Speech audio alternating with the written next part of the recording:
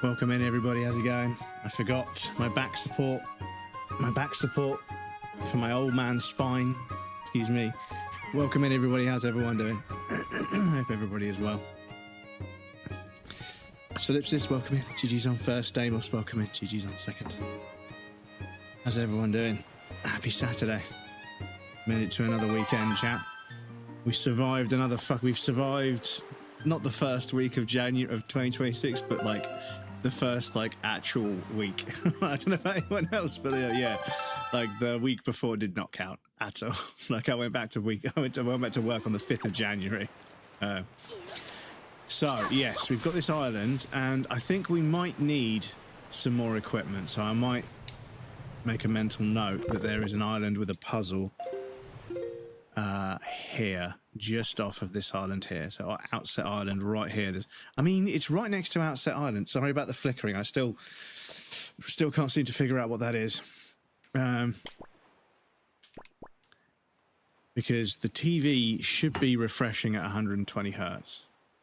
It's 1440 120p. So it should be refreshing at 120 hertz. I don't know if the game is doing something funny, but yeah.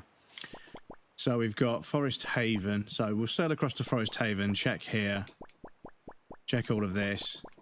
We know we've got to go here to put these pearls down. But I want to just explore the seas a little bit because the lion said something to me in a vision. No, in the last on the last stream, the lion was like, you know, I'll put these on the map. This is where we need to go. But it's going to get a lot more difficult from here, blah, blah, blah. I was like, oh, okay, so the game's telling me, you know, shit's about to get real, so, you know, I want to sort of explore a little bit first, if that makes sense. As long as you guys don't mind too much.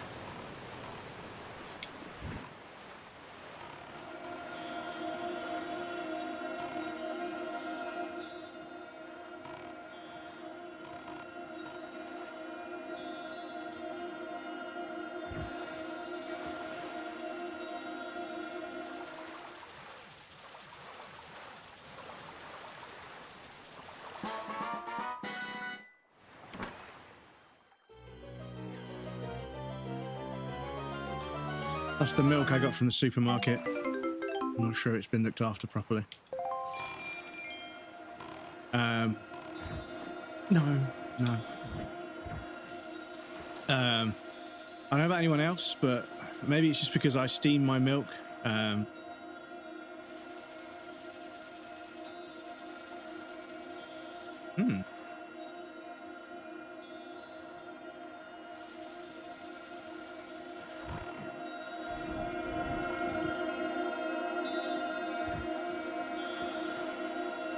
Maybe it's because I steam my milk to put it in coffee, but yeah, it goes all sort of like gritty. It's hard to explain. Eldar, welcome in, dude. It goes a little bit gritty. The foam has got like bits in it, and it's not gone off. It doesn't smell bad, but this is the thing. I think that like UK milk at the moment, because it's just it comes from abroad, obviously. But for the supermarkets, definitely, because it's cheaper. But I don't think they're looking after it properly in transit because of all the extra paperwork and cost because of Brexit. I think they're cutting corners. And yeah, a few people have noticed that they're just leaving the milk outside, which is fine. If it's below 5 degrees, yeah, if it's cold enough outside, it's fine. But it has been bouncing around 6-7 degrees occasionally. So yeah, they shouldn't really be leaving it outside. Overnight, if it's going to be cold enough. But even then, I think it's overnight, it's getting down to like -2, -3, which is freezing the milk. And then when you thaw the milk back out, it's not the same. I know people say that, yeah, you can freeze milk, but nah, if you freeze it and then thaw it out, especially when you steam it for espresso, for a latte, it's not the same. Definitely not the same. Right, so we want to go this way. Yeah, sorry about the flickering, chat.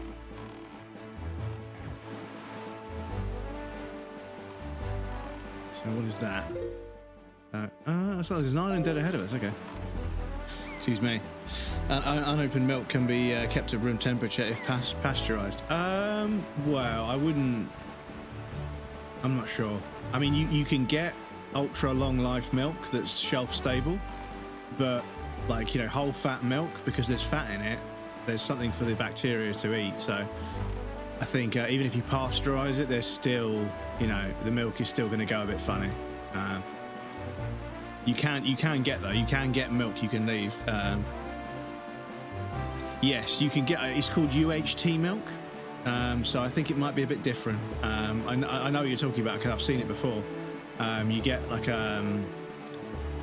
coffee machines. They have these tiny little paper, these little plastic cups for milk, and that milk you can just leave it in the coffee machine, just in a shelf, in a basket thing, and it doesn't go off.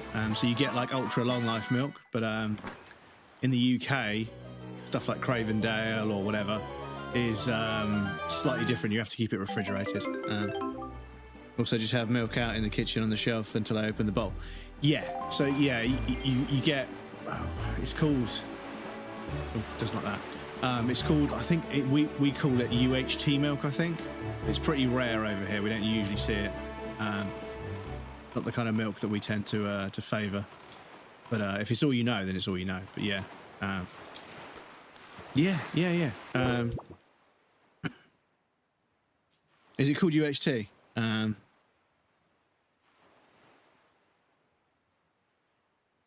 So ultra high temperature in milk is cow's milk that has been rapidly heated to at least 135 degrees for a few seconds and then quickly cooled, killing microorganisms for a long shelf life. Yeah, ultra high temperature. But the stuff I get is not. It's not that, basically. No preservatives. Yeah, so 100% fresh milk that's filtered for purity. We don't add anything, Cravendale. No additives, no preservatives, and no UHT treatment. So it's filtered, and you know, sort of not cleaned, but you know, the filtering process filters out stuff, and then yeah, it stays fresher. It stays fresher longer than most milk. Because of what they do to it, but they don't pasteurize it. So I'm sorry, I haven't got enough coffee in my system. My brain isn't fully working at the moment. But yeah, that's the most milk will be like that. We don't have, like, you know, UHT milk as standard. But yeah, I saw on the internet, I don't know if it was America or somewhere else, people were drinking raw milk. They thought that pasteurizing it was like processing and it was bad, so they were drinking raw. Oh shit, I'm gonna drown.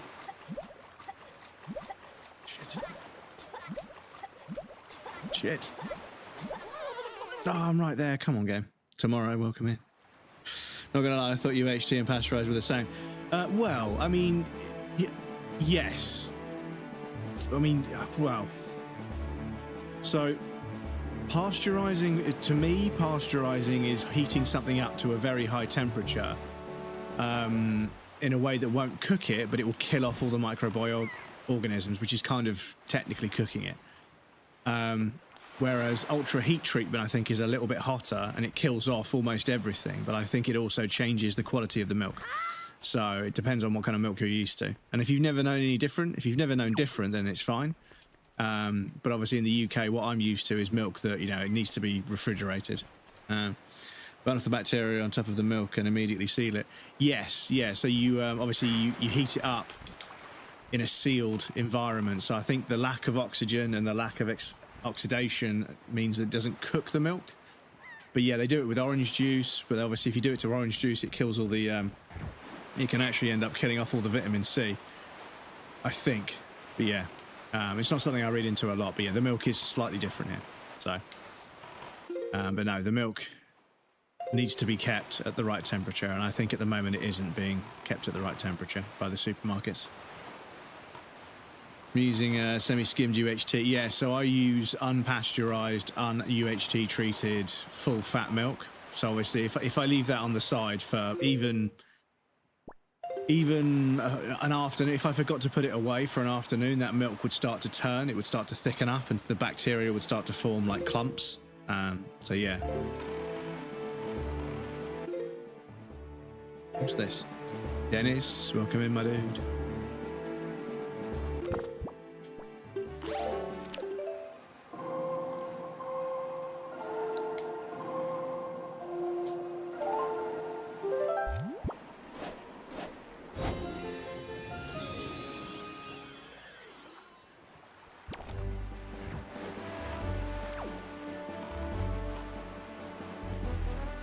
welcome in there. It's good to see you, dude. I don't think the liquid is much affected. It's a flash of heat on top. I'm pretty sure the liquid never gets close to boiling.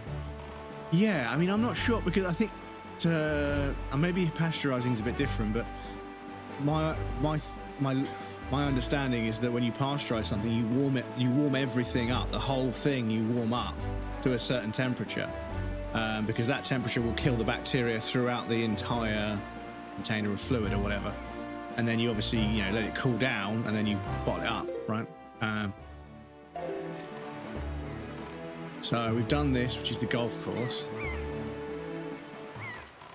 But like I say, the regulations and the culture differs from place to place, because I know that like European people, they've never had normal, or they've never had what I would call normal. So I'm trying to not say anything that's offensive because it is just a cultural difference. There's no harm in it. But they've never had what I would call normal milk. And sometimes if you make them a hot chocolate, I mean, my friend, I made him a hot chocolate with proper full fat milk with the steam wand on my coffee machine. And he was like, why does it taste so good? It's like, well, but in Europe they have chocomel. So chocomel is actually pretty fucking good. They don't even make hot chocolate over in Europe. They just heat up chocomel because there's no point in making anything else because chocomel is just the one. Everything is going well here. I hope Nintendo will announce something this year, such as a 3D Mario. I'm quite concerned about Nintendo. Yeah, I mean, yeah, they've not been particularly nice to their fan base for quite some time now. Like I say, I wouldn't necessarily be so like upset with Nintendo for how they treat me as an adult, but I can't jump because I've got no sail. Fuck's sake.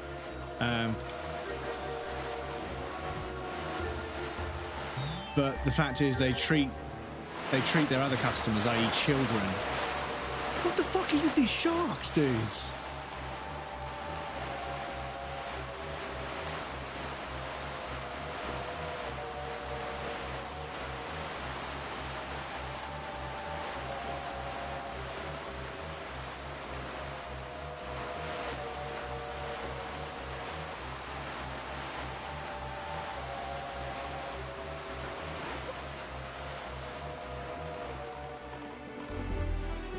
I'm just trying to get to this fucking island, but I'm gonna have to sail kind of into the wind a little bit. Oh. We found Minecraft Island, chat.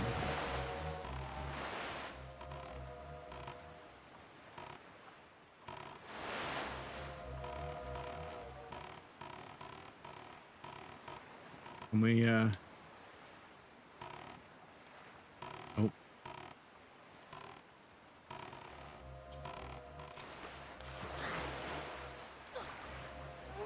It's hilarious that they've made a swimming stamina limit to stop you just swimming to all the islands and leaving the boat behind.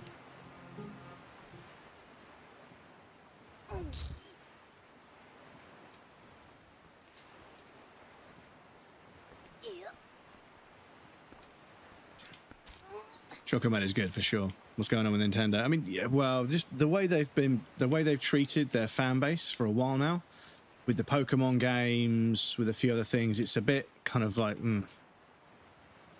they've been a bit fucking shit towards their fans for a while now, and it's kind of a bit difficult to watch. Oh, can I not? Oh, I can only push. Oh, shh. Or is that actually what hang on, that's what I want. Tomb Raider ass puzzle.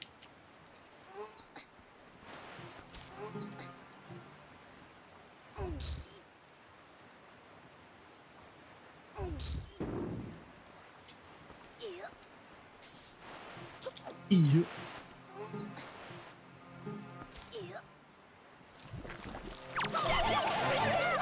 Get out of here.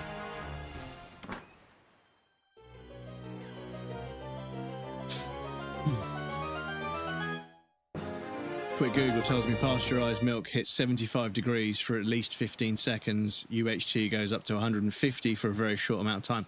So there is a difference. Milk or air or above it. Because I'm pretty sure proteins undergo a chemical change at like 51 degrees. So I think that I'm used to drinking milk that's been heated, you know, either that's been heated to 50 whatever. It's only been pasteurized lightly, but yeah, we don't do the full UHT treatment here. So I need to glide to there, don't I? So I need a glide. No. I need to glide.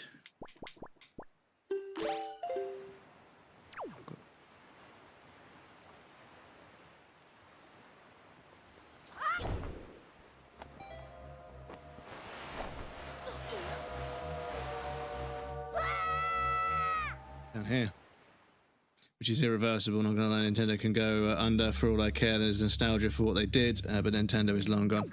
I think that, like, you know, I used to respect that Nintendo meant quality. You know, like Nintendo games when I was a kid, they didn't release as many games, but the games they did release were really, really, really polished, like really polished.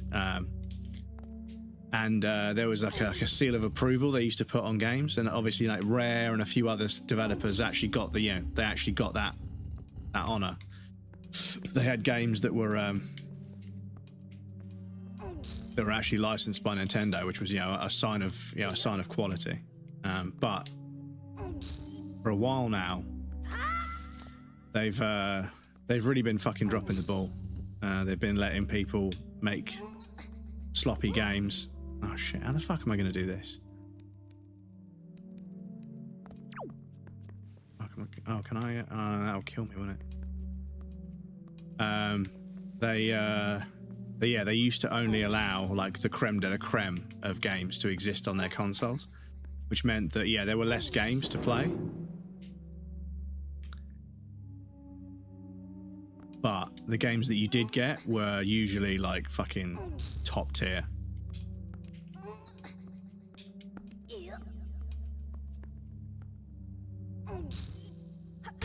Oh.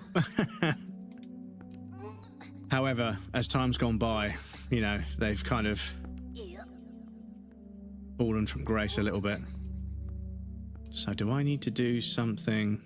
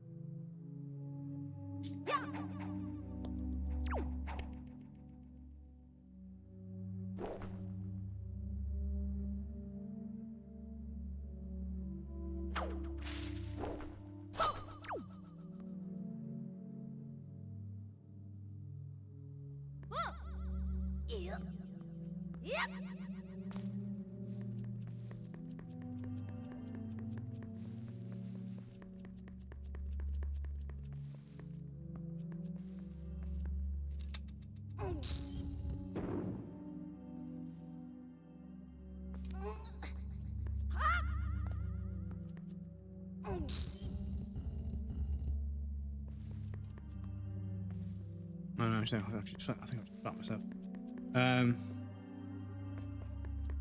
Okay, I think I'll have to reset. Excuse me.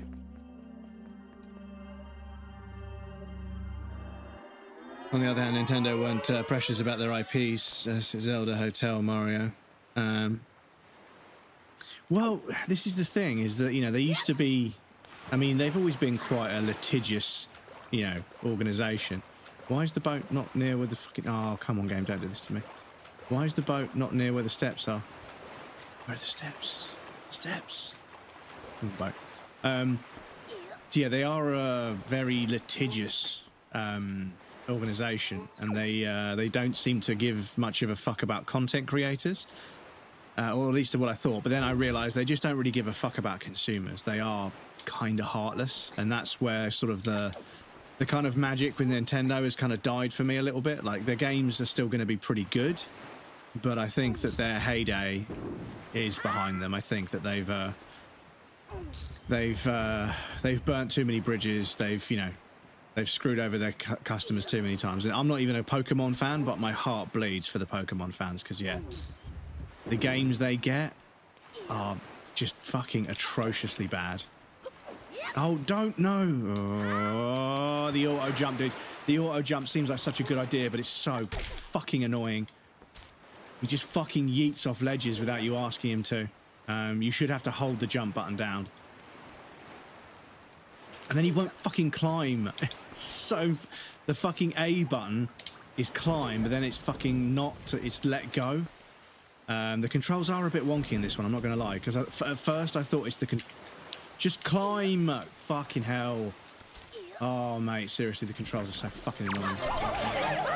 I think they missed the mark with this one. I thought at first it's just the controller being weird and I'd get used to it, but no, the logic is just not there. Like, the button that makes you climb up something isn't what makes you then climb up it. You climb to the ledge, and then you have to hold up to climb up.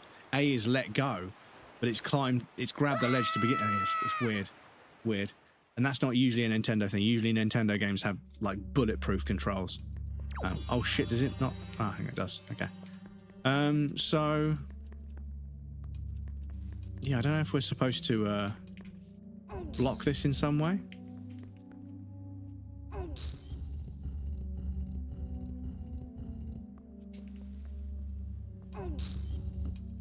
Plus the fact that every time I've walked up to something that has some sort of like interactivity thing, interaction, it's always been the A button, because that's why the controller is designed like this, because this big green button is everything, and then B is cancel, and these you roll your thumb off to these. It's actually a pretty clever idea. But the fact that that doesn't do anything interaction-wise, all it does is make me crouch. The fact that it's shoulder button to fucking grab blocks and move them, that pisses me off, dudes, because yeah, that was so unintuitive to figure out.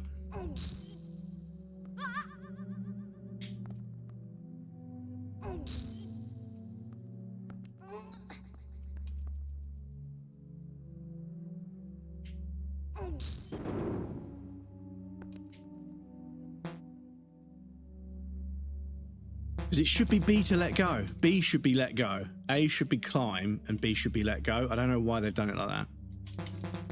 So weird. So I can now pull this out a little bit further.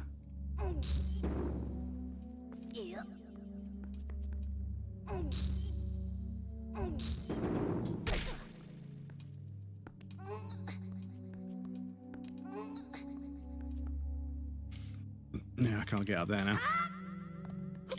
I had it, but I fucked it up, chat. Excuse me. Appreciate several AAA game dev studios for certain games they made, but they've become so warped, corrupt, and greedy, yeah. I went from RBY, where you had to work for Legendaries or ORAS, where you got Legendaries basically handed to you. I didn't buy another Pokemon game. Yeah, like, yeah, it's strange. They don't seem to have... I mean, Game Freak and Nintendo coming together to make the first Pokemon game, crazy popular. Everybody had it on the Game Boy, apart from me, apparently. And then, yeah, they've just fucking fallen off so hard recently. And, like, they've released, like, fully broken games, like, fully, like, bug-ridden games. And it's crazy to me because, yeah, you only have to go back as far as this. And other than the control system just being a bit fucking awkward, yeah. You know, but this is back in an era when, you know, you released a game on disc and, you know, patching a game was kind of almost impossible. So you had to fucking make sure the game was working 100%. Sorry, it just flickered there. You have to make sure the game was working 100% when you shipped it. But now, because they can patch games, you know.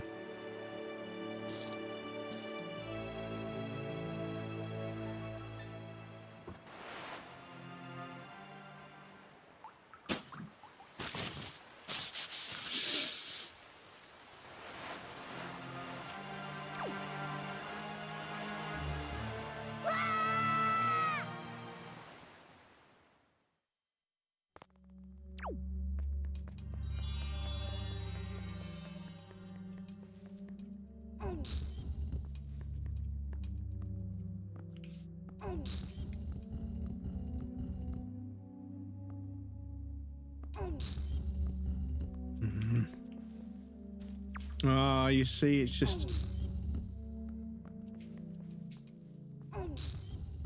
But yeah, shipping the game with inverted joystick camera controls was borderline insanity. I have no idea whose decision it was to ship a disc game with fucking a disc game with fucking inverted camera controls. That's a choice. That's a choice right there. Oh, fucking hell, man. The climb button being the roll button.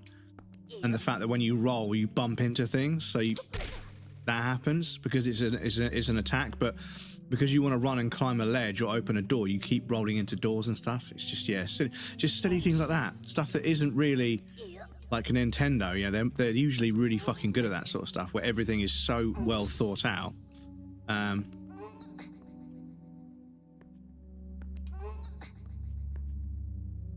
Do I need to do something here?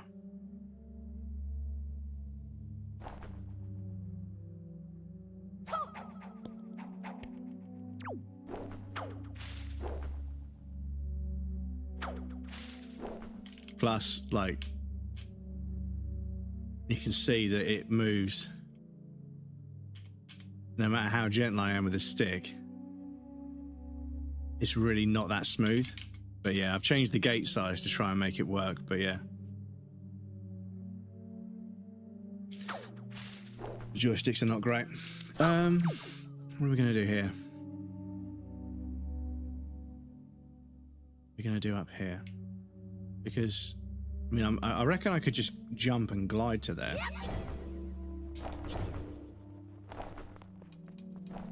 But the chest isn't real yet. Oh, hang on. Oh. Okay. And then does this go to the one opposite?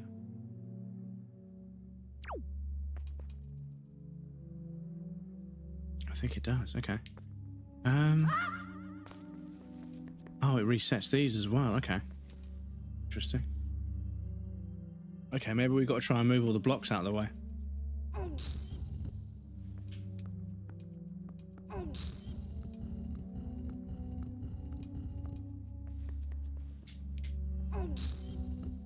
Sorry, the Tomb Raider player in me doesn't try and push blocks right up to the corner.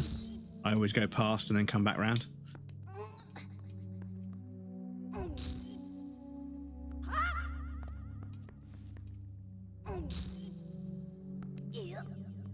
Yeah.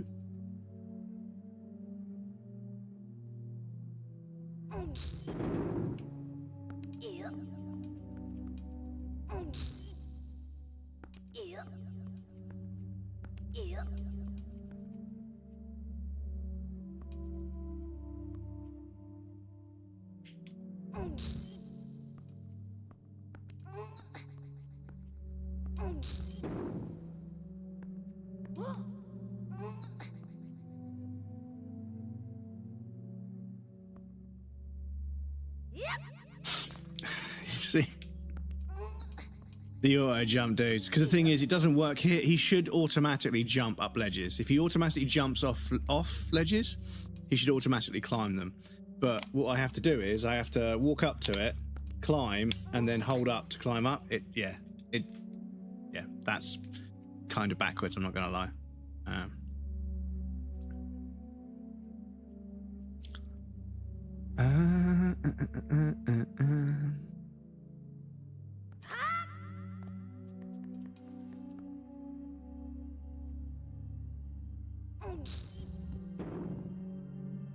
Shit, I don't think I want to.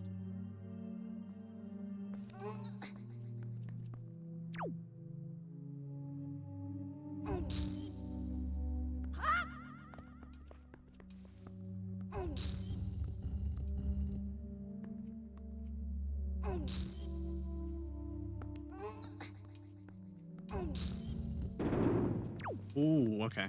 That doesn't kill you if you do it on the corner like that.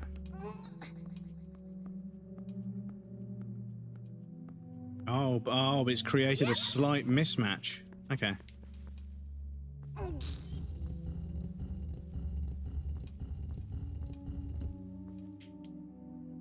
they won't go off the edge, okay.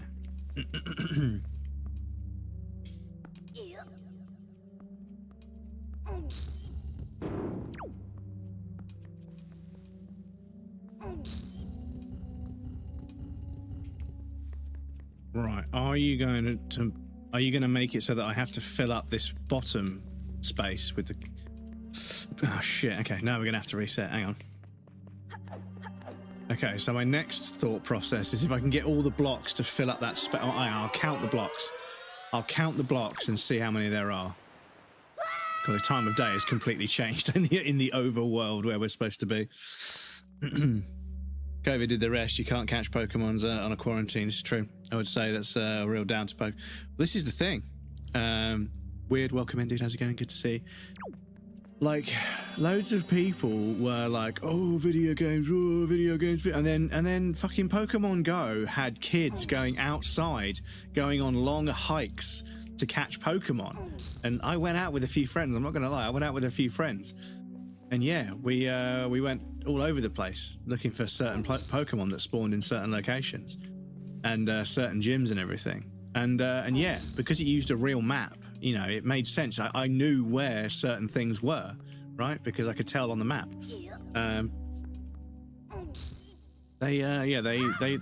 They managed to get a bunch of kids to go outdoors and go on hikes and stuff, which is, yeah, pretty rare, I'm not gonna lie.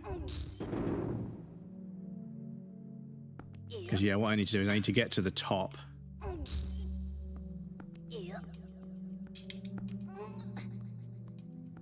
And then I need to...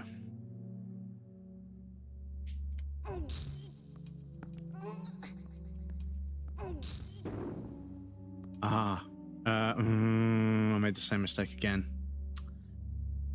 I forgot.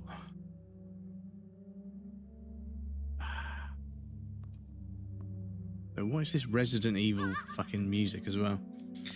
Going outdoors playing video games, the world was mad, I tell you. Mad, yeah. It was insanity, I tell you. Shit, how am I gonna... Oh... Fucking reset again. Come on, chat. My brain will start working in a minute, I promise. Oh, I didn't count the blocks. How many blocks versus spaces have we got?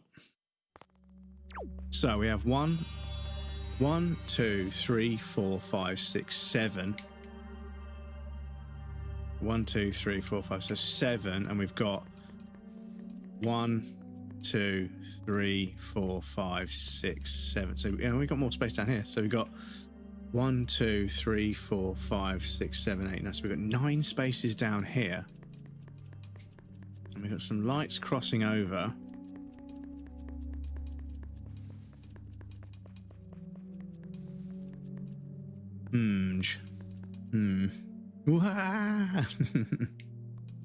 Ferret, welcome in. Good to see you, dude. Hello. Such a good time. It was a great week, that, yeah, for sure. How are you finding Wind Waker? Yeah, I'm really enjoying it. I think the control system is starting to sort of, you know, it's starting to wear on me a little bit, because there's a handful of things that just...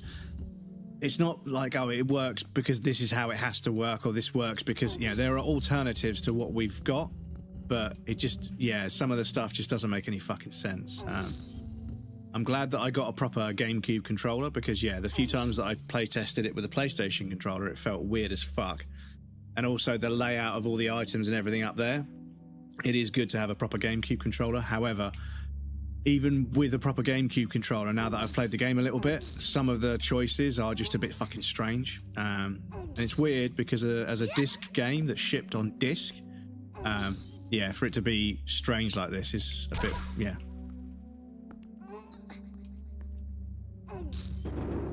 Oh, okay.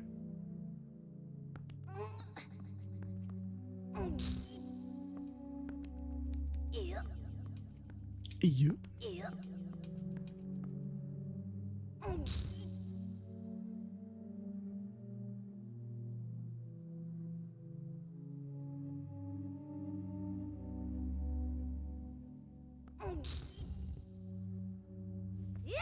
No.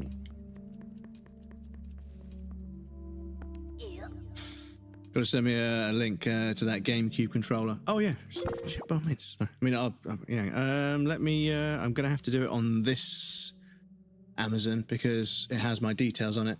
So give me a second to find my orders. It's not the highest quality. Don't get me wrong. It was fairly cheap, and it's not the highest quality, but it does work. It does plug into a computer, and it was only 18 quid. So I thought, for 18 quid, if it doesn't really work, you know, I haven't really lost much. I do have a proper GameCube controller, but the options are to get a USB like 4-port thing that I don't really want to fuck with, or a wireless adapter, but it's a wireless adapter that goes on the end of the cord, so there's still going to be a cord everywhere, so it's kind of like, it's not cordless, is it? And then you've got like the professional gaming ones that Smash users play with. That I don't need that at all. That's way out of my league. Where's my chat? So this one was 17 quid. It's Zelda themed, but there's a Mario one, there's a Peach one, and a Luigi, and there's a Pikachu one as well, actually, which is pretty cute. But yeah, 17 quid. It's by Hori, and Hori do actually make licensed stuff for Nintendo. So 69 says a sperm donor, a carpenter, and Julius Caesar walk into a bar. He came, he saw, he conquered. He came, he saw, and he conquered, for goodness sake. Sub-Zero, welcome in, my dude. But yes, that's really, if pardon the pun, that's a real Bobby Dazzler, cheapest chips. Yeah, I thought 18 quid is pretty cheap, so if it's WAF, then, you know, whatever, I haven't lost much. But it was licensed by, it was Hori, so Hori makes stuff for Nintendo. And I think that, you know, they're allowed to use the Zelda branding, so and the Mario and the Luigi and the Pikachu branding, so there must be some sort of agreement there. It doesn't feel quite as nice as a real GameCube controller, but it's the right shape and, well, it's shape and size. It's pretty small, but yeah, even in like fully grown hands, I mean, like my hands are kind of engulfing the thing, but yeah, I can just about like just grip these and like just about get my thumb where it needs to be. But compared to a real one,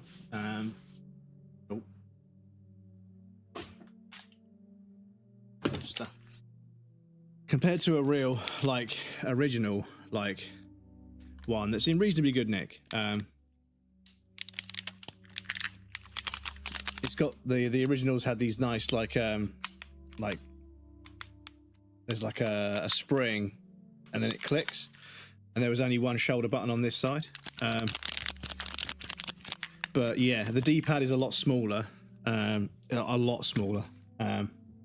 D-pad is a lot smaller on the original. And the shoulder buttons aren't the nice, like, so I don't know if you'd be able to play, I'm trying to think of what games use the shoulder buttons really well. I think Luigi's Mansion used these quite well, but I never had a copy of myself. I never owned it myself, so I never fully experienced it. But yeah, this D-pad was ridiculously small for the day. So yeah, I have an original. But yeah, it comes like in a box that's, you know, it looks pretty official. So I don't think it's like WAF knockoff stuff. It seems to be sort of at least licensed or agreed with, you know, with Nintendo. So, you know, it seems to be like, you know, they wouldn't. But yeah, obviously, if they want to sell you a pro controller, you know, so this is the thing. I saw it and I thought, damn, like they licensed that, even though, you know, they sell a pro controller that everyone's supposed to use. But yeah, for me, I just wanted a GameCube controller that worked on PC. And there were a few sort of knockoff, like wireless ones, but I didn't trust them, to be honest. I didn't trust the look of them.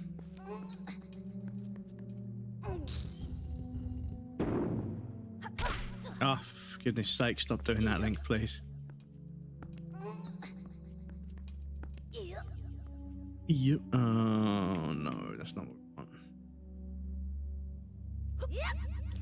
Not what we want. It's getting that top block off, that's the problem. That's what I'm going to have to figure out, the top block. Sperm donor, a carpenter, and Julius Caesar walk into a bar. Welcome in, Sub-Zero. It's good to see you. I'm pretty good, dude. I'm pretty good. Pretty good. I've been doing some reading about the implications of sleep apnea and correlating symptoms I have with some of the outcomes of long-term sleep apnea and the effects it can have. So I'm hoping this medicine that they're going to prescribe is going to clear my nose up, help me breathe, help me sleep, and if I sleep better, a lot of this shit will go away, and I'm hoping there might be a light at the end of the tunnel. Grizash, dude, welcome in. How's it going? Good to see you. I hope you're well.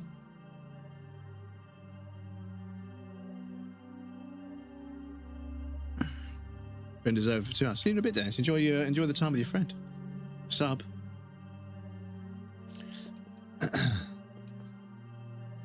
Cheapest chips, yeah. Yeah, I mean, so, yeah, 18 quid. 18 quid, you can't really, you know, complain. I thought it was going to arrive and it was going to be like the cheapest, mushiest, horriblest fucking controller I've ever used. And it was designed for literal children that don't know what a good controller feels like. But actually, it's been okay. The joystick works, both joysticks work. I'm not going to lie, the A button, can you hear that? So it's snappy, but it does have a bit of a rattle to it. But then again,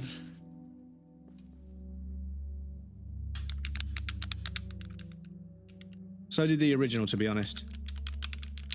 Yeah, I think, yeah, when I moved the buttons and used the buttons on the original, yeah, it was pretty similar.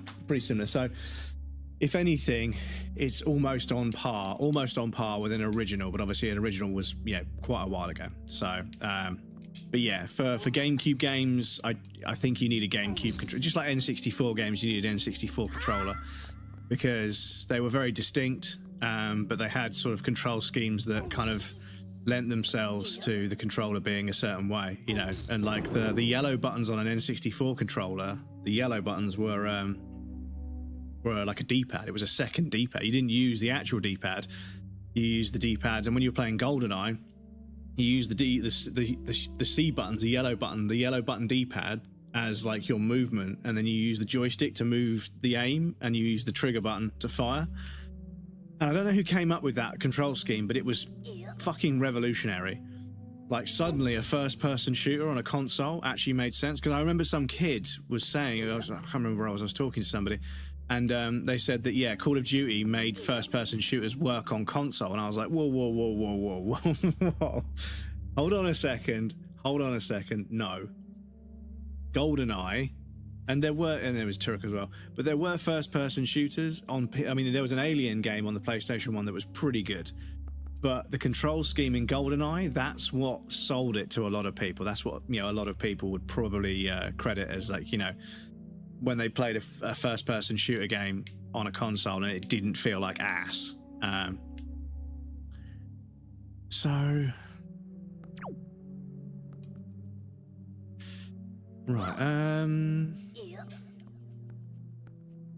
that's going to fall onto there, isn't it? Oh no, shit. I pull that out like that. And then if I was to make this whole stack move to the right by doing this.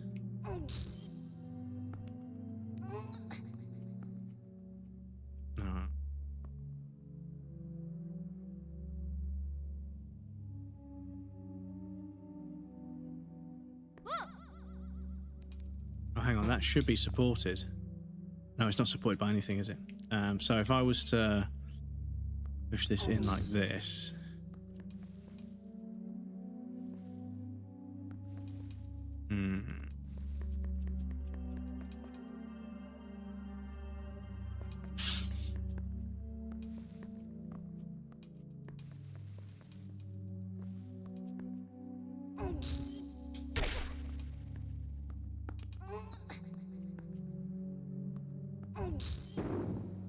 No, I didn't want to do that. I don't think I want to do that. Okay, can I push this over here? Push this here. Oh, shit, excuse me. Hang on. If I can pull this out. And then...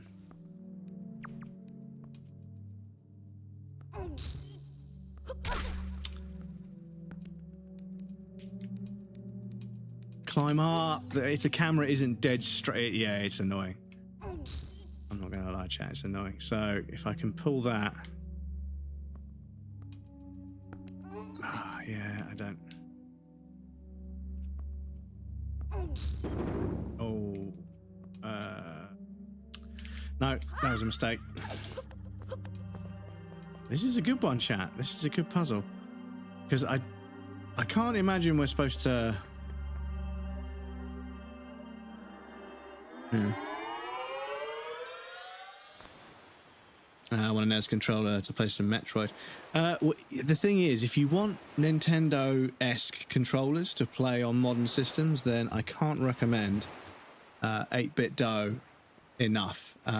Everything I've tried that my friends have, and everything I've used myself has been fucking absolutely top tier. And for NES, they definitely have a NES controller of some sort. Okay, so you don't have a list of products, you're just going to give me this fucking constantly animated okay. Now, the web designer could do with a fucking lesson or two, but still. But yeah, they have like crossover where you've got like a Nintendo Entertainment System controller, but it has 2 joysticks that make it a bit more functional. Obviously wireless, rechargeable and everything. And they're Hall effect joysticks, which is nice as well. So yeah, but they do make like a flat out, like I think it's a square. I don't know if they still do it.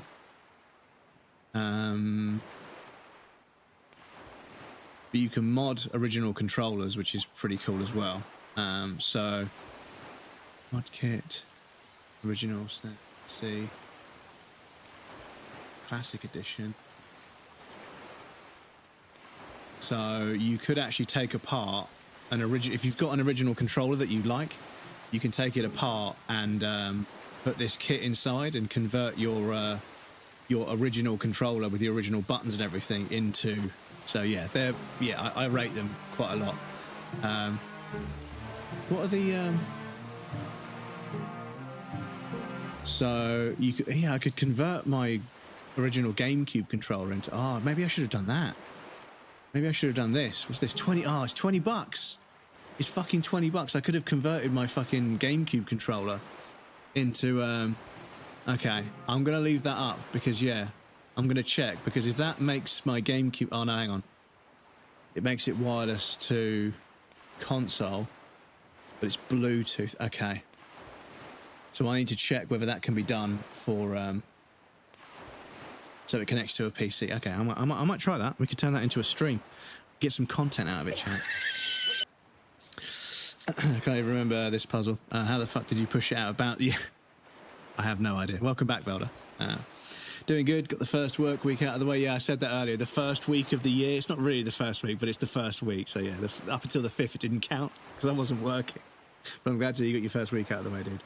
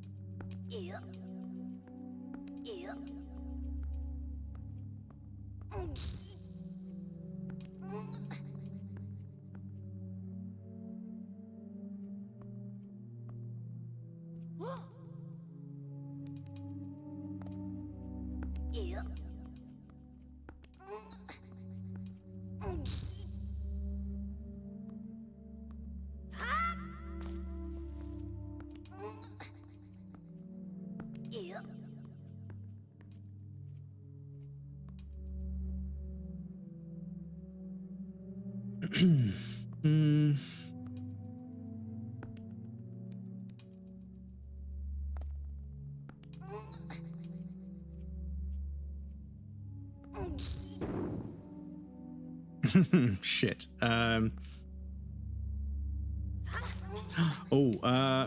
I can't, can I?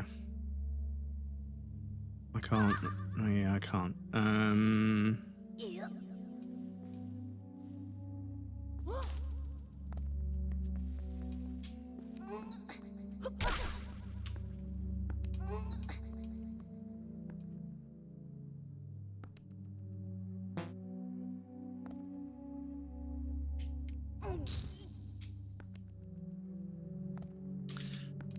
Come on, game.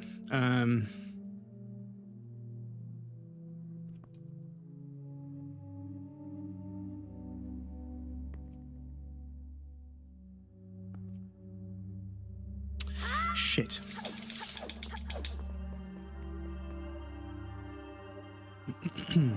But yeah, I could have converted my my original controller, which would have been fucking interesting.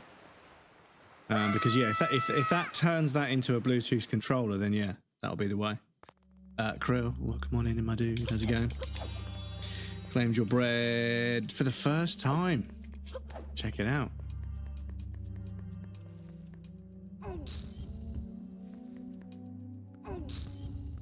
So it's always it always says redeemed one time. Really? About this puzzle, do I not have what I need to solve it? Because if I don't have what I need to solve it, I might have to go somewhere else. Does it always say one time? So I don't. Okay, so I need to go somewhere. Okay, I'll go somewhere else. That's strange because it should count.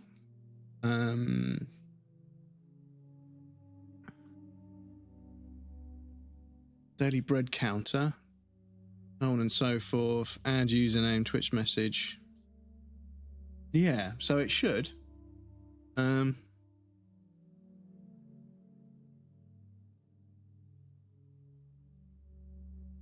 It should. Let me just go back to this so I can see the whole screen again. Excuse me. And apologies, chat. We do have an ad break coming up, so I need to put you guys over on the BRB screen in just a moment. But yeah, let me just do this, and then I'll redeem it myself.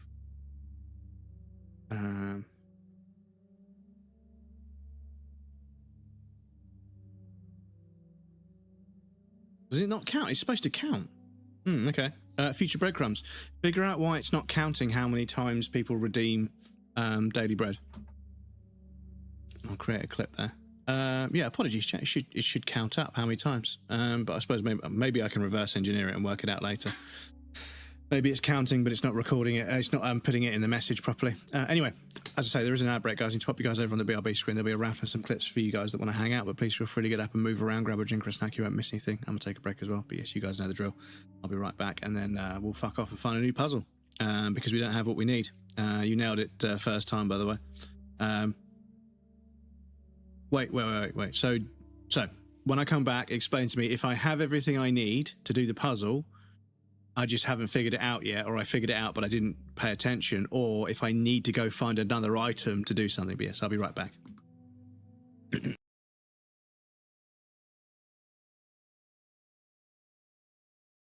Let's throw a croissant at somebody.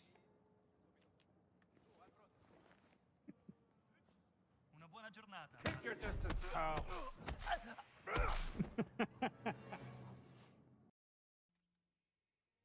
Hey? Silly boy. Now you can't stand on my legs.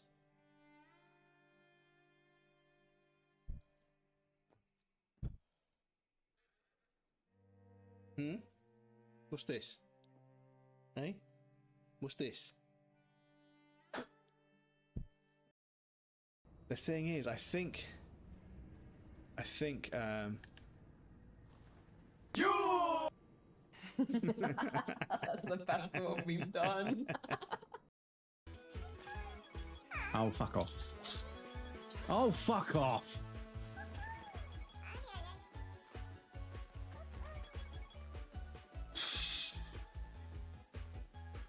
You're taking the fucking piss, bruv.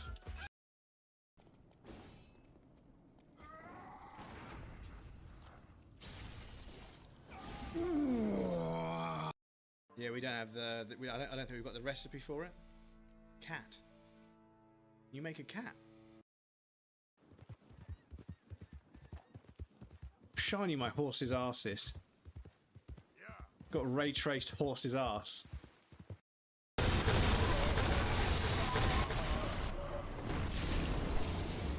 Fucking did it! Orphan of Kos. Done.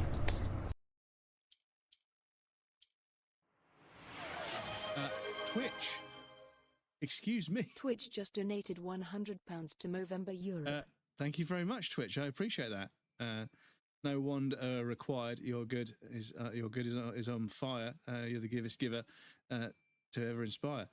Thank you so much for the donation. I appreciate that.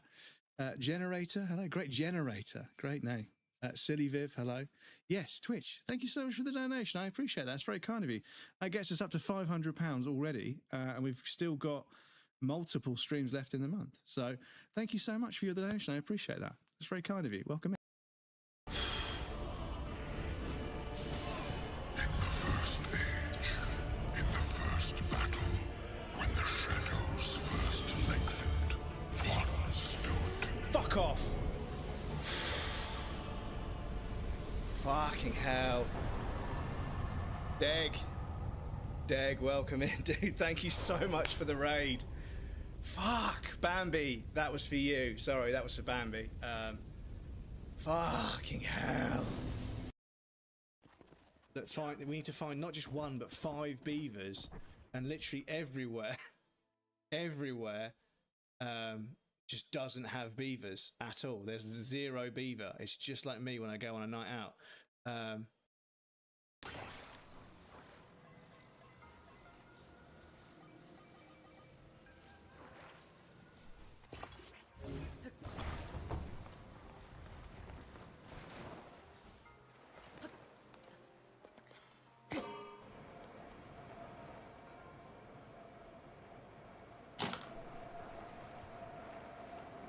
I'm just kidding. Fuck's sake, game. What more do you want from me?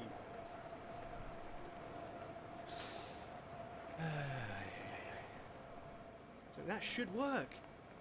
That should work.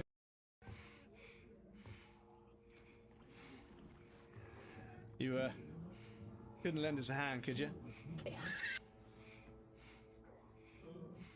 I'm sorry, chat. I'm sorry. I mean, why are we not picking up the giant kitchen knife? Look at this giant ass fucking kitchen knife that we could be using. Why the fuck? There's all this irrigation and stuff, all these fucking farmlands everywhere. Why have we not got a fucking scythe or a fucking a sickle or even a hoe? But I suppose that's realism because I ain't got any hoes in real life either. Oh, that was a fucking stretch, breadcrumbs. Jesus Christ, excuse me. There's a bunch of Stroke the Animal games, okay, and they're all separate. They should all be the same game, but you know, we all know how this works, right? Everybody wants to have as many different games out there. Stroke the tortoise, stroke the snake, stroke the dog, stroke the horse. That's Mirabelle. That's fucking Mirabelle. That's Nico's horse. That's fucking That's fucking Nico's horse. But yes, Nick, I'm very sorry. I'm very sorry, but oh, I'm such a child. Because yeah, it looks like we could get to there. Now, oh.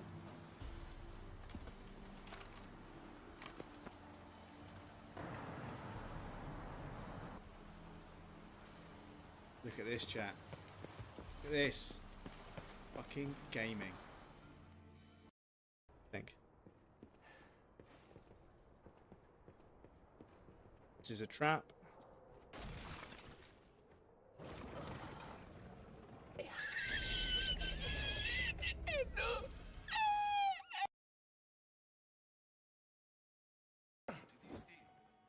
Well, a cad mummy. Very unusual for where it was found. It's called a cornetto. And the thief left behind his Vatican calling card. Vatican robber in Connecticut. That seems a bit far. Look at this chat. We got a fucking croissant. Can Let's fucking go.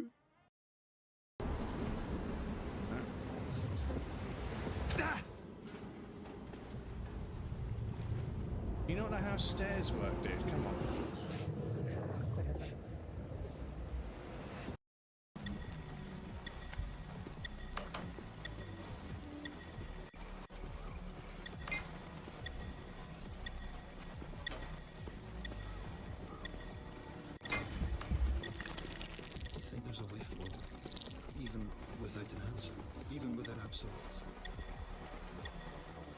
Oh, you sneaky bastard.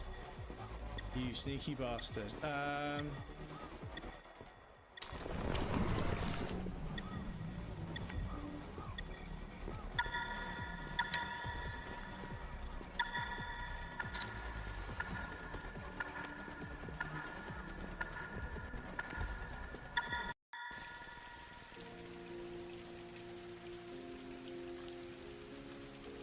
No, God!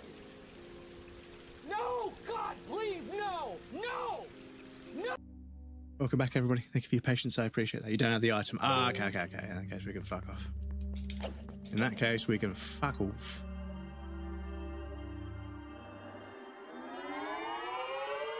So yeah, I wanted to check if there's a way to mark the map with the island, because yeah, I keep finding islands, and then we can't do anything. So yeah.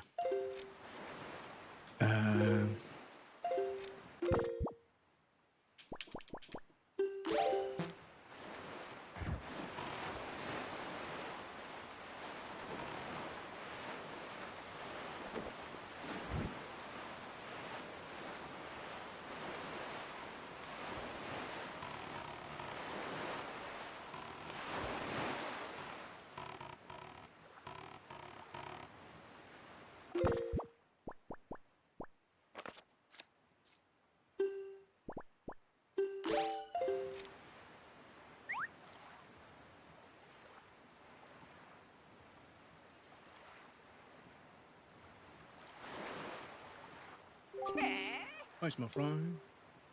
Yeah, I heard. I've heard. I take it you want chart information about this island.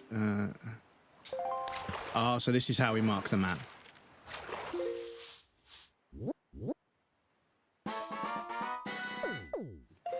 Okay, this is what we need to be doing then. So I need some more bait. Northeast of here is Forest Haven. They say a truly unique kind of firefly is indigenous to that place. You've heard of it, small fry.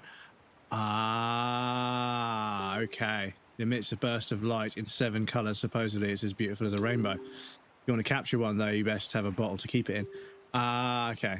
And that's all I have got to offer. If you want to hear it again, you'll have to throw some more bait on the water for me. Sorry, it's my policy, Fry. I can't go fighting evil on an empty stomach, And with that, I'm off. Right, so we've got to go to Forest Haven, which is where the wind's blowing. Handy enough. Go grab one of those fireflies, bring it back, and then I presume we put the firefly, or we let the firefly free. We let it loose on top, and then something happens.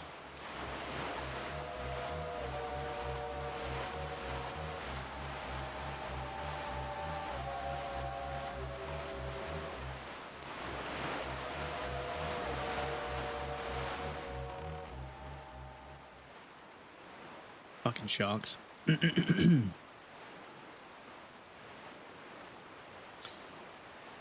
yeah, that would be a cool idea for one of my desk streams, is to get the kits that convert these the original controllers into wireless controllers, because then I'd have, I need to buy an N64 controller, and I don't know how much a second-hand N64 controller is going to cost, but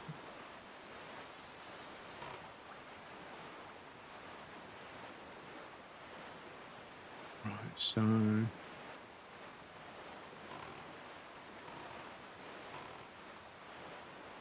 we get inside that. Yeah, we get inside the tree. Okay, I remember now.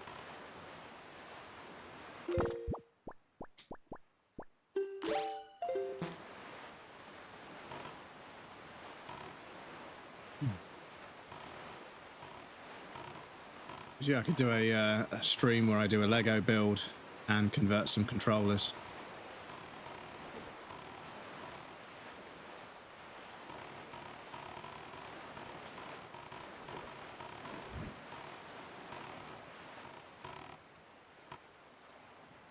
So yeah, future breadcrumbs. Look into if the conversion kits work with Bluetooth to a PC as well as the games console. So yeah, I want to go see Beetle as well because I need to buy some more bait.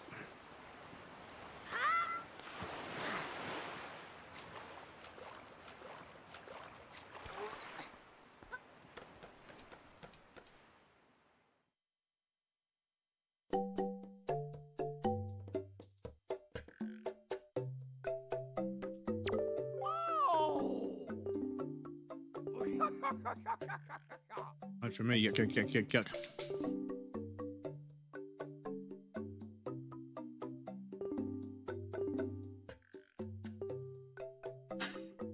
30 bombs, 30, yeah.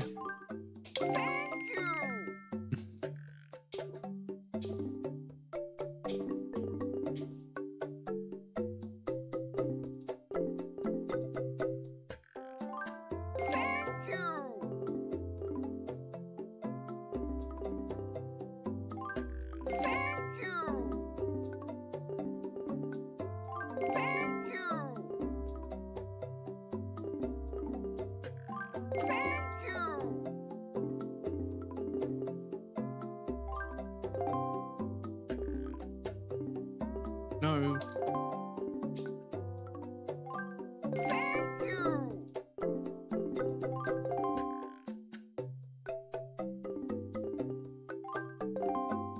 Bye.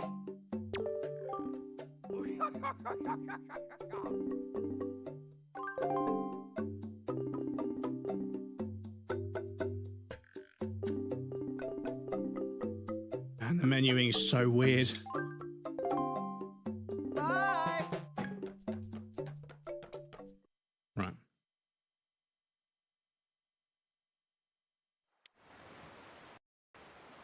Oh, sorry.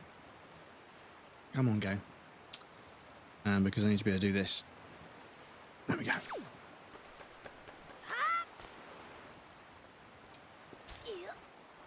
Yeah.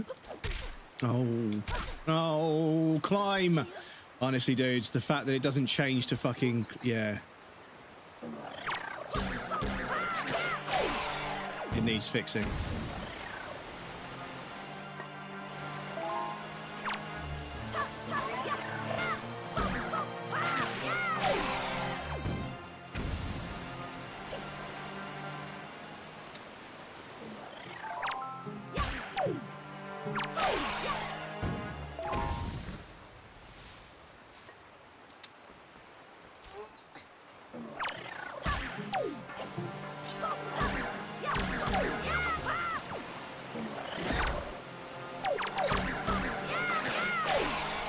Off, man.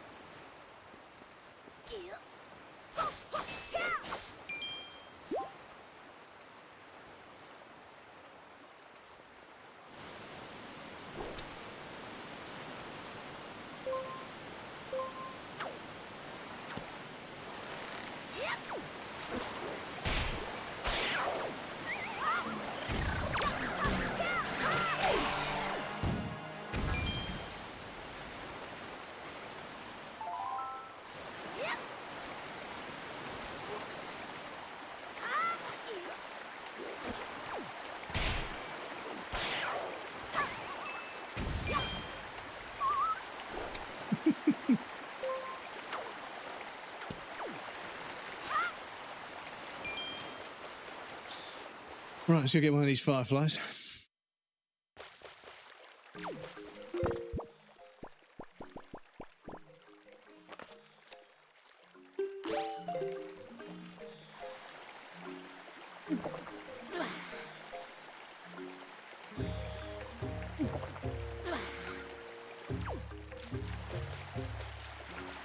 I don't think it's these. Oh. So correct me if I'm wrong. Is it just any one of these fireflies, or is there going to be one flying around, or a handful of them flying around that are different in some way that glow? As it says, it needs to glow in different colours. Thank you, Quambus, for all that you have done for me. How was my performance? Did it suit your taste or no? This instrument is one of the Great Deku Tree gave me. Is the one the Great Deku Tree gave me to this on this day of my birth. He said the instrument that people played long, long ago. It has taken long hours of practice for me to be able to perform at the level I do now. 8 of my fellow Koroks have set out on a journey to, but both Hollow, who studies the making of potions, and I are on this island. Please come here again. Come see us here again. We'll be waiting for you. Ah.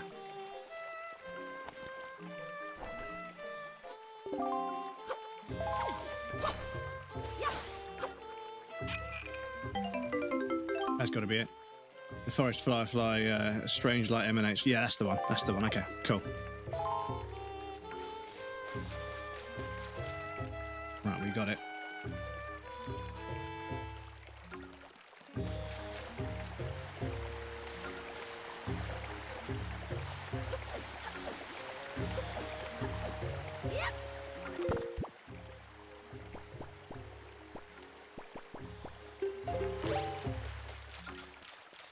Put it away for safekeeping.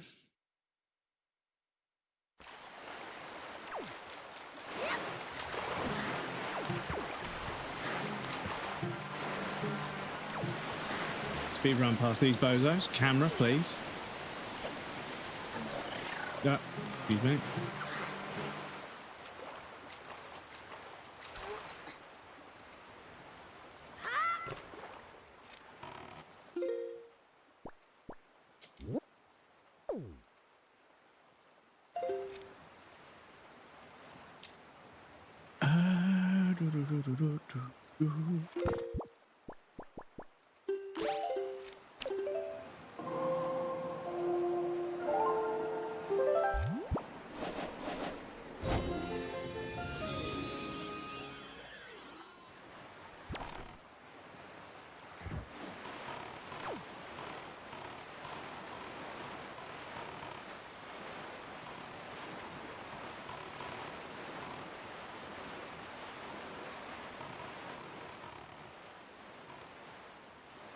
I imagine by now, second-hand N64 controllers probably don't really exist anymore. I imagine they're all in GameStops or fucking, if somebody's bought them.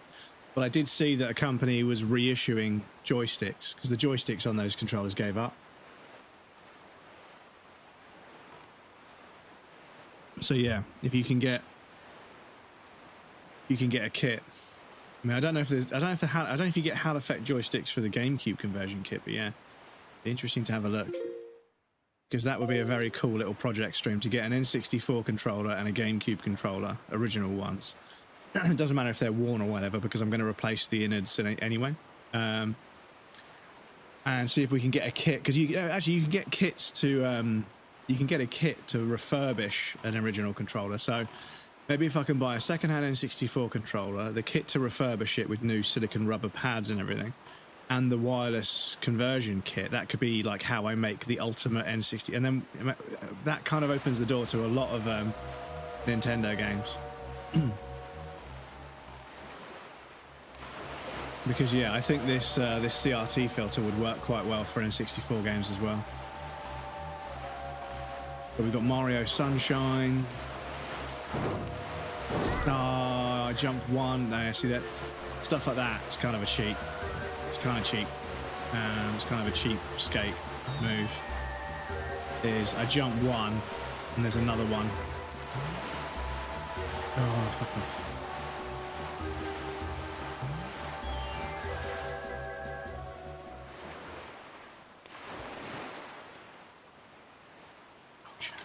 Oh, look at the landing, chat.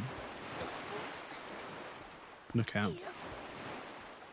Oh, come on. No, climb.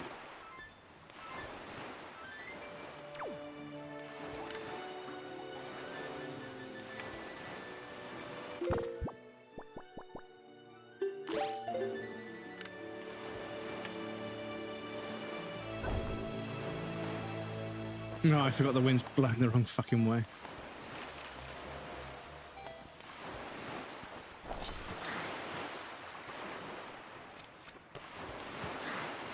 No, come on, Ken.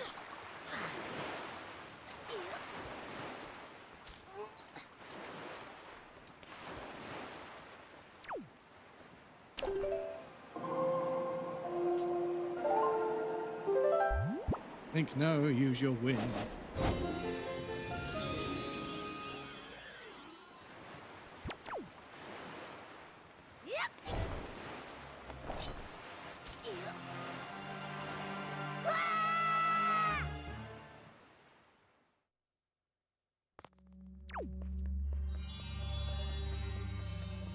I love how this game just has these random islands. They look so unique.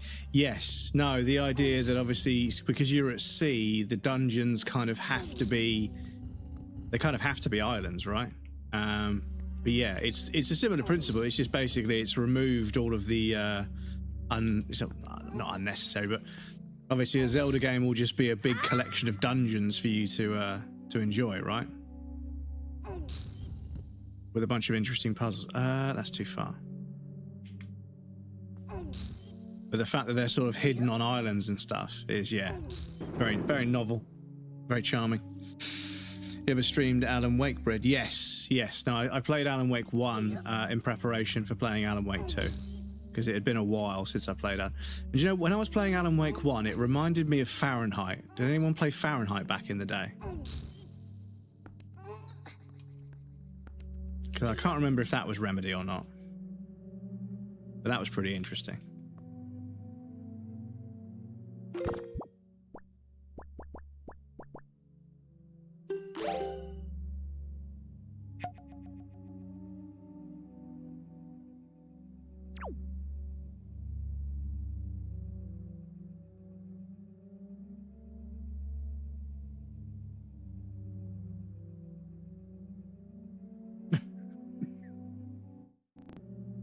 So, yes or no, is the Firefly the item that I need?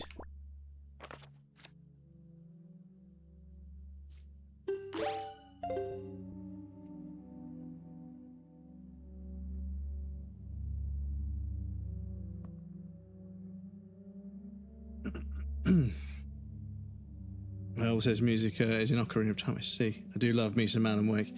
Yeah, so yeah, we played Alan Wake 1, and the combat got a little bit kind of tedious, and yeah, the action sequences do go a little bit, like they're a little bit over the top, right? You've got an enemy that can pick up an entire like rail car, not like a whole train, but like a carriage, but like a set of wheels with a platform, right? And just fucking yeet it at you, and it hits you in the back, and it's like, fucking hell, dude. But there were some pretty cool moments in there. I preferred it when it was more personal. Yeah, and obviously they've pivoted towards a horror aesthetic, because I think Remedy have recently realised that with all of their cinematic prowess, they're capable of doing horror pretty damn well. And I think that horror is an interesting kind of cinematic universe to explore. So, can anybody confirm? Is it the Firefly that I need? Is it this RGB Firefly? No, it isn't. Okay, fair enough. So, like at the start, where it's just Alan Wake's words, and you're trying to fight these human beings. Fucking hell! I can't remember the beginning of the game.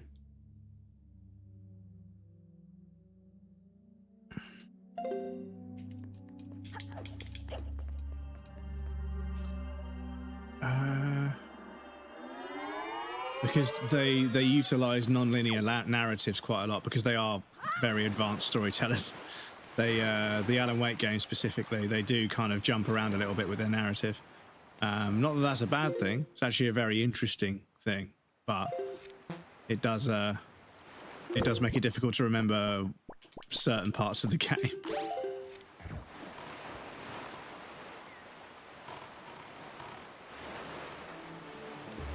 It just got too big, is my point. I prefer skirmishes with how darkness swallows people, not huge dark monsters. Yeah, like, I remember, like, there were moments where I wasn't really engaging with the combat in a way that was intended. I was kind of cheesing a little bit. And I think that on one hand, you know, like if you design a game really well, the player can't cheese it, but at the same time, the player should never want to cheese it. If you design it well enough, they won't have a reason to cheese, right? And the Uncharted games and a few others, Assassin's Creed games, there's been a few games where the difficulty feels so synthetic or artificial that I just end up cheesing the game's AI rather than really engaging with it, which means I don't really think it's that great in terms of, you know, its design. Oh, is that? That's the base of the tornado? Oh, what's this? Ooh.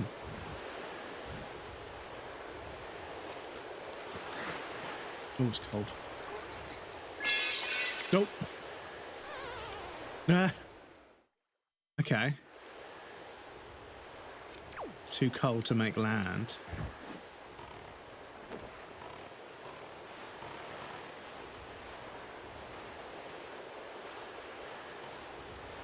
It's too cold.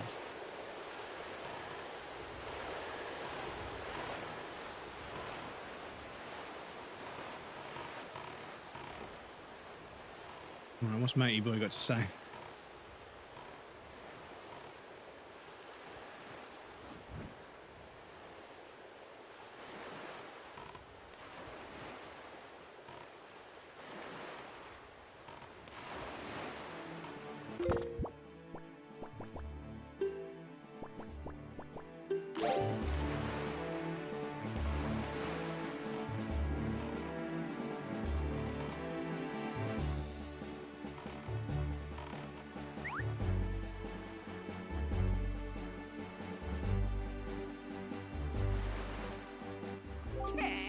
Oh, small fry?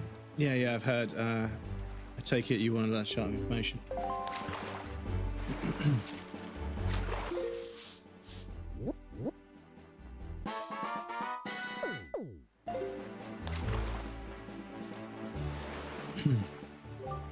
Went from dark implied horror to, you know, full-blown action. We've got shotguns now. This guy's so, yeah, no, like, this little guy's great.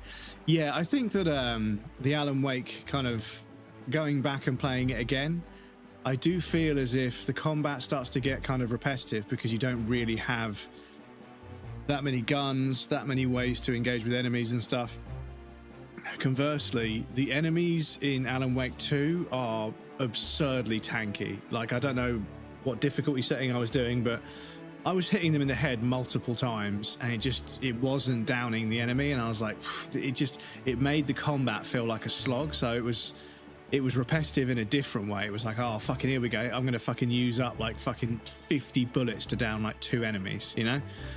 But then, ironically, one of the DLCs, you get a shotgun and you're like this obsessed waitress and you've got this shotgun. And the shotgun is clearly much more powerful in this DLC because you're fucking yeeting people across the room with the shotgun. And I was like, this is fucking hilarious. This is brilliant.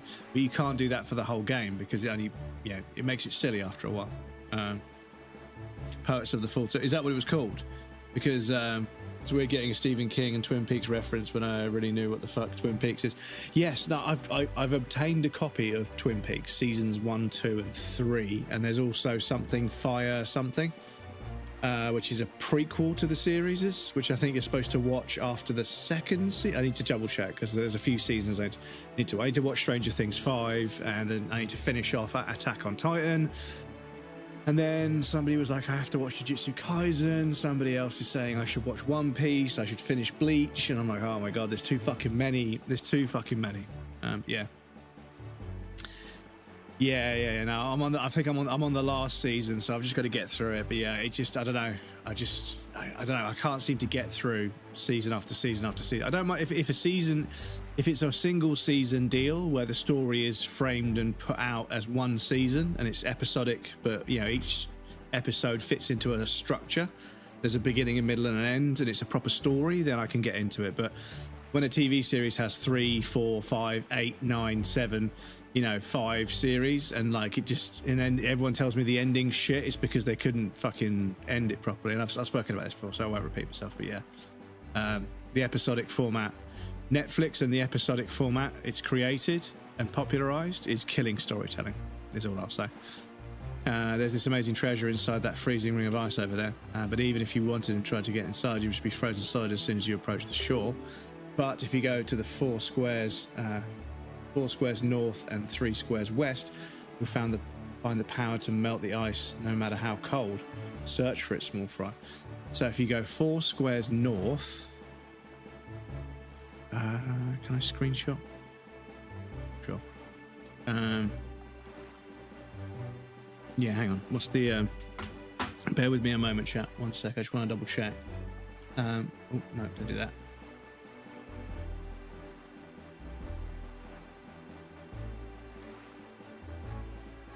Excuse me. 4 squares north, 3 squares west. Oh, perfect. Thank you. Okay. Yeah, I'm just gonna double check. Is that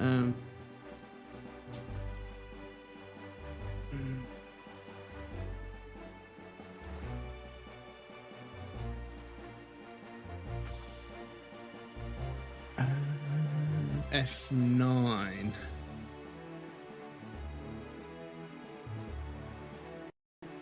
Oh, sorry. Okay, cool. Excuse me, I've just got to get everything set back up. Doesn't like doing that. Okay, so print screen, save screenshots. Cool. So I've got a screenshot bar. Cool. If you want to hear it again, you have to throw me some back. Right. So 4 squares north. 1, 2, 3, 4, and 3 squares west. 1, 2, 3. So there. So just down from Forsaken Fortress. So cool. So we want to head that way.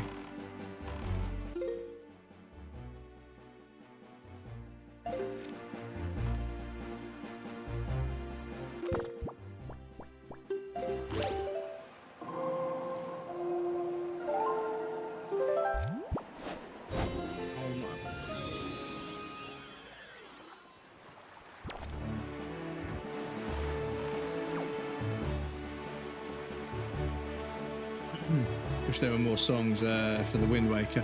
What? Yeah, I imagine we'll learn some more as time goes by, because there's 3 sections, 3 note songs, and then 4 and then 6, I think, or maybe it's 3, 5, and 6, or 3, 5, and 7. I don't know.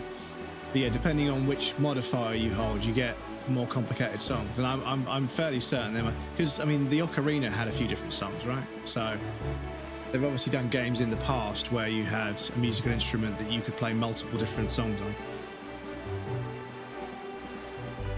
So I presume they would do something similar with this.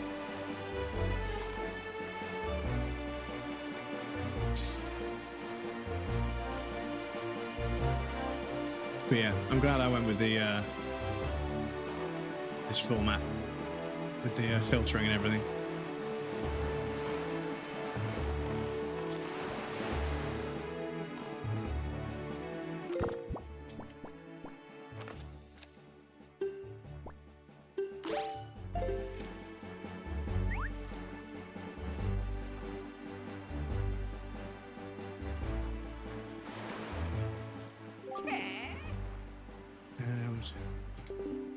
Reach out.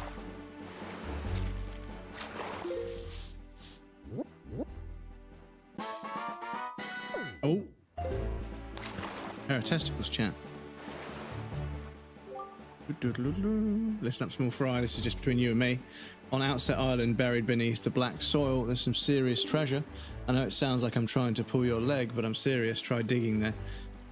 And that's all the info I've got to offer. If you want to hear it again, you have to throw some bait. That's how. Yeah, okay. So.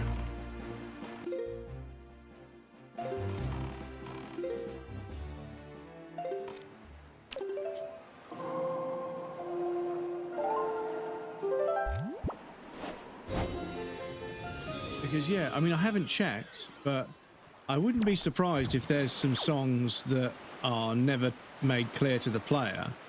They're never told to players, but people have worked them out and reverse engineered them, where there's like, you know, you get free health and everything, because that would be like a developer kind of trick. Like, you know, when you allow anything to input it, because in the past in other games there's a thing where you can put codes in and you use it to decode door locks or something, right? So it seems fairly innocuous in and of itself, but if you put certain codes in certain ways, it unlocks developer tools, and it's a way of building a backdoor into the game that they were hoping players would never find, but they forget that even console games and disc games get decompiled eventually. Speaking of which, the N64 is currently going through a very interesting time in terms of, you know, the games that are kind of trapped on that platform, because emulation has obviously been around for a while. I wouldn't do it, of course, because it's illegal. But the N64 decompilation projects, where I think somebody wanted to play a game, right? So it's actually kind of a heartfelt story. Somebody wanted to play a game, but they weren't happy with how it worked, getting it to run on a computer. So they built a tool to decompile N64 cartridges, or the ROMs on cartridges, to decompile this game into C, and then obviously from C you can recompile it into something that's an executable that works in a PC environment. So they kind of inadvertently built a tool that allows people to reverse engineer almost every N64 game. And apparently somebody was playing Perfect Dark with a mouse and keyboard, which, yeah, that's something I'm very, very, very interested in, because Perfect Dark was fucking cool, but the frame rate wasn't. That game chugged. Well, lots of things chugged on the N64. So yeah, but yeah, I'm interested in that. Hear about a group of hackers who stole the content from Net. So yeah, they dumped Netflix, and they've created an open source. Well, they've created a sort of an open server where you can just go and, you know. So I should actually check if I can watch Stranger Things 5 there, to be honest.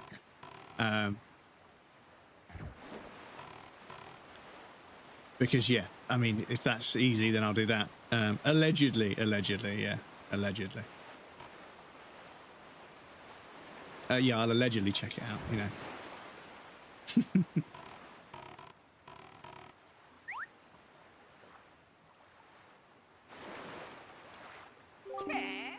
Oh, small fry, yeah, I've had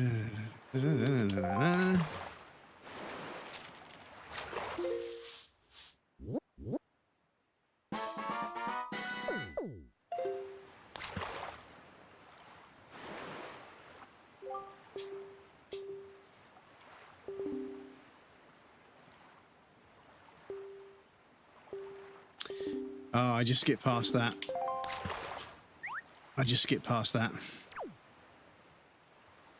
Oh, is he not going to come back?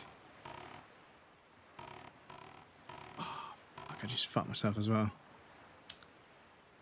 Damn, okay.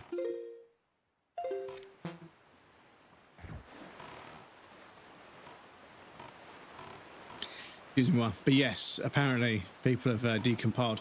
But even cuter, like even more heartwarming than someone decompiling N64 games to make them play on PC and stuff.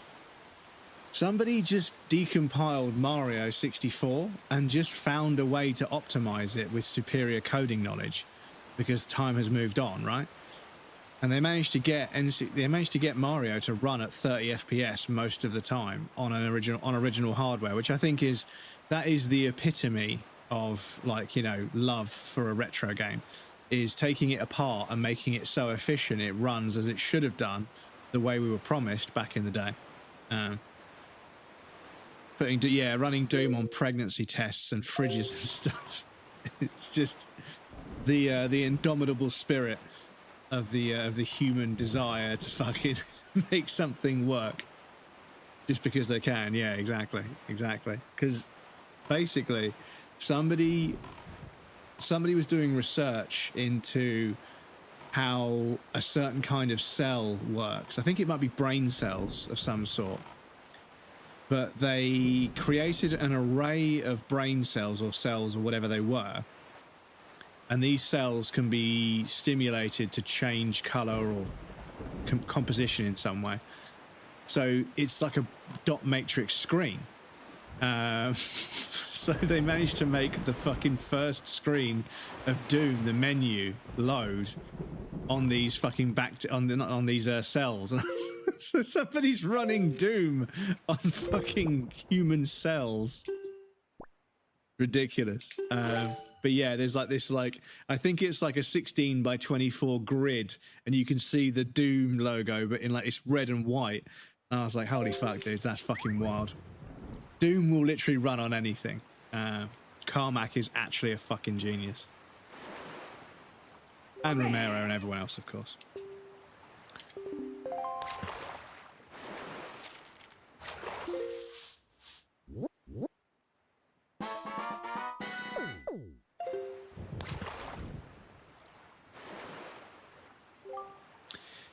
You come around these parts on nights when just a wee bit of the left half of the moon is missing. Ah, okay. That's when it appears, Fry. That's all I've got to offer. Right, where is the moon? Moon, where are you? Oh, it's stormy, I can't tell. Okay, so we continue a little bit to the right. Starboard, port. Can't remember which one's which. Don't find it very pleasant at the lunchroom. One of the owners sometimes suffers from low blood sugar. It bothers me, but I never dare say anything about it. It happens quite often, and he also swears. Well, yeah, I mean, I'm sorry to hear that they're suffering from low blood sugar. But I'm not sure how them having low blood sugar affects you. How does that affect you? Sorry. But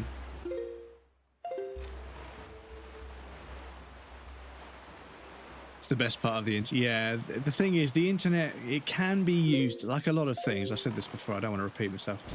One thing I'm going to try and do less in 2026 is repeat myself. I promise.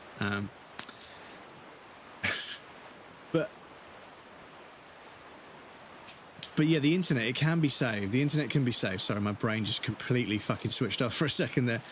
The internet, I feel as if it can be saved, but we need to, as a society, and I think we need to do this in lots of different ways, right? But we have to vote with our feet. And if we keep clicking on bullshit, people are going to keep making bullshit. There is some semblance of supply and demand. So all of these enormous toxic social media influencers that stream or just act out on Twitter and stuff, we have to stop engaging with it. We have to fucking suffocate these people and make them go away. And I know that sounds a bit fucking gross, but at the moment, people are just so fucking obsessed with only interacting with negativity on the internet and then wondering why they're depressed and miserable. And I know it's an easy trap to fall into. Don't get me wrong, I'm not judging people. I know that it's difficult to be on the internet and not be depressed because of how negative everything is, but we have to make a stand to not interact with negative content, because at the moment there is a game, there's a social media game that everybody is playing where you make whatever gets the most clicks, and that behavior and that supply and demand is driving all like arguably 75-80% of the horse shit that you see on the internet. All the AI slop, all the rage bait, all of it. People do it because it works, and we need to be more educated. We need to be more switched on. We need to be better. We need to only interact with content.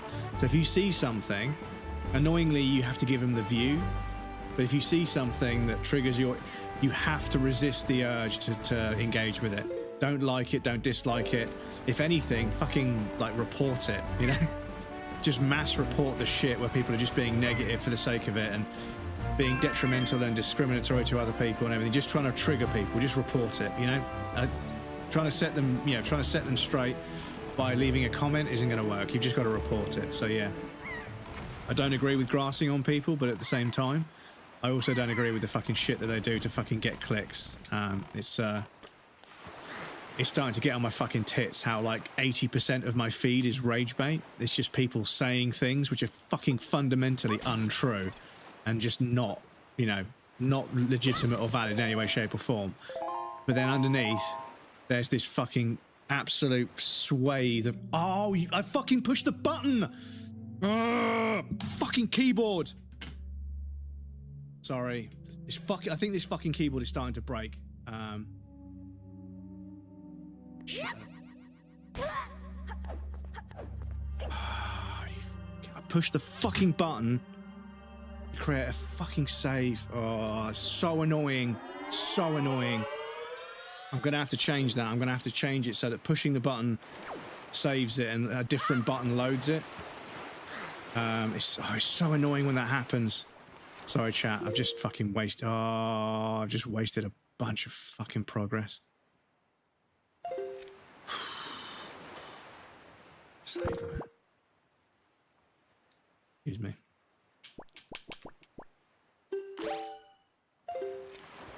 Push the fucking plus button to add save. Yeah, I suppose I could just go straight there and get what I need. So yeah, I'll just do that. No to feeding the bait, yeah.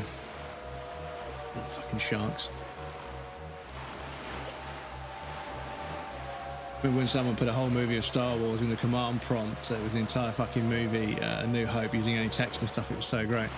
Yeah, this is the thing, is that human beings can be so creative in so many ways. And I think that if we just went back to what the internet was like in the 90s, where if something wasn't like popular and interesting, if it wasn't like worth looking at, it didn't get shared as easy. This is the problem, is it's so easy to share things, and as a result you end up with, you know, just everybody sharing everything all of the time, and it's so easy to comment and everything, whereas, you know, the majority of the media that I came across on the internet in the 90s, it was a video that I downloaded from somewhere. There was nowhere to leave a comment, there was nowhere to fucking get engaged or involved with it. You just watched the video, and then if you didn't like it, you deleted it off your hard drive. If you liked it, you kept it, and then, you know, from there you went from there.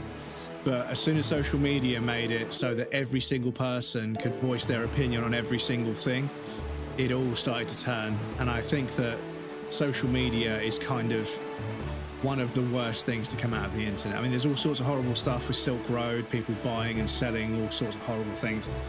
But I genuinely think that social media has had such a detrimental effect on society as a whole that yeah. We need greedy corpos to get their hands off it. Well, yeah, and the thing is, the internet is kind of the dead internet theory about most of it being bots. Every day I'm on the internet, I mean, my streaming account, because I've got a public-facing email address. Excuse me. Because I've got a public-facing email address on my Twitch profile, obviously that gets snagged in every fucking trick. And yeah, so basically, what you do is you Google for the @ symbol. I'm Spider-Man, welcome in. You Google for the @ symbol and an email. There's a certain way you type a certain amount of characters into Google with a certain phrase, and it will find every single phrase on a certain website. So if you wanted to find a list of streamers' emails, you would search Google for Twitch's web URL, or Twitch in general, and then colon with the @ symbol, and then it would just show you every single profile that has an @ symbol on the front page, on the profile page.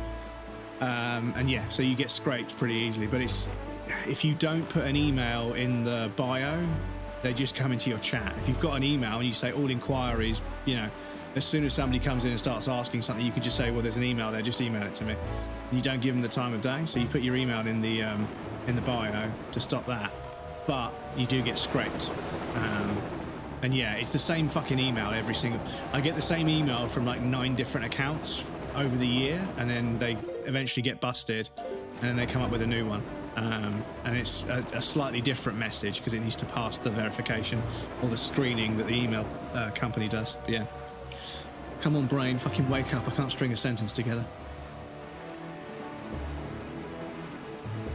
I discussed it with my parents, and they said something, they said to say something about it. Yeah, I mean, yeah, I'm not, I mean, I'm not sure somebody else having low blood sugar is like, you know, something that you should, I mean, this is the thing, I'm not sure how it would affect you. This is the thing. If it affects you in some way, then, but yeah, I'm not too sure how somebody else having low blood sugar would affect you, but to get paid, I'm going to get the expansion pack for Switch Online. Yeah, by all means, go for it, dude.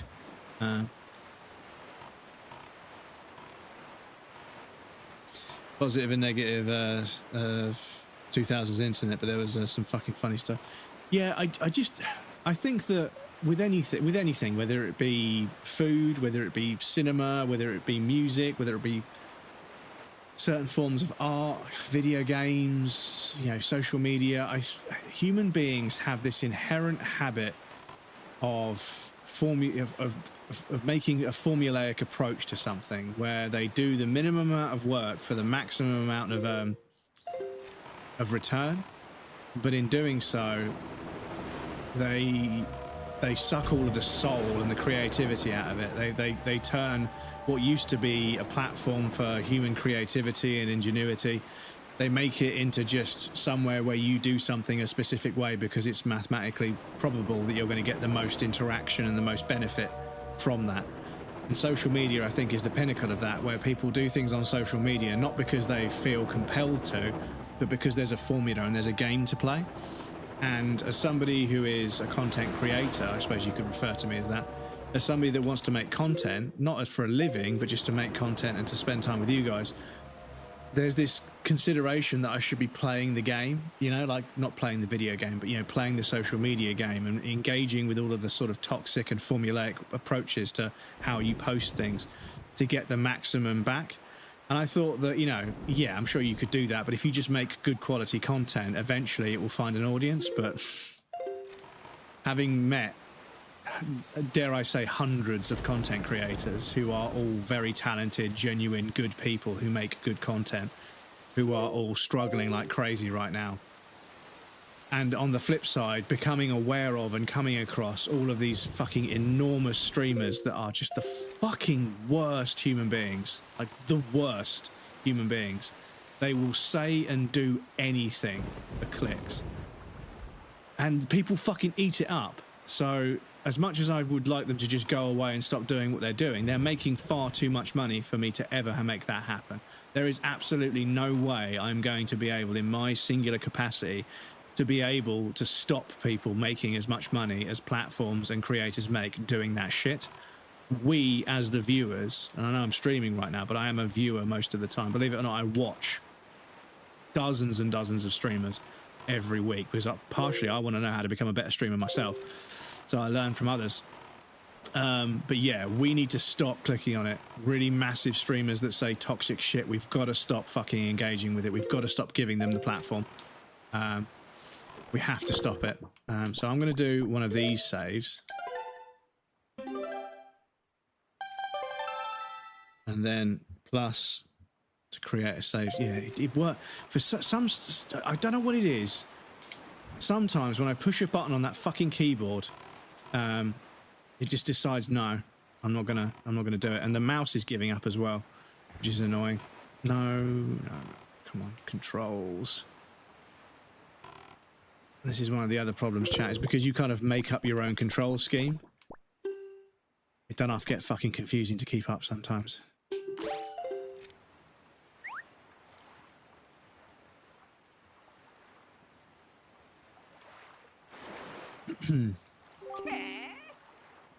That's genetics, Brett. Inherently, your genes want you to get the same results with the least effort possible. Happens a lot in so many. Yeah, yeah. I'm not sure if it's genetic. I think it's just a biological kind of, you know, genetics is more to do with like your family and everything, right? But I know what you mean. It's we're biologically pre-programmed to optimize the processes we do, I think. See, I don't even consider streaming content creation because to me, content has to be made to be a whole product, but streaming is a constant process. It's a product that never ends. Interesting.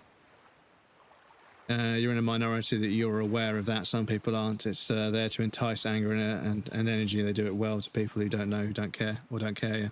Yeah. I know. Wait, you're right.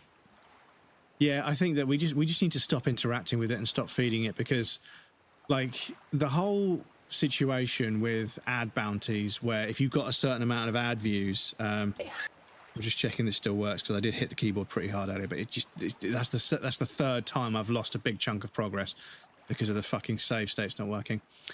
But yeah, like, basically Twitch said if you get a certain amount of ad views, we'll pay you a certain amount. If in thresholds, it was a tiered system. And people were like, well, this is great. This is a money-making tool. What we do is we get a Twitch stream, and then we viewbot the fuck out of it. And then because we've got a certain amount of ad views, we get some money. And as long as that money is more than the Twitch stream and the viewbotting costs together, that's profit, right? And yeah, so now you've got a bunch of these fucking kids who are IRL streamers. You don't really do very much, you know. They don't, you know. But they viewbot the fuck out of their stream. They get paid whatever for ad views. And obviously the advertisers have caught on that all this money they're giving to Twitch, that Twitch is then giving some of to the creators because they get their cut as well, obviously. The advertisers have realized that these views don't fucking exist. They've looked at these streams and said, you know, are there really that many people watching? Because they got greedy, right? When people had like 5,000-6,000 viewers, it was like, damn, okay, that's a lot of viewers. That's a lot of ad views. People started getting 15,000, 20,000. It became a bit of a competition. And then before you know it, kids are going live and they've got 20,000 viewers within 5 minutes of the stream being live. I'm sorry, it just doesn't fucking work like that. Even the biggest streamers that have been around since Justin TV, there's a curve to it. It doesn't just fucking shoot up and then stay there. There's a curve to the stream, right? Fucking hell, I can't put that controller down anywhere. But yeah, they started to exploit a system that Twitch didn't really think about properly. And Twitch's response was to then fucking just absolutely nerf everyone's viewership and also do something a bit funny when ad breaks happen. Because if you look at your stats as a streamer, you can see a dip whenever the ad... I mean, I'm being serious. You can see a fucking... I'm not coping, I promise you. Hang on. Let me get the stream summary from the other day. Is it this one? Was it this one? No, it was the one before.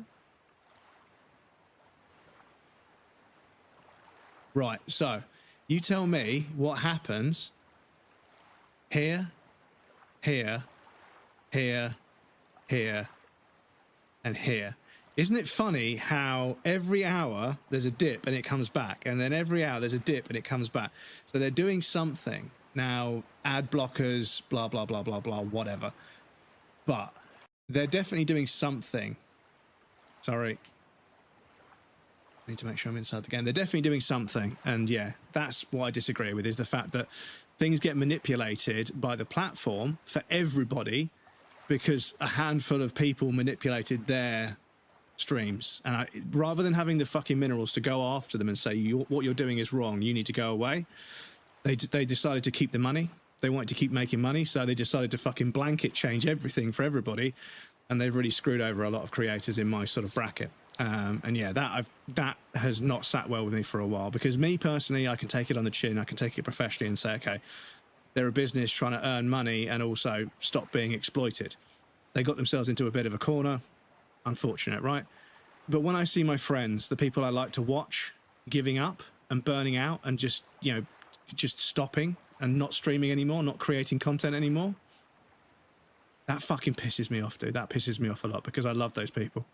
They got me through lockdown, those people that I watch, and a bunch of them stopped because of how fucking difficult it became. And I'm like, I can't stand idly by and not talk about that. Me, I'll live or die, whatever. But there were a bunch of fucking great content creators that burnt out and just don't do it anymore because of how things happen. But anyway, we have got an ad break coming up, ironically.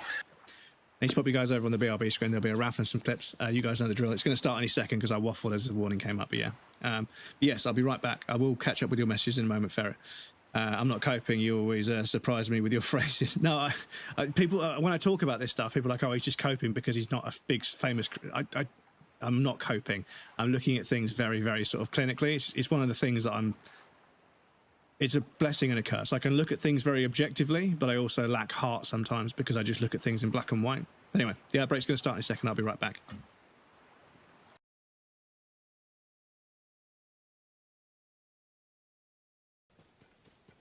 Spend ages making something or getting all the materials to make something, and then one loading screen just disappears. It's so annoying because it kind of makes it pointless. Shut the fuck up. It kind of makes it pointless to build things because you know they're just going to get taken from you at some point. Fuck's sake.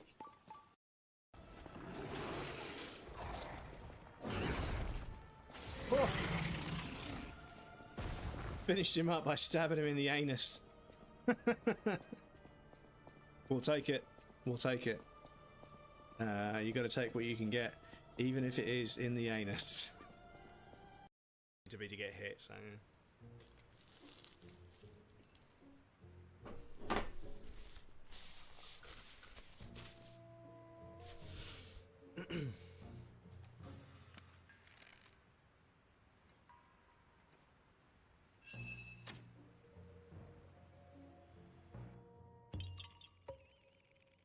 Excuse me. Excuse me.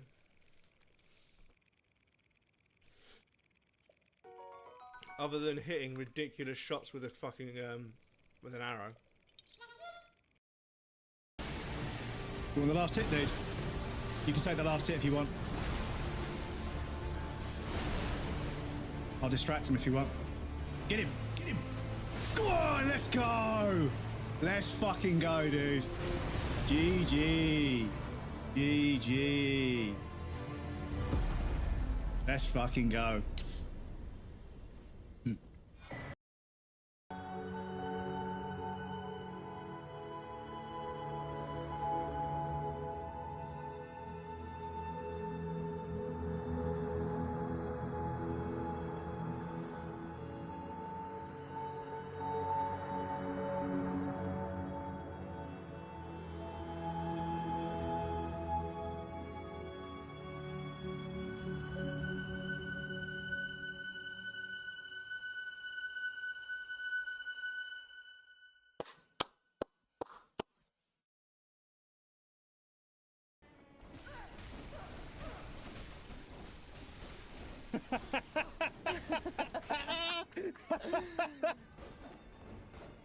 Get poised, bozo.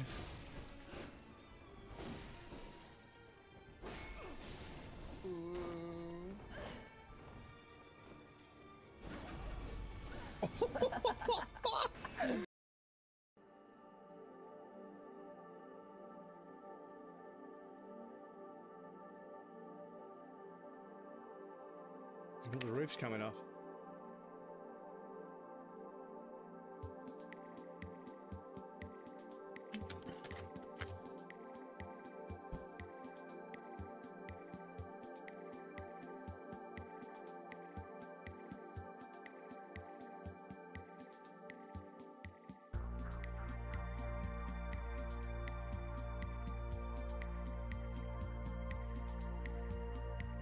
Stop, stop! I can only get so erect. No, you fucking cunt!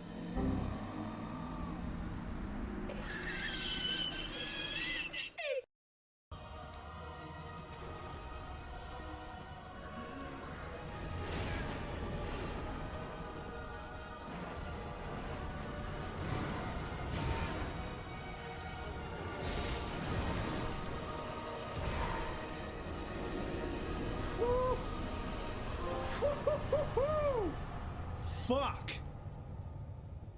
Fuck, that was fucking good.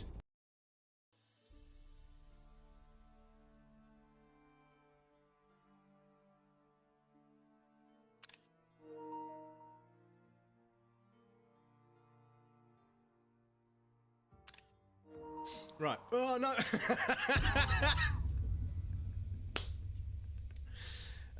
Fuck's sake. Okay. That had to happen, didn't it?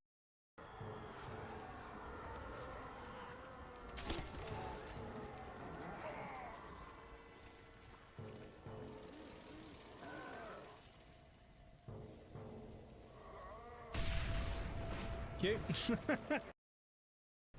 the key opens it. Still here. Nazis never found it. Welcome back, everybody. Thank you for your patience. I appreciate that.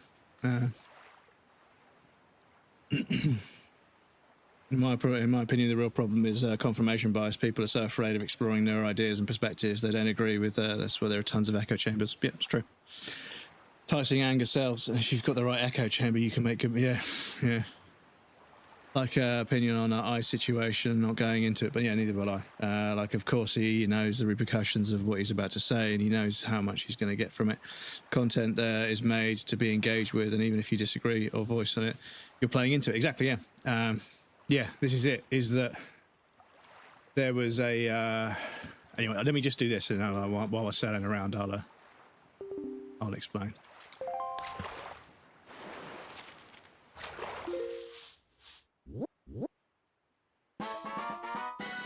Oh, this isn't it. Shit. Damn. It's a light on Windfall's lighthouse went dark. The grand sight to tell you the way the ray of light shone out like a shaft of gold through the cold darkness. I used it to gaze.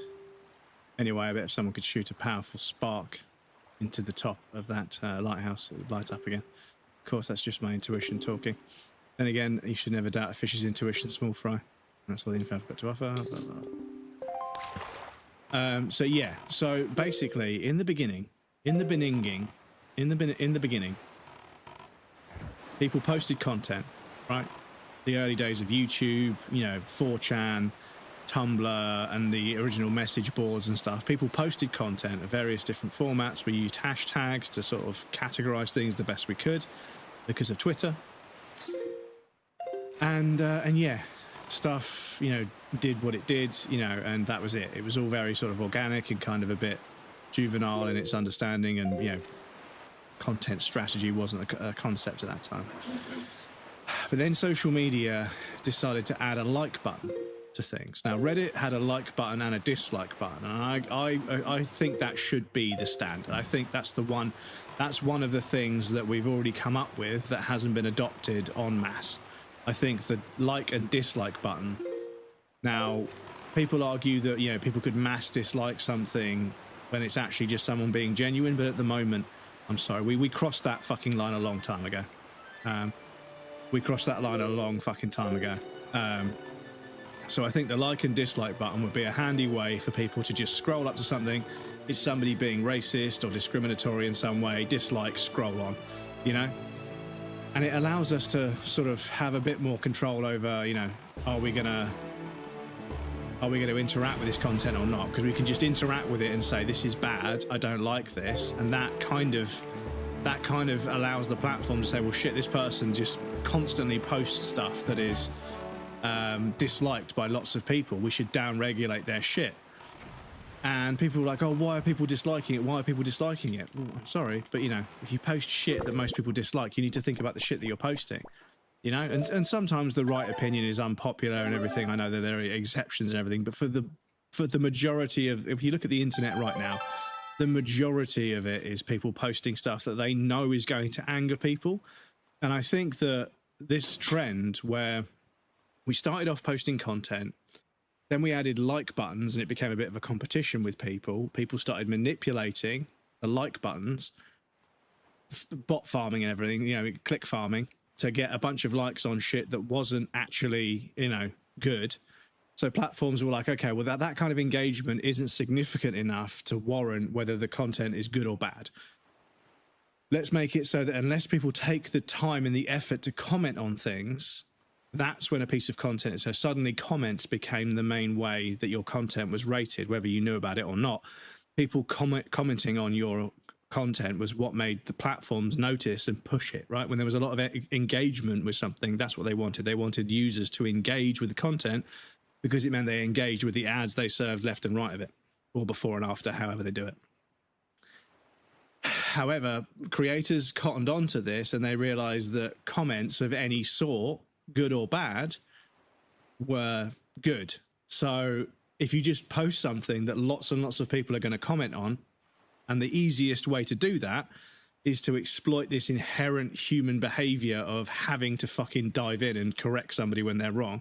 So people started posting stuff that was deliberately incorrect or intentionally divisive and contrarian to trigger people into the comments, to start arguments in the comments. And they would go in and they would reply to people with very sort of, you know, short, succinct, but kind of rude responses about how, no, you're still wrong, even if the person had provided a bunch of information to correct them. And that's been the way, it's been that way for a while, but I think that at this stage, it's become so formulaic that everything is kind of, almost everything looks like rage bait to me now. People are making comments about things that are, even a cursory 5-minute Google search will allow you to find a bunch of information. And if you actually do your homework, I don't mean just one Google search and then take the AI result at the top, because the AI result at the top is not correct. I asked it how many episodes Stranger Things 5 was, and it said 42.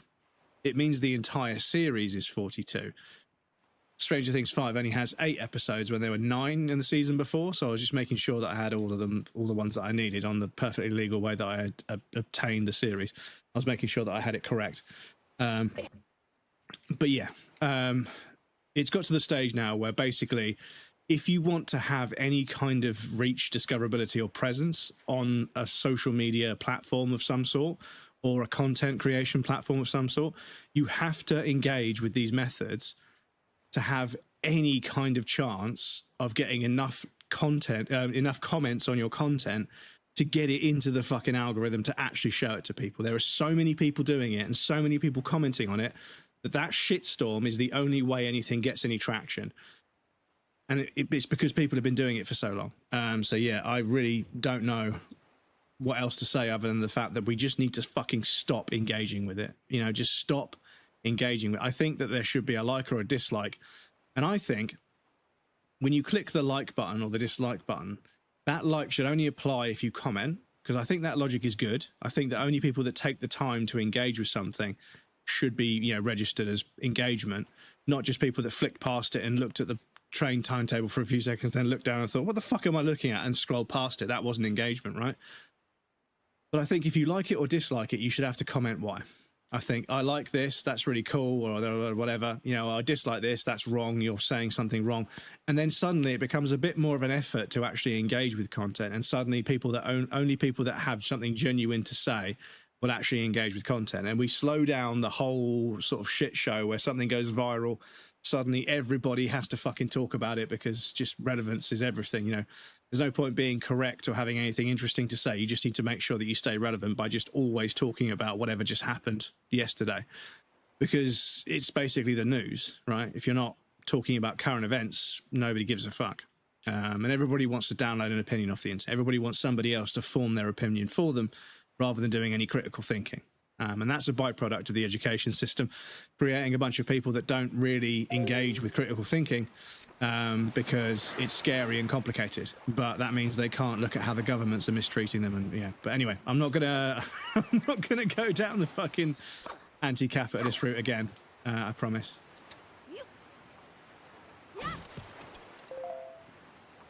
But yeah, we the people need to stop fucking engaging with all this shit, because yeah, the engagement is what's doing it. The engagement is what's giving people the traction and the reach and the ad views and everything else. Because, you know, once you start an argument in the comments, trust me, I don't intend to, but occasionally I'll post something that is not intended to start an argument, but somebody will be an arsehole in the comments. And on YouTube, it's really cool. I can just delete the comment. But on other platforms, I have to report the comment. And, you know, I'm not allowed to say somebody else is wrong. You know, they have every right to call me out and blah, blah, blah, blah, blah, blah, blah. But then somebody else will comment on their comment saying, no, what the fuck are you talking about? They said this or they did this. They're right. And then an argument starts. But that gets the most views. That shit gets the most. And I don't post, like, after everything I've just said, please don't think that I'm saying actually I do it as well, because I don't intentionally post clips from my stream to get people into arguments to say controversial things, because I think we can all agree that I might have a take on something, but I'm not one of these hot take merchants. I'm not trying to create, you know, arguments. I'm not saying shit just for the sake of being contrarian or anything. If I have an opinion about something, I'll elaborate and articulate it. And from what I've been told, I articulate and make my point fairly well.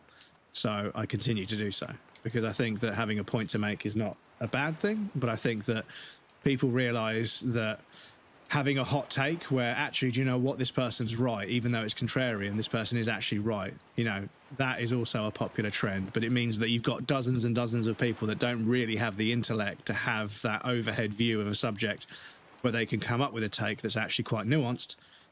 Instead, they just say the most contrarian thing they can think of because that's what they think the other person did. Because, like I said, they lack the intellect to see the sort of, you know, the nuance of a statement that's been made.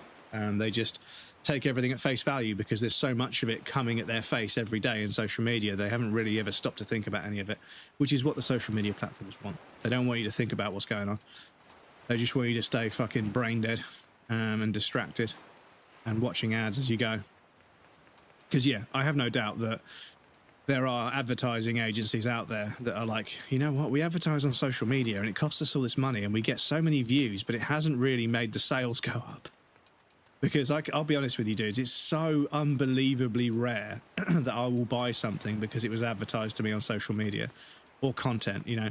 So if something's advertised to me on a YouTube video, if something's advertised to me on a fucking Twitter post or something, I completely I'm almost glazed over anyway because of the content I'm looking at. So yeah, YouTube was much more useful when dislikes were still displayed, at least for tech tutorials, like a fake fan-made movie trailers. Yeah, exactly. This is it. Rather than just, you know, deregulating, because the thing is, when I post something and it doesn't do very well, I would like to know why. And this is the thing: when people hate comment things, they can take it too far. But if I post something and somebody's like, dude, like, you know, this was funny about 7 years ago, and I'm like, and I look it up and that joke has been made by like a million other content creators. I'm like, oh shit, I had no idea. I was lacking knowledge. I had no idea that this is a fucking really dead joke. So no wonder it didn't get any fucking traction. I need to pay attention more to the humor and the meta that exists around certain things. But yeah, sometimes I'll post something and someone's just fucking negative for no fucking reason.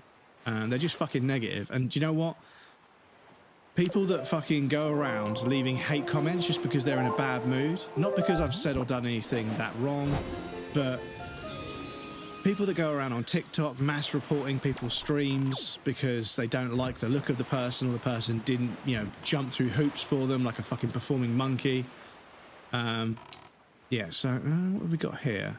So again, we've got like... No. Again, we've got four things in an X formation.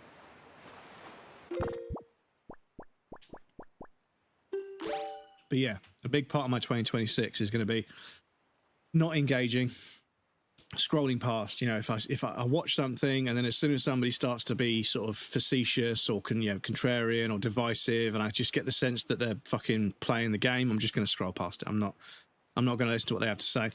Because the really hard fact is, if somebody scrolls past your content, if they flick you up on the screen and then within a few seconds flick away, that has such a massively detrimental problem. That massively downregulates your content, which is why so many people are giving you the end of the sentence before the beginning because they need to fucking hook you in. And it's the problem with the way that the content is ordered, and the algorithm pushes or, you know, suppresses content. Is that the first 5 seconds of your video, even on a TikTok, you know, if somebody flicks past you've only got like a couple of seconds to catch someone's attention, and there are so many little things that creators do to make sure they hook you in the first 2 or 3 seconds, because otherwise if someone just scrolls past it and doesn't even watch half of it, then it massively fucks it up. So the problem is, like, if your content is shown to your followers who know who you are, sometimes they'll want to scroll past it and see other stuff. And everyone's like, well, just make better stuff. Bruv, if I could just make better content and become, like, successful, I would. All right, calm down. But yeah, every time somebody just flicks past your content, it fucking massively downregulates it. So you've got to try and do something in the first few seconds to hook them in. Sorry to repeat myself. But this means that even now, when you make a clip, something could be very funny, but if you can't lead into it and say something that hooks people in before it happens, it's not going to do very well on socials. And sometimes that happens by accident, just by good fortune. You're like, oh, I wonder what will happen if I do that. And then something happens. That happens occasionally, but you can't force it to happen. It still needs to be genuine. Otherwise, it's going to seem contrived. So yeah, even the way in which your content has to be formatted, like not just how you edit it, but what actually happens when in your content, you have to make it so that you can scale it down and give somebody the fucking taste of it before the actual clip. If you want it to fucking, you know, if if you want it to land. And my only saving grace is that the presentation and the audio quality of my stream is fairly good. So whenever a clip of mine comes up, the first thing you see and hear is a well-presented stream and a nice-sounding microphone. Even if you might not like my voice that much, it sounds quite clear and quite crisp. So people, sometimes that's enough to make people like, oh, who's this? And then, you know, because I'm not that funny, usually after a while they scroll past. So I don't get that many views on my content. As I become better as a content creator and become funnier and better at playing video games and stuff, and playing a game and being funny at the same time with my fucking caveman brain trying to work overtime, maybe I'll be able to get some better clips out there. But yeah, it's it fucking sucks how the way platforms push or suppress content in ambiguous ways sometimes. They're very unclear about it, because once people reverse engineer the algorithm, they abuse the fuck out of it, and then it changes and everyone's like, oh, the fucking algorithm changed. Yeah, because you're all fucking abusing it. Same as I said earlier, fucking ad views were getting paid on bounties for a certain amount of ad views, so they just view botted the fuck out of their stream. And then when they said you can't view bot the stream, they embedded their stream on another website, and then they view bot the fuck out of that website. It's fucking view botting. Embedding is view botting. You get a sponsor to put your stream on a website, and then you view bot the fuck out of that website, and it counts as embedded views, so your view count goes up. It's, you know, but obviously then whenever you fucking have an ad break, Twitch is like, well, those people aren't watching the ad. They're on some other website. They're not even paying attention. Only people on Twitch that have got the stream on the screen and watching the ads, those are the ad views.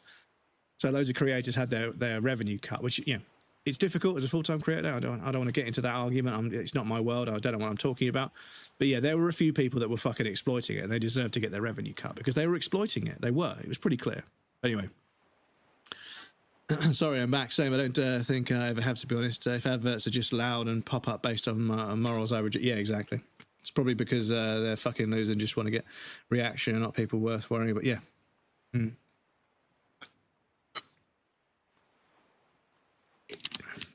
Why The Witcher 3 actually sucks. Yeah, just take something that has a huge fan base and say it's bad. Come on, brother, you can do better than that. Come on. And then, you know, take something that everybody loves, say it's bad, and then parrot all of the same criticisms that everybody has already heard with absolutely no nuance, with absolutely no new information, with absolutely no new angle or clarification on why those points are actually valid. Just parrot somebody else's script word for word with a different thumbnail.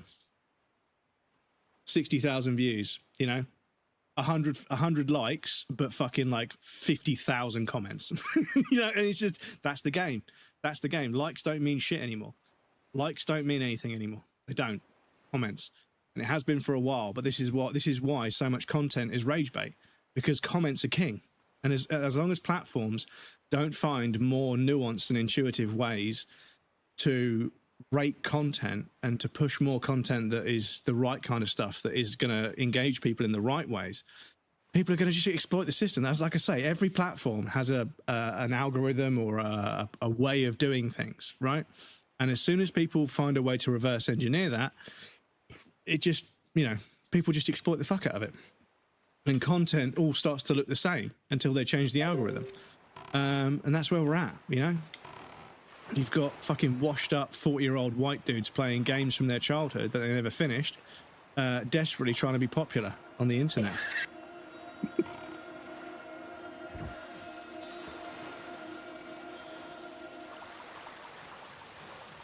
Come to YouTube to find out. There are ways people are smart about it. Someone said Undertale was a bad game in the video, but it was about how badly coded it was. Yeah, this is it. I've noticed this as well. The fucking bait and switch. It's rage bait, but it's bait and switch. And do you know what?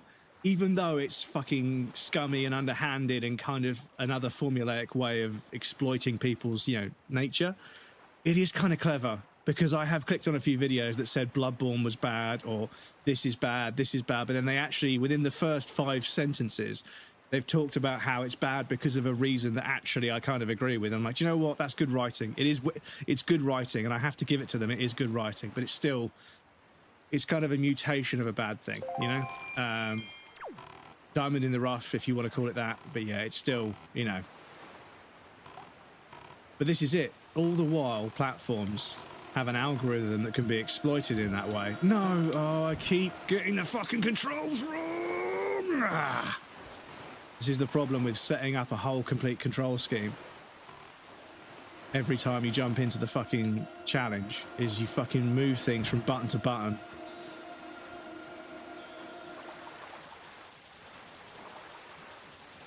Couldn't be us, mate. No, but it was actually a good. Yeah, exactly. This is it. You know. But and the thing is, it's a good video because they're a good content creator. And this is why I don't want them to do that. It's when good content creators are having to play a game just to have their content do well enough to then allow the merit of the content to carry it, right? It doesn't show up on my feed unless they're playing the game. But if it doesn't show up on my feed, if it's good or bad, that means there's a shitload of terrible content on my fucking feed. But some of it is good, and I have to fucking sift through the fucking lot. And don't even get me started on... There needs to be, like, a threshold, right? I don't need 6,487 videos on how to do something in a video game. I don't, all right? I need a channel that makes good content surrounding doing things in video games, right? I can't tell you how many fucking times... somebody has made a video which is basically just reading the instruction manual and then put the title of the video, a common problem that people have, and then, like I say, the solution is the solution to this is just to install it like this. That doesn't fucking work. That's why it's a fucking that's why it's a common issue. People are on the internet looking for, and they're fucking exploiting people looking for solutions. And nothing has made me want to reach into the computer screen and start fucking punching somebody in the face, other than all of these fucking cunts. Like, how do you pair a Bluetooth controller to something, right? And there's like fucking 50,000 videos of you just hold the button down until it goes into pairing and then you pair it. Do you think if that fucking worked, I would be on the internet looking for a solution? That's what it says in the fucking instructions. I already have that information. Fuck off. Yeah, I think there's basically people jump on content and they don't want to make this is the problem. They don't want to make the content. That's why it feels so shit and so hollow and so soulless, because they're just parroting what they think is going to get clicks. They don't give a fuck. There's no heart and soul behind it. And then every now and again you find someone that makes a tutorial for a game and they're so passionate about how they explain how to do certain things in a video game, and you feel that human passion behind what they're doing, and you're like, this is what I need. This is what we need. But you can only like it and you can only leave a positive comment. You can't say to the platform, this is a serious content creator who takes what they do seriously. They have heart and soul. They fucking believe in what they do. This is the content that we want. All of these other people that have just taken a fucking Extra Life tutorial and fucking parroted it into a microphone whilst fumbling around in the game and doing shit that fucking confuses the viewer, get rid of them. Fuck them off. Make it so they can't do that, because, yeah, it just... The way there's like 50 different versions of something and you have to sift through all the shit to find the person that actually knows what they're talking about. Oh my God, I hate it so much. It's the worst kind of information overload. Everybody is using all of the same buzzwords, all of the fucking... and it happened with forums. It was the same with forums. Everybody just fucking had to use... And they weren't doing it for content creation. This was before content creation was a thing. But please... If you're talking about something on a forum, don't use fucking buzzwords that people are going to find in Google searches. It's so fucking annoying to scroll to page 47 of a thread, scrolling through all 50 comments per page to find somebody just casually mentioning something which doesn't have any fucking relation to what they're talking about. And they're talking about a game or something. It's like, just stop mentioning something, because you're going to show up in a Google search. I'm going to scroll the thread, because that's what you had to do back in the day, and then find out that there's nothing to do with Shadow of the Colossus or nothing to do with how to find a secret in a video game. It's just so annoying. Anyway, instead of complaining about video games, let's play one. But yeah, I just honestly, the way that the internet is so fucking overflowing with fucking repetitive, low effort content. We've entered the quantity era of the internet.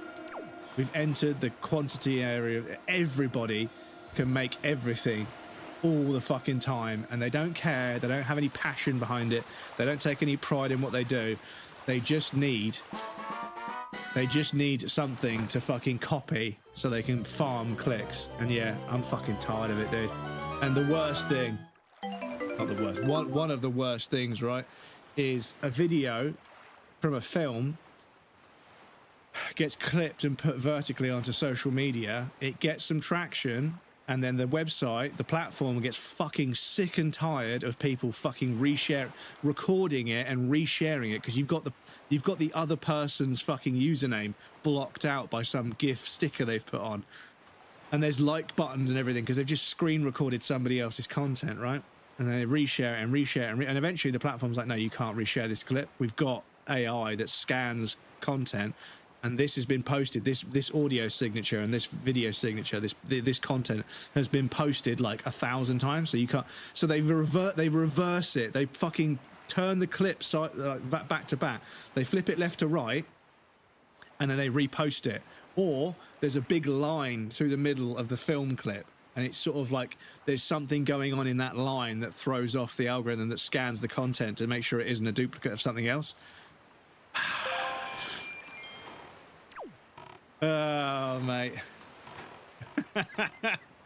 Welcome back, Ron. It's against AI. And yeah, I think Australia and a couple of other places have made it so that, like, you know, you automatically have copyright of your own face and voice. But I don't think we've got that here in the UK yet.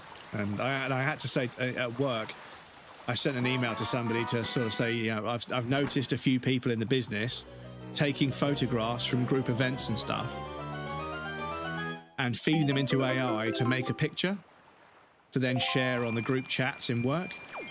I know that's all in good fun. I know they're just trying to have fun, but some people, myself included, are not comfortable with our images being uploaded to some, you know, because it's free to use. So I guarantee you, if it's free to use, then they'll be using that picture in their algorithm for other requests. And, you know, it's very, very grey area about what rights, once it's uploaded, once it's on there. I think the argument is it's almost impossible to get rid of it because it's been iterated on and done so many times by the AI that it's impossible to fucking remove it. And you can delete it, but because the imprint of what it added to the AI is now everywhere else, so once you put it in there, you can't get it out. So I sent an email to a handful of people. I said, listen, these group communications that people are sending out, you know, they've got people's faces and they're using AI to generate images. I would like to, you know, if we could set up a register where people can check and, you know, people can say, I don't want my image used in AI generative photographs like that. I know it sounds a bit petty and a bit sort of precious, but actually the Grok situation with what people are doing to people's selfies is kind of one of the things that I had feared, and that's why I have this stance on it. I feared that people were going to start doing this. They were going to start taking selfies of people and generating AI imagery of them doing things to blackmail them. I was like, that's the first thing people do with the new technology, is they find a way to blackmail. They did it with the telephone, they did it with the TV, did it with the radio. That's what people do. The technology is they fucking exploit people with it. It's never been any different. So yeah, I haven't heard back, but I might send a follow-up email and say, you know, listen, if I set up a register, can I speak to somebody from the, you know, department or the office or the business communications team and say, you know, can I create a communications that you guys sign off on? So this is a register to opt out of any AI generative photographs because we're unsure of what could happen. So I think it's probably best if we, for the meantime, some of us have the right to privacy, where we don't want our pictures being fed into one of these AIs. I know it's all in good fun. Oh, look, they created a picture of us, you know, somewhere famous, you know. Here's us at the Taj Mahal, you know, or here's us at, you know, the White House, or, you know, it's all in good fun. Don't get me wrong. It's fairly harmless and innocuous in and of itself. But the problem is the ramifications of taking somebody's face and willingly giving it to an AI without their permission, without their knowledge or consent. It's not, because if somebody decides to generate an AI image of somebody doing something and it just happens to use my face, and I didn't agree to that, but that meme then becomes viral, which is what, you know, sadly shit does on the internet. Yeah, that could be massively. I mean, even people that have, you know, uploaded pictures or been videoed in the street, they become famous, but it fucking ruins their lives, you know. Almost everyone that became famous, most people that were memes back in the 90s are fucking miserable now. They're like, I can't go anywhere, I can't do anything, I'm just constantly, you know, barraged, constantly badgered to do the line or to do that. And this, I mean, the guy that goes nice, that guy, he likes it, you know, he finds it funny. But a lot of people don't. A lot of people that have been interviewed since have said like, oh my God, if I could fucking take it down, if I could get rid of it, I would, but I can't. Basically, I can't get people can't get a job. You know, they can't go out in public. It's just, yeah, because of some fucking stupid photograph or something from their fucking childhood. It's like, yeah. Luckily, you know, the picture of the kid going like that with his thumbs up on the computer, he grew up, and the crazy girlfriend grew up. Yeah, so they don't look quite the same anymore, so they can kind of have their life back. But yeah, if you're like kind of an adult and you've stopped growing and you become a meme, yeah, it's fucking, yeah, it's curtains, mate. Oh God, no, yeah, the fact that they're just asking it like in public on the person's I mean, obviously they shouldn't do it at all.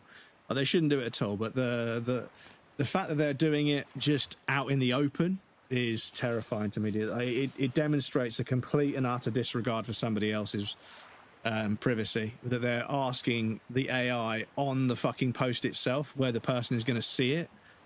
Yeah, it's fucking awful. Something tells me you're conflicted about that. Yes, welcome back, Crow. Good to see you, dude.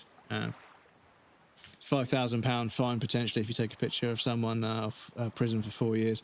Yeah, I mean, I need to double check what it is in the UK.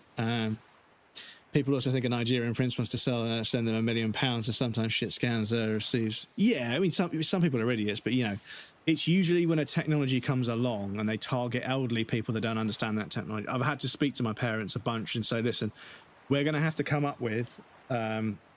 excuse me, my fucking eyes. I've got cat hair in my eyes. I've said to my family, we're going to have to come up with a safe word that we don't write down anywhere. You can't put it on your phone. You can't put it in an email.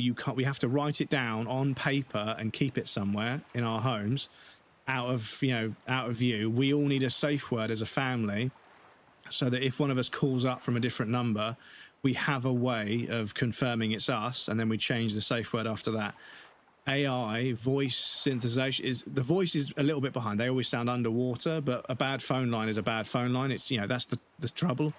So there will come a time when a scam comes along that will get you and me, because the technology will be so advanced and we haven't caught up with it. But yeah, I've had to speak to them a bunch of times about, you know, their friends, this is the thing, their friends put their photograph into a generative AI to make a Christmas card or a birthday card or something, or an anniversary card. And I'm like, okay, so yeah, you know, and the card there, look how good this is. Look at this. Isn't this good? Our friends made it. I'm like, yeah, that's great. So now my parents' images, faces is them, is in some AI somewhere. And yeah, I worry.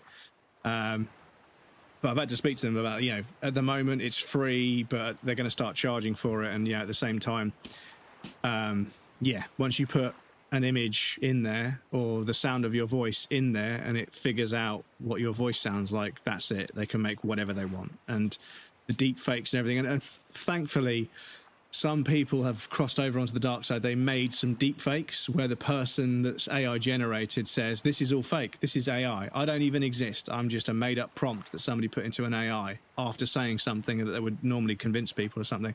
And you can send them this video. As much as I don't want to share AI stuff, but you can send people this video and say, this is how good it's got. Don't believe anything that you see or hear unless it's a 100% reputable source. And I mean that just because it says it's the BBC, if it's on the internet, it could be fucking AI. If it's on television, broadcast television on the BBC's channel, that's probably as it, but then the news has its own bias anyway. So yeah, it's getting fucking complicated. It's getting fucking complicated, unfortunately. You guys will have facial recognition to verify your sugar credit rating to buy Coca-Cola. Not quite. Haven't been a kingdom since the 1890s.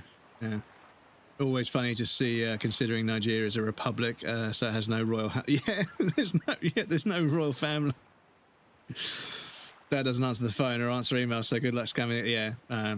If an AI is Lisa's voice and say, you can send me money, I'll be like, okay, I'll send you, but still link to her.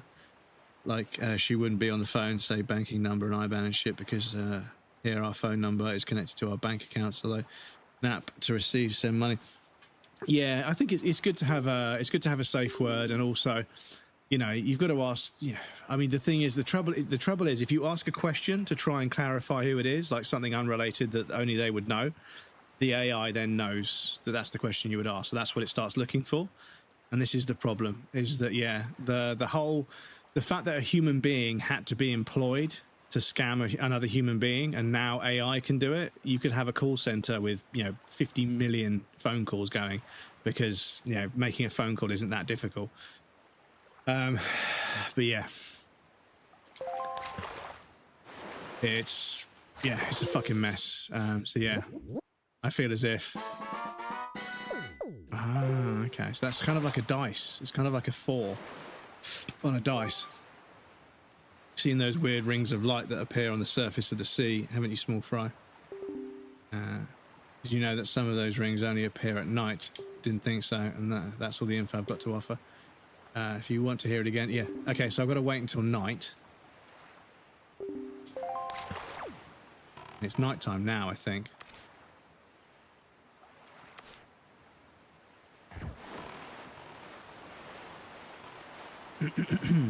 Always good to have a... Yeah. Well... But no, I think, yeah, as a family, we're going to have to think of a catchphrase, you know, that is random enough that it can't be guessed. And there's the moon going down, which means the sun is coming up over there.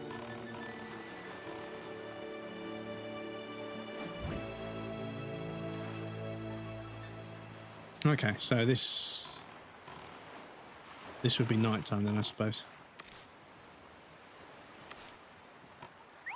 No. Oh, for goodness sake, just fucking let me sail. Do you know what? There's the mod pack I applied. The mod pack I applied to invert the controls. There was also an option that means the wind is always behind you. And I kind of see why now. I am kind of a bit done with this, with constantly having to fucking change the wind just to fucking move. Oh,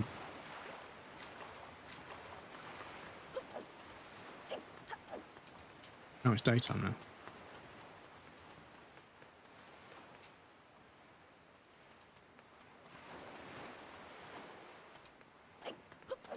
now. Ooh.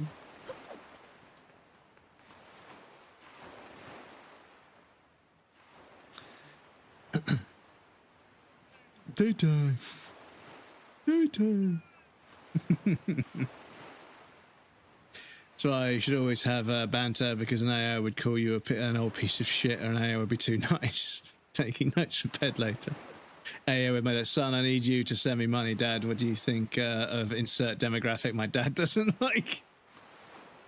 That show was amazing. Even I can't logically argue with that. Dad called and said that would say you have money, click. Part of the game, Red, you can't do it without... Yeah. You put that mod in and I'll pop off. I'll fight you. Wait, how tall are you? 5'10", 5'11". The average height in the UK is about 5'9", so I'm a little bit taller than the average. Not by much. Not by much. If I do all my yoga and stretching and stand up straight, I'm probably about 5'11", but, you know, I'm not going to lie, my back is pretty fucked at the moment, so I'm probably 5'10". Showed Lisa the BBC walking with animals, or what it's called, or talking animals, and she beat herself laughing. I'll coerce you. Behind 4 tall men, 5'9" hobbits. What's the average height? You know. But I can't do anything about it, can I? This is the thing, you know. Over the last 10 years, everyone's like, oh yeah, you want to be a nice tall man. How do you think how am I going to do that? Like I had a growth spurt when I went through puberty, and this is it. My legs are as long as they are. And this is the thing, like, when people are like, men's trousers have like different lengths, I'm like, yeah, you get like, you know, long, short, and, you know, long, short, and tall. Oh, sorry, tall, medium, tall, regular, and short. Or sometimes there's the waist measurement, and then the inches of the leg is also a measurement. And they're like, why? I'm like, well, because the length of a man's legs can change regardless of the rest of them. Most blokes are like, you know, a medium t-shirt or a large t-shirt, right? That's just how it's been. You know, I was always medium, but as I've got older and a bit fatter, but also I've gone to the gym and my shoulders have filled out, I'm probably a large t-shirt now. Maybe an extra large to be comfy. But yeah, like most blokes when they sit down, fairly similar height. So it's just the length of their legs, really. You know, and I say this as somebody whose best mate is probably 6'3", maybe 6'2". So he's a good few inches taller than I am.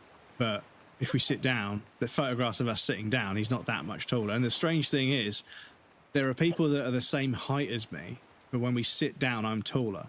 So I think one of the reasons why I get a bad back is because my torso is a little bit longer than my legs should be. So even though I'm only a little bit over the average height of a UK man, I think that's just because my torso is long, which is why I get a bad back, because I'm craning around too much. But my legs are short, so I've got short legs but a long torso.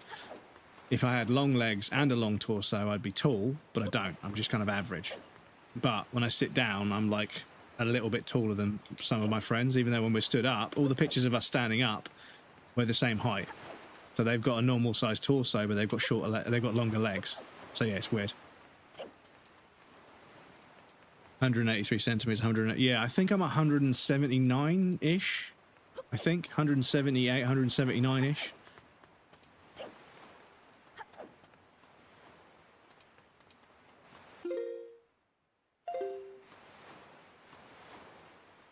Damn. Wish we had the Ocarina of Time right now. I've got to wait until night time. But I mean, I picked them up, but maybe some more show up at night time. It's part of the game, Brad. You can't do it, yeah. You guys want to be a tall, blonde, muscular, skinny Swedish man, Robin Williams said. Are you also fascinated by digging and bountiful treasure hidden deep in cave? Yeah. Dwarves have great fucking life. Well, yeah, I mean, you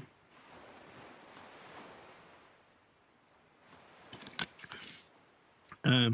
Obviously, there are some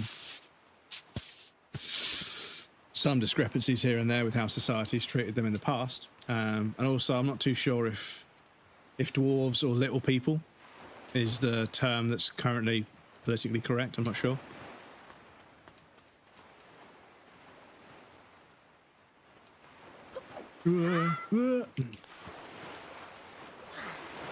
Ate for good food, drank beer, and back to digging. Oh, you mean like mythical dwarves? Good old days when you could sail to England and smash the Brits' heads in. Well, we did a fair bit of smashing in heads as well, let's be honest.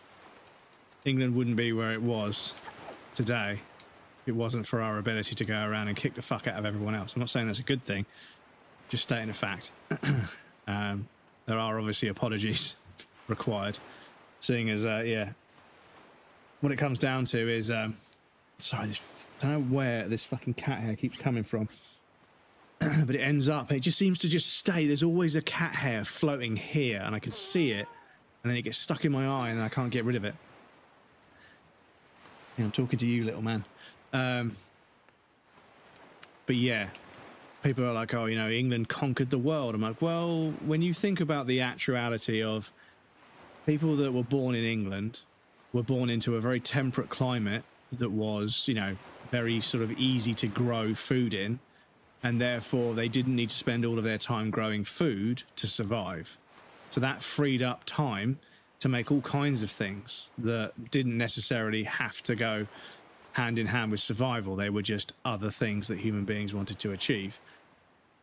And that meant that they were able to come up with cannons and guns and boats and armor and swords and all sorts of other shit, while the rest of the world, other parts, well, not the rest, but other parts of the world were still just trying to grow enough food and master agriculture in the barren sort of weather where they lived.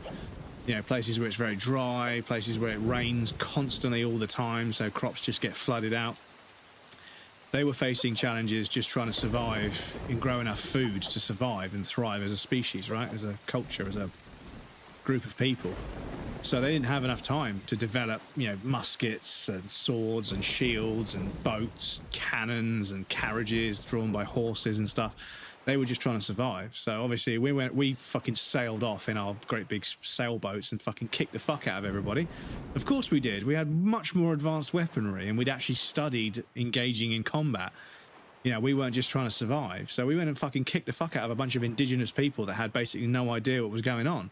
So there's nothing to boast about. It was pretty fucking gross what we did, you know, and we took all the fucking resources along with a bunch of people as well.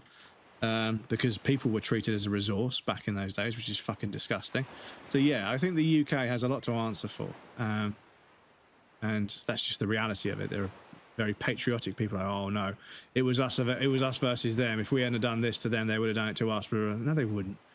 They were just over there trying to grow enough food to survive. And we went over there with fucking muskets. Can't imagine what it must have felt like for somebody who's just, you know, a simple human being who just tries to grow food, catch food, eat food, survive. See a bunch of people that have different skin colour marching up, and then a musket fires and your friend's head explodes. I can't even imagine how fucking terrifying that must have been. Absolutely awful.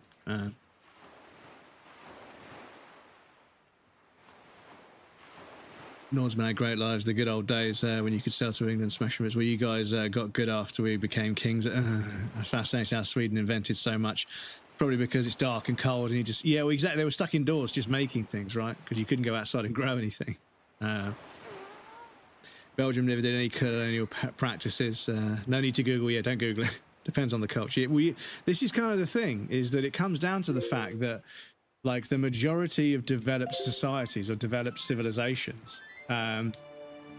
they all went off on a fucking escapade and started fucking kicking the fuck out of everyone else. They did it. It's a human thing, but, you know, I'm not going to say that justifies it. England still owes an apology to lots of places, for sure. When you guys roped people to cannonballs and shot cannibals, yeah, they fucking they chained someone by the ankle to a cannonball and then fucking fired the cannon, and obviously it either took the person with the cannonball or it tore their leg off. Fucking hell, man. What the fuck is wrong with people? Invaded would have done anything. They were invaded out of fear. Possibility that there was a few that could have. I think how we developed as a nation and turning into an empire as a result of the empire. Yeah. Not an excuse, but I think this is what happens. Yeah. Oh, shit. Is that daylight? Oh, shit. Okay. I think we waited too long. Okay. Well, we've got this marked on the map. No, we need to go speak to the fish. We need to go speak to the fish. Get it marked. No, we spoke to the fish.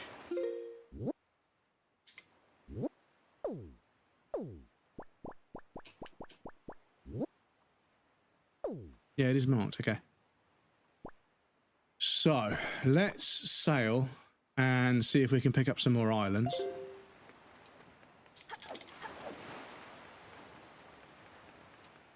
And I will make sure we're saved there.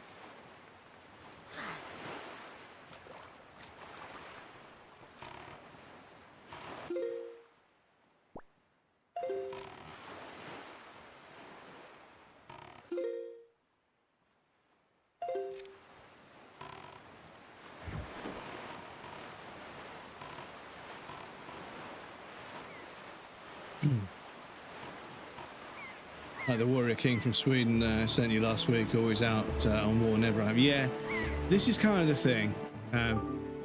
Too soon for us to venture in this direction. We should sail directly to our next... Okay. So it won't let me do that. Or can I go to this one instead?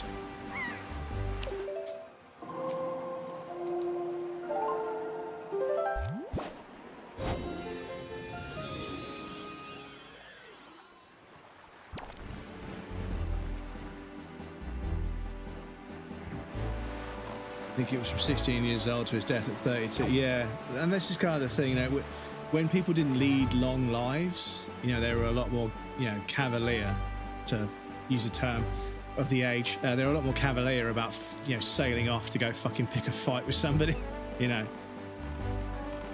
Look at the state of this.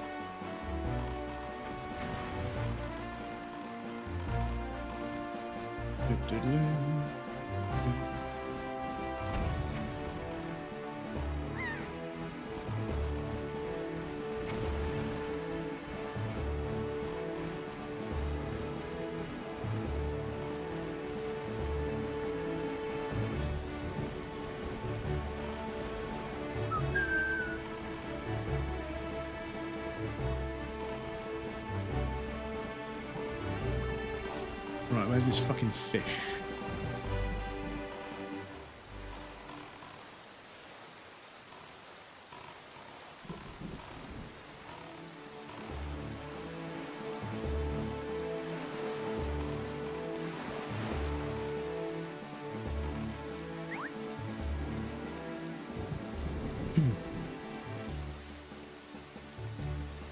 Kick some Danish ass. Yeah, and this is it. Like, you know, human beings, you know, historically human beings, they have just gone and fucking picked fights with each other. So, yes, the British Empire was pretty bad at going and fucking just attacking innocent people. But one thing I will say is that plenty of other nations did it, but I don't think to the scale we did it. We didn't stop. You know, we didn't just make land and then win and then sail home. Hey, we won, woo! We kept fucking going, and that's kind of what's fucked about it. Is that, yeah, we kept going east and eventually fucking basically just took over a whole strip of land, all for spices and herbs, only to develop the most bland food in the fucking world. But it's not totally true. It's a joke, but we do season our food, just not quite as aggressively as other places. After all the wars ever in history that's recorded, Europe has so many dots. Oh yeah, this is it, you know.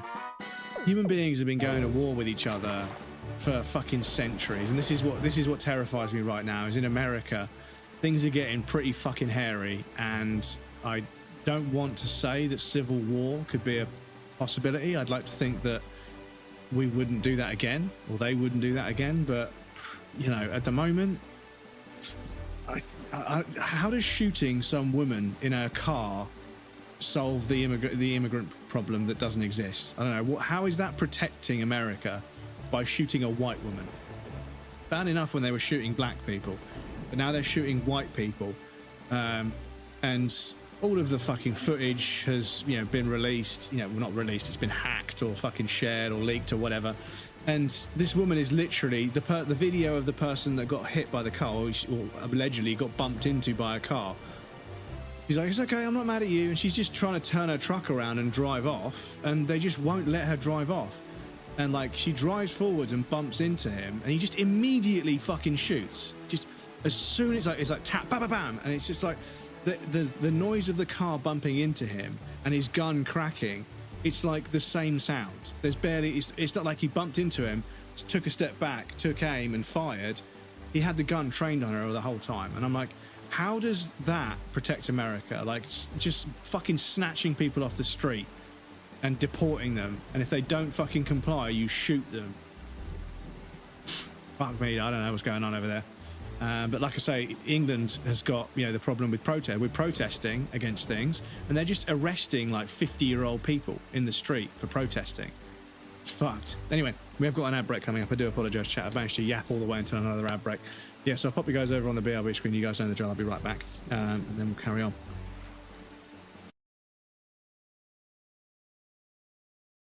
Let me do a save here because I know from experience that yeah, this bit could go massively wrong. No.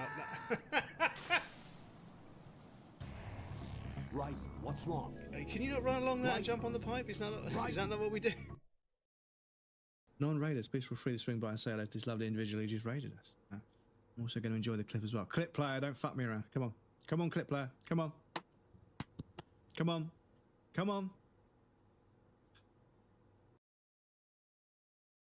Hey, streamer, do you want a cool way to play clips on your stream?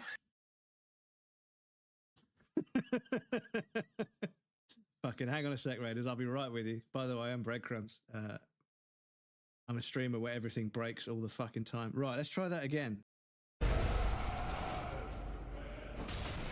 Oh, I still can't get the visceral. Come on. Oh. Woo.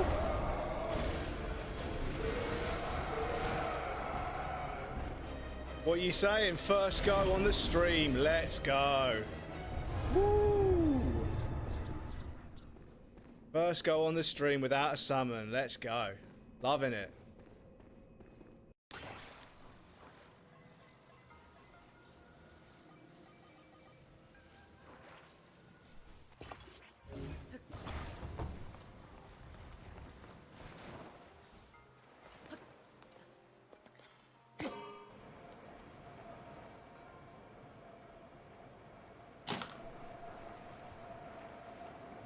I'm just kidding. Fuck's sake, game. What more do you want from me?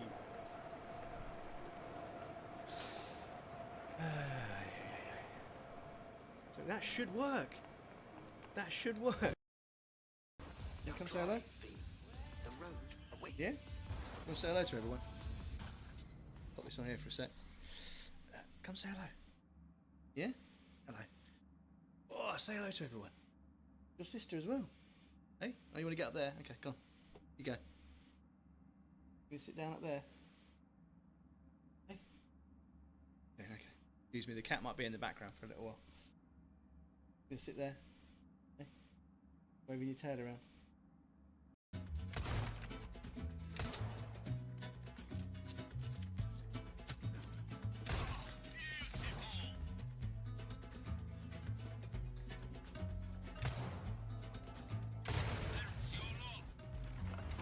Just got that one at the end. Bit of a puzzle to figure out which ones to reverse and which ones to leave. Is this?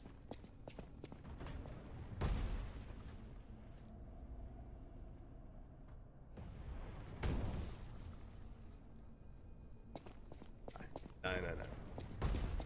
That's why there's a shortcut. That's why there's a shortcut, breadcrumbs. Come on, you know how these games work. You know how these games work.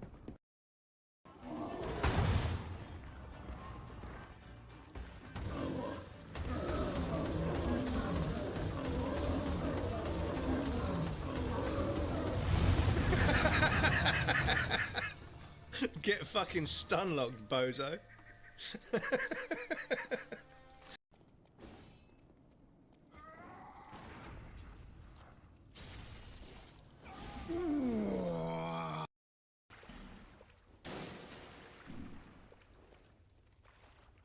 Dark Souls 2 healing, everybody. Wait for it.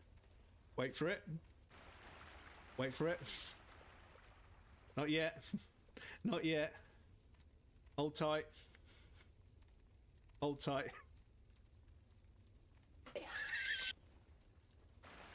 There we go. It's fucking so stupid, dudes. It's so fucking stupid.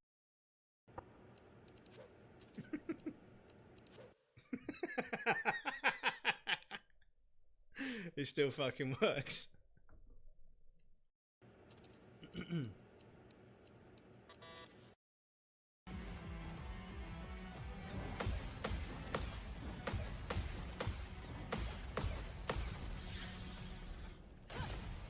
Sit down.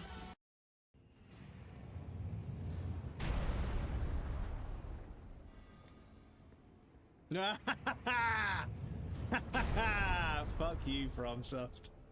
Fuck you.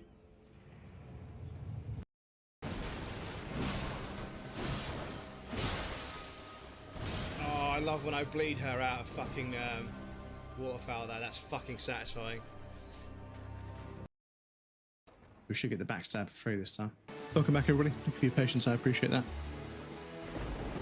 Shouldn't run over cops either, so both did. Well, I don't know, dude. She didn't run him over. She kind of drove her car to the right, and he just stood there, based on what I can see. But she wasn't going to try and run him over. She had the opportunity to run him over like a whole minute before, and she didn't. It's a strange thing with vehicular manslaughter. There's this strange cultural thing.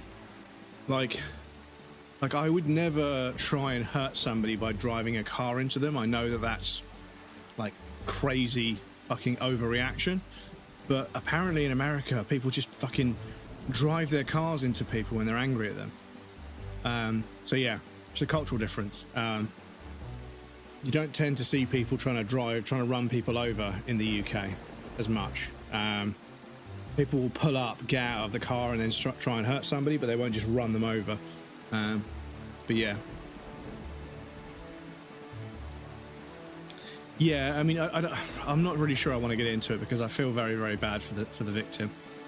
Because she is a victim, you know, she didn't deserve to get shot in the face at all. The thing that people need reminding is, you know, the police aren't supposed to shoot guilty people. You know, they have to be convicted in a court and then punished. You know, judiciary punishment, right? They go to prison or whatever. The cops aren't supposed to execute people. You know, that's not their job. That woman didn't have a gun. She was in her car and the guy was standing in a dangerous place because he was an idiot. And yeah, he got bumped into. He didn't get run over or anything. He fucking managed to... The thing is, people are like, she hit him with her car. He was able to line up a shot on her head. 3 shots, apparently. He was able to aim a gun and hold his phone. He didn't even drop his phone. So I don't think that what happened was that bad to him. His reaction was fucking ridiculous. He didn't drop his phone. He was able to fire his gun accurately. And immediately afterwards, he just holstered his weapon as if, you know, nothing had happened. I don't know. I don't agree with it at all. I think what he did was incredibly wrong. The only thing I'll say is the only news report I saw, the reporter on the news made a specific point to mention that she had pronouns in her bio and was a lesbian with a child from a previous marriage. They listed off all of this shit about this poor woman that's died, who she was killed. They didn't say a fucking thing about who the guy was. It's so fucking biased. Anyway, because I have some opinions. Yeah, the thing is, we can talk about it, but at the same time, it's a pretty depressing subject, so I don't want to depress anybody, you know. I do have to think of how the vibe of the stream is, you know, so I don't want to put anybody off. I don't want anyone to feel uncomfortable. As always, if something we're talking about is making anybody feel uncomfortable, they're more than welcome to say, hey guys, this is not very comfortable. Can we talk about something else? That's a perfectly valid request, because there's plenty of things to talk about, you know? I'm sure we can find something to talk about that doesn't make somebody uncomfortable. But yeah, I hold the view that the guy was not knocked off his feet. He didn't drop his phone. He didn't drop his gun. He was able to fire a shot directly where he was aiming.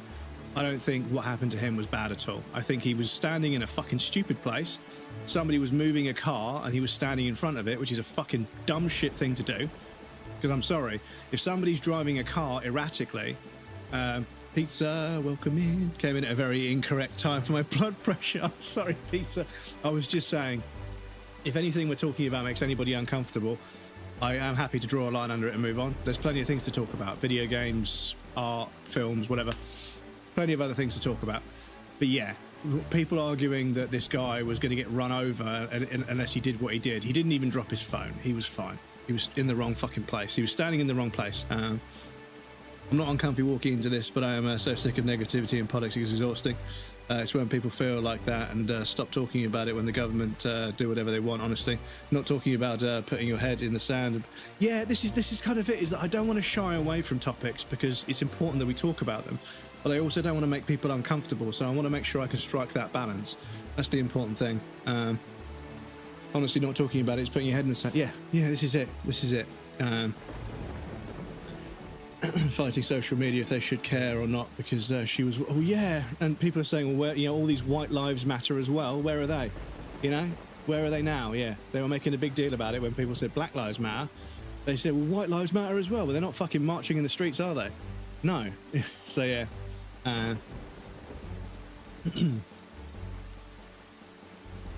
Talking about the ice thing, yeah, it's my bad. No, it's fine. It's fine. Family doing it. If it makes you feel any better, the guy has been called out. He's currently in hiding. I'm not surprised. Comfortable. It just makes me mad how mouth breathers sit online and try to justify violence. Yeah, shooting somebody in the face at point blank range when she was unarmed is just, I don't really give a fuck. Like, if somebody had like 2 broken legs and they said that they reversed up and they were going to run them over again, yeah, fucking shoot the tire or shoot at the car to but the guy walked in front of a moving car. He didn't, and then what happened to him didn't cause him to drop his phone, drop his weapon. loses balance. He got bumped into and immediately started fucking letting the gun clap. I'm sorry, that's fucking horseshit. I'm sorry. You shouldn't be allowed to carry a weapon if you're that fucking out of control with one. I'm sorry.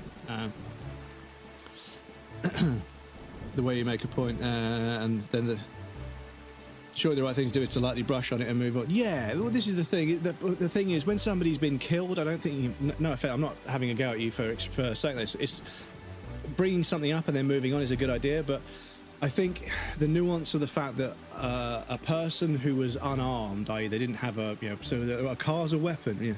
Why is he walking in front of it if it's a weapon? Why isn't he treating it like a weapon then? I think that if somebody's been killed, not even any kind of cop. Yeah, the thing is, they're just a bunch of fucking... They're just militia. They're a militia. They're not even fucking trained or... they're not police.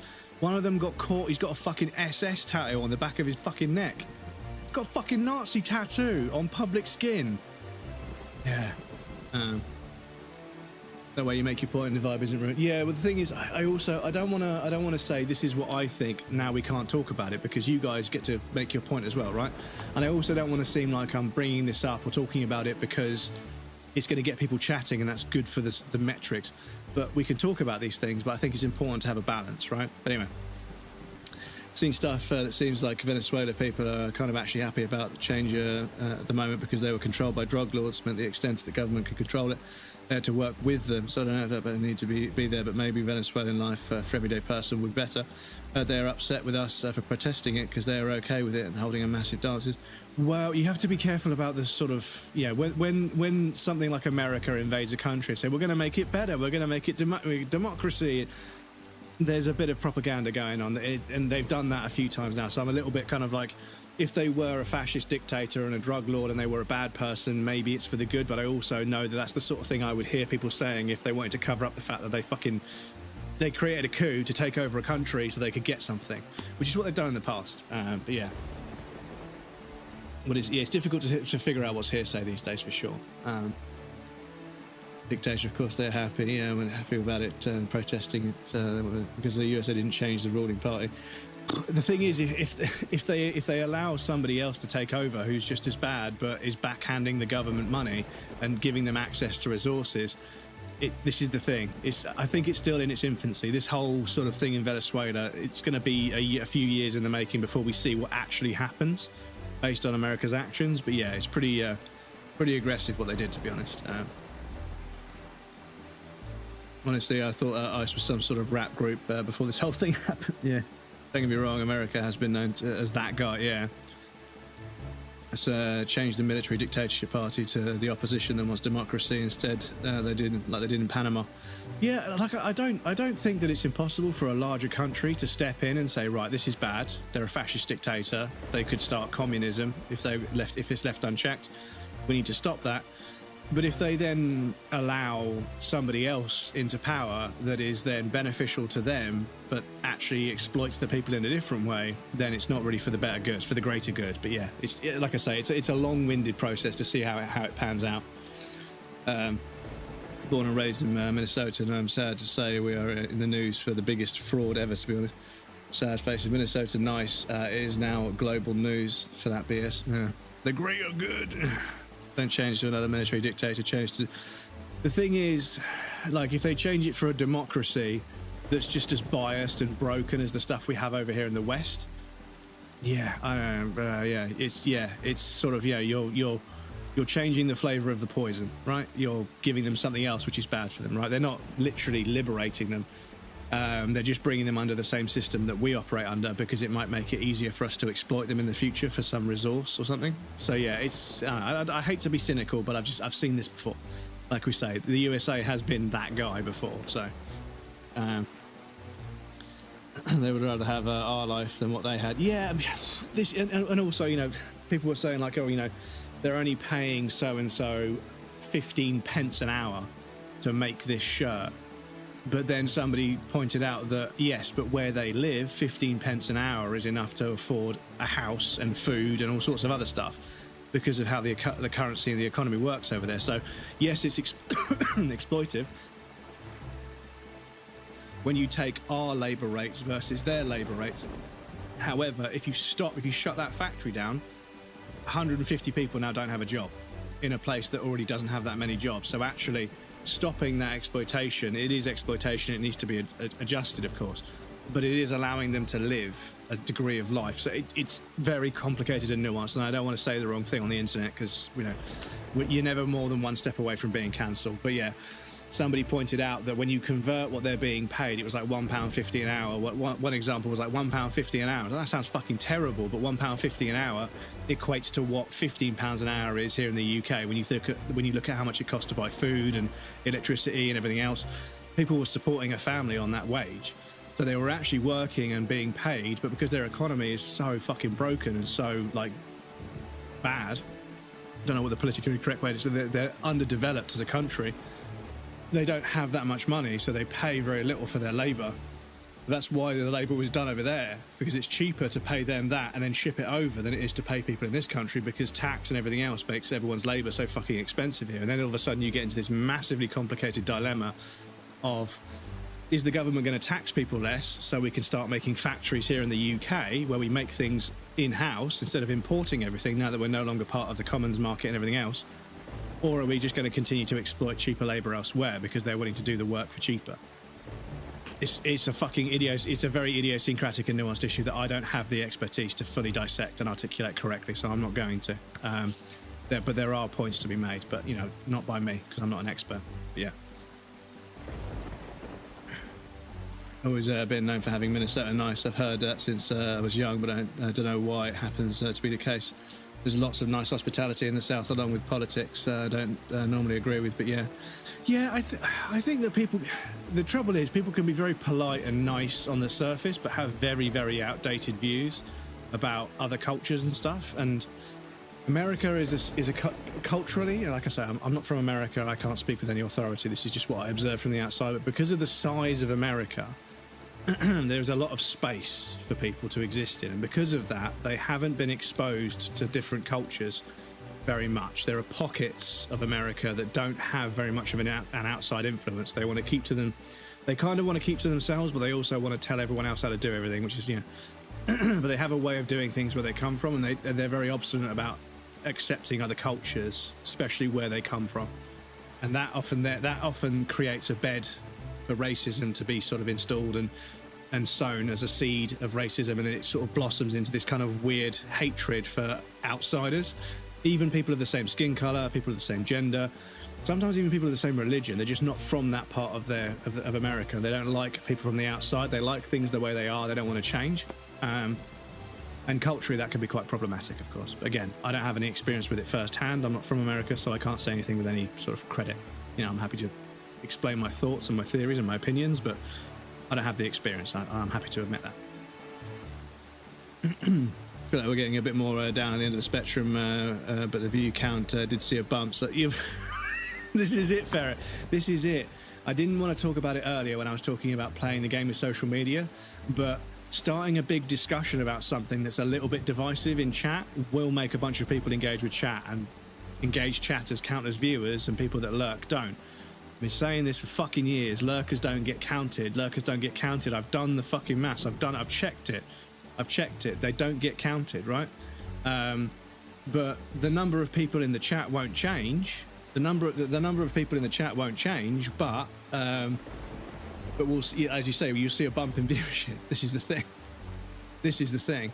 Can I? You'll see. Oh, I'm buffering my own stream. Come on, Twitch. So this number won't change. This number won't change, but because I've started a conversation about something, this number changes. And then when I go back to playing the video game and just talking about something, all the people that don't count anymore, that number will slowly go down. See? See? It will slowly go down. And that's just it. That's just it. Is that, like I say, there's a game to play, but I don't necessarily want to play it for the sake of making a few numbers different. You know, if I have to compromise the way that we hang out and play video games to make a number change, nah. I love hanging out with you guys, and that's all that matters.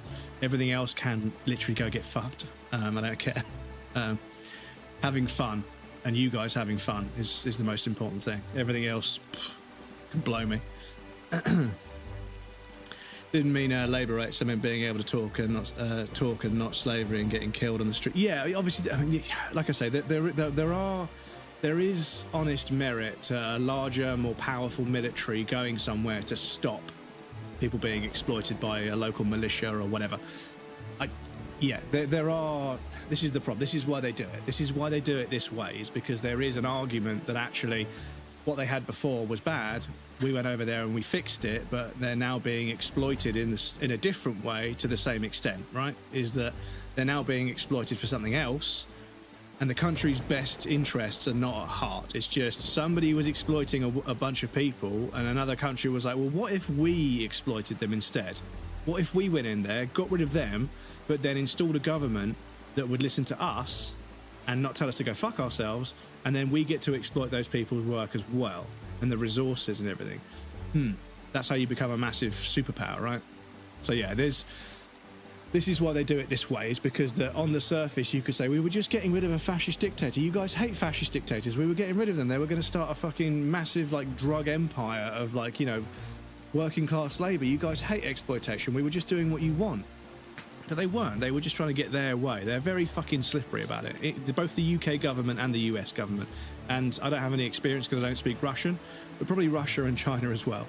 They say one thing, they do one thing, but ultimately it's just about amassing as much power as possible. And that's always been the case. It's always been the case. It's always, the long form goal has always been to accrue as much power as possible. Anyway, I will play the video game in a minute. I apologise to everyone watching on YouTube. I will play the video game in a minute, I promise. But like I say, I don't want to shy away from topics. Like, I don't think they're important, and I don't think people have points to make, and I should listen to people.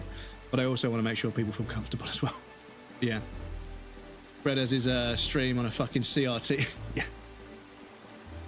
That in Panama it became a much better country. Now say Trump is a dick and get 5 more viewers. Or say he's awesome and gets 50 more viewers. Nah. He's getting their way over there as a country. It was becoming people from there. So it's not a normal country.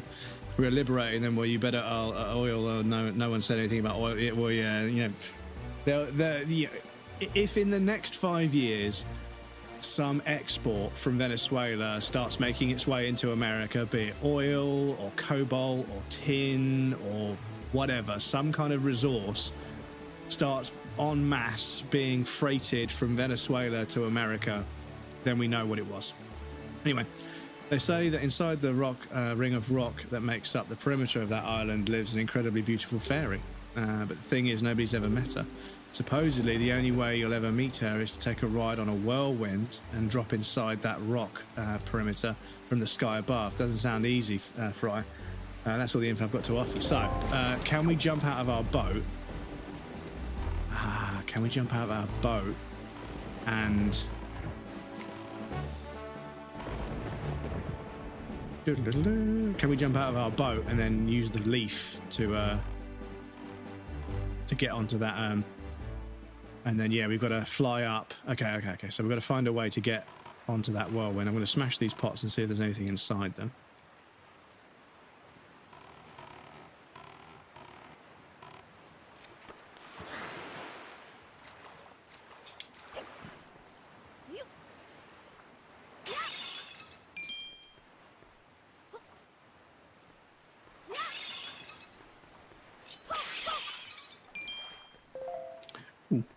A goose.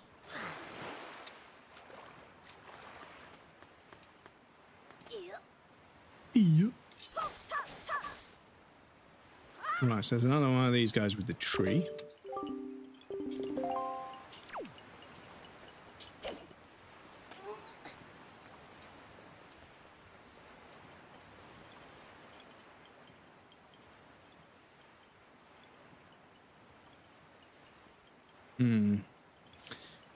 It might be a bit far, but with the wind behind us, we might make it that far. I'm not sure.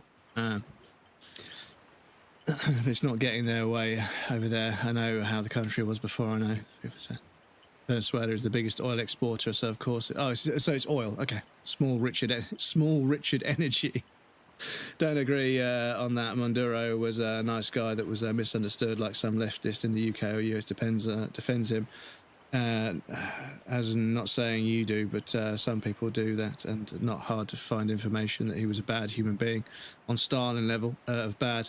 Yeah, like, don't get me wrong, like, you know, but the thing is, again, not to discredit what you're saying, but as an example, we have seen in the past where certain socioeconomic conditions are established, and then, oh, I hate the electric ones so much, dudes. A terrible, terrible dictator gets elected, and everyone's like, you know, oh, how could they elect this person? How could they elect this person? And then America comes to the rescue. But then years later, documents surface talking about how they were manipulating the political climate over there to get that person elected, so they could then come in and get them ousted to replace them with somebody else, to curry favour with the trade commission of that country, to then set up exports at a better rate. And you think, oh my god, dude, that the fucking lengths some of these cunts will go to save a bit of money and to get a little bit more rich is pretty scary. So on the break, I've changed it back to borderless. I've changed it back to borderless full screen, so it doesn't freak out whenever I click outside the game. Sorry, as I say, there's fucking cat hair everywhere at the moment. I need to give this place a good brush. Didn't tell you my birthday tomorrow. Oh, happy birthday for tomorrow, dude. Happy birthday. Can we get some happy birthdays in the chat for our friend Matt, please? Happy birthday, my dude.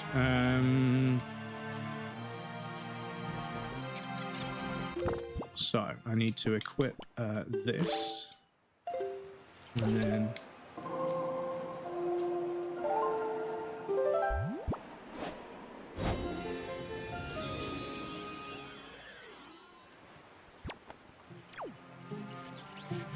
fucking Liar Liar reference, like a low-key subtle Liar Liar blooper reference. A goose! It was Kerry's heyday, right? Yeah, so the wind is blowing me this direction, but will I make it before... Oh, I don't know. No, okay.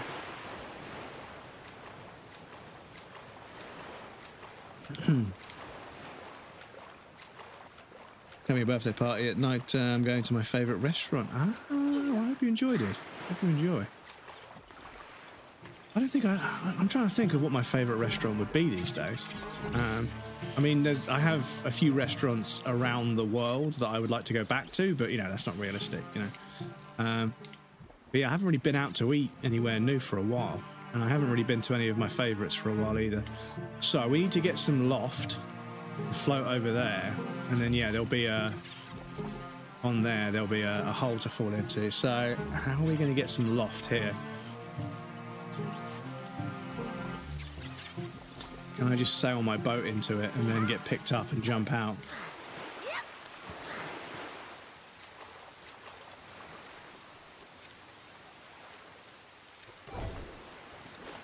Oh, okay, so you can get out and then immediately get the leaf out. Okay, hang on, let's try that.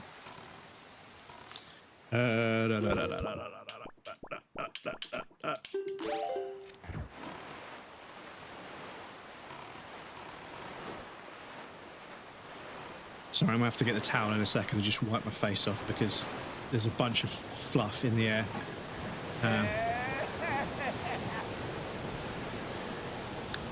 Do we have to attack that guy?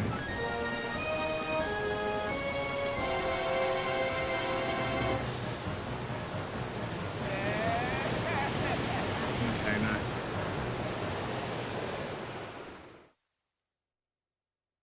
Excuse me.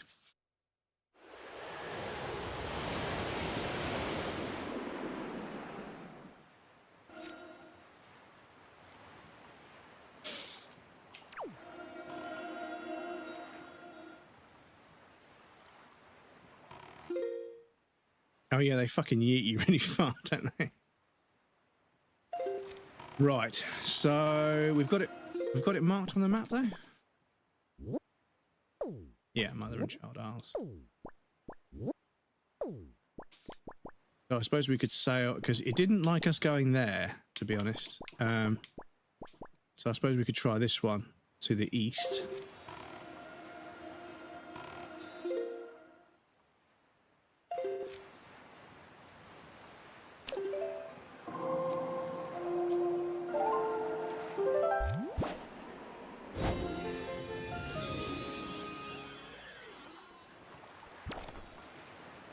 doesn't go down for swimming.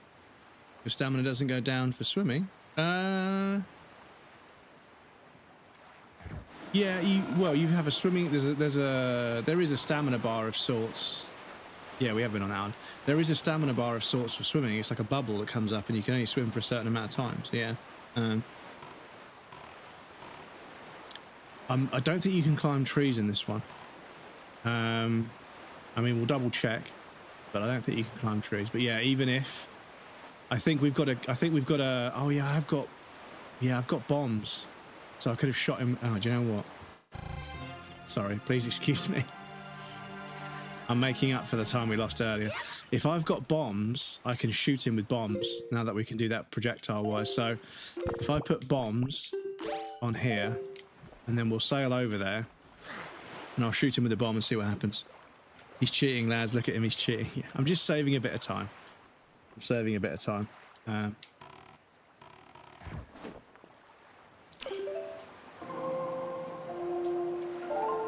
Thank you for the 20 streak, man. I appreciate that, dude. Some of you guys have got crazy fucking watch streaks, like into double digits, like well into double digits. Some of you have got double digit subs as well. Like, you guys are fucking crazy.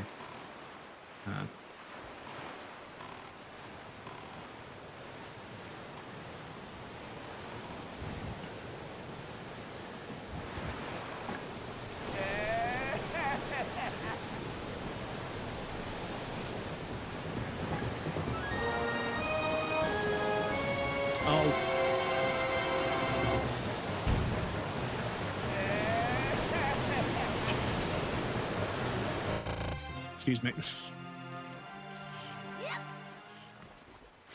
Because I couldn't quite get that out. Yeah, it's behind me, but there's like a stamina gauge for swimming. And even if you're not swimming, it's just sitting in water for too long. It doesn't like it, so. Get in, Miyamoto.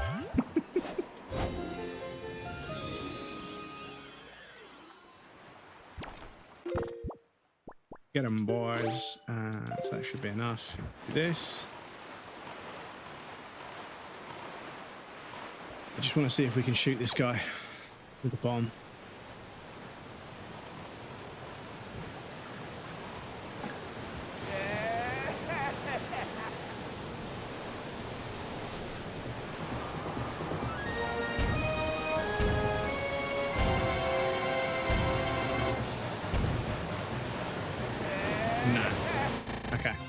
Those aren't the kind of projectiles that we need for that, so that's fine.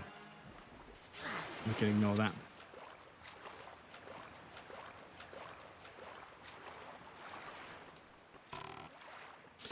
Right, so it doesn't want me to go there, so I need to go to the east. Worry about the flickering. To the east. And the wind's already blowing that way anyway, which is handy. Right, let's see if there's an island in between here and that one further off that we can get some information about. Cheating in a game for children. Yeah, I know, I'm terrible, right? Just like selling an unfinished Pokemon game to children. Just because some of those children are adults now. Not the people that play Pokemon are children. What I mean is that there are people. I can't fucking say things today. I get these days where the brain fog, there's some pressure in my head that just, it presses on the part of my brain that orientates the way I say a sentence. Have a thought, I go to put it into words, and I say something that doesn't consider that it sounds terrible. Just that part of, like, when I say that out loud, I'm implying that, no. What I'm saying is that some of the people that played Pokemon as children have grown up into adults, which is why the scalping situation with the cards is so bad, because there are genuine fans that want to collect the cards, but then there are adults that are just scalping because the prices are fucking absurd. And there's like whole sections of TikTok that are just gambling. You know, they're gambling on pulling certain cards, and they're exploiting viewers by, you know, getting them to pay for packs and stuff. It's like, yeah, it's fucking weird. But it's kid stuff, you know, they're exploiting stuff that's designed for children, and Nintendo has been selling shit Pokemon games for a while, which is bad because the adults that work hard to earn enough money to buy the games don't deserve that, and the kids definitely don't deserve that. I have a feeling that at the moment, Nintendo has been coasting on nostalgia for such a long time that they've missed probably 2 generations of young people that think Nintendo games are kind of shit because of one bad Pokemon game, or 2 or 3 bad Pokemon games, let's be honest. And yeah, they won't grow up to be adults and buy Nintendo products. So Nintendo will end up in this situation where yeah, everyone just stops buying Nintendo games because they don't have any fans that are nostalgic for like Pikachu or Mario anymore because they killed it, you know? So yeah, interesting times ahead for Nintendo, especially as they make handheld consoles and the price of everything that goes into a handheld console just fucking tripled because of AI, but yeah. Well, here people get very angry if they're eating, so basically don't call Swede between 6 and 4. Makes sense if you think about it. Don't get mad, I either don't answer it or I do and talk while I'm eating. Yeah, you know. And, you know, I remember one job way back in the day. One job. Somebody came into the break room and I was eating and they walked up to me and started asking me questions and I was like, and they were like, do you have to eat while you're talking to me? And I was like, I'm on my fucking lunch break. And I was like, shit, this person's my superior. But I'm on my fucking lunch break. Fuck you. Yes, I'm eating. You only give me half an hour. Let me eat my fucking lunch. Asked me a question, and when I didn't answer him immediately, like, do you have to eat when I'm trying to talk to you? I'm on fucking lunch break. Fuck off. I have got a letter though. Hang on. Let's go have a look.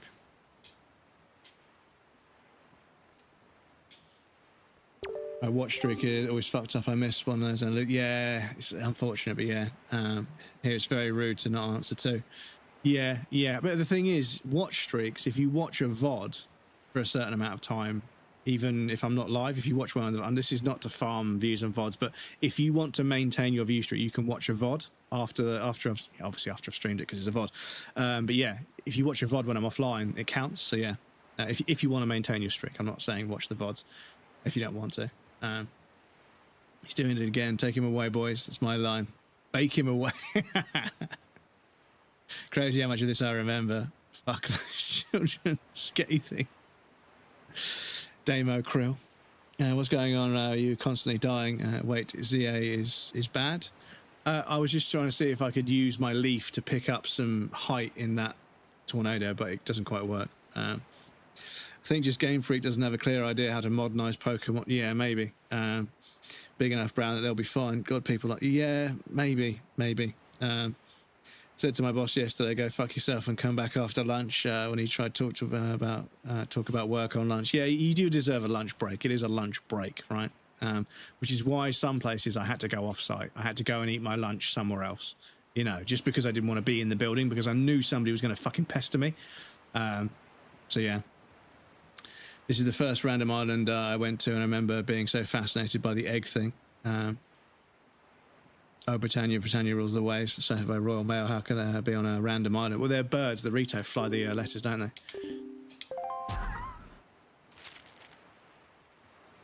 How are you doing, Quambus? Do you have enough of Granny's soup? Where are you now? Afix, welcome in. Thank you so much for the resub with Prime. Thank you for the Prime sub. You only get one of those, so I appreciate using it. Thank you very much. I appreciate that. For 4 months in a row, thank you. Welcome in. How are you? It's good to see you. Enjoy the raffle, everybody.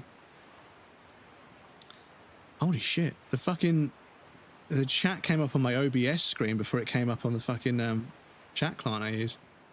Sun never sets on the British Empire because God is afraid to keep the British in the dark. No, it's just because the British Empire used to stretch in this long strip all the way around the world. You may be closer than I suspect. Are you hungry? Are you keeping warm? You haven't injured yourself, have you? You always work so hard, Quambus. Do you have enough rupees? Grandma doesn't have a lot, but I'm sending you everything I have saved up. As long as I have you and Errol, I don't need anything else. I just want you to return safely. Love, Grandma. Oh, Grandma, you can't be sending me 20 rupees if it's all you've got. But yeah, there's an opening somewhere.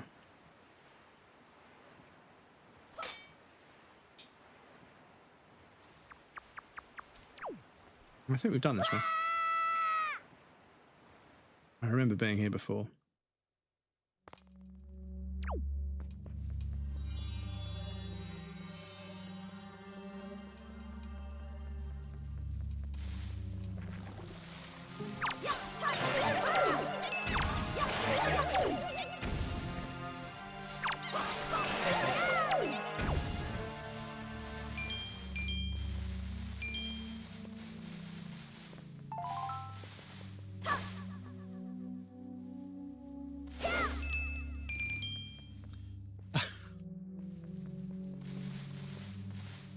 Ah, bombs.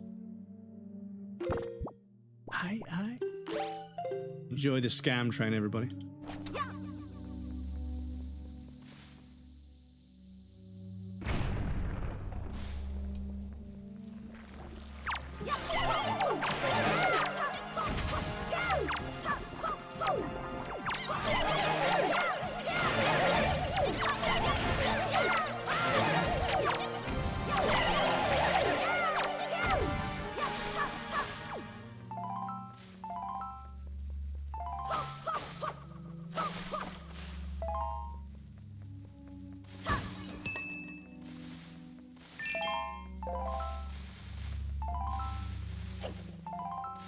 Right, what are we doing here? What do we got?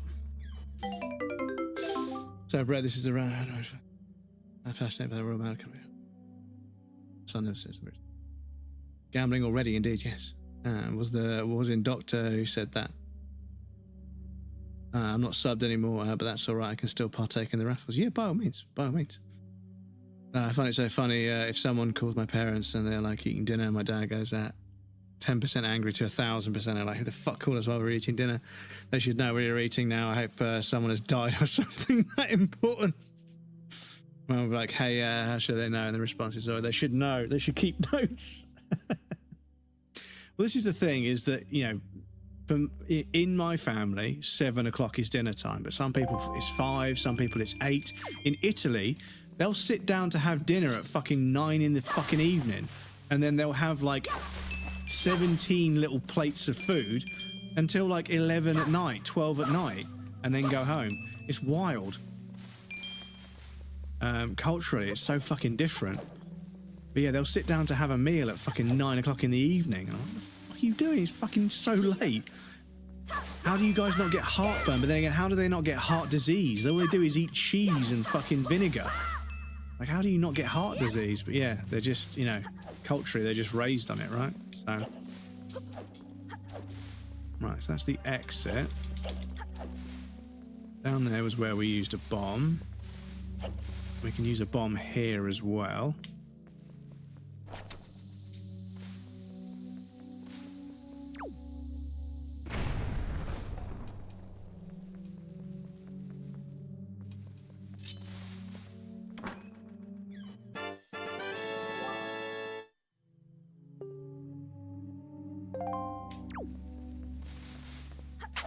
Oh.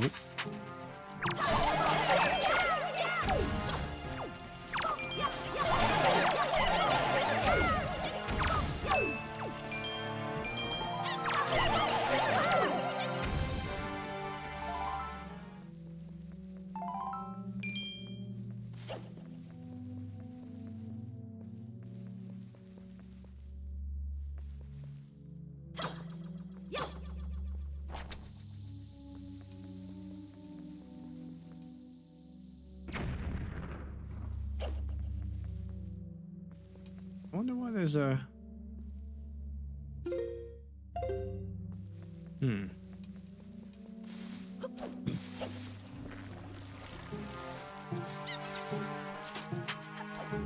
Right, so that's this. This one's done. I mean, I don't know if I should shoot one of these sacks up there. I don't know what's going to happen, but I'll probably just leave those alone.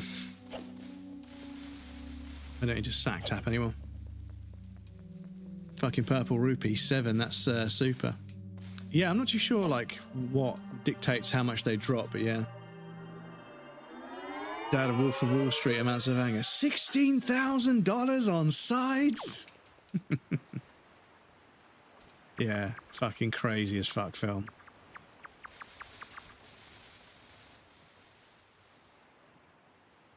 Dinner's reserved for 6. We're not savages bred. 4:30 or 5 oftentimes are communism. Communism for dinner.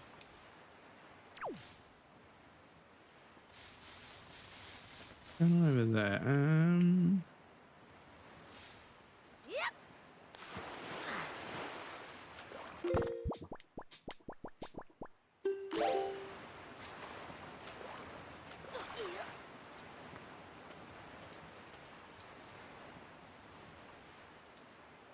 Thank you for the hope train, gang. It worked this time. Okay. Hmm.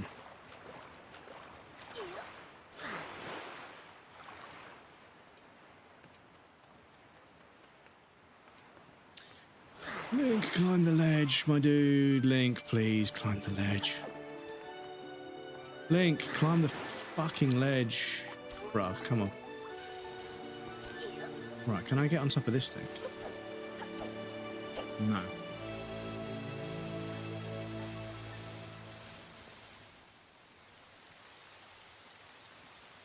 Ah.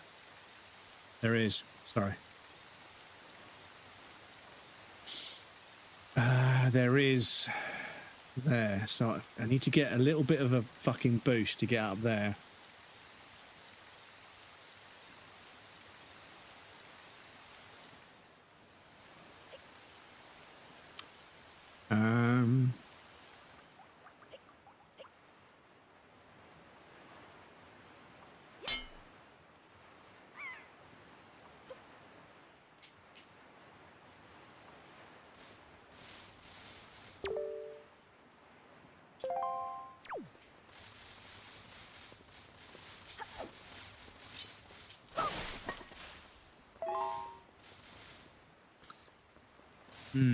How are we going to get...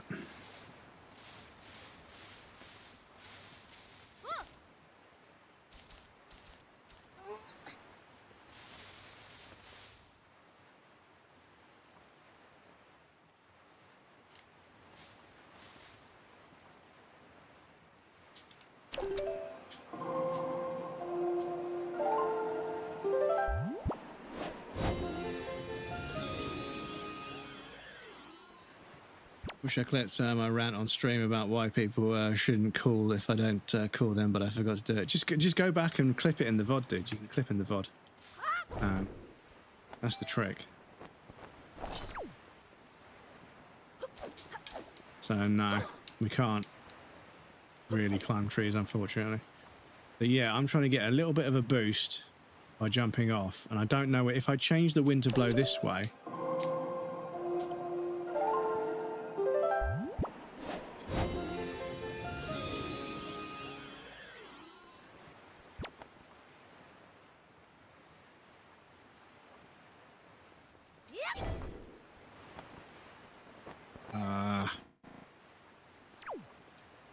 I don't know if there's a part of it that's low enough for me to get.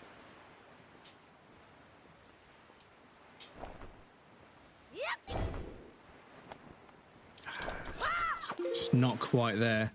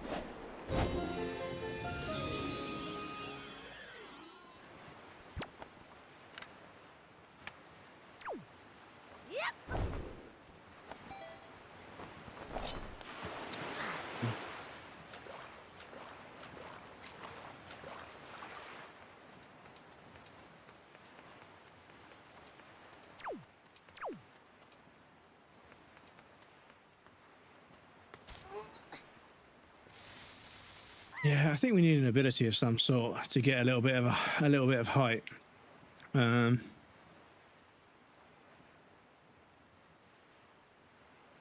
Unless, so if I'm facing this way, I'm currently facing west. And when I go down the hole,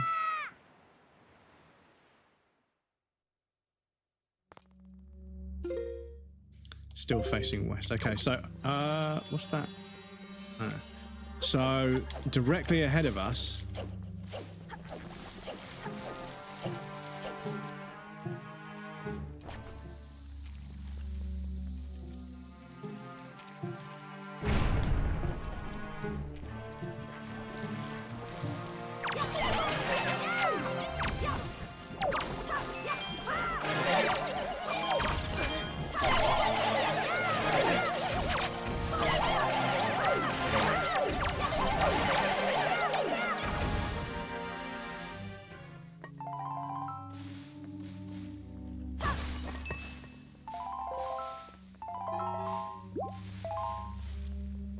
I didn't get that pre-repeat. So I'm gonna have to fucking equip the. Oh, fuck off! Go away! Go away! I'm gonna have to equip the telescope real quick. To there, that'll be fine. So, is there a hole in the ceiling here? Because if there is, then that other hole we saw, because this is, yeah, to the west. Oh no, it doesn't tell us which way we're facing. But I have a suspicion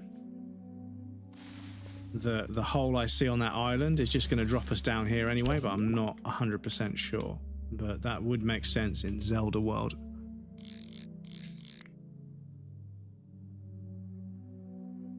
That would make sense in Zelda world for there to be like another way to get into this room. But I suppose we'll have to find out when I find a way to get a bit of a boost into the air.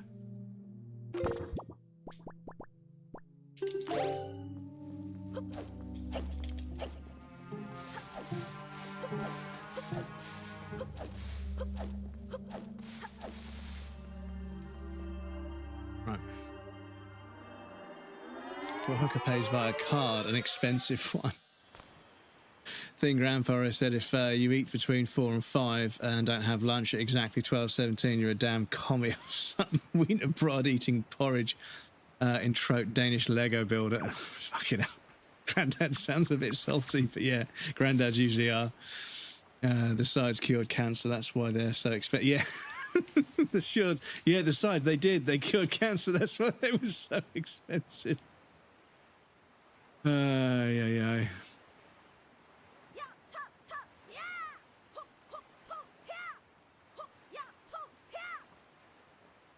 Right. Really got to make sure I hold the plus button down. So, who are those? Do they aggro on us? Let's have a look.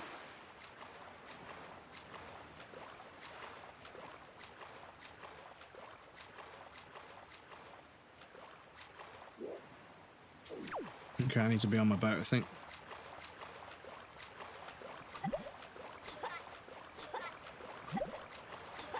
Get in the fucking boat then. Making all that fucking noise. Just get in the fucking boat. It's right in front of you.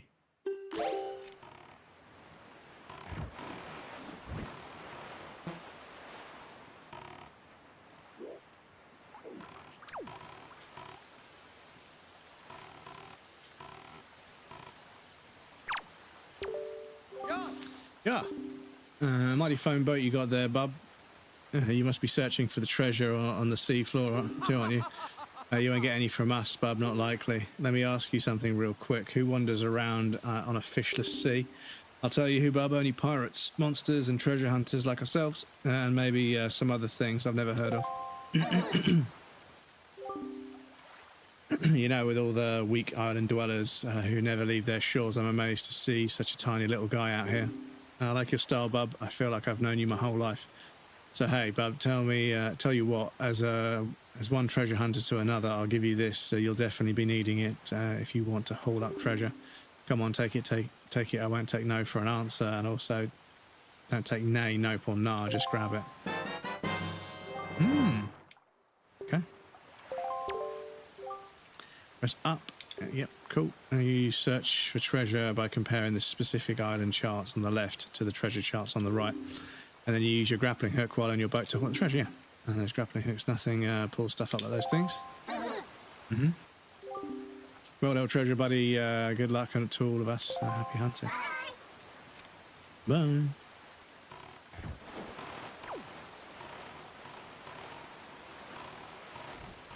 Right, cool. Bub. The bubba. Jonah Hill does a fantastic job in that movie. He did it for 50k to get a chance to work with Leonardo. Yeah, there's been a couple of times where he's done a really fucking good job. And there was one interview where they'd done like fucking 50 interviews, and almost every interviewer had made him tried to ask a question about him being fat, and he was like, yeah, I'm fucking just done with this. So fucking crashed out on the interview. And to be honest, yeah, like if they've been asked the same fucking inane, like, you know, clearly loaded question so many times in a day, yeah, it is going to get to you. Right, I sure missed the VOD disappeared. My VODs only exist for 2 weeks, 7 days, or 14. Really?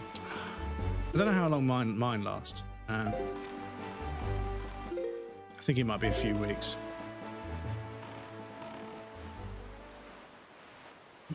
Said TNA. I know you're upset about dinner, and that makes sense because we spent too much money on it. But I said TNE.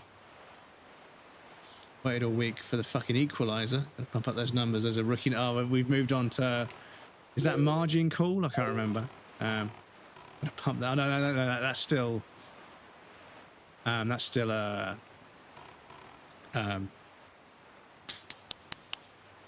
Wolf of Wall Street. Brain. Brain, if you could join the party, that'd be really good. I need to be able to speak if possible. So, yeah, I suppose I kind of want to sail to the left a little bit and then see what's over there.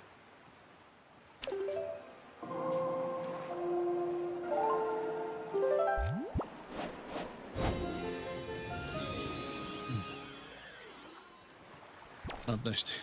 You have to be sorry. Aquatic individuals, whereas Bob is quoting Tropic Thunder. Yeah, there's so many movie quotes out there, dudes, that today my brain won't pick up on them. I apologise. Usually it would, but today my brain is working like 4 steps behind. I apologise. And yes, shit, we've got an ad break coming up. Sorry, chat. I managed to waffle all the way up to another ad break. So I'll pop you guys over on the BRB screen. You guys know the drill. I'll be right back. But yeah, I want to try and get as much of the map to Camelot.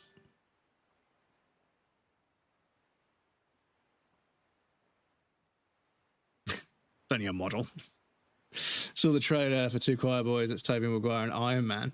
5 Nights at Freddy's Bread. Fuck, I was hoping you read it when you were thinking of, and got in a cafe. Yeah, no, the trouble is that the chat moved quite a lot when we were having that conversation, and because I don't want to click outside the game because it fucking kills the capture, and I don't want to fucking break anything on the stream. But I've changed it to borderless now so I can scroll up. If I miss a message, again, you guys can always just at me. That's perfectly fine. But yes, I'll pop you guys over on the BRB screen. The ad's going to start in a second. I'm going to do a quick stretch from my back and then go to the toilet, of course. But yes, I'll be right back. And then we'll do some more cruising around, mapping some islands, see if we can find some dungeons. And then at some point, maybe we should start putting these pearls down and see what happens to the story. But yes, I'll be right back.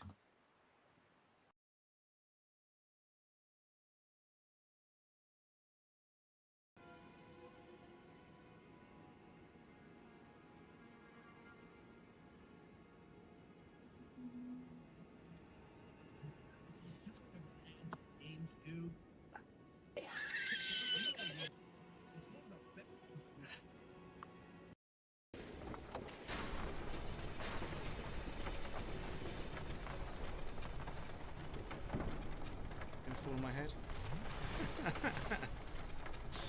It's not doing very much damage, but it is setting them on fire, but it's not doing enough damage.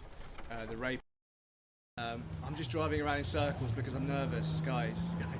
Should I do a Melon impression? Like, on this.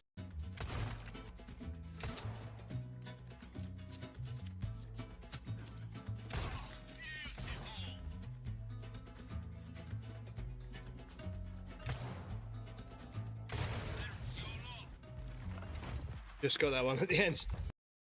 I need to charge that one up. Oh!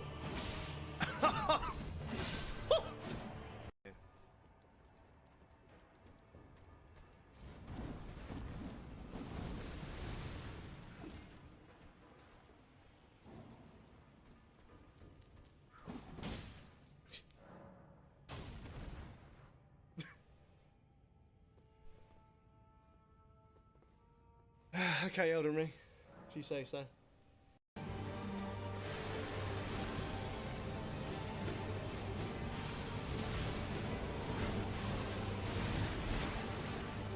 Holy shit, chat. Clip it. Clip it.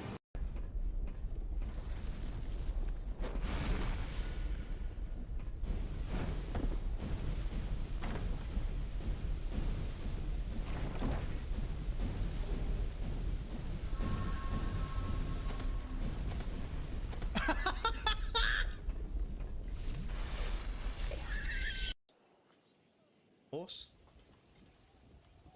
Where are you, horse? Where are you, horse? Come on, horse, you can do it. Where are you, horse? Horse? No, you're a dog. I said horse. There you are. Horse. Have I got fire arrows? Have I got any fire arrows? I do, chat. You know what that means.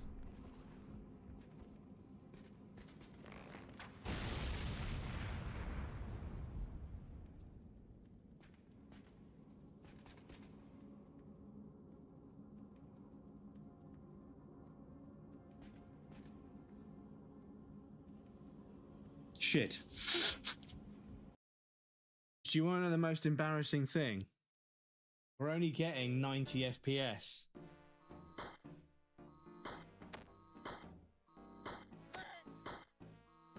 You can see it down there.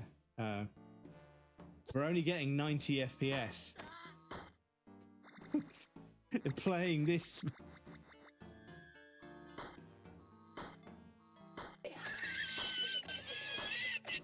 Fuck's sake, dude. Excuse me, a bit fiddly, but we can do this. Grab this one. Put it underneath here.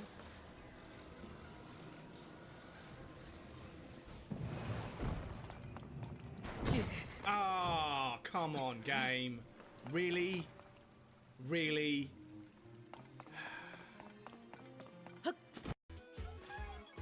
Oh, fuck off. Oh, fuck off.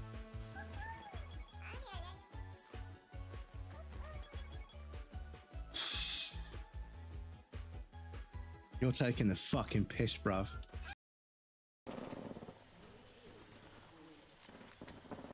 Welcome back, everybody. Thank you for your patience. I appreciate that. Have we got a quote of the day? Your present circumstances don't determine where you can go. They merely determine where you start. This is true. This is true. Oh, you redeemed one earlier. Try a smaller weapon. That's oh, it was a curse. Curse quote. Okay. But yes, if I have missed any messages, please feel free to at me. It's perfectly fine. I think I solved the conundrum, chat. I think I figured out there's loads of cat hair on the sofa next to me, and if I use the mouse, that's obviously going to agitate it and get it up in the air. So maybe if I clean with the roller thing I've got, that'll stop all the cat hair ending up in my eyes. Okay, we've been to that island. Right, so is there an island in this one? No. So is there one over there? I think there is.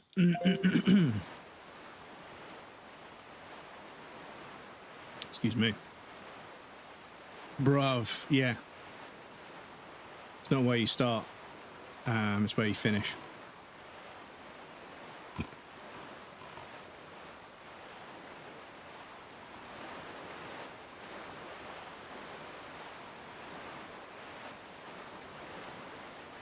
Well, that lifts up. Oh, that little flap lifts up to become where the sail mounts. Okay. Because, yeah, I suppose if we put the sail away... You see, even little things like that. There's an animation for the sword coming out. Oh, look at this.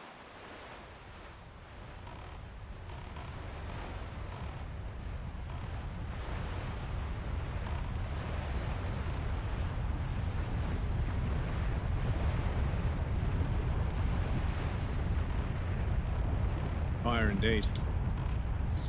I want you to burn. Fire. Bam, bam, bam.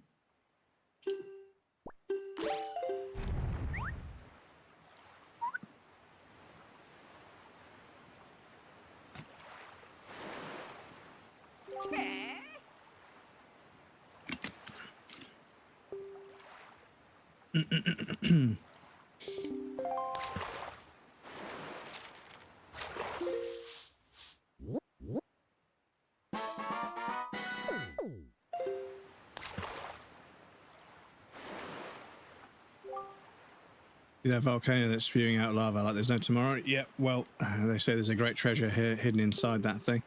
Thing is, everyone who's ever tried to get inside has just been blasted away by great balls of fire that come shooting off the top. If you want to get inside, you ought to go to find the island that's 1 square north and 4 squares west of here. 1 square north, 4 squares west. How to freeze anything is hidden, or so they say.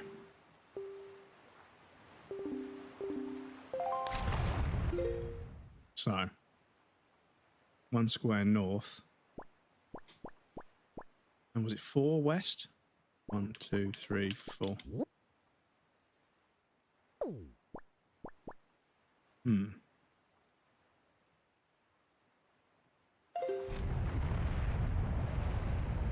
Flying back. Good morning, dude. Welcome in. How's it going? Good to see you.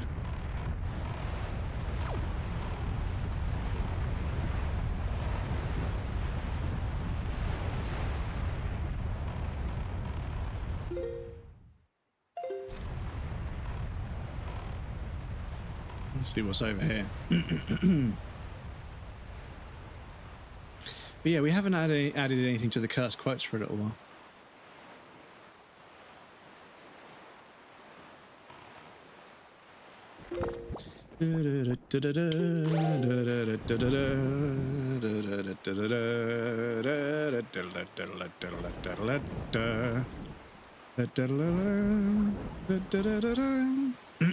I'm flat as fuck. My voice is bad. Sorry.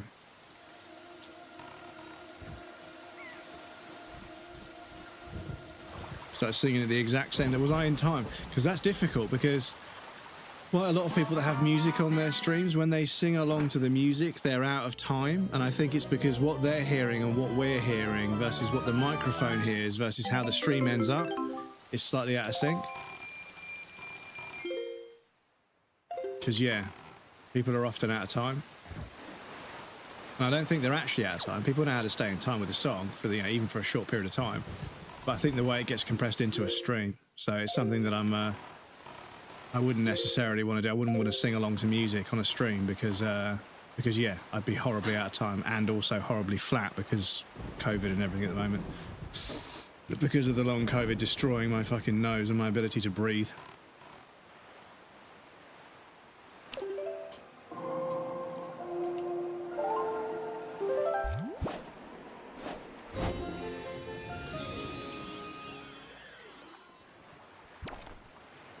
It would be nice if it defaulted to the way I was pointing.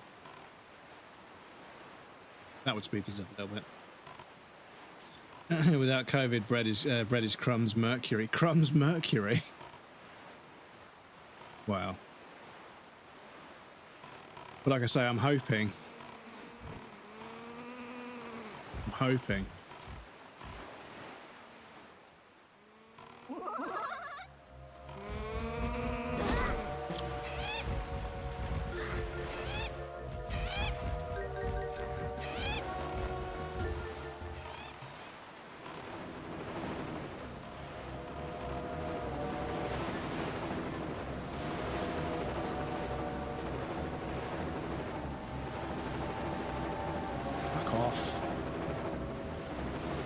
So it's about there.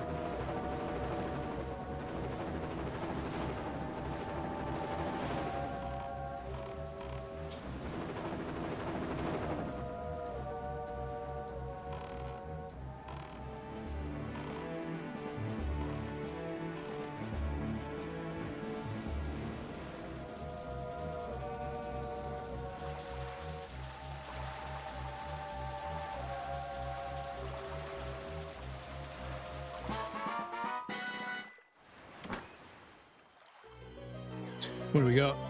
Freddie Mercury loafed cousin. Ooh, 200, okay. Mama just killed a man. Put a gun against his head. Pulled my trigger, now he's dead. Mama, it's not my time to go. I can't remember the words. And face the truth.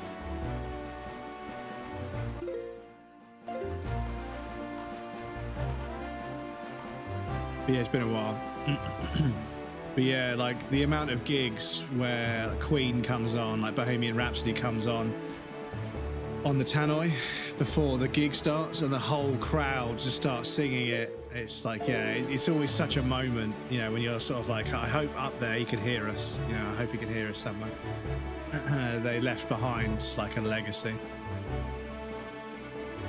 Yeah, Bohemian Rhapsody will just be on the playlist on the speaker system in the venue before the gig starts. And yeah, everyone will just start.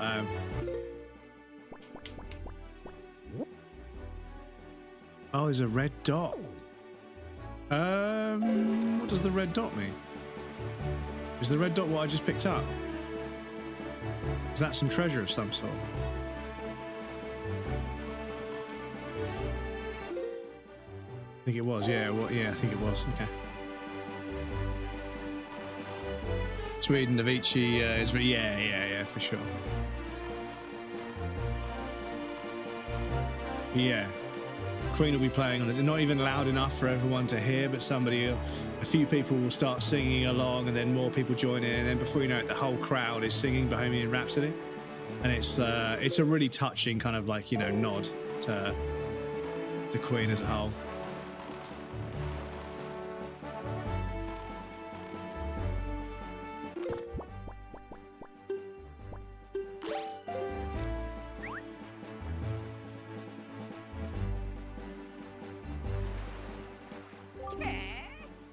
Quite small fry. Yeah, I've heard. I want to take us. Yeah, because some of this is the same every time, and some of it's different. But you need to pay attention to what's different. Okay, so this is a heart shape. Oh, crowd goes so loud. He's choking now, and the words just won't come out. Tell me, small fry. Do you have any of them gold feathers? Maybe. Hey, those things are all the rage with the retail ladies on Dragon Roost Island these days. Just go gaga over them. Thing is, the only way to get golden feathers is to defeat one of those bird monsters, or so they say.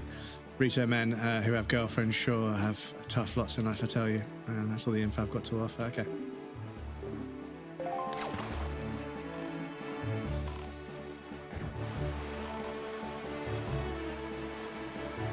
Right, what's this? No. Leaving stuff on a button and pushing it by accident. So annoying, this. Ah, okay. Oh, look, there's these. Fuck off. Before you go electric, fuck off.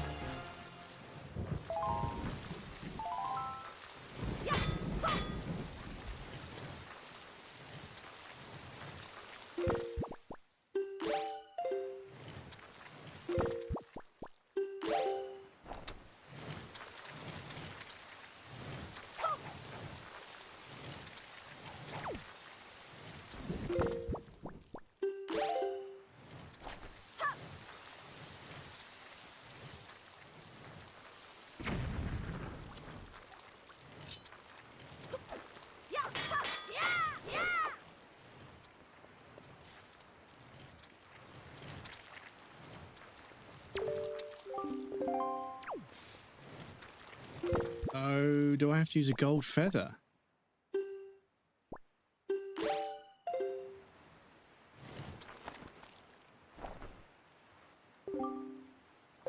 Okay.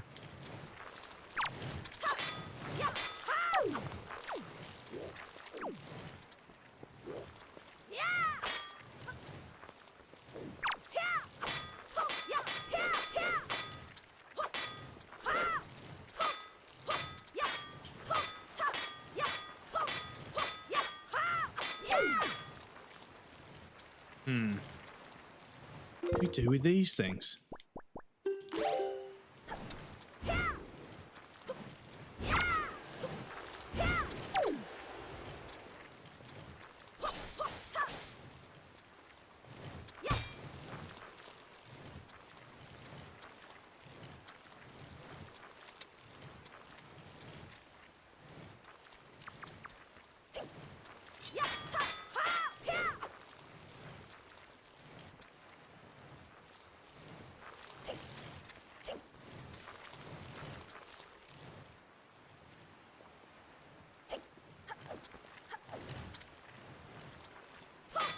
we do with these things? I feel like we've got to land on them somehow, but I don't know how. Send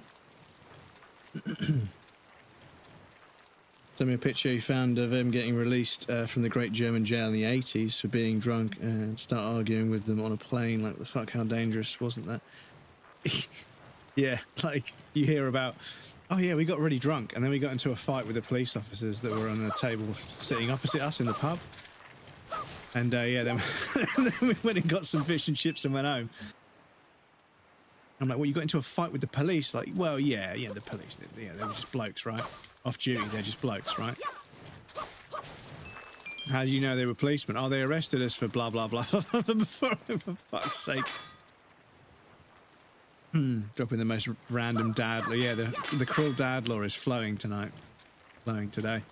I don't know what we're supposed to do with these. We haven't found anything that tutorializes these. So maybe we need to go and find another island that explains how they work. As we head south.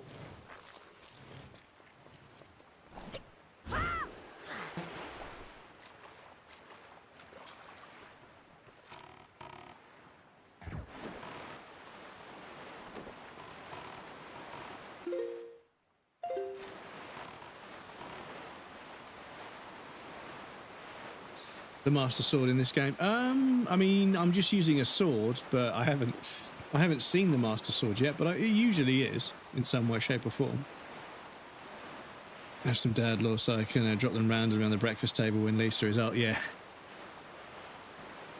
Lisa will complain about something you did as a dad, and you say, well, my dad did this, and they're like, oh, okay. That's way worse.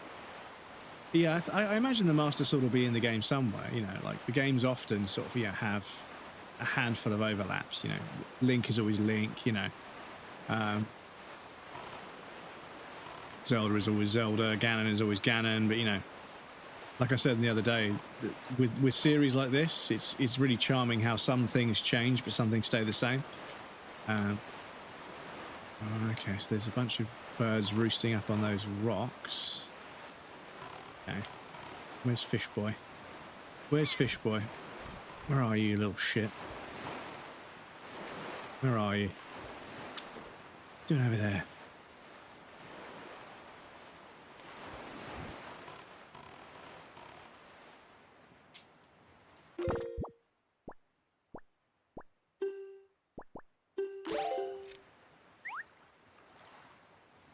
Welcome in, how's it going?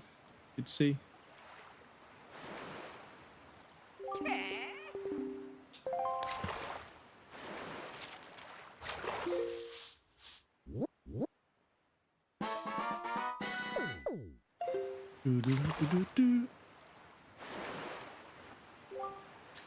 Tell me, Small Fry, have you ever heard of the Golden Triumph Forks? They're there on that island, or at least the chart leading them to them is there. Where it's hidden, you ask? Well, for the answer to that, to ask a gull.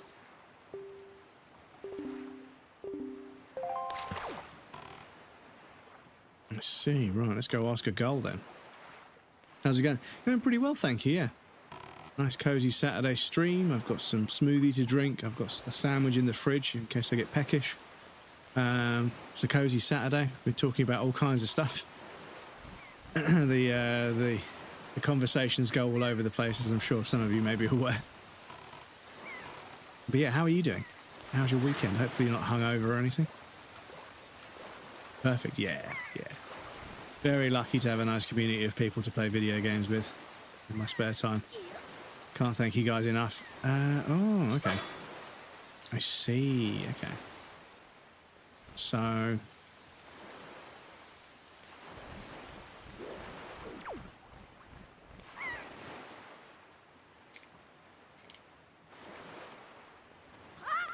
can we get onto that island at all?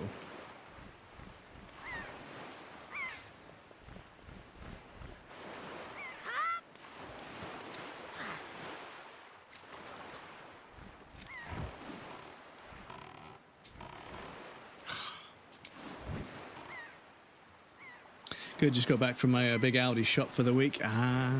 We love the big Audi shop. because then the cupboard is full of treats and all the goodies, you know. I too am overdue heading to Big Tesco because I live in a small town. Because I live in a small town. We call it Big Tesco, but it's just a proper supermarket. But it's the Big Tesco because there's loads of small ones, right?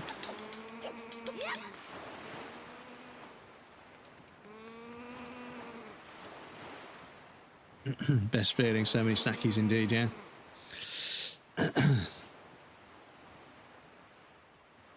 Life, and when we hiked from the Baltic Sea in Sweden to Trondheim in Norway over the mountains, just because why not? Yeah, I mean, hiking. Once you've got the equipment, you can just go hike places, right?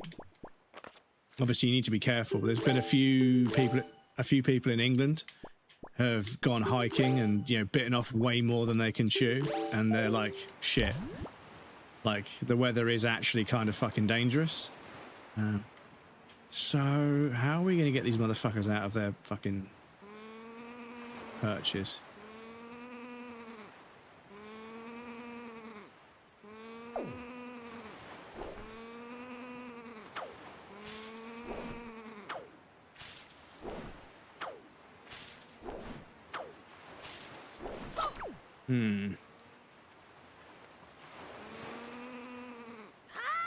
Oh.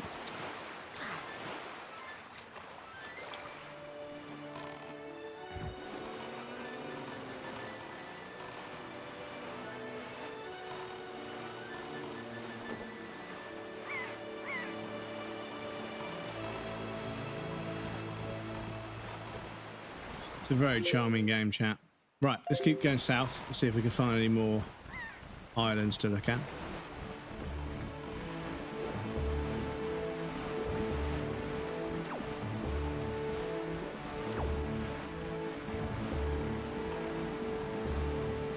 Just put a tent in our backpack and walked over, so not really prepared. It was snow and shit in the mountains, of course. Well, yeah, it is a mountain range after all. But yeah, there's a few hikes around England that you know, when it's just raining a little bit or it's a bit cold, you'll be fine. But a lot of people have underestimated them recently, and we have had some pretty aggressive storms. So like, yeah, there's been videos of kids, you know, sharing. They share a video of what just happened. Like, we went for a hike here, right? And I've done this hike before, but the fucking weather turned. Within like 45 minutes, it was like howling a gale, pissing with wind, and we could barely move. And I thought, shit, this is it. This could do us in. And I was like, what, a hike? Fucking doing somebody in England? Craziness. Same happens in Sweden. The mountains like 1,200, 80,000 meters above over the ocean, changing one side. Yeah, exactly. Yeah, fucking altitude can fuck with you as well. Altitude sickness is fucking crazy, dudes. You're not getting enough air, and the whole human body just starts to fucking malfunction because you're just not getting enough air. It's fucking terrifying.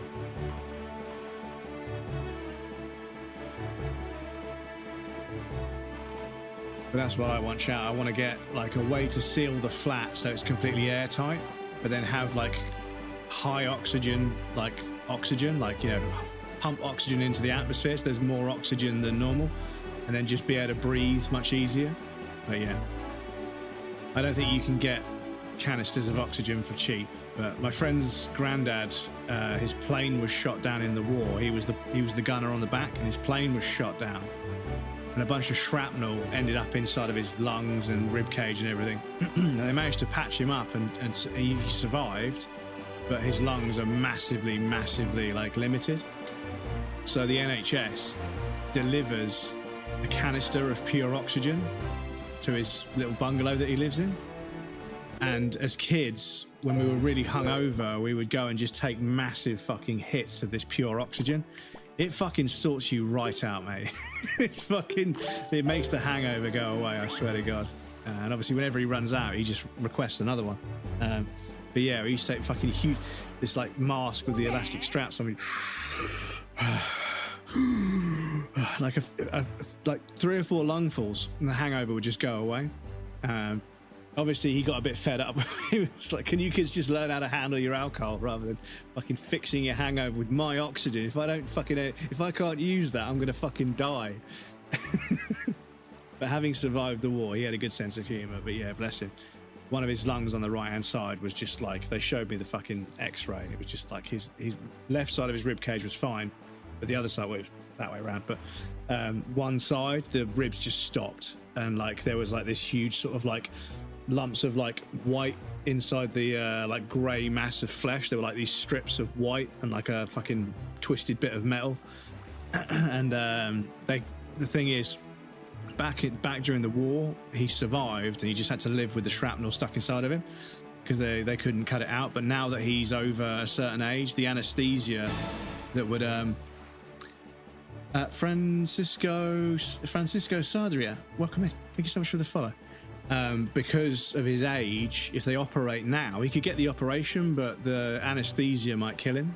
He might not come round. That's the scary thing. Once you get over 70, they put you under to do surgery. You might not come back. So it's kind of like, you know, if you're living as you are, and obviously it's all formed into scar tissue, so they'd have to cut out a lot more than they actually, you know, they wouldn't just be able to open it up and just pull the pieces out.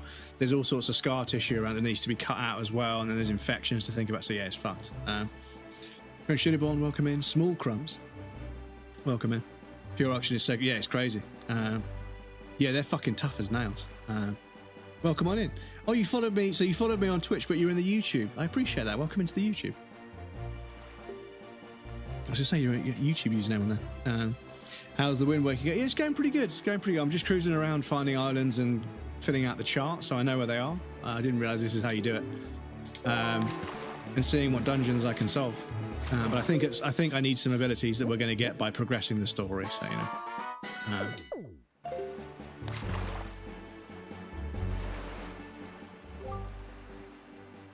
Have you seen it, Samurfry? I have seen the ghost ship because it's real. It's even been seen here in these very waters on nights where the crescent moon faces downward. That's when horror rises, and that's all the info I've got to offer. If you want to hear it again, you have to put some bait down. Fair enough. Nice. I did enjoy traveling around, exploring all the. Yeah, this is what I do in Zelda games. I like to explore because I like I said before. One of the key components of a Zelda game is that sense of adventure, and I think they capture it perfectly. Like, you always feel like you're going on a bit of an adventure, and you don't know what you're going to find, but you're always charmed by what you find. But yeah. When you randomly walking through a dense forest and a moose starts screaming at you, ready to charge. Yeah, and the thing is, I don't know what the elk and the mooses are like where you are, but my friend from Canada was showing me photographs of like what a full-grown elk, and they're fucking enormous. They're not like a cow or like a horse. They're fucking enormous, like massive, massive animals. And they said, yeah, like, you know, if one of them's crossing the road and you crash into it, it will be fine in some cases. It might break a leg or something, but yeah. But your truck will be totaled. Like, it'll, like, they built like a model. It's crazy. They built a model that's like the same height and weight as an elk, because you hit the legs and the body lands on the top of the car, which is the problem. Tilly, welcome in. Thank you so much for the raid, hon. How was stream? How's Indiana Jones? I hope you enjoy that. I fucking love that game. It's so faithful to the films. So faithful to the films. And I cannot believe that that's Troy Baker doing Indiana Jones's voice. I can't believe it's not Harrison Ford. I literally cannot believe it's not Harrison Ford. Granny, so yeah, if you like the films, the color grading and the audio design is so faithful to the films. It's crazy. So much like him, right? Because in the first cutscene, he was talking. It's basically like a retread of one of the films. I can't remember if it's Raiders or there's Raiders and there's the other one. I forget.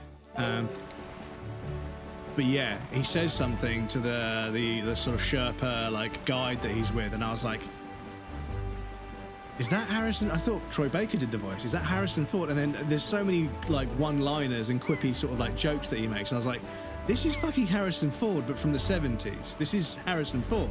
No, it's fucking Troy Baker. Absolutely outstanding voice actor. Might lurk, probably going to head down there. Yeah, by all means, is it okay if I do a shout out for you with a clip? Or would you prefer a non-clip shout out? I don't mind either way, whichever or no shout out if you want. But thank you so much for the raid, I appreciate that. And welcome in, Raiders. How's it going? For those of you that haven't met me, my name is Breadcrumbs. I'm a variety game streamer from the south coast of the UK. Currently on my first playthrough of Wind Waker. The Legend of Zelda Wind Waker, which is very beautiful and very quirky, and the control scheme is a bit odd, but I'm trying to bear with it. But yeah, clip shout out, yes, I could do one of these. I push this button over here, and then this happens. Non-raiders, please feel free to say hello to our lovely friend Tilly, who started streaming recently. And was playing Red Dead 1 and 2. Oh, don't run the horse off the cliff.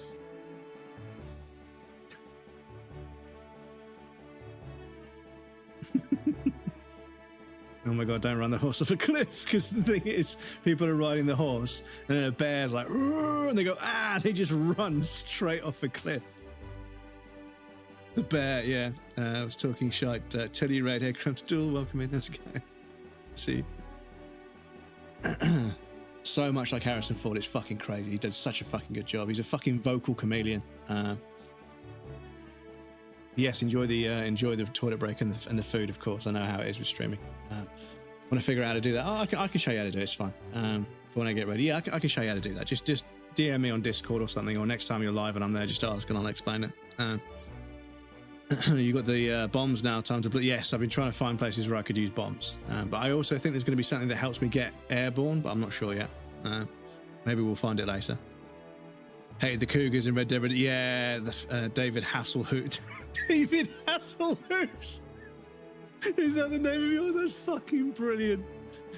Oh, that's a fucking brilliant name for a horse, David Hasselhoff. Elite horse. Yeah, elite horse name. Anyway, if you've got to go use the toilet and eat and drink and stretch, please feel free. I completely understand. But thank you so much for the raid. I really appreciate that. It's very kind of you.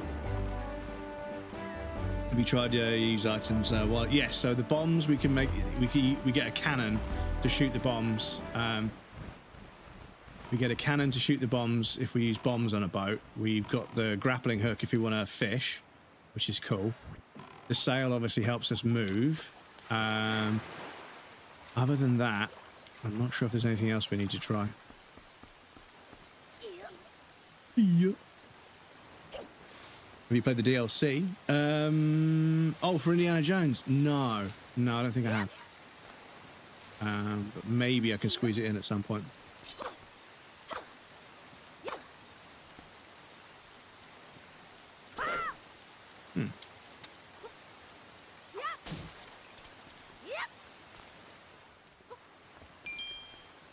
Miss my horse, post Stallone. Post Stallone. I can't remember what I called mine. I think I called it Couscous or something. A pretty slick boat you've got there, kiddo. So what do you say, kiddo? You want to play a boat game for 30 rupees? What do you say? Yeah, sure, why not? Well, I ain't that good a talker. But here goes. Now listen up. It is, you take your boat and sail over the barrels floating in the water. See how many rupees you can bring to the finish line within the time limit. There are two kinds of floating barrels you've got to watch out for. The ones that float on their sides are the ones that float upright. You can get rupees from the ones floating on the sides by just sailing right over the barrels. But if you run into a barrel floating upright in water, they'll rough you up. You can press the R button to jump your boat. Get the rupees over the upright barrels. You've got to jump the only way. Barrels get placed out where the wind's blowing. So watch the wind gauge behind your boat and real careful like. Oh, and one more thing. If time runs out before you finish, you lose. So watch your timer too, will you? Them's the rules. I'm going to give it a shot? Yeah. No, I fucking...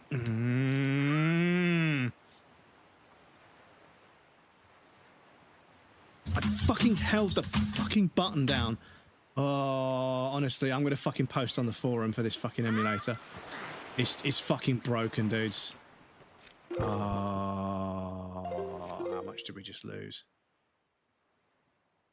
So infuriating when that happens. It's so fucking annoying when that happens. Excuse me.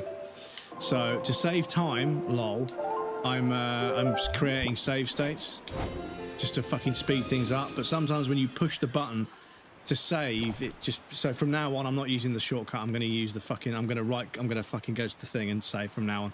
I'm not going to do it. It's fucking broken. It's fucking broken.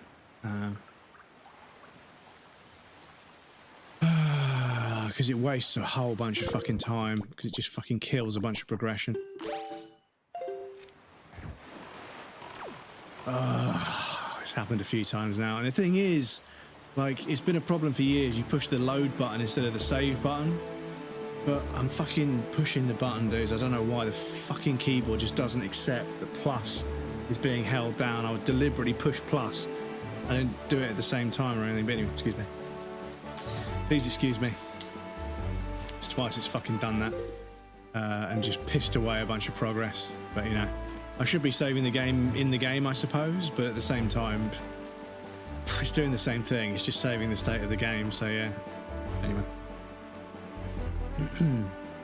Going to though. Hey folks, Asta Chats, welcome in as again. Once I get paid I can afford it. I think my sister called her Beyonce. Yeah, there's a list of I can't remember who it was, but the first person I saw doing a video like this was a vet, and she was like, I can see, like, you know, what you call your pets, and she listed off a few names that were fucking weird. And somebody did one with Red Dead Redemption. I don't know if it was something that worked at Rockstar or something, but, like, yeah. They said, we can see what you named your horses, and they read off a few of them, and they were fucking ridiculous.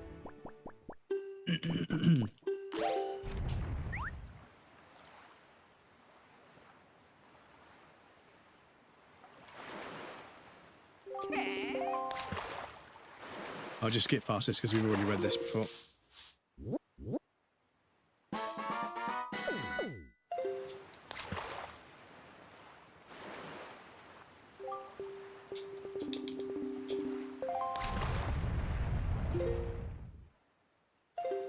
Nutsake, welcome in, dude. How's it going?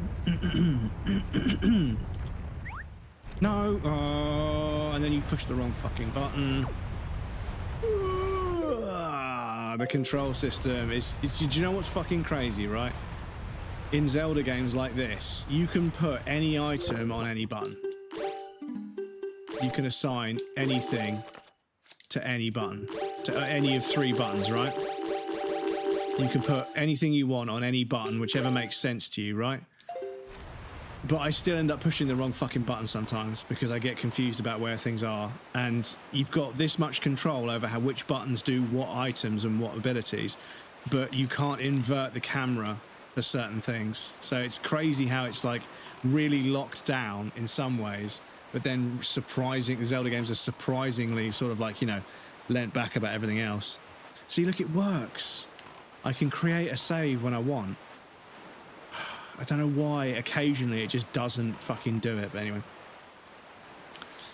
But yes, there's DLC for Lies of P, there's DLC for Indiana Jones, there's DLC for a couple of other games as well. And yeah. I end up sort of, you know, playing a game and then moving on to something else, and then it's kind of like, oh shit, should I go back and do the DLC? But I suppose I should do a vote in the Discord if people want to see the DLC, because yeah, the first question I asked in the Discord was, do you guys want me to 100% a game, like do everything as much as possible, get the platinum, do all the side missions, do everything, or should I just do the story and move on? And the vote was do the story and move on. So that's what I chose to do, because I want to listen to the community. But yeah, I also need to ask whether we do the DLC as well, because there's a bunch of DLCs out there that might be really interesting to play.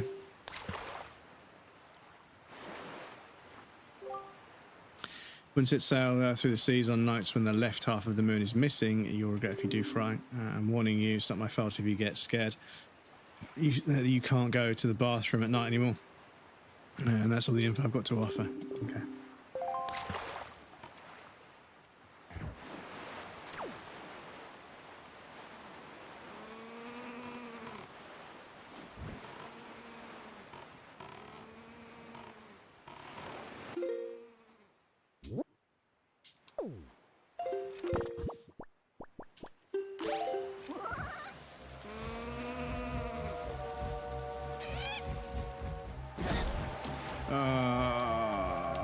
Fuck off, birds.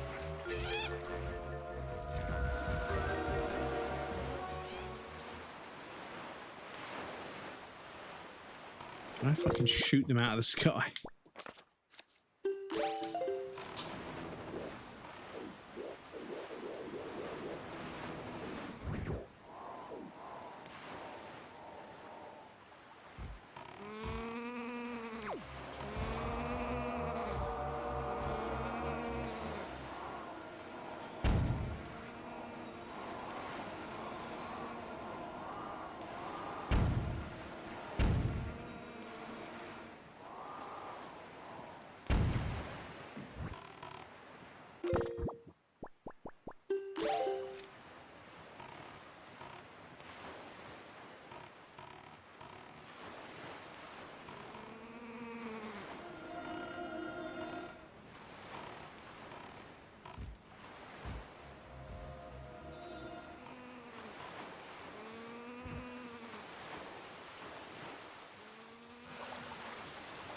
Excuse me. Knew it was there.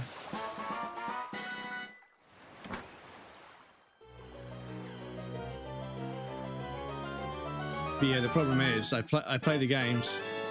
I play the games and then I play them on Game Pass or whatever. And then yeah, they go off of Game Pass and then the studio releases a DLC. I'm like, well, now I've got to buy the game and buy the DLC. And I suppose technically, you know, unless I buy the game on Game Pass, which is what they want, obviously. I'm not that stupid, but yeah, I have to buy the game on Game Pass if I want to use the save file from my first playthrough where I played the game for free, but on Game Pass, right? But the DLC drops, which means I've then got to pay for the game, and I've got to buy the DLC if I want to use that. So they're kind of holding your save file to ransom a little bit, which is clever marketing strategy. I'm not going to lie, it is pretty clever marketing. But yeah, I suppose it kind of goes to show you that if I'm fairly confident that I'm going to play a game, I should buy it on Steam and then own it as best you can these days. Because yeah, these days ownership is kind of a bit sketchy, but Steam are actually pretty fucking solid about that sort of thing. So, and obviously GOG as well. GOG are pretty good about that as well. But yes, if I was to get Lies of P again, I would probably want to get it on PC so I can max the frame rate. Because yeah, some of the parry windows in that game are pretty stiff, and the frame rate being 120 makes it, there's just twice as many frames to read, so yeah. 20 rupees. Right, so got some encampments over here. Then there's that island over there. So I want to do this.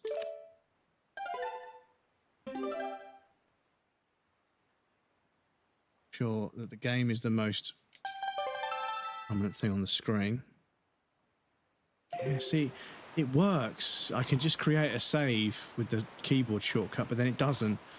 Really fucking annoying.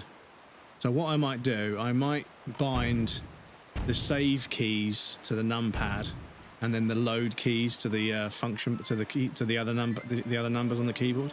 That might be a better way of doing it. So yeah, I'll make a clip there to remind myself to do that.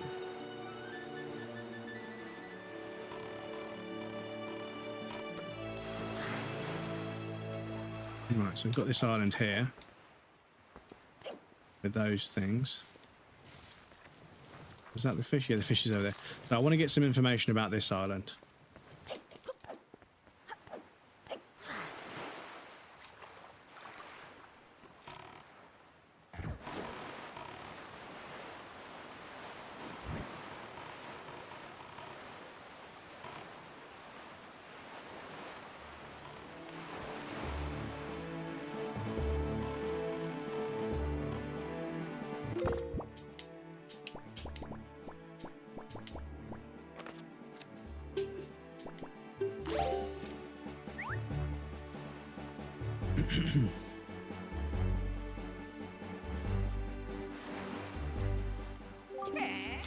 Oh, small fry. Yeah, I've heard of that.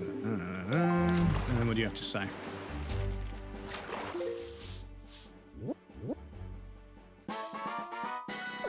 That's the heart-shaped island. What did he say again? Tell me, small fry, do you have any of those golden feathers? I heard those things are all the rage with retail ladies on Dragon Roost Island. These days, they just go gaga over them. But the thing is, the only way to get the golden feather is to defeat one of those bird monsters, or so they say. Yep, Rito men who have girlfriends sure have a tough lot in life, I tell you, that's all. So, maybe we've got to go to Dragon Roost Island, which is just there. Sorry, the flicker is so bad. So yeah, we want to head north and go to Dragon Roost Island because we've got some feathers.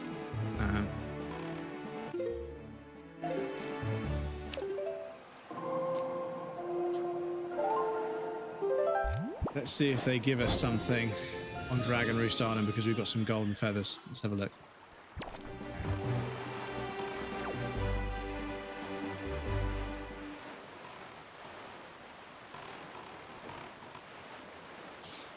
Fucking David Hasselhoff. Fucking so good. Because there's a few that get overused. But yeah, Hasselhoff, that's a good one. I remember that one. I'm trying to think of the other funny horse names I've heard of Red Dead Redemption, or just funny names people, because obviously you get to put there's Zelda ones as well. You get to put your name in at the beginning of the game. Obviously I chose Quambus just for the meme, but if you put my dude as your name, everyone sounds super like, hey my dude, how's it going? Or my dude, let's go do this. It sounds way more chill. All the dialogue suddenly takes on a more chill kind of a... Never seen my old COD name again. Salmonella Jackson. Salmonella.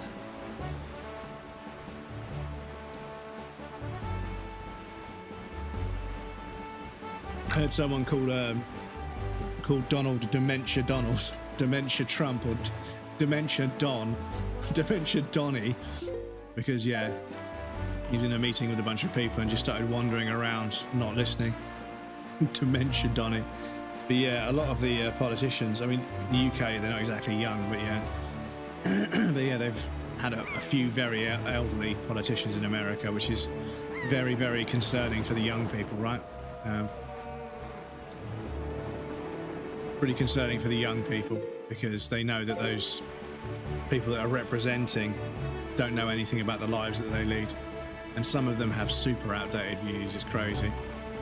Everybody has to work. Yeah, everybody works hard. Everybody, I'm not saying their lives were easy, but they got a hell of a lot more out of their life. They worked hard as well, but they worked in a much simpler world where everything was a lot cheaper. Everything is fucking complicated now, and because of that, everything is fucking expensive. The things have changed. Don't get me wrong. You sit there with your fucking 15-bedroom house and all your fucking jewelry and your classic car and say, well, I had to work hard for this. Yeah, but you understand that no matter how hard anyone works, they're never going to have the wealth you have, ever. People are very distracted now too. Still best time to be alive. I don't know. I don't know, dude. Right now, things have been getting...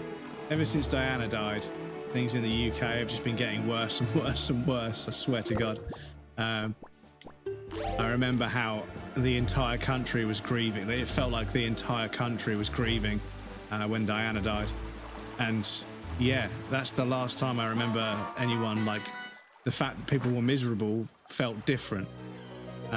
Because they obviously had a reason to be miserable. Yeah, it must mean that, but maybe, you know, somebody did also point out to me the other day, things haven't got worse, you were just younger back then. And I was like, yeah, this is kind of true. This is kind of true. Oh, so I've been here.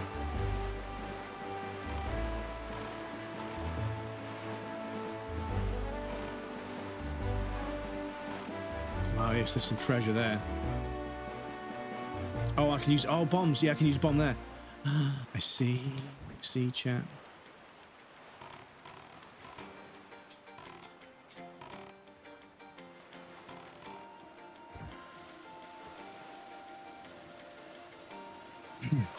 Black Death Days, and now what do you choose? I saw some English got sad when the Queen died too. End of an era. Yeah, I mean the Queen was obviously alive and a ruling monarch for a long, long time. So they kind of became representative of our culture to a certain degree. And obviously, the Queen is removed from the government, although they are involved. But you know, the royal family could have overturned basically anything that the government was trying to do, but they chose not to. And to be honest, you know, when the socioeconomic conditions of many working class families are such that people are struggling to pay their rent and buy food, and you've got people living below the poverty line despite being employed, having a monarchy where somebody sits on a golden throne is a little bit tone deaf, you know? Plus, you know, one of them was a fucking nonce.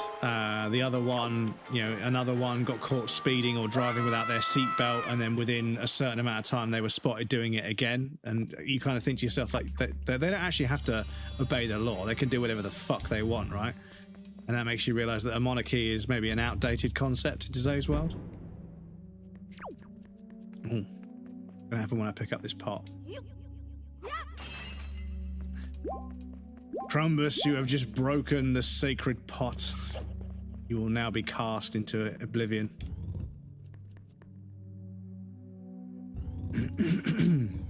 Also, time to be alive has nothing to do with one country to do. Oh.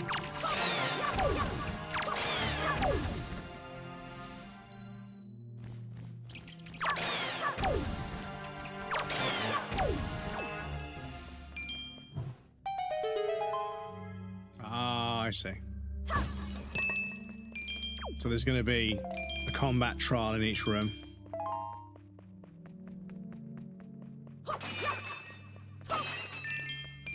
And the pots in the middle are to tell me which one I'm in.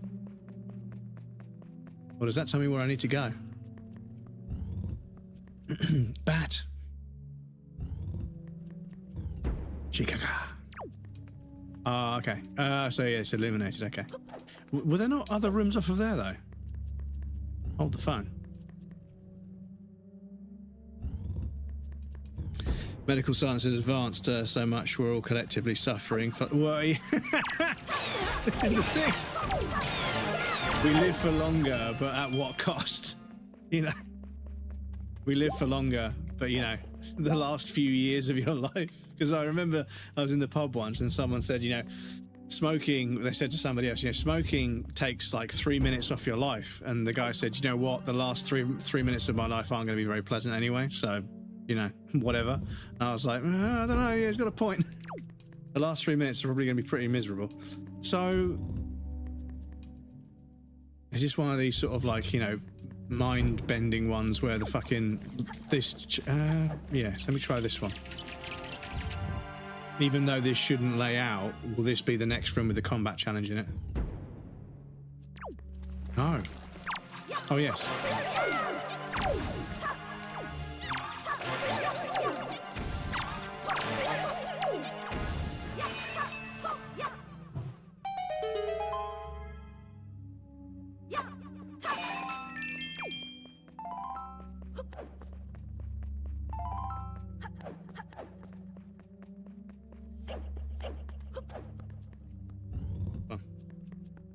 It's not anything, is a joke. It's also the anti-electoral stance to take away funding for science because no idea to live longer. Well, I think there's a limit. I mean, obviously, again, I don't want to keep using this fucking phrase, but the socioeconomic impact of people staying alive longer is we have less housing because people are staying in their homes for longer before they move into a home, if they move into a home, a retirement home at all. Sometimes they live until they die in the home. And then the family rents the home out. But that, and up until that relative passes away, that house with 5-6 bedrooms in it is being occupied by one person. So we've got lots and lots of people, single occupant, who are physically capable of looking after themselves in their own home. So we don't want to burden the retirement sector with them because they can look after themselves. And they don't want to be looked after. They don't want to have their independence taken away. But they live in these fucking houses, and because the houses are going up in value so much, it's almost financially foolish to sell their home until the very last minute to pass it on to their children. They may as well wait until they die in that home to then pass it on to their family. Because if they sell it and then live for another 15, 20, 5, 10 years, if they don't own the home and they're renting it or something, or they've sold it and moved out, they could end up living in a retirement home for longer than they want. So it's very, very nuanced and complicated, unfortunately. But yeah, making people live longer without providing the housing and infrastructure to support a higher population is obviously a bit of a problem. And we're seeing the flip side of that because it's been that way for a long time. There's other factors to it as well. There's the social housing being sold off and not being replenished. There's the all sorts of stuff. But you've got less people being born today because there aren't enough houses to support families today because people are living longer because of choices made about medical science keeping people alive back in the 50s and 60s. So we're seeing the outcome of a choice that was made long before I was born. But yeah, nothing to do with one country. The medical science has advanced enough suffering for longer. Also, it's not a joke. Did you guys know if you swim deep enough in the ocean, you'll reach outer space? Moon landing was a farce, and it was all yeah, all the conspiracies with squirrels, man. this generation on will probably just rent. Yep. Makes more sense. Don't have to pay to replace items. In some places you have less utilities to pay doing that. It can work out, but unfortunately, because of the lack of housing, the prices have gone through the roof, and it means that there's a lot of people renting.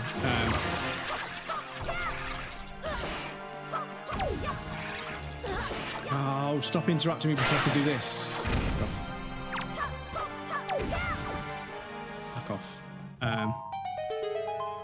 Because everybody is renting, and every time a house goes on the market, it gets bought up by some, financial, some property mogul. And because property has become a speculative asset, because it goes up in value so much because of the scarcity that's been created by the government refusing to address the social housing situation, now people are treating housing as a speculative asset where they buy the house not to rent it out, just to sit on it because it will appreciate in value so much better than money will in the bank. That's another cut into the slice. That's another cut into the issue, is that you've got people buying houses in certain areas because they go up in price so much that no financial investment can offer the security or the return on investment that housing does. So the first port of call is to make it illegal to own a home and not rent it out and not use it. Like, if you own a home, you have to rent it out. If it spends any degree of time, like any threshold of time unoccupied, you become like massively penalized for it. It should be financially and legally in the interest of the owner to make sure the house is being used as a house.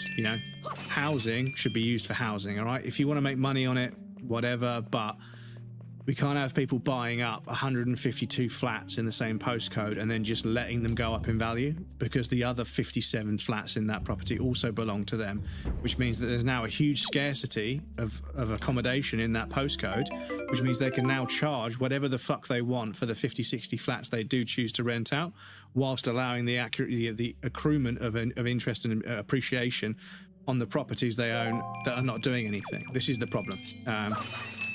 Now, I'm fairly certain that some of the people that do that actually work within the government, because time and time again, somebody's public records will indicate that they just bought 17 properties all in a weird tangent outside of London where there's nothing going on.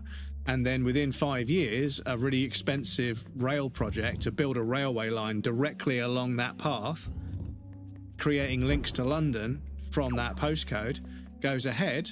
And guess what? The property they bought, where there was no link to London, it was just sort of, you had to get a bus and a train left or right to then go in. Now you can get a train directly. The price of those properties just fucking skyrockets. And, they knew that was going to happen. It's market manipulation. It's just plain and simple. It's market manipulation. But yeah.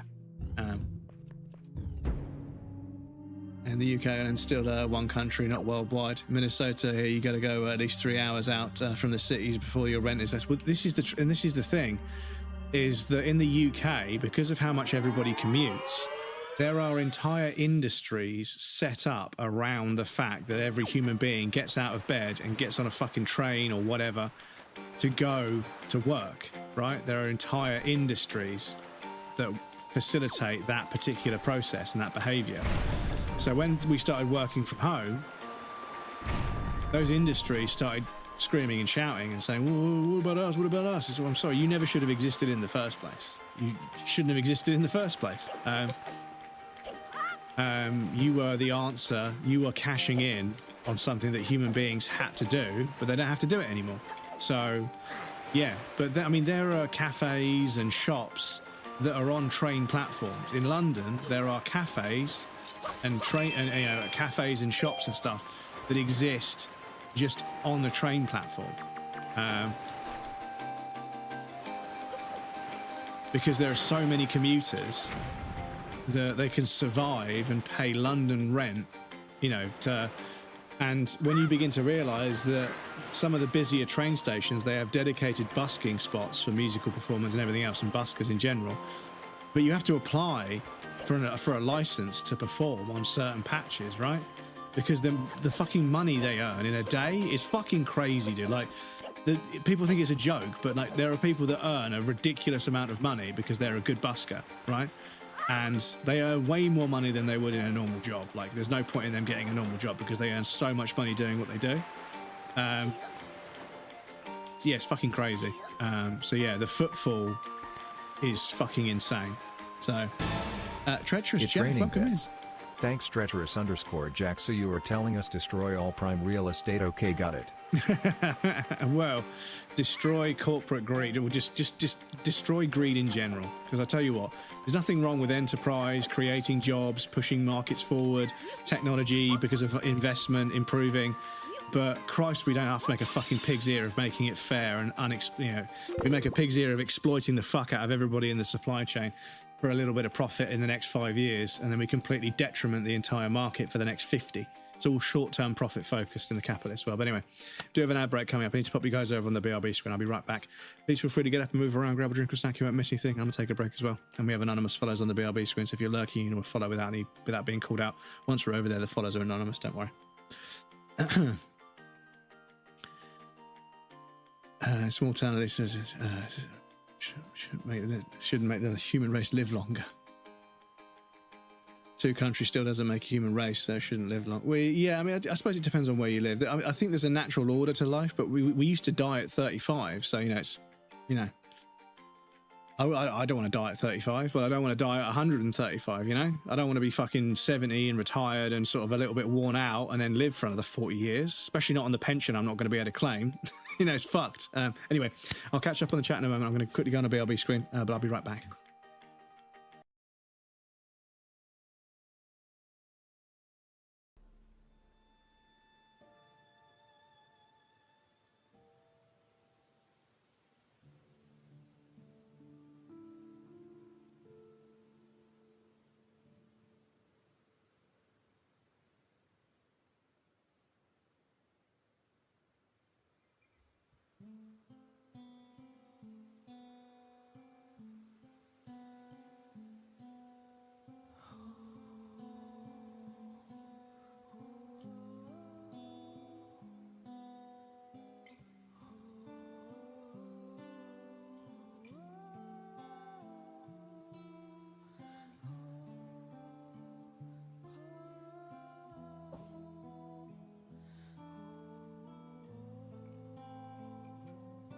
What it means to be a mother. You give everything. Everything.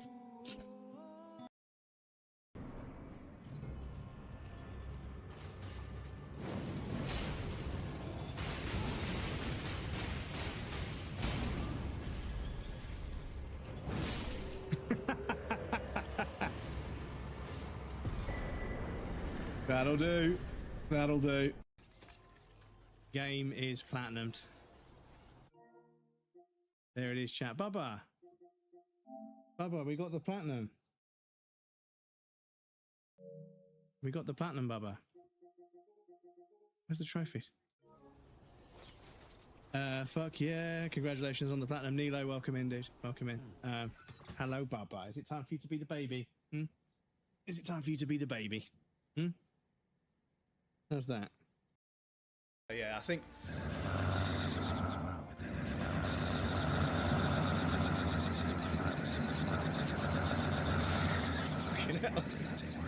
I can't run. I can, okay. The view from up here is pretty cool. And to be honest, it's pretty mad that there's collision boxes for... Oh. I was literally just about to say, it's pretty mad that there's collision boxes for a bunch of this stuff, because you're never supposed to be up there, but... No. But yeah, I thought of a terrible French joke the other day. I thought of a really terrible French joke. Hey Siri. Uh-huh. What's 70 in French? 70. How about you 70 nuts? I'm going to go to hell for that one. Right. Shit. How did I get away with that? Clip it. Clip it. How the fuck did I get away with that? Oh my lord.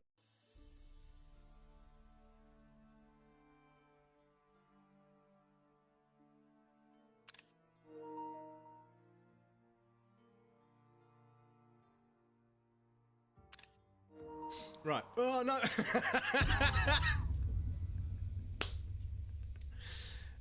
Fuck's sake. Okay. That had to happen, didn't it? Oh.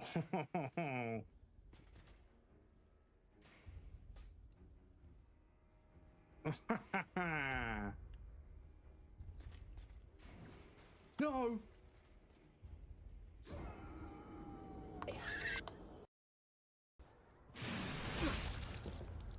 Welcome back, everybody. Thank you for your patience. I appreciate that. Let me just scroll up quickly. I just want to double check I didn't miss anything. Sorry.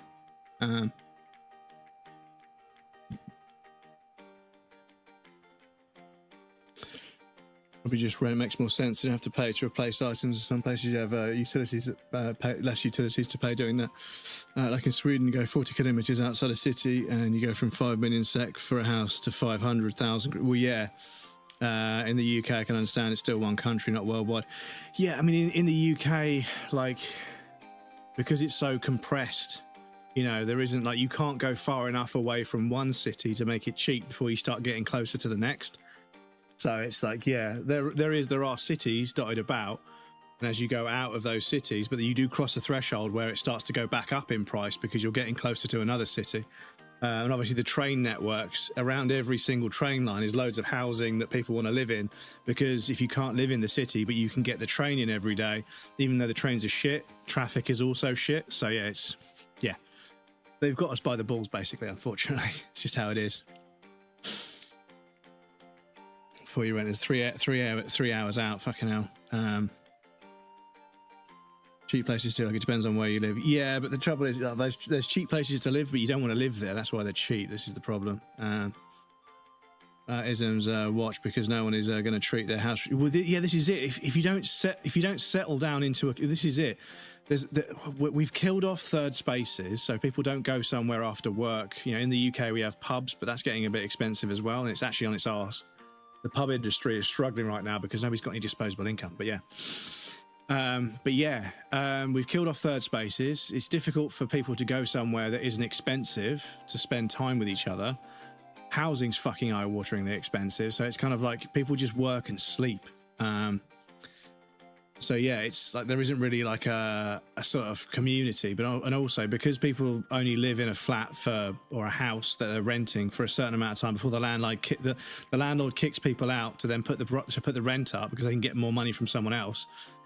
They can't put the rent up whilst you're there, but they can kick you out because they want to sell the place, and then they don't sell it and then just put the rent up by what they wanted to put the rent up. So you may as well have just let them put the rent up, but then you get fucked, right? This is the game that they play. So yeah, they'll kick people out, so people don't really get to stay in the same area for very long, and because of that they don't form community connections, and therefore the downfall of community makes everybody hate each other. But that's class warfare. That's what the government wants. They want everyone hating each other and not understanding each other because it makes them easier to divide and conquer, you know? So yeah. In our small town over the last decade, we've gotten a lot of people randomly from Chicago moving here. Didn't even know this town was on anyone's radar, to be honest. Well, I mean, maybe a factory opened up nearby. This is the thing. You guys have got a lot of space, so sometimes something will open up in the middle of nowhere because it's cheap land, but then you realise loads of people want to live in the neighbouring town. Owning the rentals will become slumlords and be super restrictive with rules that can snowball too. Well, yeah, once one or two people own everything and they're in cahoots with each other, that's it. You're fucked. They're just going to do whatever they can to put the prices up across the board. Two dudes' countries being wrong doesn't mean the whole world. Not the whole world isn't shit, but human beings on the whole, human beings have demonstrated they are pretty fucking terrible. Wilbert Derpenheimer, welcome in. We'll get 15 days a year at my company. What, for holiday? I think the law in the UK is 25, but I'm not in Europe. You know, they're way more laid back with sick days as well. Excuse me. Since being an adult, I have a pretty pessimistic view of the world and the governments and big businesses. As a kid, I would say the world is great and happy and awesome nowadays. Yeah, I think you just become more aware. You become more aware. Welcome in, Treacherous Jack. I appreciate the 100 bits too. Thank you. destroy the real estate, much like Russia or China and Korea. I think the culture in most of the Middle East is not good when with lifestyles or religious beliefs of wiping people out aren't part of religion. I don't know, most of the Middle East are slummy and controlled by mafias and war-torn and dirty.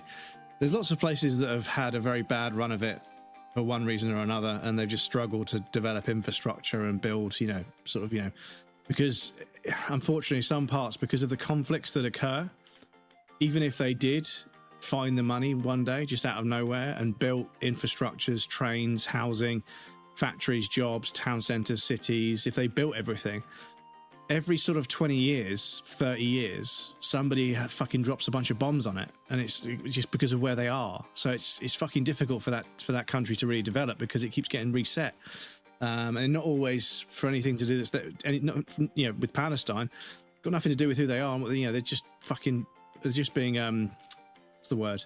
Persecuted, because they're persecuted by neighbouring nations in ways they shouldn't be.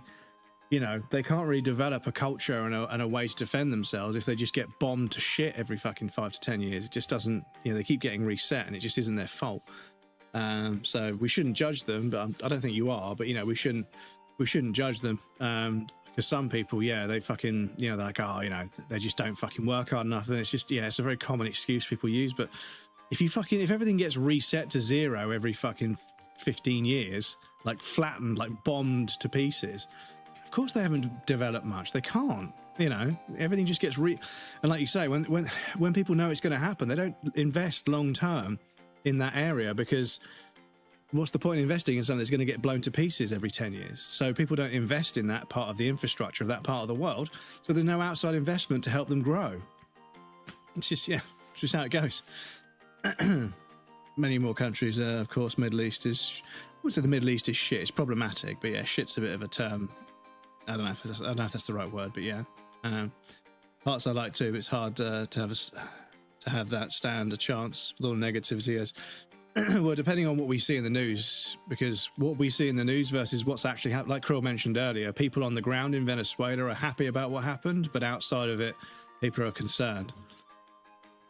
So it's difficult to get the right bead on what's going on sometimes because of the media and what they, how they decide to, how the media decide to spin something to make it sound like, we did the right thing, but actually it was wrong. Or public opinion is that what we did was wrong, but actually it was the right thing because of something we didn't know about because they wouldn't tell us. The truth is very fucking elusive, right? I think that's one of the bigger problems in the world today is, the truth is way more elusive than it should be. People have been obscuring the truth for 100 years. Nobody's fucking being honest about anything because everybody has to have an angle. Everybody has to have an angle on something to get what they want out of life, and everyone's trying to screw each other over. And it's just, I don't know when we're going to learn that it's not going to work. Cutting your nose off to spite your face because, you're part of the same human race you're screwing over. So don't, because it's going to come back and bite you as well as everyone else. There are parts I like too. It's just hard to have that stance and negativity over there. Saying, just because the UK and the USA shit doesn't make the whole world shit. No, I don't think anyone's implying that. But I think that, based on what I see and the way people behave here, I don't think it's any different anywhere else. It's just at different scales, I think. Wish I didn't think so much shit in Sweden, for instance, except some import, or Switzerland, where I live now. I love my country. That doesn't mean I love the government too. I love the peace of this is it, is that, Phoebes, welcome in. This is it, is that, you can love where you live, but, the regime that you're living under, I don't want to use the word regime, but the political and the social climate that you find yourself in may not serve all of your interests, and just because you live somewhere doesn't mean that you're complicit in the wrongdoing of that government or that culture, right? You are capable as a human being of being aware of when the country that you live in and the culture that it persists upon is doing things that are wrong. And the UK is involved in the arms trade. It's involved in a lot of financial shit that I don't really agree with, that's making a lot of people's lives a lot harder than it should. Housing market's fucked, job market's fucked, class warfare is fucked. The political system is becoming more and more fucked every 10 years. Every decade that goes by, it's more fucked than it was the last one. I don't know why we can't fucking just collectively say enough is enough. Let's fucking square this away and get this fucking democracy working correctly. But there's too many people with too much money and therefore too much power.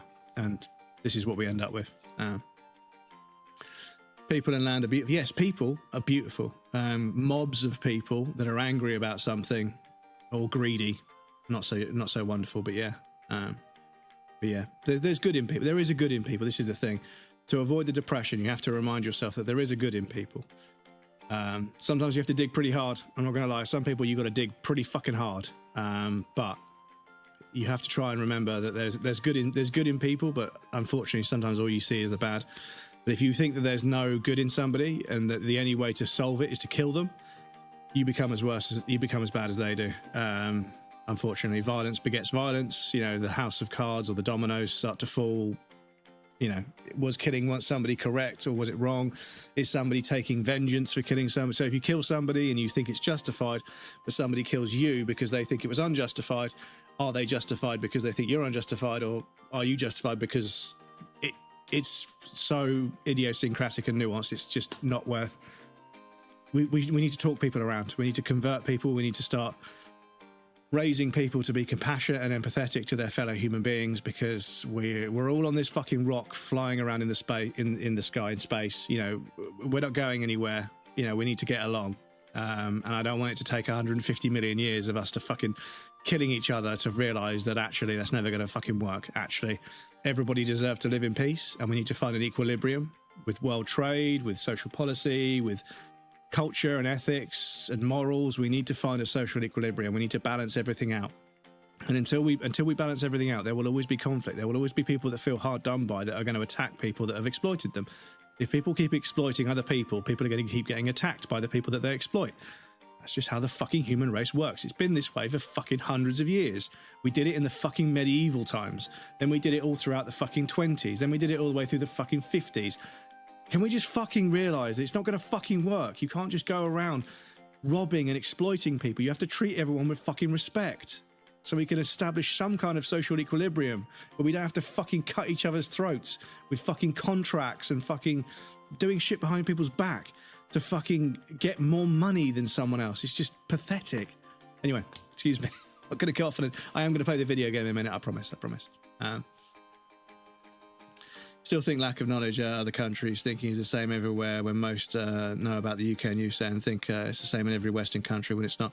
Not every country is the same. France is weird, in my opinion. Parts of France are a bit weird, I agree. Brent, I live in Sweden and I live like 480 days. Something the natural thing for people, but I do agree, of course, it's full of French people. Good to look outside the box. Yeah, it's good to look outside the box. 480 is crazy. Here in Europe, mums get time off longer than here in the USA, and then the dads get time off after that. Then paid days if kids sick too. It depends on what country. We get like 15 days a year at my company. Here they focus more on the family, so people get enough time in schools. They actually go home and eat. And yeah, this is it. The way things work at the moment in the UK. Again, all I can speak about is the UK. Both parents are working crazy hours. The kids at school or going to sleep. They're never spending time together as a family, and it's difficult to raise your kid if you're too busy earning enough money to give them a house to live in. You can't bond with the child, so it makes parenting them so much more difficult, because you don't get to spend enough time with them because you're working all the fucking time. But then the bond between families breaks down, and that's massively detrimental on a societal level. Everybody starts hating on each other. It's fucking scary. You've got to allow families to be families. You've got to allow people to afford homes, and you've got to allow people enough time and money to spend time together as a family, doing things as a family, to form bonds as a family so they can support each other. It's fucking basic shit. But yeah, the way things work in the UK, everyone's working all the time, and they haven't got enough time to raise their kids, so their kids are raised by the fucking internet. And that's why kids are fucking crazy these days. But yeah. Kids, I don't know how long your leave is. Very much depend on what country. It's parental leave per company. Yeah, in Europe, you almost have to have a passport because every country is so small and close. Where here in the USA, it's common for people not to own or never own a passport. Yeah, and they never need to leave, do they? So yeah, but obviously in the Europe, you have to move around a lot. You can walk over the border, you leave your country away. You could just walk over, but you would need a passport at some point. You would need a passport at some point to prove who you are. Going from one town to the other. But if you cross from one country to another, you're going to have to go through a border checkpoint. Federally, a mother gets 12 weeks when she has a baby here. keeps doing that when I'm scrolling. It fucking... I will catch up in a minute, I promise. Federally, literally from the top of the group, Texas, different country. The passport gets 240, then take 480 after that. My passport is expired. Mizaki. Mine is 2. I only got 1 to go to Canada for the Festival de Voyageur with my college class. His lack of knowledge literally walked from Sweden down to Italy without showing my ID card ever. Well, you know, maybe you're famous around there, Krill. Genetically, I'm 0.003 Mexican. Really, taught me something new. Watched a 3D third Avatar movie and I love it, but it reignites my hate of how humans could... Well, this is it, is that, you know, I don't like the Avatar films as like a product, but the anti-capitalist message that some of them had was like, yeah, and the way the anti-war message is like, yeah, that's good. But yeah, the fact that it's like a multi-million-dollar blockbuster that, you know, it's a bit of a strange way to deliver the message, but at least the message is being delivered. 75 is a huge heat wave, but not 72 is what most people hear. Yeah, I mean, it depends. The heat in the UK is different, I will say that. The humidity can make a huge difference, for sure. Minus 35 in winter and plus 35 in summer. It's a pretty big swing. Ours isn't, I mean, we get -3, -4 sometimes, and it gets up to about 31, 32. Maybe 36 on one day, but yeah, other than that, it's not that bad. But the humidity makes it, again, the humidity is different, so yeah. Plenty of bad people. I still try and show love to everyone. Technically, you can hate and love someone at the same time. I mean, I think you can hate things about somebody and you can love things about somebody, and once you begin to realize that things aren't as binary as people try to imply. Like, you don't love or hate everything. There's actually a spectrum of emotions you can feel about different aspects of different things. You can love the music in a film but hate the story. You can hate an actor but love their performance. You know, you can hate a musician but like their music, right? You could hate a painter, or you could love a painter, but you could hate someone's paintings but love who they are as a person. You begin to realize that, you know, love and hate and liking and disliking and appreciating and not appreciating are just ways to catalog how you experience somebody else's creativity or personality, right? Or a mixture of both. Because, yeah, like, not everything is as binary. It's not just left and right. It's not just black and white. It's not just love and hate. There's way more nuance to it than that. No fighting in Palestine before British created Israel. Oh, yeah, and this is it. You know, we drew a bunch of lines in the sand, and people have been fighting over them ever since. So, are we complicit in that? I think so. Like a US territory, I'm confused. As a matter of, does it something else happen? That to be the case. Well, this is the thing, and until we see what happens in the coming years after their action, we don't really know what's going on. I don't think. But maybe if you ask somebody from Venezuela, maybe they can get more information. But yeah. We paid off oil. Don't ask Miyazaki, just do construction. I go with what people want, what the media or the West think is wrong or right. Yeah, what the people want, I suppose. But, you know, if the people want to get rid of somebody and they don't care what else they get, but they get something just as bad, yeah.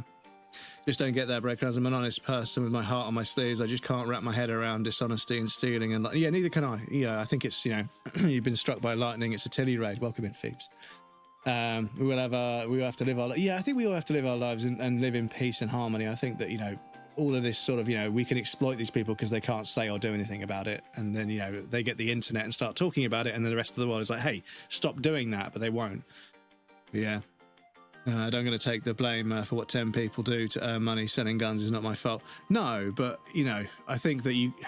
Like, when people speak fondly of Britain, I remind them that it has a very checkered history. And that we may have achieved this, that, and the other, but we've also done some terrible things. And I think informing people of the truth is important. Otherwise, it's insincere to other parts of the world. Times I've travelled, the people have been great. Governments, not so much. Yeah, this is it. People are fine. But yeah, governments, and when they whip them into a frenzy over something, yeah. Besides, when I got mugged, that guy was mean, yeah. Depends on what sort of angry. I'm seeing a lot of positives from groups coming together against some bad things right now. Yes, people are using the same tactics of banding together against things that the government has used against people for a while. As long as it doesn't dissolve into, you know, people being shot in the face in the street, like what happened to that poor woman. So, you know, conflict and fighting over things. I think you should fight for what you believe in, but at the same time, you know, we can't be killing each other over things, over ideals, over ideologies. It's not worth killing somebody over, if you ask me. If measured by the standards of natural law and justice, all politicians of all parties and virtually without any exception are guilty, whether directly or indirectly, of murder, homicide, trespass, invasion, exploitation, theft, fraud, and fencing of stolen goods on a massive... Yeah, for sure. Every new generation of politicians appears to be worse and piles even more atrocities and perversions on top of the already existing mountain. So that one feels almost nostalgic about the past. They should all be hung or put in jail to rot or set to making compensation. Well, yeah, this is the thing, is that each political party keeps kicking the can down the road about the world's problems or the country's problems whilst adding to the problems. It's like, you know, if we had a government that just didn't add to the problems, that would be nice. Then we could start looking at some of the problems we've created for ourselves. But, you know, maybe that's a bit too much to ask for a democratic society. Governor has nothing to lose because he isn't going for another term because he's part of a massive fraud. So I'm hoping he isn't going to do stuff. Just, yeah, well, and that's it. When people are being ousted, they break a bunch of stuff to make the next person worse. To say, actually, I was fine. Look how fucked everything is. But actually, it was them that set everything up to fail. I felt for years building up. I don't know if it happened in my lifetime, but I feel it. So there are good policies that came out of communism, fascism, to take the extent that. Everything. I think that, you know, we're currently in a state where capitalism is getting to the... I don't think I'm going to catch up on chat, gang. I'm sorry, I have to play the game. I'm going to try and catch up on these messages, but move on. But if I've missed anything important, please let me know. But I'm not going to catch up. I'm sorry. Especially because we have a visitor. We have a visitor. Let me say hello to everybody.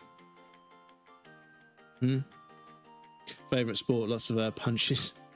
NHL, yeah, the hockey beat the fucking shit out of each other.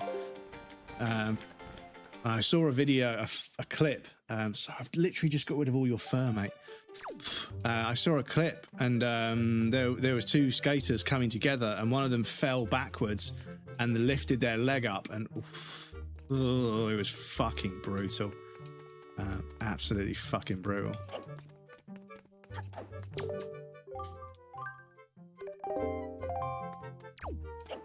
But yes, sorry chat, we're getting into these topics. I feel bad because I am supposed to be playing the game. But yeah, I get the impression I'm just never going to catch up with the conversation, so I'll try and keep up, but the trouble is it only takes the conversation to pick up while I'm doing something in the game that's a bit sort of hands-on, and I get behind, and then as I'm talking, as I'm responding, more conversation, and so I think that, you know, if I just sat here and thank you for the follow, I appreciate that, dude.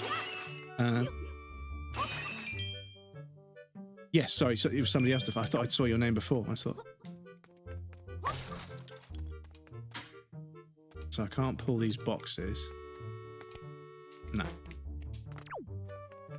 But yeah, at a certain point, I've just got to fucking call it and get on with the game. No.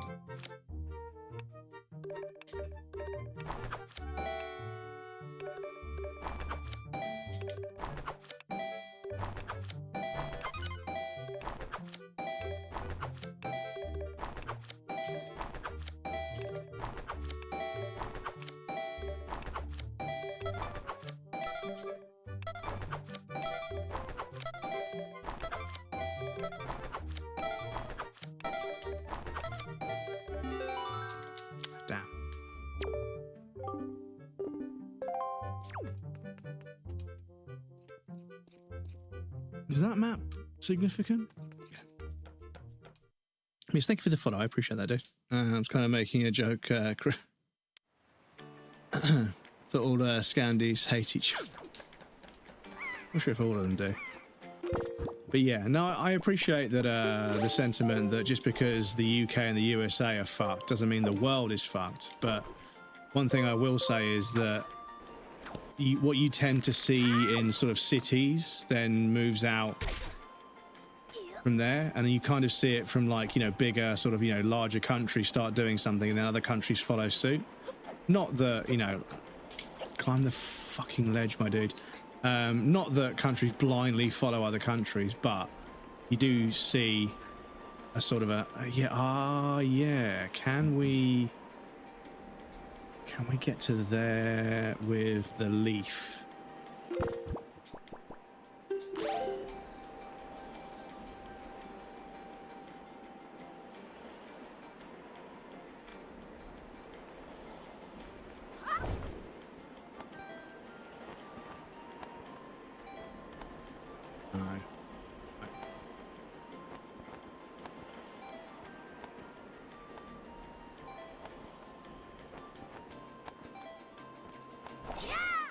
Hang on.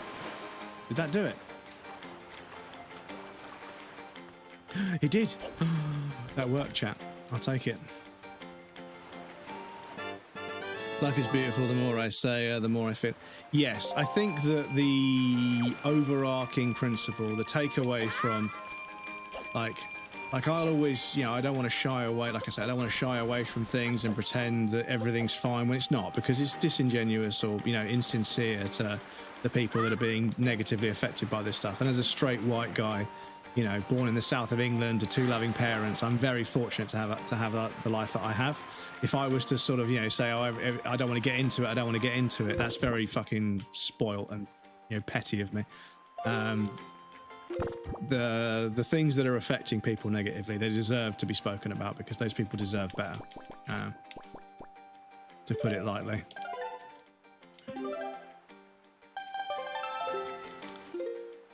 So, what other islands?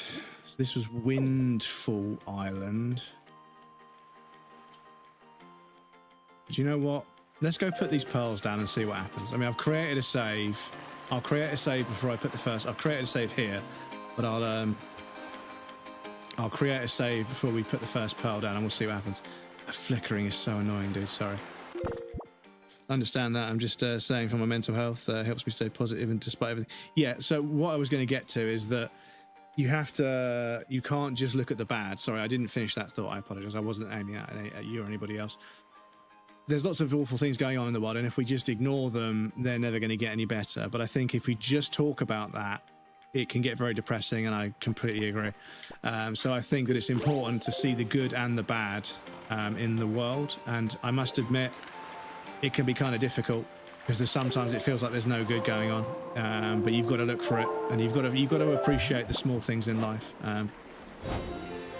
You've got to appreciate the small things in life, the small victories, the things that turn out well. But the trouble is, the newspapers, all they report on is bad, because they know it sells. They know that people buy newspapers and click on stories on the internet that are bad and negative, and you have to go and find your own positive, good news stories. It's fucking so difficult. And if you spend too much time on social media or on any form of news platform, all you read about is biased, agendered coverage of bad things that have happened, and why the bad things happen because of what we say is the problem. Not, this is happening and this is a representation of why things are bad in this area or bad in this demographic. And as a group of people, we need to find a way. Sorry, the fucking cat hair just stabbed me in the eye. We need to find a way to make this place better, or make things better, so people don't turn to these kinds of, means. Because a lot of the time, crime and lots of other things, the person that does the crime, sometimes people are not right in the head. They need medical assistance, right? Excuse me. But, when someone, is pulled into court and they explain that, they were just trying to do this to feed their family or whatever, and you say, why can't they feed their family? Well, they can't get a job because of this, that, and the other. And you think, okay, this person has been thrown into a situation where they already have a family that requires money to support, but the way things work have taken away this person's ability to earn money. And they tried to get a job, nobody would hire them. So at what point do we say, well, they didn't really have much else? And people say there's always a choice. There's always a choice. You don't go out and rob somebody or rob a bank or rob a shop, but when the shop is insured and charges too much for food, are they really that hard done by when somebody's stealing food to feed their family, Because I'm going to be honest, if I see somebody stealing food, I didn't see anything. Because it's food. It's food. People don't steal food because they're greedy. They steal food because they're hungry, So, yeah, that's where I stand on it. But if I see somebody stealing a bike or stealing a car or stealing money, that I'm a little bit more dubious about. But, that's just where I draw the line with it. Sorry. Fucking...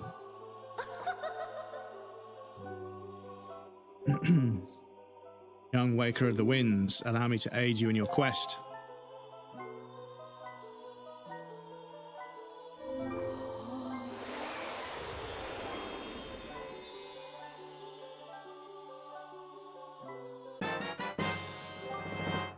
You now carry more bombs, maximum of 60. Oh shit, let's go. Berries in this fountain shall ease your weariness when you grow fatigued from your battles. You come here to be refreshed. By all means. Don't stab or shoot the cashier to rob. No, you threaten them, and yeah, food theft has some nuance to it, yeah.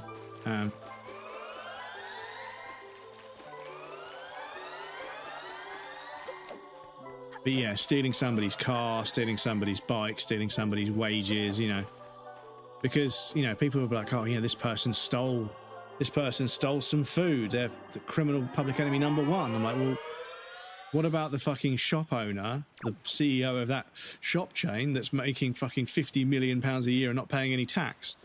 They're stealing money by not paying tax, and they pay minimum wage, so they're stealing money from their employees because they're not paying them what they should be earning as a worker that's generating a certain amount of profit, right? It's, you know, I've got to keep going that way. Yeah, you know, so like, you know, theft of one kind is okay, but not, you know, when they're stealing money from the tax system to make themselves richer, and stealing money from employees to make themselves richer, we look the other way and say, oh, you know, it's complicated and nuanced because if we put wages up, this is going to happen. If we put wages up, this is going to happen, and blah, blah, blah, blah, blah. But then somebody steals a loaf of bread and some fucking ham to make sandwiches for their family, and they're fucking arrested. Fucking crazy dudes.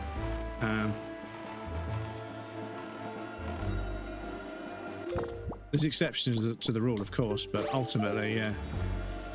I think we're throwing the wrong thieves in jail, if you ask me, but you know. Looks in his own lap, sorry, appreciating the small things in life. Protests in the UK and USA trashing a small shop instead of the big ones. So, yeah, like going around smashing up local businesses when there's a fucking Starbucks or a fucking McDonald's or something. You know, it's, yeah, smashing up only certain shops and not smashing up the big corporate ones that fucking exploit people and everything. It's like, yeah, well, what are you guys doing? Like, you know, if you're going to go around smashing up shops because you're angry, smash up the giant corporations that are exploiting people, you know? Oh, but in his small shop, he had 50 years. Not so, yeah, exactly. Some old guy who's some family-run business that supports the local area with I don't know, fucking sausage rolls or fucking loaves of bread or fucking frames or glassware, you know, like a small local business. Yeah, absolutely no reason for their shop to get smashed in. But then, like, you know, fucking a Witherspoons or a fucking Starbucks or whatever. Oh, shit. Oh. I don't want to get fucking yeeted, to be honest.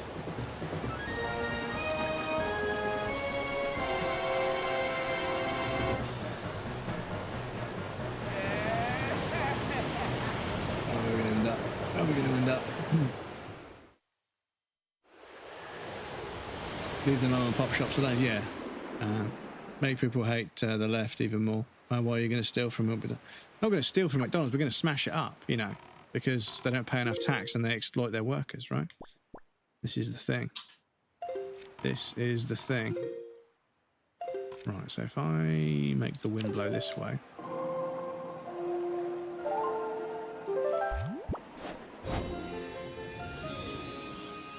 Yeah. You know, and you've got groups of far-right, fascist, racist scumbags, and they're attacking hotels where migrants are being housed.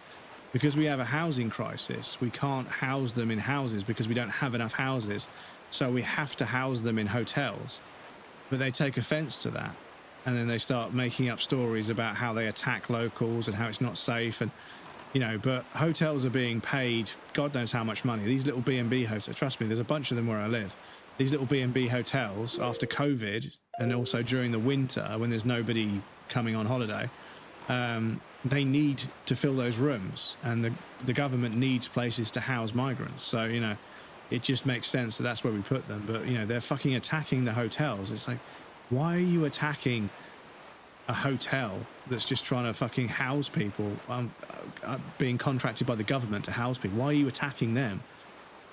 They're fucking brain dead, you know? And they even know that, like, when they're being questioned, they know that they're going to be fucking talked into a corner, because one of them will be talking to like one of these young journalist types, right? There'll be a young journalist type,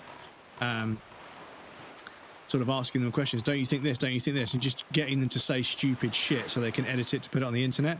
And an older bloke will come over like, oh, come on, and they just put their arm around their shoulder and pull them away. Like, don't talk to them. Don't talk to them. Don't talk to the press, because they know how fucking stupid they're going to sound when it gets cut. They have kind of clocked onto that one a little bit. Oh shit. Sorry, crab. Right, so we need some strong gloves to pick this up, I presume. So we can't do anything with this one yet.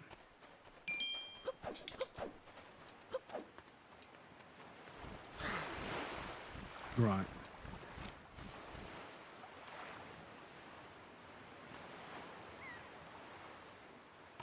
So...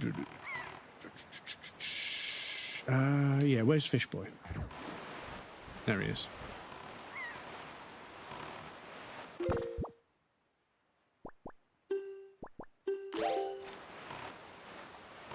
Get some information about this island. We do the hotel thing here. Just in my location, many other cities have paper ones, plastic ones here.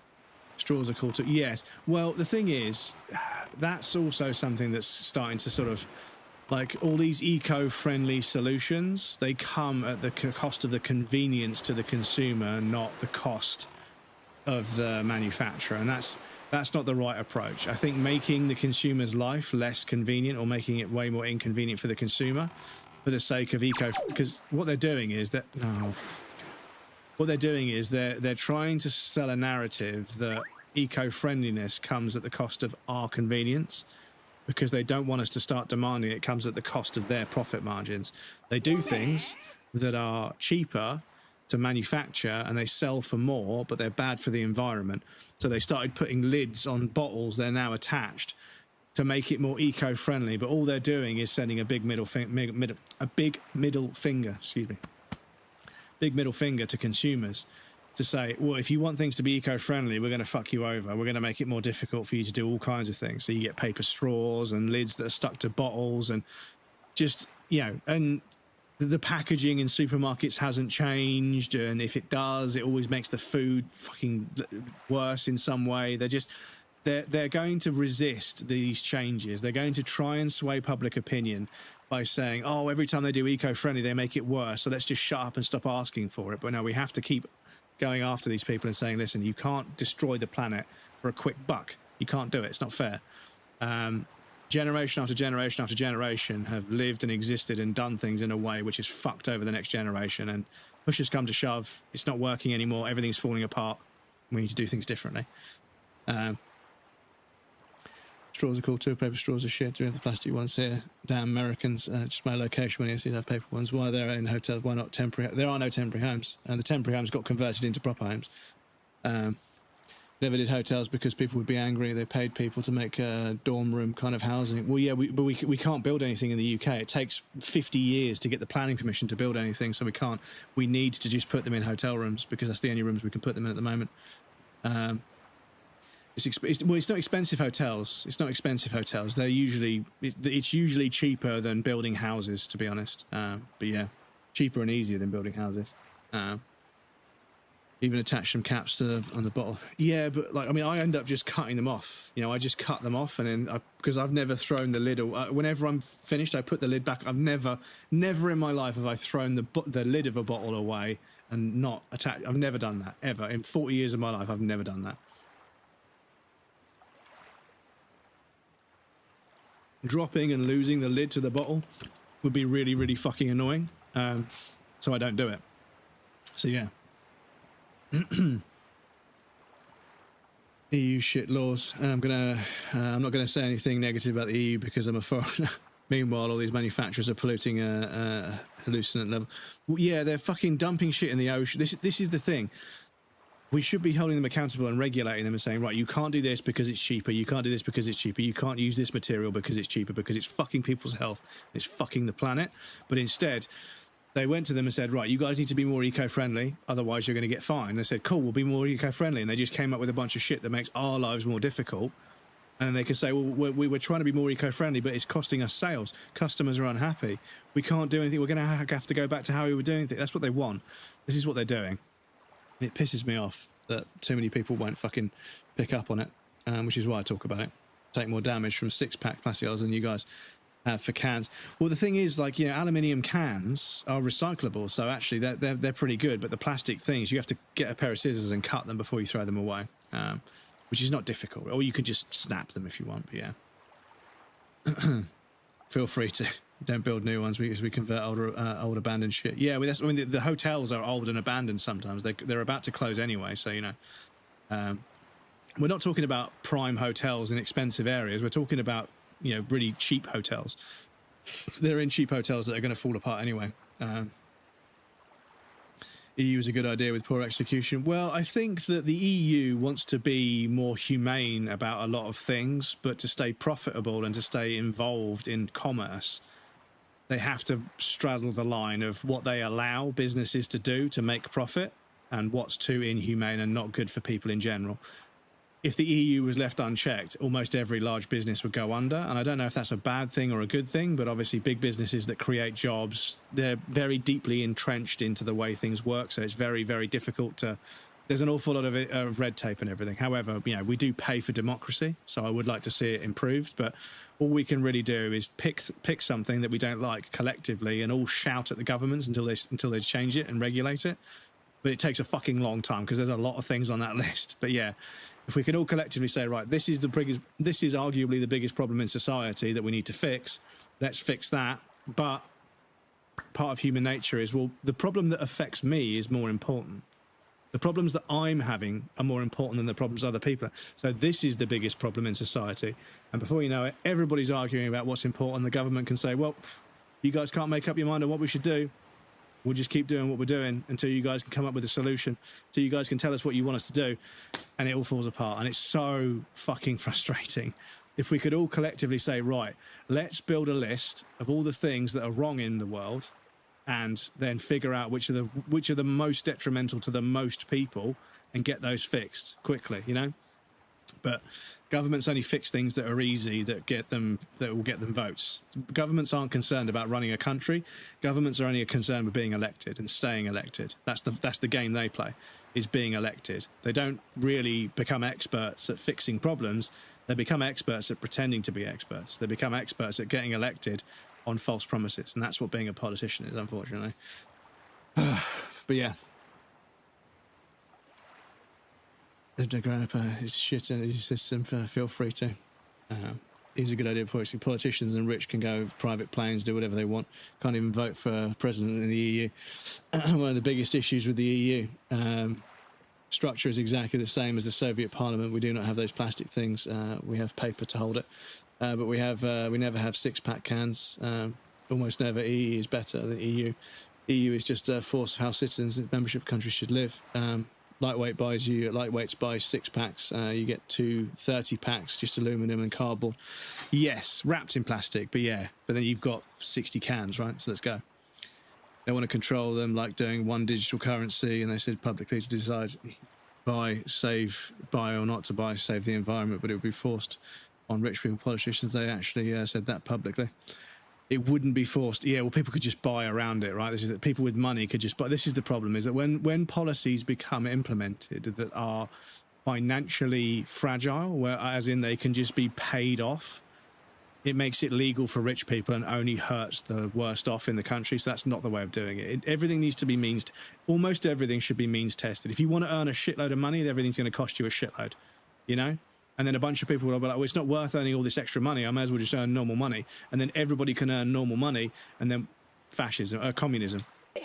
But anyway, yeah, when you've got people earning £15 million a year, living 2 or 3 hours down the road from people on fucking food stamps, yeah, or the equivalent of food stamps using food banks, it's not right. It's not right. The disparity is far too much.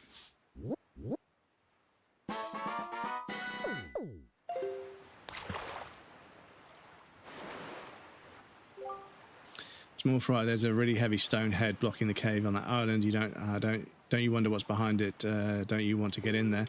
Let me tell you a great secret. If you go north 4 squares and east 3 squares, you go north 4 squares and east 3 squares to Fire Mountain, you'll find an item that gives you the strength to easily lift anything, no matter how heavy it is. With that thing, you could lift that stone and toss it out of your way as if it were light as a feather. That's what I've got the... Okay, so...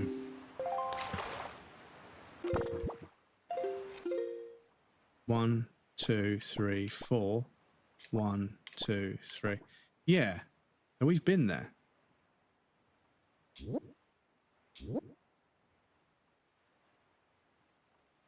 Hmm.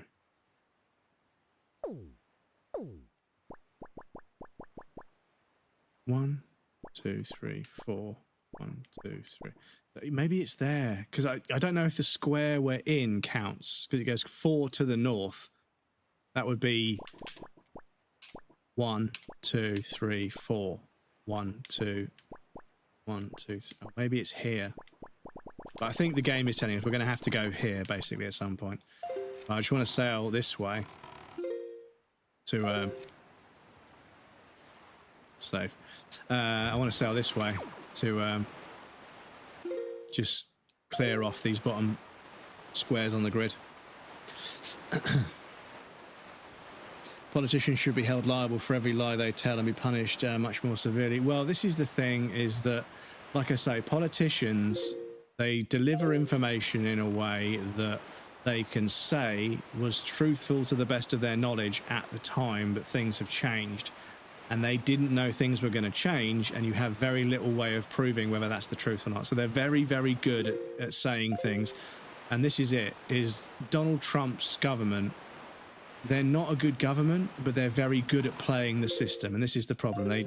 Donald Trump and his cronies who did it with the business world, even though that guy's been bankrupt, God knows how many times, they managed to get elected. So they know how to manipulate public opinion. And that's the problem, is that the people that get elected are the ones that can manipulate public opinion, not the people that can get things done.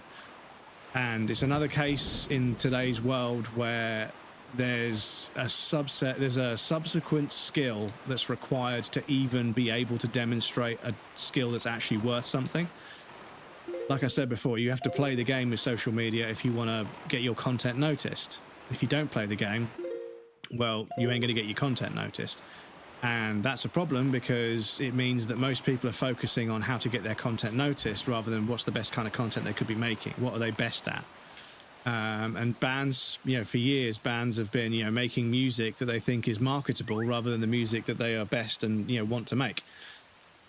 So you get lots and lots of bands that even when they make it, they become popular. They don't like the music they're making because it isn't what they want to make, but it's what makes money and what gets them noticed. So if they do that for a few years and then pivot towards making the music they actually want to make, then they get to make the music they want to make, but nobody wants to hear it, and then they fall off. It's fucked. Nobody will take them seriously as artists until they're marketable. Nobody takes you seriously as an artist until you can earn some money for somebody else. Then all of a sudden you get a bunch of push and a bunch of fucking reach and a bunch of discoverability. Then you can do what you want. But so many people burn out and get fed up doing the things they have to do to get to where they want to get to so they can do the things they want to do, that they just give up. And everybody just goes and gets a normal job. And it's fucking soul destroying watching it happen. So yeah, chase your dreams, dudes. Chase your dreams.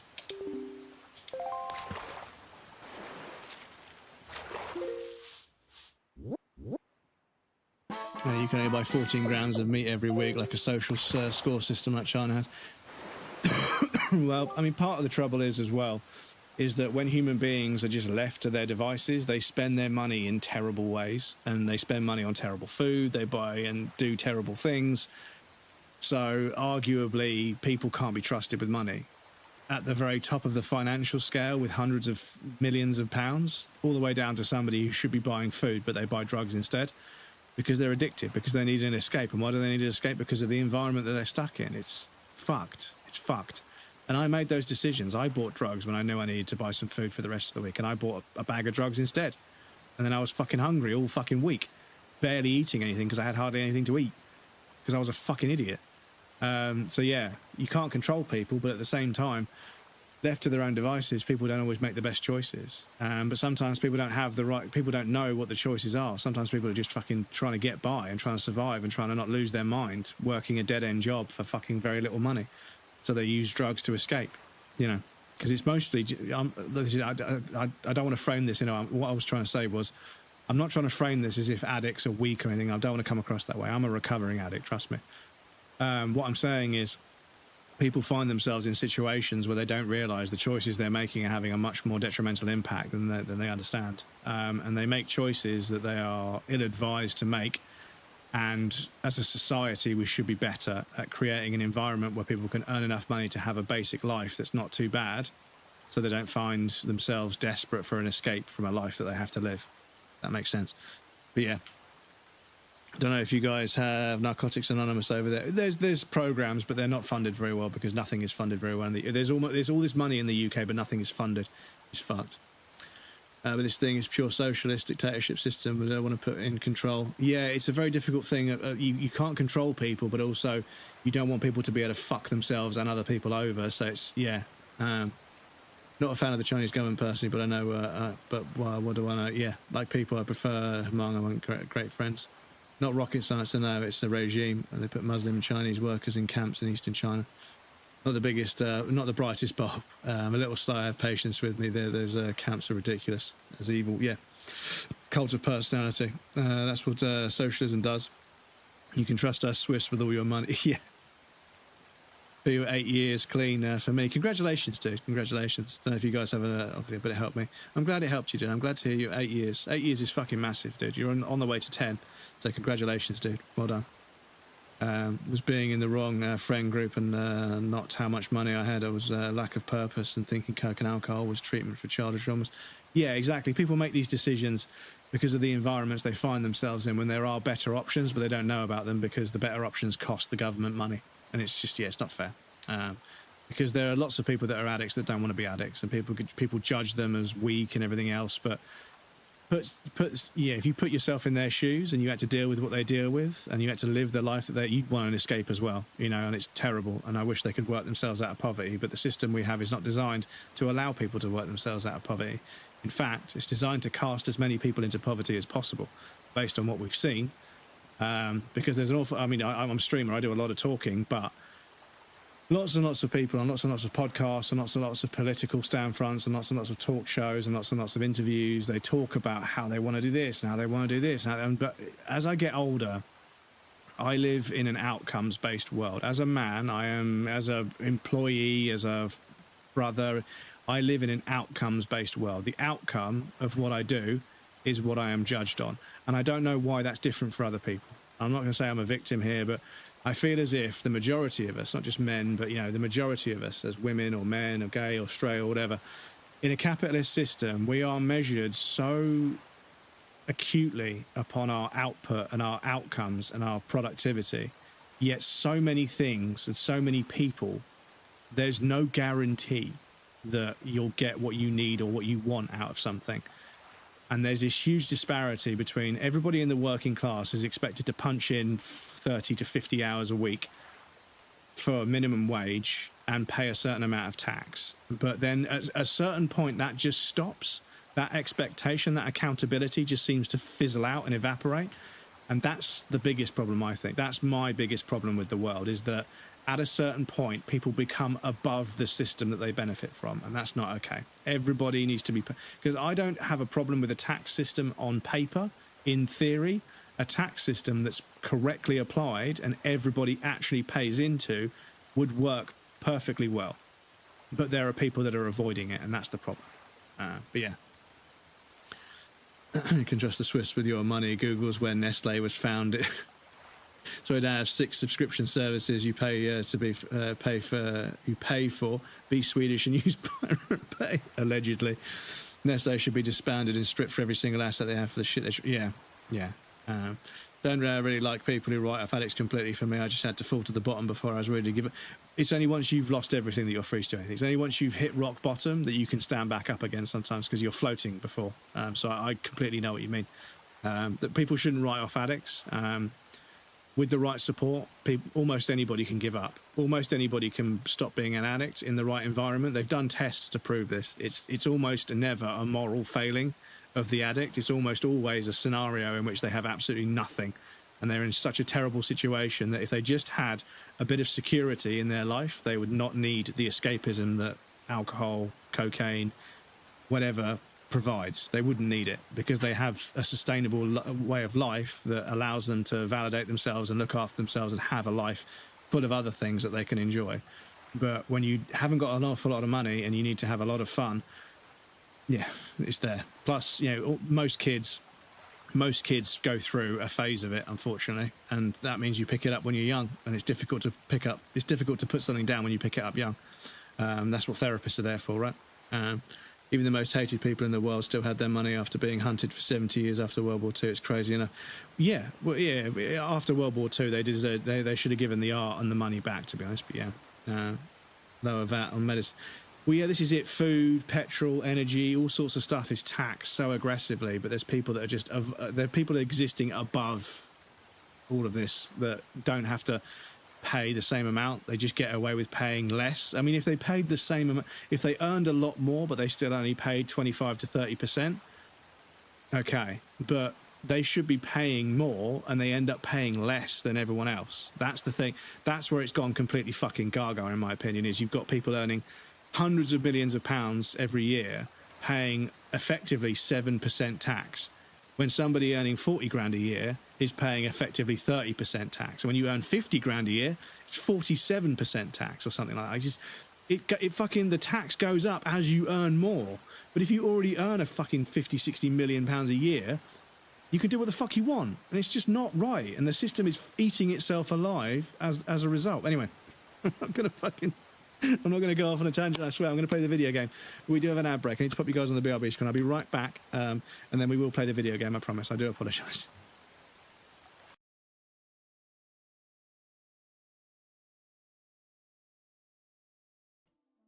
Yes, here is the baby boy. Cat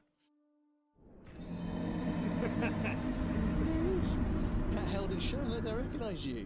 Hey? Go on, off you go. Go cause havoc over there.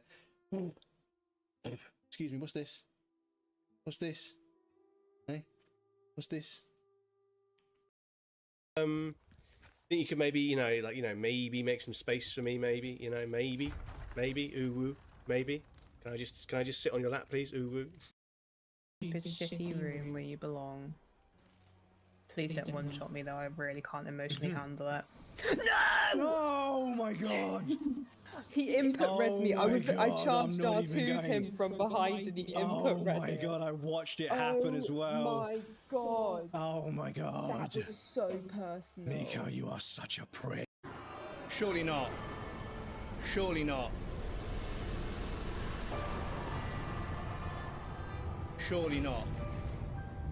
Surely not.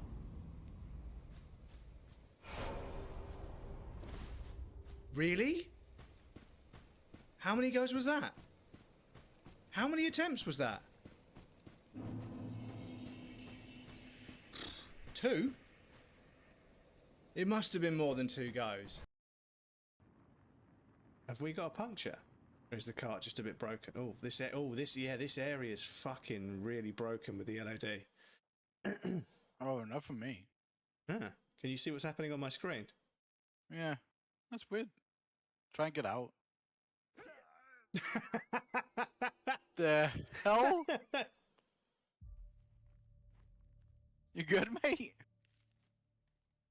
Game? We might need to put a couple of fans.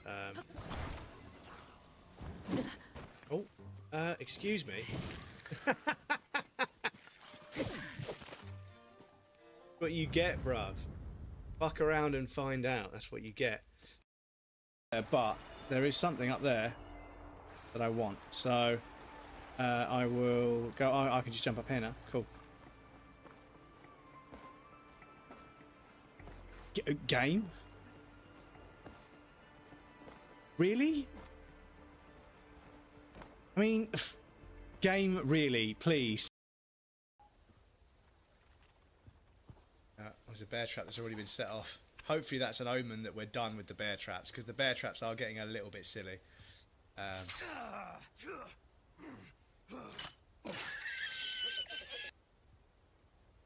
Fuck you. Oh, fuck you, fuck you.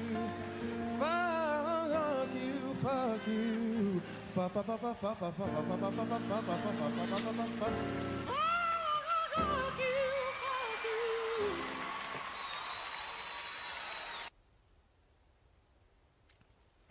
Fuck's sake. That. Generator, hello. Great Generator. Great name. Silly Viv, hello. Yes, Twitch. Thank you so much for the donation. I appreciate that. It's very kind of you. That gets us up to £500 already, and we've still got multiple streams left in the month. So thank you so much for your donation. I appreciate that. It's very kind of you. Welcome in. So this puzzle don't make no sense to us at the moment. I think later on we'll get something that might tell us what this is, but at this point there's way too many variables. So I need to make a mental note that there's some kind of Rubik's Cube-esque puzzle for us to look at. So if we've got some items, we can come back here and trade that. But yes, £1,000 already for a tiny little creator like me is absolutely amazing. We've had some very generous donations so far, so I can't thank you guys enough. All because of a silly little moustache. But no, thank you so much. Right, let's start building some... Please give me some M9 bullets. You motherfucker!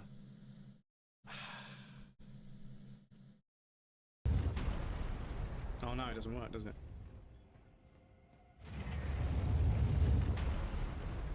Oh, okay.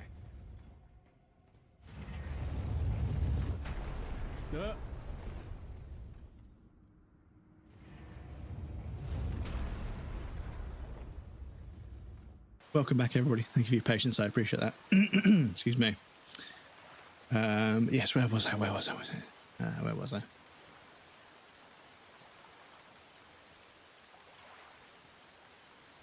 I hope it's tasty, Velda. Yes. Anyway, I didn't send from Velda. Sorry, Velda. Thank you for hanging out, dude. Enjoy your dinner.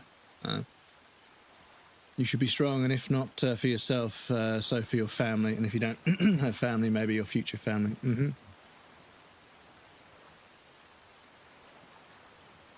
Small percentage of Swiss banking, not all banks. It was just 2 big banks too. Good cheese. Sweden, you pay 1% tax if you have capital. Good cheese, very stable governance, and the only digital direct democracy in the world that's worked for 1,000 years and will for another 1,000 years. I hope so. Pretty neat too, yeah. Europe is burning, and the Swiss are opening their champagne, watching how gold is in the accounts. Will not have any surviving owners and will prosper for generations. It will be okay because it's self-sufficient on food production and almost everything, which every country should try to strive for, especially owning their infrastructure themselves. Yeah, well, we used to own all of our infrastructure, and then the fucking government sold it off. And it's one of the biggest fucking... It's one of the worst things the government's done, is sold off things that we owned to then lease them back at a cost that would massively outstretch how much we earn from selling them. It's fucked. We sell a government building for, let's say, just hypothetically, for 150 million, but then we lease it back for like £700,000 a year. So over the course of the next however many 10, 15, 12, whatever the mass is, we end up paying what we sold it for, and then we don't own it. And I'm like, and we've done that so much to free up cash to fix problems. We don't have anything left. We fucking sold everything. It's fucked. That's quite. Yeah, quite. But that's the Pope's people. Sound like a better government than mine. Hard to be better than the USA. The trees are nice here at least, Krill. I'm sure yours are nice too. They spoke German here, Krill. The best type ever. 0% German blood though. Kamraten, unlike sauerkraut, is a municipality that owns it, can buy and sell by law. Have a smorgastar. Have a smorgastarter. Smorgastarter, is that how you say that? Anyway, speaking of reading, let's read this bit in the game. Sorry, chat. I've been very, very chatty today. I apologise. I'll tell you, lately no one around these waters has seen the beautiful fairy who bestows magic powers. She used to live here, Fry. All anyone ever sees anymore are the big octos that have been appearing lately. Maybe they scared her off. Oh no, I sure hope they didn't eat her. That's all the info I have. Okay. If you want to hear it again. Yeah, okay. So I need to go find one of those octopuses, and then I need to find one of the octopuses, and then we shoot them with the with the bombs.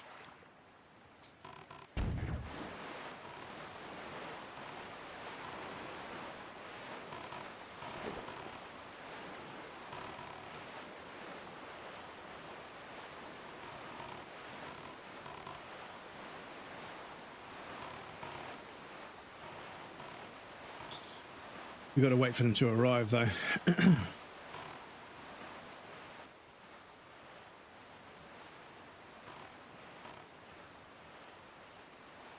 No, it's not how you say it, not even close. Okay, I apologise.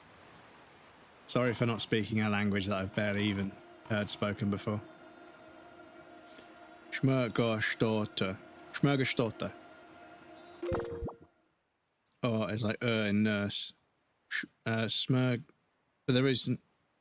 Okay, Schmörgerstorte. Schmörgerstorte?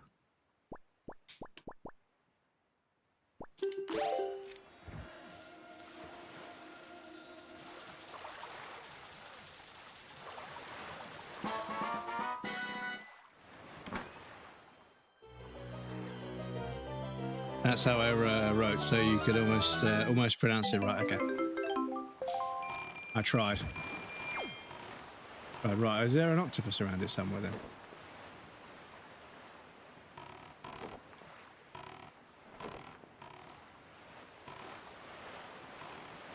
It's crazy how the sail sort of stops and goes like that when you're sailing like against the wind. Details, chat. We love the details. So I've spoken to them, so I know that there's unexplored sector. I just spoke to the fish. Or was that for the sector next to it? I think that was for the sector next to it. Okay. So, yeah, I want to get this sector here.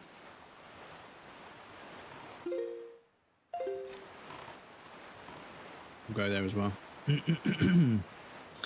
Most Swedish is Sweden talking, saying, aha, yeah, and then you're, that's like 90% of Swedish talking.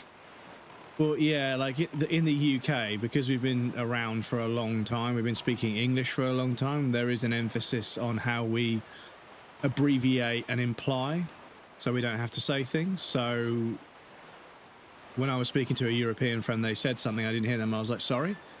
And they were like, sorry? And I was like, yeah, sorry, I didn't hear you. They're like, oh, okay. The concept of saying, sorry, I didn't hear you, just abbreviating it to sorry, just didn't make any sense to them. But yeah, in the UK, we're so used to sort of abbreviating things that, yeah.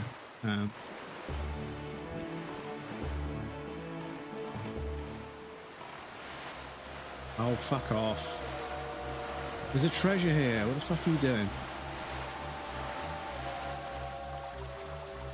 Yeah, that's right. You guys hold still.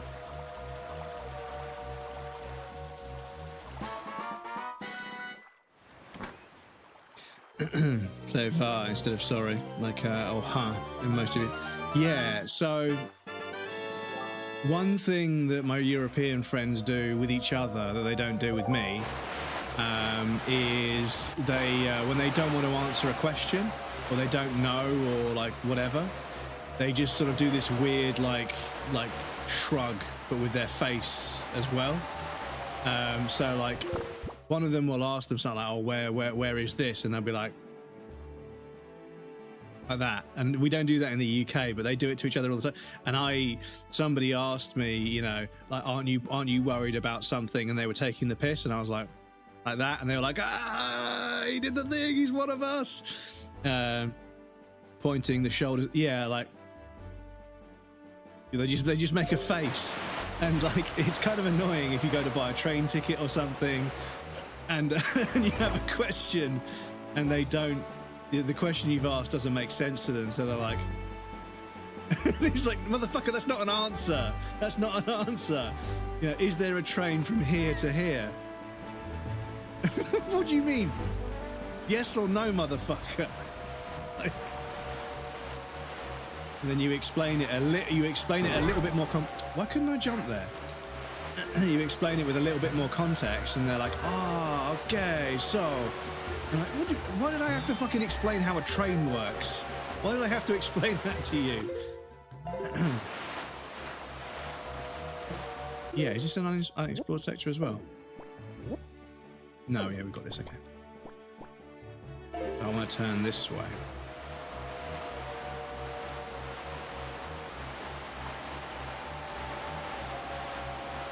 Italians, they never get. Well, yeah, Italy is. It's such a beautiful part of the world, but my God, are they disorganized? Oh my God, like nothing makes sense. Nobody really gives a fuck. They're all just so beautiful, and they're too busy having sex because they're all beautiful and drinking espresso, smoking cigarettes, and not getting heart disease to fucking care about your little question. But yeah. Worked in Como, they're like, does the asphalt come? It's like, it comes if it comes, if it doesn't, it doesn't. It's just sort of like, yeah, they don't give a fuck. And like, when you, like, if you lived your life like that all the time, it wouldn't be that much of a, oh, hang on, there is an octopus here, okay.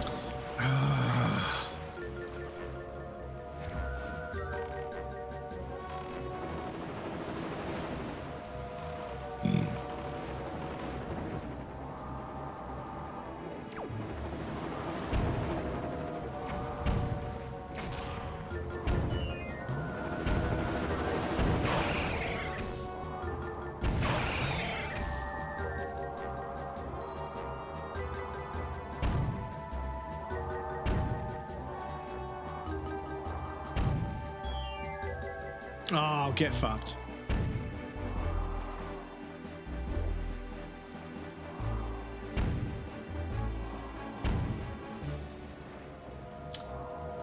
Oh, get fucked.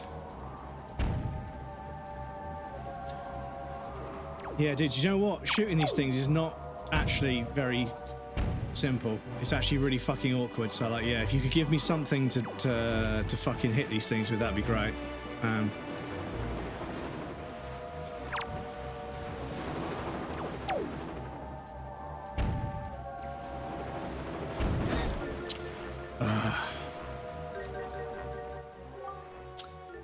Must set one pile at each of the locations. Yeah.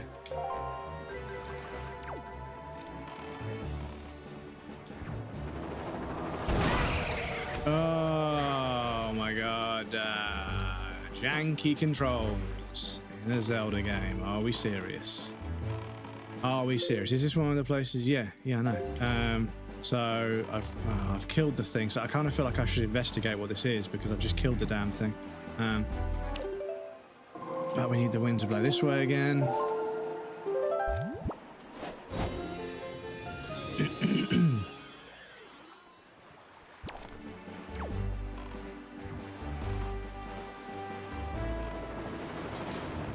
I'm not surprised the Roman Empire fell, seeing how the Italians work.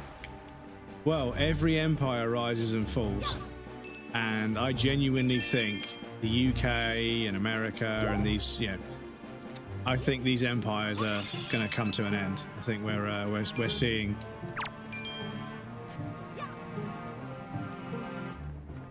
I think we're seeing them come to an end because of mismanagement.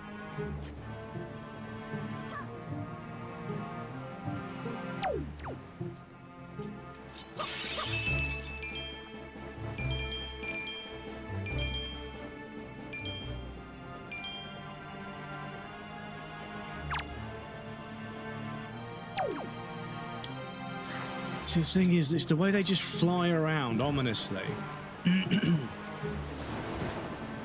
Like just fucking lurking around, causing a fucking problem every so often. It's so fucking annoying.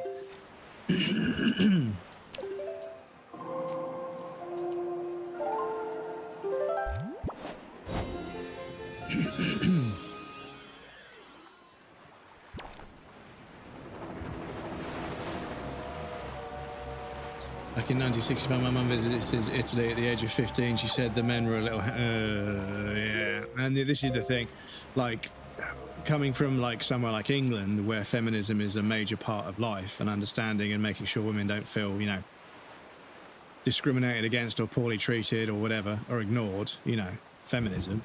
Going to somewhere like Italy and realizing that, yeah, they're a few years behind us. Let's just put it that way. And yeah, some of it's pretty fucking gross. But, you know, Italians didn't invent an AI that fucking takes people's clothes off.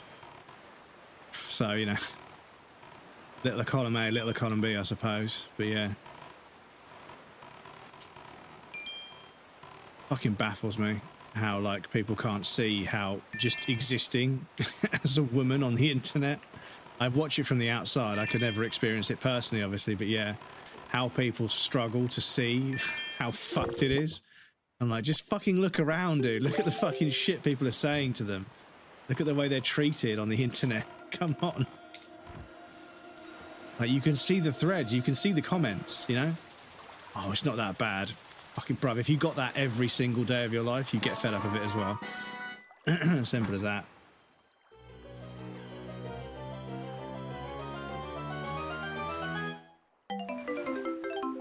Excuse me, I've done a lot of talking today.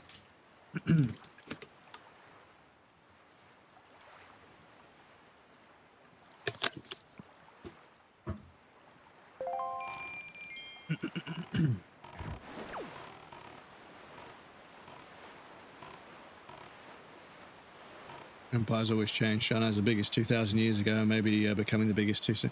Well, yeah, the other thing is that, you know, I think, like, the tariff situation, loads and loads of Chinese manufacturers were like, we'll just start selling directly, you know, we'll just start selling directly to consumers, and all of the markup you guys make, we'll just start selling it for way less.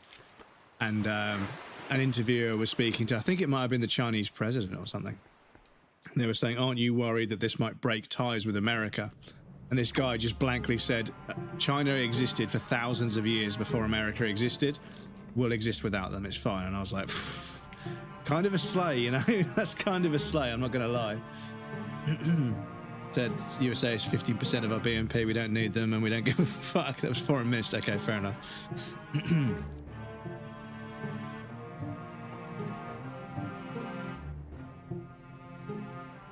Excuse me, chat.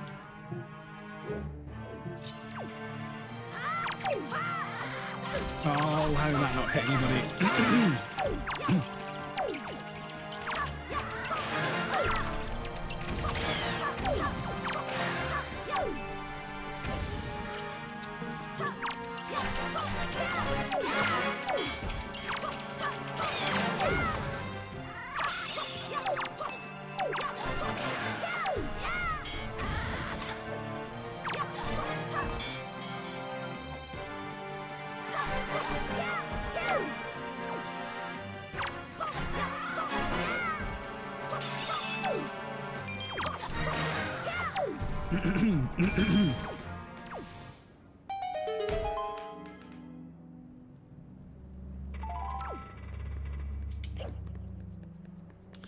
The big chopper. Oh.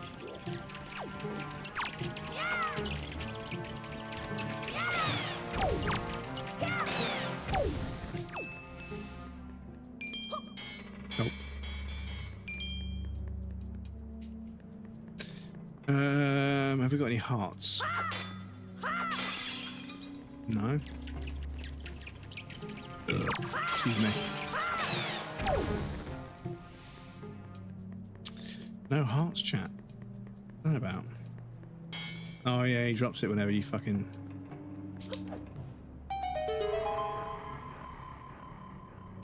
Thought we were going to have to light that for a second.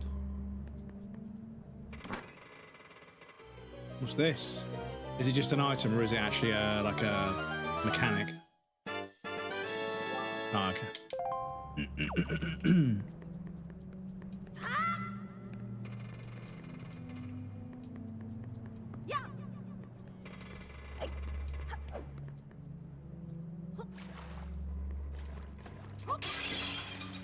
Oh, really? It doesn't put them out? Okay. That's strange. Right. I apologise, chat. I am going to have to go get another drink because my throat is really starting to play up. So please bear with me for one moment. I'm just going to quickly nip to the fridge. I'll be right back.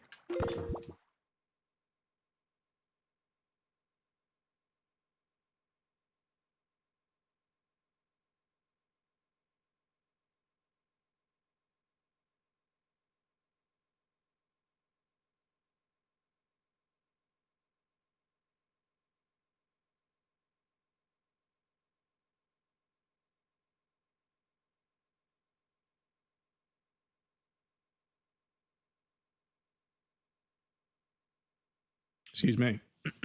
But yeah, I have a feeling that this back support means I can't cough properly, which is, yeah, just another fucking annoyance. I got a back support to make sure that I'm sitting upright, but I don't feel like I can fully clear my throat and cough properly with this fucking back support supporting me and holding me upright, which is, yeah, just another fucking annoyance that I don't need.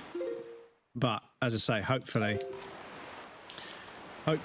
this medicine I'm going to get will allow me to breathe a bit more through my nose, which should stop all the phlegm building up, and that will then mean that I'm not trying to breathe through a bunch of gunk, and then I'll be able to breathe a bit more properly, hopefully. Rise and fall over and over again. Yep, rise and fall, boom and bust. We never seem to learn. Gino Chef, and he isn't even British. They don't use dating apps either. China Foreign Minister also said 50%. And he's got a point. He has got a point. Hope I can exist. Have mercy. Yeah. I mean, well, it's just international trade, right? It's not, you know, the countries aren't going to go anywhere, but.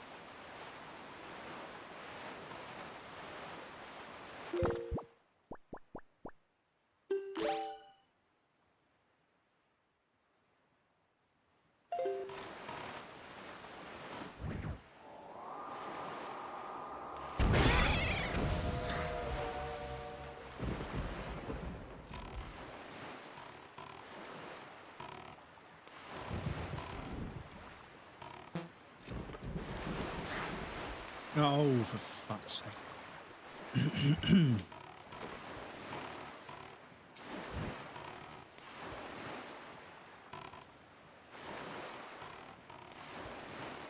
Right, let me go grab the map for this place first.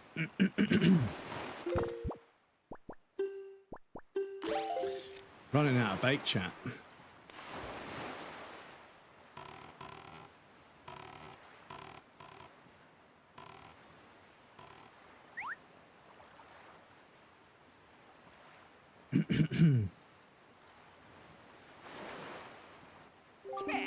Of course you can. This longer term fall of civilization is slow and will take time, not next week. We'll just take it one step at a time. Yeah, fair enough. Focus on life. Not that I focus on myself, but that's another thing. I'll still take your advice. The thing is, yeah, there is kind of part of me that's like, like you're not going to put the world to rights. Just stop stressing yourself out. But I feel like I have to speak up about these things to try and at least get the ball rolling in some way, shape or form, because a society grows. I mean, this is not my quote. this is somebody else's, but a society grows great when men plant trees, the shade of which they'll never sit in, but it should be people plant trees, the shade of which they never sit. I don't know why the quote's so fucking misogynistic, but yeah. I should try and change it, but yeah. I try and quote things accurately, but yeah. A society grows great when people plant trees, the shade of which they'll never sit in. Is that if we don't instill a culture within societies around the world of making things better for the future generations, rather than just fucking, I want to take as much as I can take for me and fuck everyone else, things are never going to get any better. But yeah. I think man as humans, yeah, but it's not, it's easy enough just to change it to people. You know, if the quote works with people, then I just try and change it to people, because that's the kind of sort of like, that's the internalized misogyny that, you know, needs to be dismantled as well, is that just because everything was quoted as being a man, sometimes it wasn't a man. Sometimes, you know, it wasn't. So yeah. But yeah, it's easy enough just to change man as in mankind, not men. Yeah, but I think it's easy enough just to change it to people. You know, it doesn't really detriment it in any way, shape, or just changing it to people, you know. It isn't a huge stretch for me, so yeah. But people can draw their own line with it, of course, you know.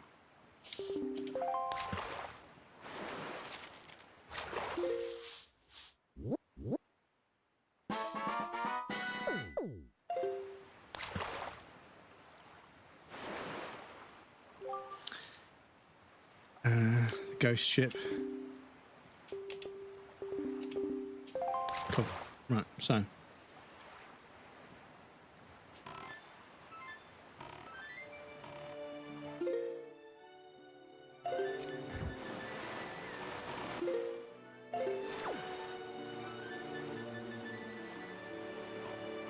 Penguins are pretty cool.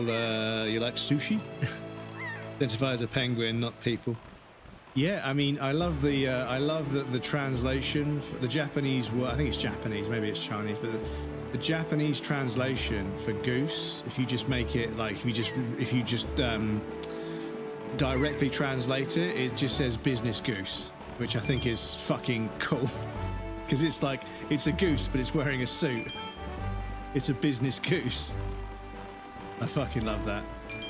Because I love when a name is just, I like how literal some names can be, because there are correct names for animals, but there are alternative names that are a bit more honest, you know, like if everything was, because I think the original post was somebody put on a thread, somebody put on a forum somewhere, what if the naming convention for everything was the same as walkie-talkie?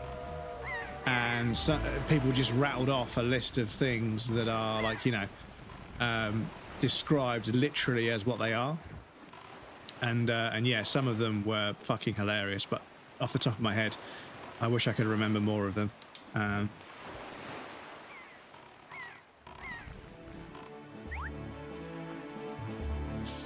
Tasty stuff, that's funny, but sushi with tuna mostly and salmon. Yeah, I mean tuna, the fucking tunas get massive, dudes, like they get scary big.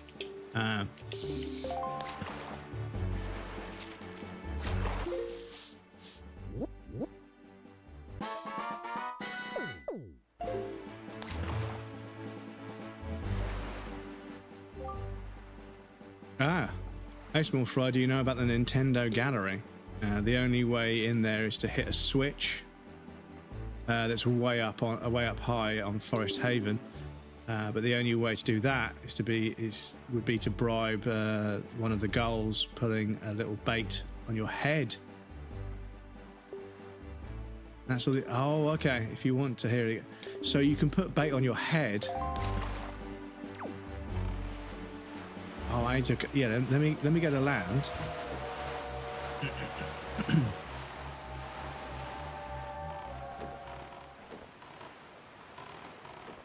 Can I get onto this island somehow?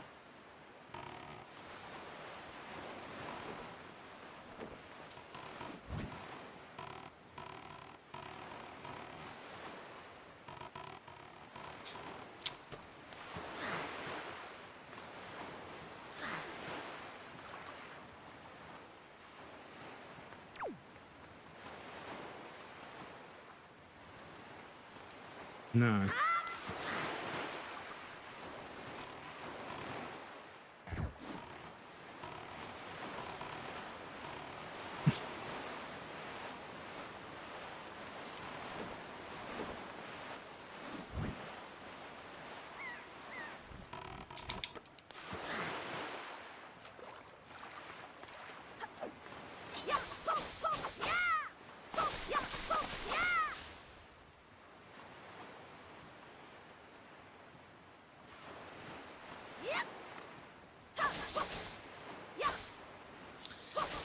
Again, give me a heart.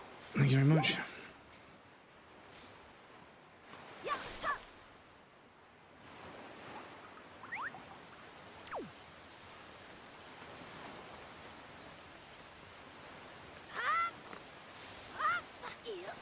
Okay, well, there's a dungeon here we can look at. Excuse me. The opossum in Swedish is ungrata, which literal translation would be ballsack. Ballsack rat. Fair, fair. Do you know what? Fair. No. Climb, please. Do we have to? Do we have to blow? Oh, maybe we have to blow with the leaf. Oh, okay. Maybe we have to blow with the leaf. Yeah. Oh, excuse me. No!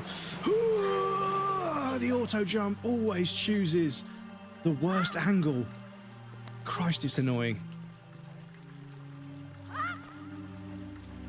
Christ, it's fucking annoying. It chooses the wrong fucking angle like 90% of the time.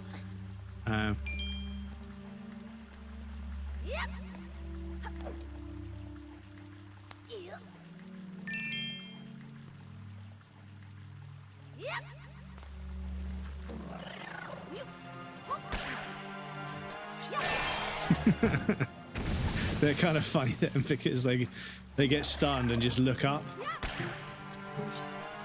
and then you cut them down. And that, to me, like the way you cut their stem, it's so reminiscent of running around with a stick as a kid in the woods. Oh, the auto jump is doing my fucking skull in, dudes.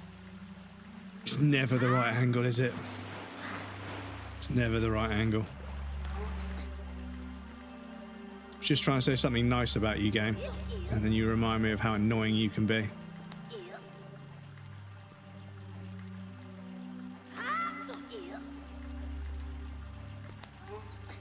I think that might be my my review chat, is that Wind Waker, it's a little bit like a cat.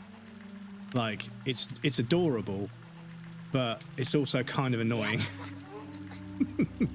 I think that might be my review. That Wind Waker is like a cat. It's adorable and cute, but fucking annoying sometimes. Oh, okay.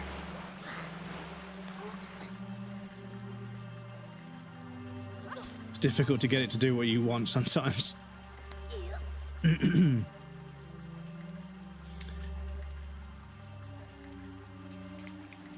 a new nickname. Raccoon, which translates to laundry bear. Fair enough. But yeah, I wish I could remember. I wish I could remember some of these, like, you know, walkie-talkie naming convention names. But there was a comedian, and one of their jokes was that I'm going to start like a tour where I talk to people on a portable radio. I'm going to give people a tour of Torquay, and they kept like, you know, they kept like layering on various different references to walkie-talkie, you know, and they're like, but they kept doing this, and you think, oh, they're going to say, oh, you know, it's going to be, you know, of course it's going to be walkie-talkie, yeah, but Torquay is spelt as in Torquay the place. But at the end of all these sort of references, say, but I just can't think of what to call it, and then they move on to the next joke, and I was like, that's actually kind of fucking genius. I'm not going to lie. That is actually, oh, you motherfucker. That's actually kind of fucking genius. That they thought they were gonna, they lured us into a false sense of what it's joke format. They lured us into a false sense of like, oh, I know where the joke's going, and then just completely fucking spun it out. Oh, there's fucking those things everywhere. Right, just throwing these things at these vines do anything? No.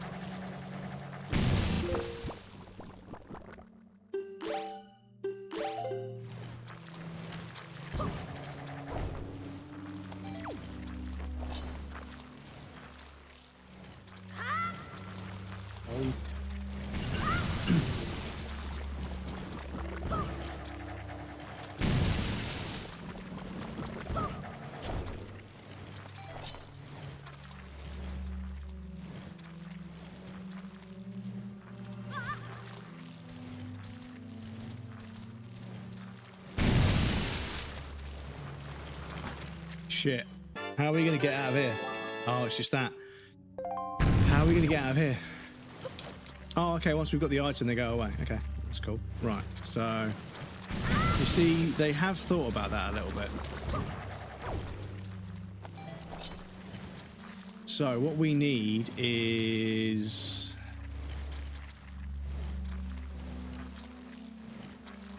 Oh, can we get a bomb to land? Is there a ledge? Can we get a bomb to land there?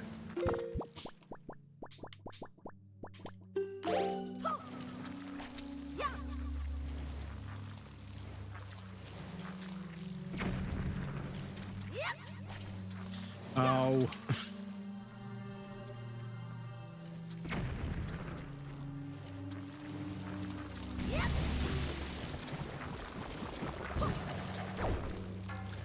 Oh, we dropped the stick. Okay. No. No.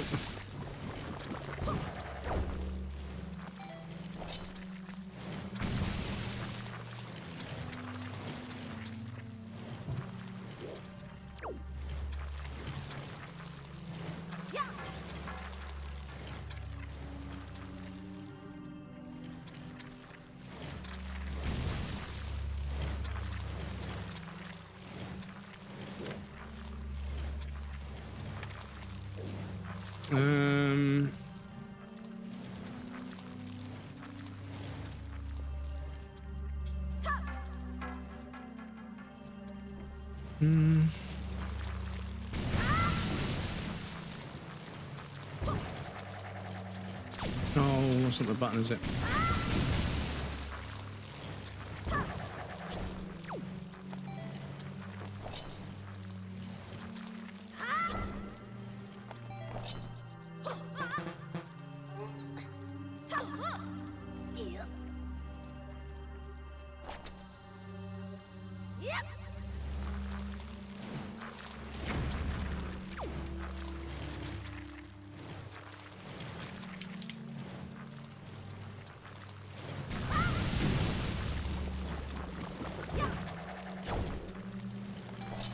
Okay.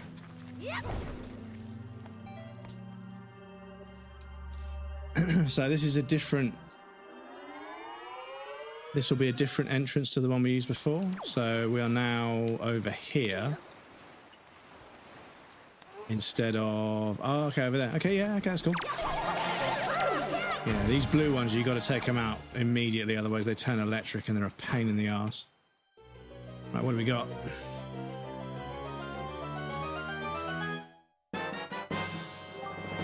Treasure chart. Okay, fair enough.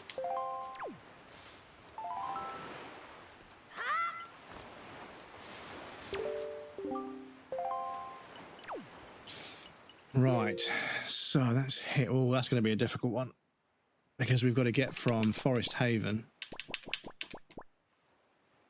No, Forest Haven. Forest Haven.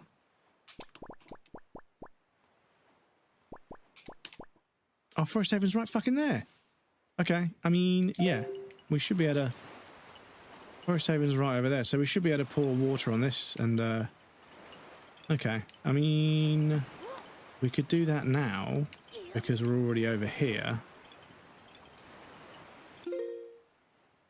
I don't know why my mini-map's gone away. But, fair enough. So... Can I go back this way? Because I kind of want to go out of the other exit, to be honest, the other entrance. So before my pigeon brain forgets, 3.2 million views. We're famous. Listen, I'm gonna listen real quick. 3.2 million views where? Well, here? Doubt it. I doubt it. Usually there's less than 10.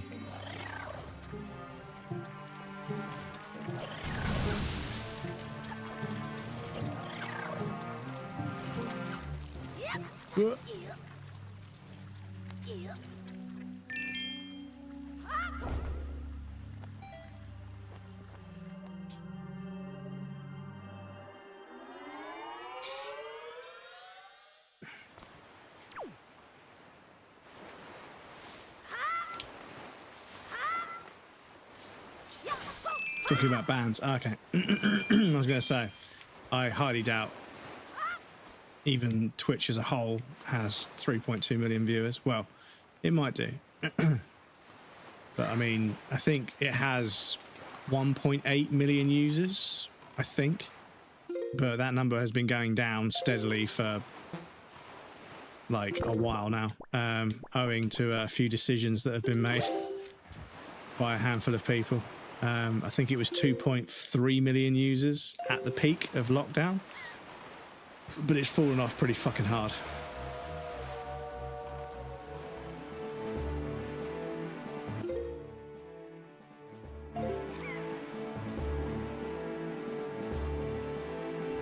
Sweden has 3.1 million viewers right now. On Twitch, no, so Twitch 3.3 million viewers right now. I thought the users have been going down steadily for a while.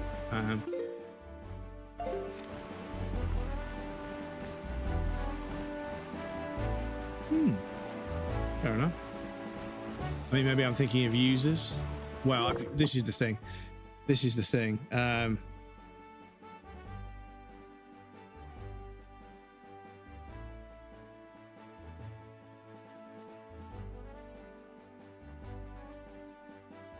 Oh, okay.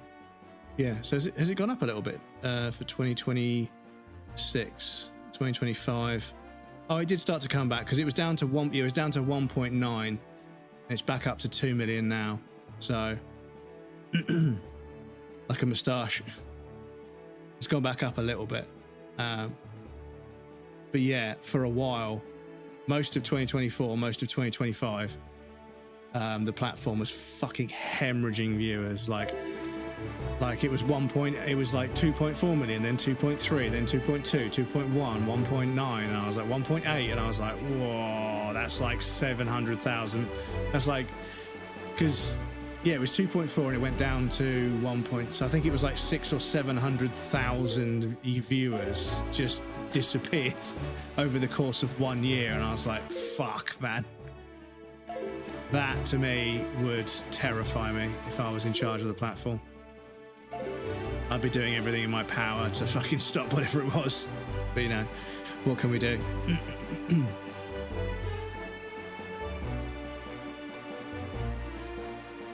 But yeah, for the longest time, the amount of viewers was going down, but the amount of streamers was staying the same. And I was like, okay, that makes sense. As in how Twitch feels at the moment. That kind of adds a bit of context. One weird metric, though, is that on July 26th, it went from 3 million the day before to 13 million, then down to 3 million. Well, this is it. This is it. Don't know if that boxing match was it. Ah, that's the point. That's the point. They did stream the boxing match, didn't they? So yeah, maybe that was it. Maybe that. I was going to say that doesn't seem right to me. But if there was that really, yeah, if it was the Jake Paul, Anthony Joshua boxing match, then yeah, if that was streamed on Twitch, then yeah, that would make sense. What's hilarious is, is it went right back down again. Nobody wanted to stay on Twitch afterwards. We gained 10 million viewers because of one event and then lost 10 million viewers. Oh, fucking hell.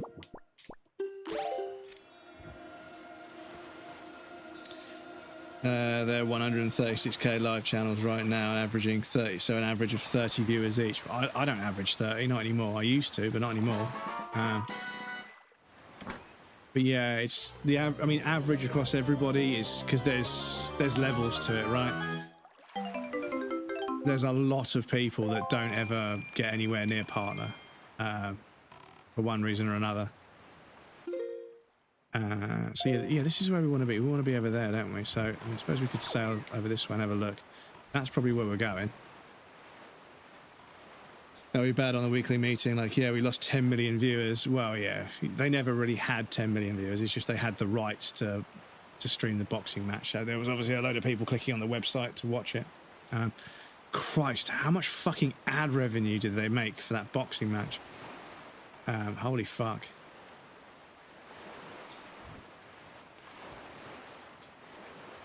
Oh, is that what? Oh no, it's different. I thought it looked like that light thing on that island with the switches we saw.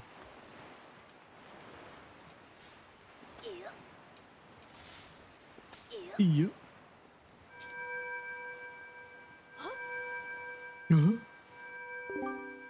A wandering traveler who seeks the guidepost of the goddess. Place the pearl you hold here.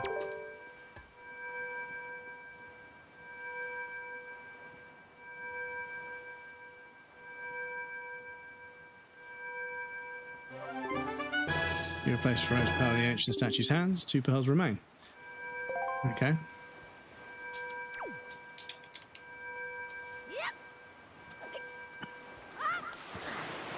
What?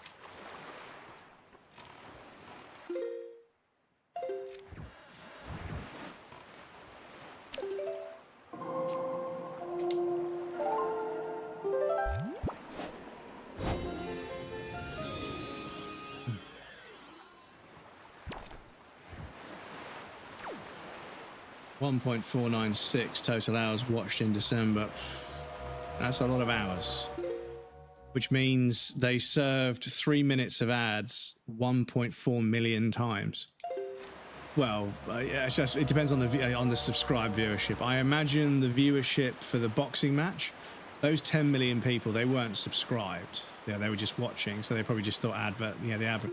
So yeah, I mean, what was it? Was it on Twitch's channel? Was it on Twitch's actual channel? Because like I showed you guys earlier, there's a plugin that shows you how many people are actually watching the stream versus how many people are in the chat, in the community. They've got basically lurkers. And when Twitch goes live, they have more viewership than they have in the chat room, which is, yeah, very interesting as a takeaway for what they're doing. But what's wild is Twitch will go live on their own channel and get like 1,000 viewers, and then somebody else I know has got like 2,600 viewers. I'm like,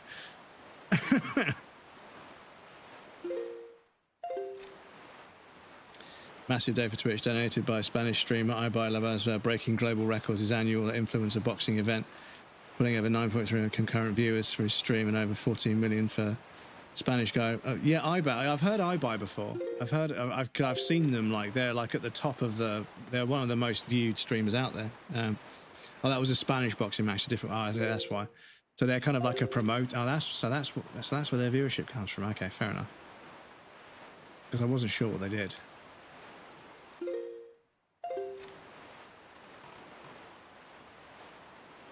Right, I'll talk about fucking getting another drink so I don't dry my throat out.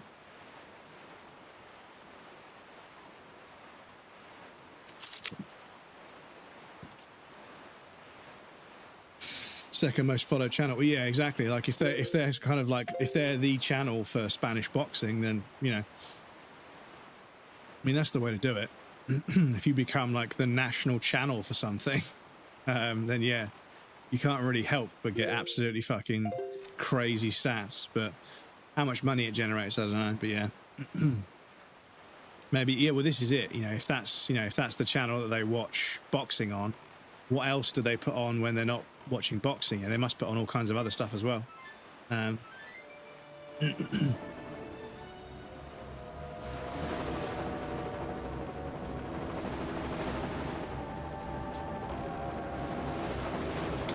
Fuck off. Oh shit.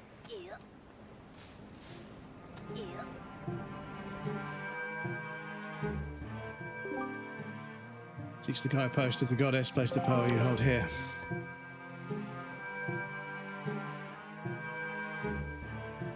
That fucking enemy in the background still being illuminated.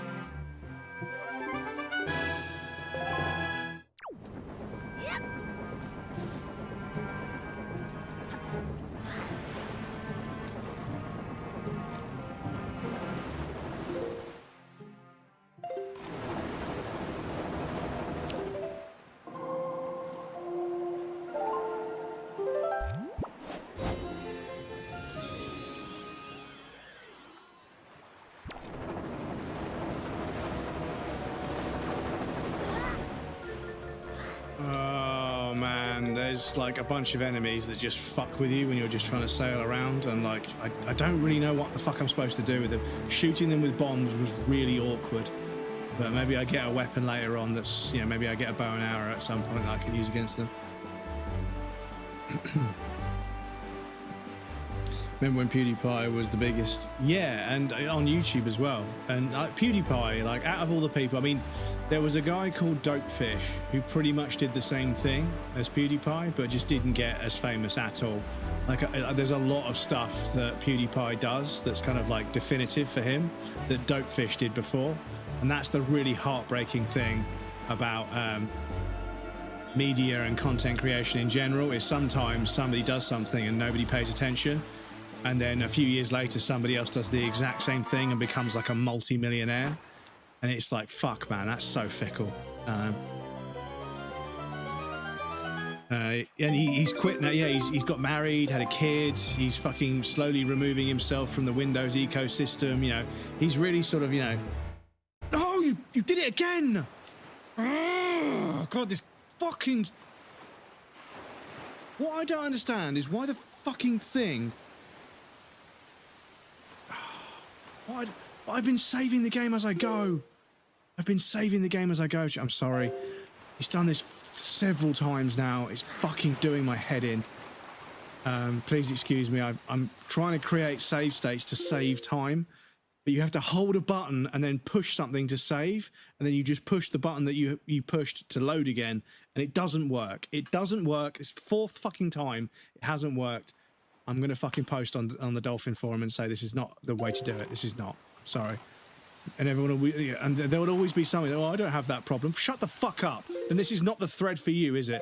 Don't even get me started. Oh my God. I swear to God, every time I post on a forum, there is always some fucking community member with like 50,000 comments, but never gets any fucking credit for anything. Everybody fucking hates this person.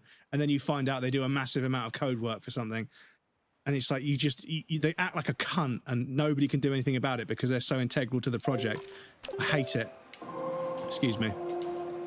But yeah, nothing pisses me off more than when you have an issue, so you post on a forum to get a thread started about it, to discuss it, and somebody's like, well, I don't have that problem. Good for you, dickhead. How does that fucking help the thread? It doesn't. Fuck off. Fucking dickhead, mate. I hate people that leave comments like that. Doesn't happen for me. Thanks for letting me know. If it does start happening, go fuck yourself, because I'm not going to help you, because you're not helping me. Fuck off. Hate people that do that shit, dudes. Hate it. Like I mentioned earlier, people that mention things on threads, and it means that thread shows up in a Google search, which has got nothing to do with that thread, is so annoying. Like, everybody talks about the same 5 things because that's what whatever the software or the thing that the forum is about is known for. And when you have a question about something, all you get is threads talking about other things. And arguably, sometimes the moderators need to be more fucking, like, strong-arm with it. You need to say, guys, this is not relevant, I'm deleting this post. And people get shitty with moderators, but I've had to do it before.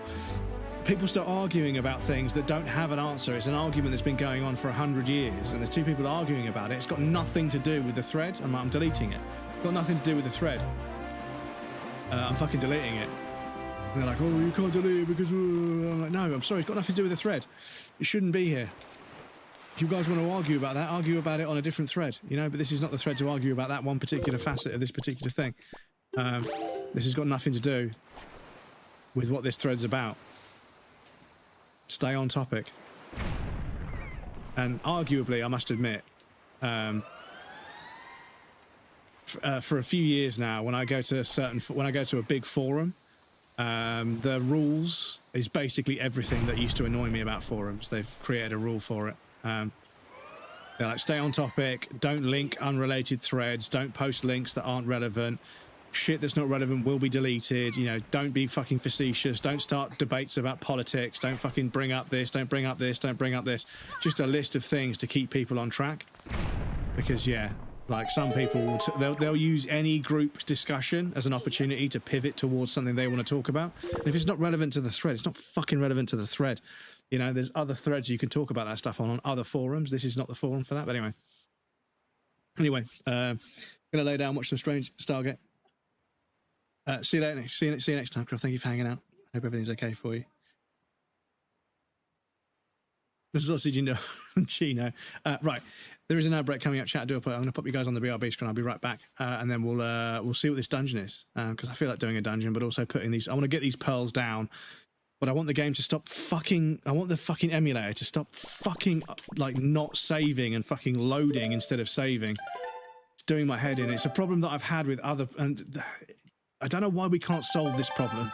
Something I keep is loading and saving in games. Some games they move them apart and they make them different, and that makes sense. But sometimes loading and saving is way too similar, and even when I do what it wants me to do, it just ignores it because for some reason holding plus and pushing 1 versus just pushing 1. I don't know, dudes. But anyway, give me 2 seconds. I'll be right back, and then we'll carry on.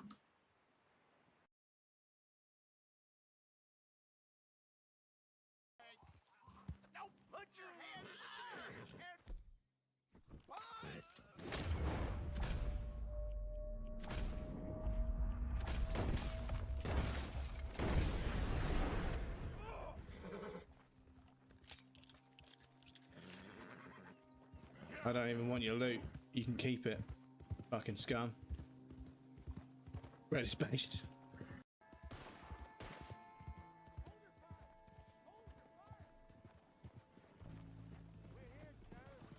Fucking hell, what's going on here?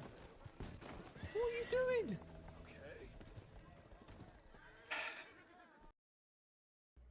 Zombie head here. Who's a good boy? Oh, can I? Who's a good boy? Who's a good little zombie? Oh. He doesn't like it. So, as you know, some streamers have merch, and sometimes that merch includes plushies, which are like big teddy bears, right? So I've created the Trash and One prototype plushie. It's very cuddly, but it's a trash bag. As you can see, it's branded. It's branded with Trashen's name, and it's a prototype Trashen body pillow. Exactly. So yes, Trashen One. I've designed this wonderful body pillow Trashen One merch as a prototype for you. So yes, that can live over there now. Yes. So yes, I've been waiting to show you that for. Where's my horse? What are you doing?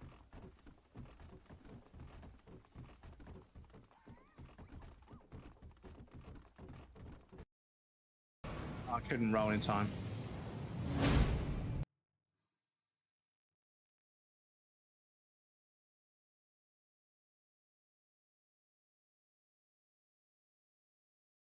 Yep, okay.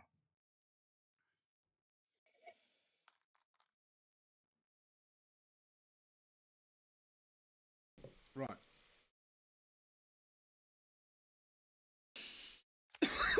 Excuse me. Fucking hell. Oh, shit. Fucking hell. Fucking hell. Jesus. That smoothie got me. Fucking hell. Excuse me. This is totally, like, blocked off to me. I can go up these ones. But then... Are you kidding me?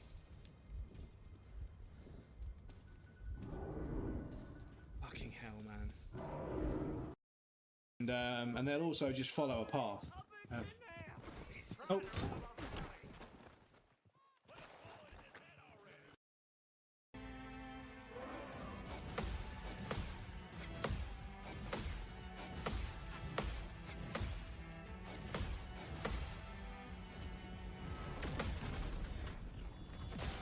Get fucked. Field trip indeed. Literally just got the Brawn Intimate ad. Did you get it, Alex? Having a little trim down there, are you? Make sure you don't cut your fucking dick off. Oh dear.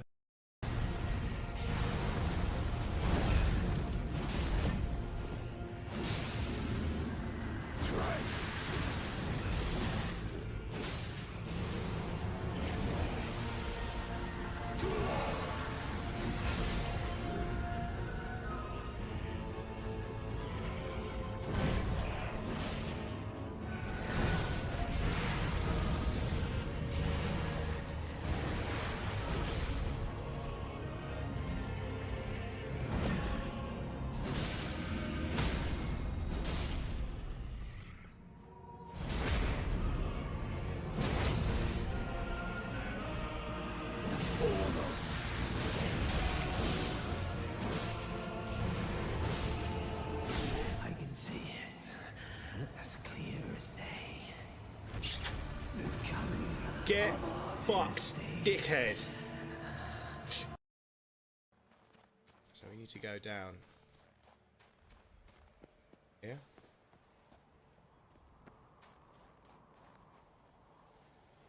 No.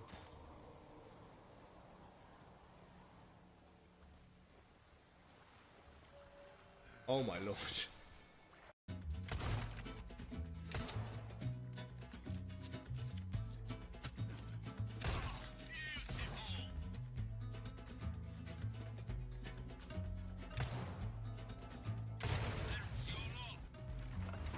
Just got that one at the end. Ooh, that was 500 counterattack damage.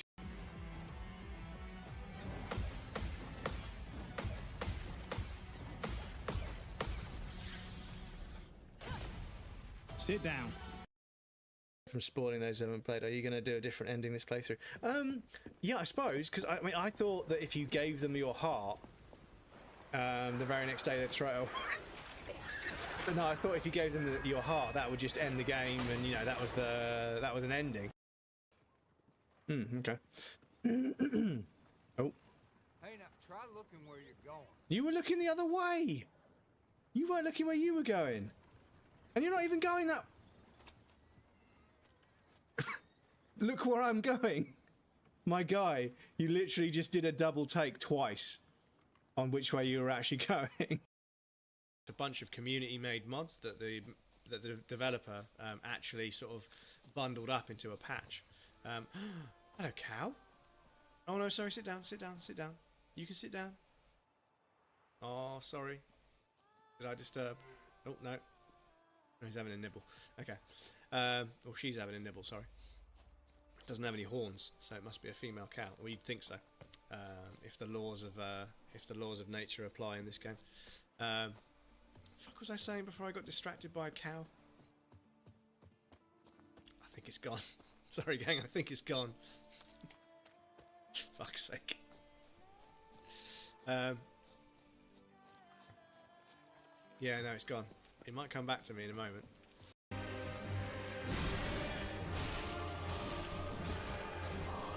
Woo. Woo.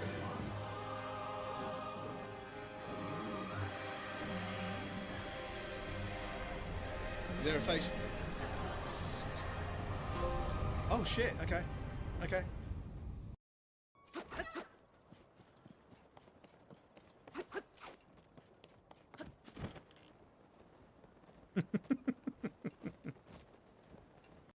Welcome back, everybody. Thank you for your patience. I appreciate that. Right, let's see what's in this dungeon. But yes, I apologise, chat. I've been a bit all over the place today. I don't know what it is.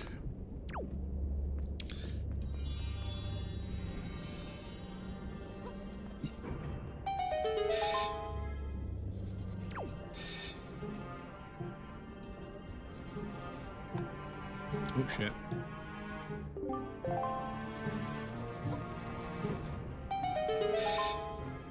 No worries, brother. Oh shit. Oh, aye.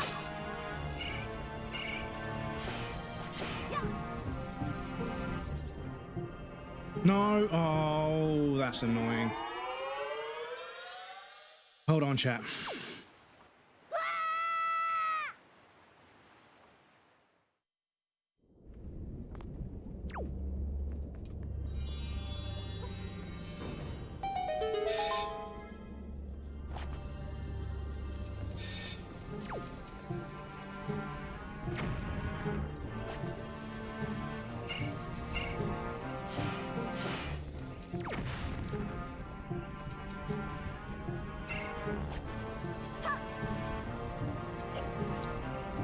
Oh, pick him up! Fuck's sake! Oh, come on, game. That's close enough. You.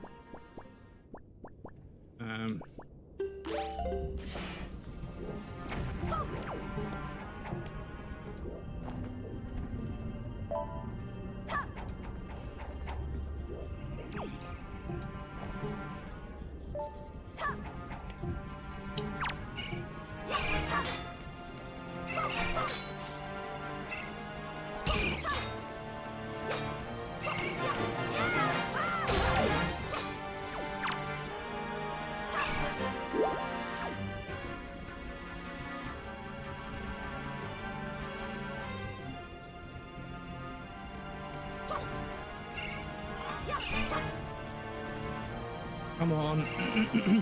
Oh, it spawns another one, for crying out loud.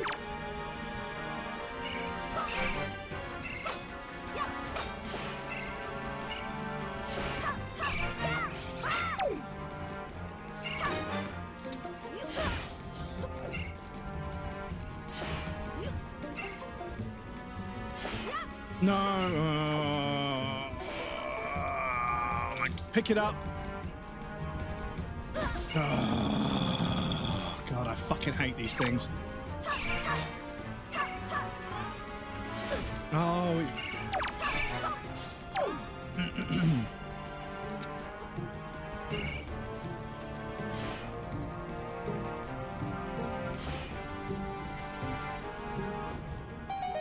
I fucking hate that puzzle. Fucking hate it. What now? Oh, okay. Right, time to test out my new system. That is save. That is load. Yeah, let's try that instead.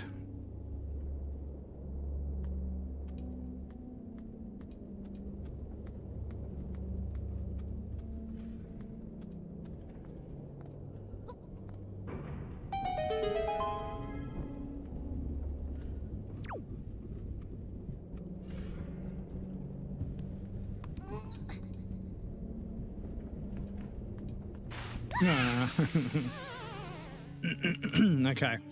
Will one of those jars weigh the switch down?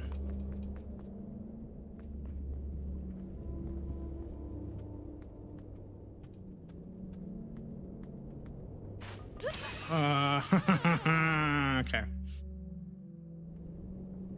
Does it need to be weighed down? They just stayed off. Okay, they just stay off. Okay. Do you know what?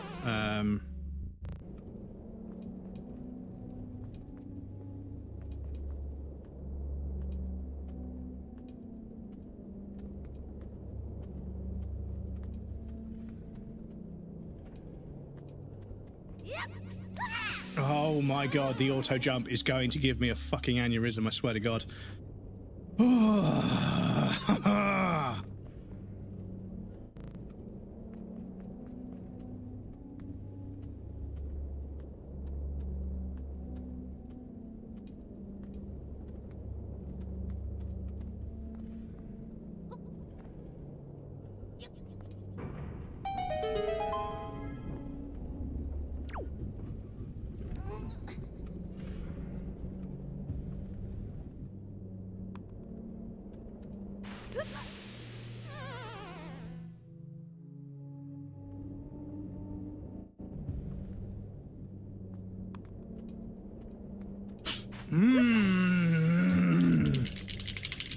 Fucking controls, man.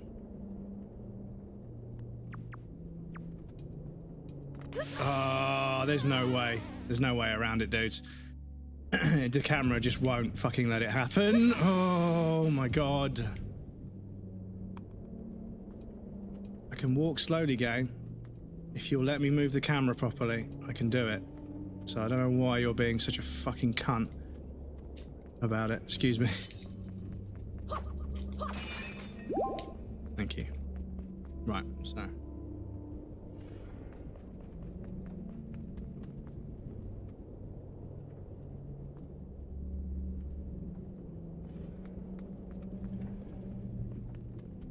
Oh.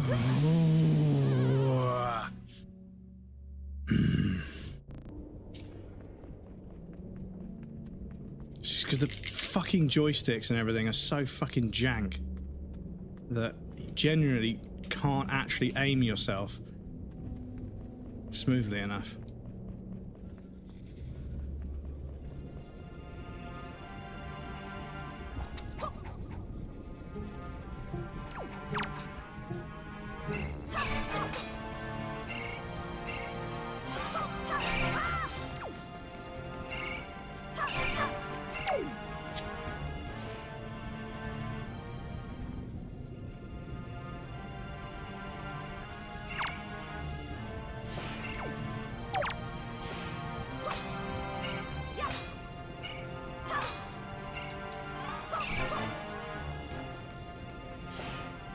Come on.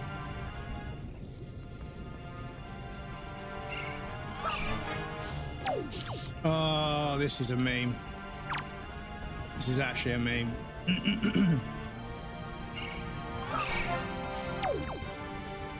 Oh, for goodness sake, man.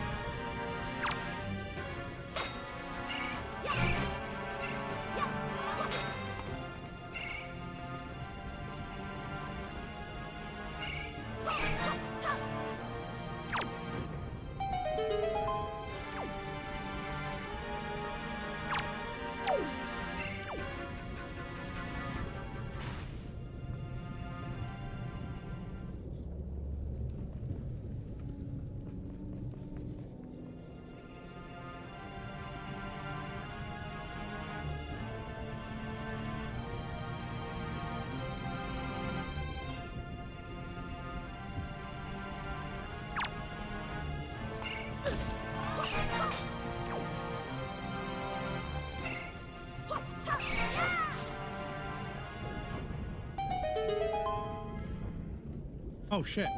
Okay.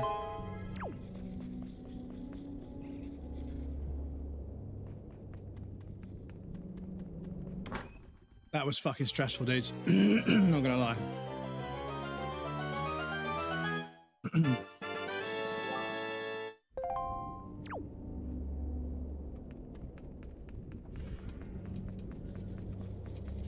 Right, now to get out.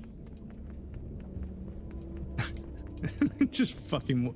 So that's got to be it, right? There's nothing else in here. Yeah, there's nothing else in here. Okay, cool.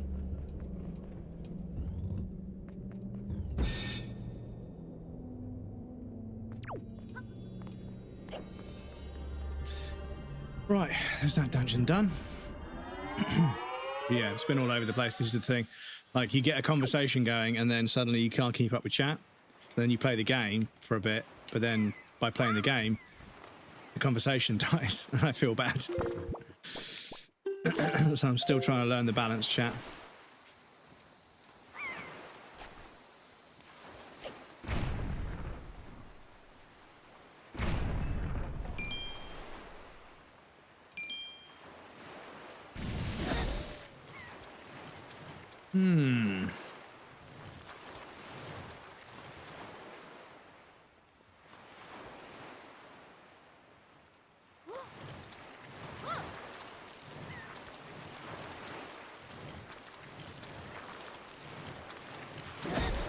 Oh, fuck off, Nintendo.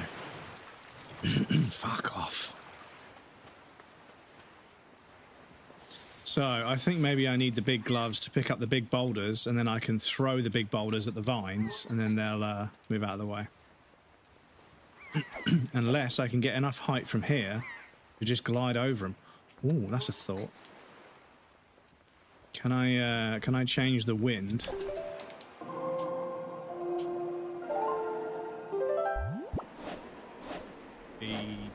That way. Just ate some tacos and they were waking the wind, so to speak. I see. Your digestive system is singing a song, is it?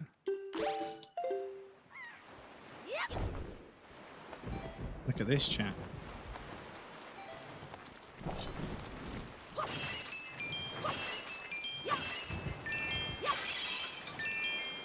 Look at this. You can beat the game. Oh shit.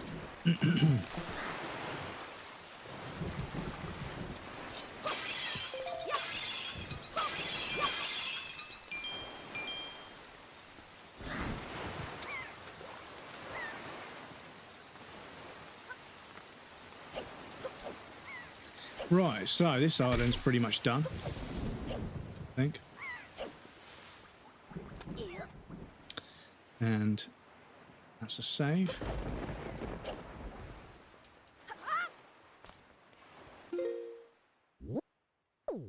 There's an unexplored sector.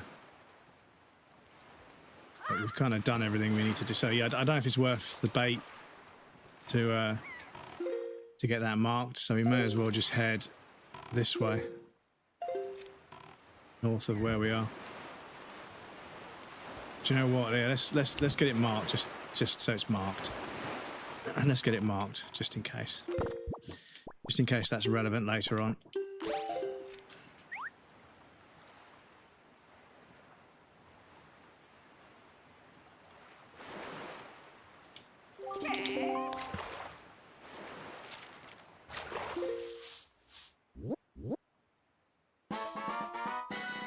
Oh, it's shaped like a bomb.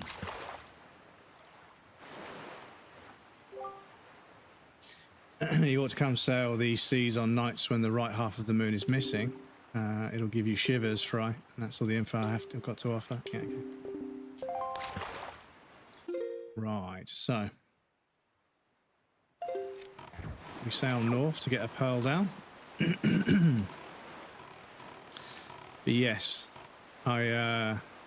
reading about like the long-term impact and sort of side effects of like long-term sleep apnea.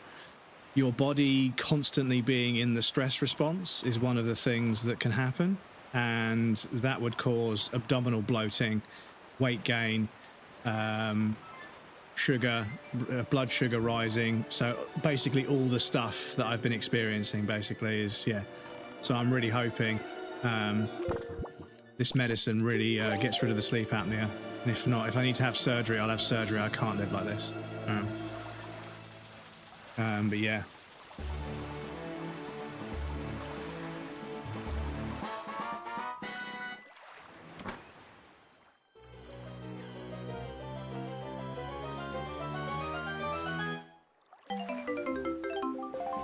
Some rupees. No. Back, but I'll be lurking soonish anyway. I'll play Grim Dawn playstyle exactly. Dive Path of Exile, but the map is all one big instance instead of different instances. Ah, I see. So they took a limitation of one of the games that's very popular and just removed that limitation. Well, I hope you enjoyed it. Thank you for the lurk. I appreciate that. Even if Twitch doesn't, I appreciate it. That means a lot, dude. Oh, fuck off.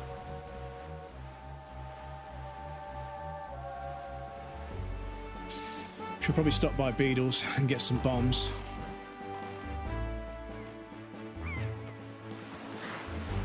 Beadle. What do you think you were going? I should get some bait as well, actually. While I'm here. Having different instances, limitation. So rather than it being different instances, it's all one big map, so it's seamless. Does that make it better? It seems like it would be better if it was all together as one, so there's no loading screens or anything like that.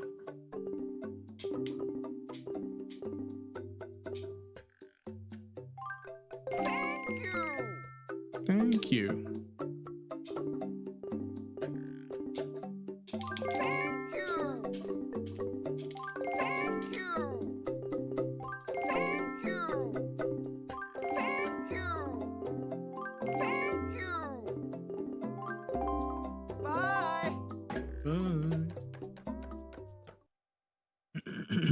Yeah, it seems like if there's like different chunks of map broken up, don't know, usually the loading screens aren't too long, it doesn't bother me personally. Oh, okay, fair enough.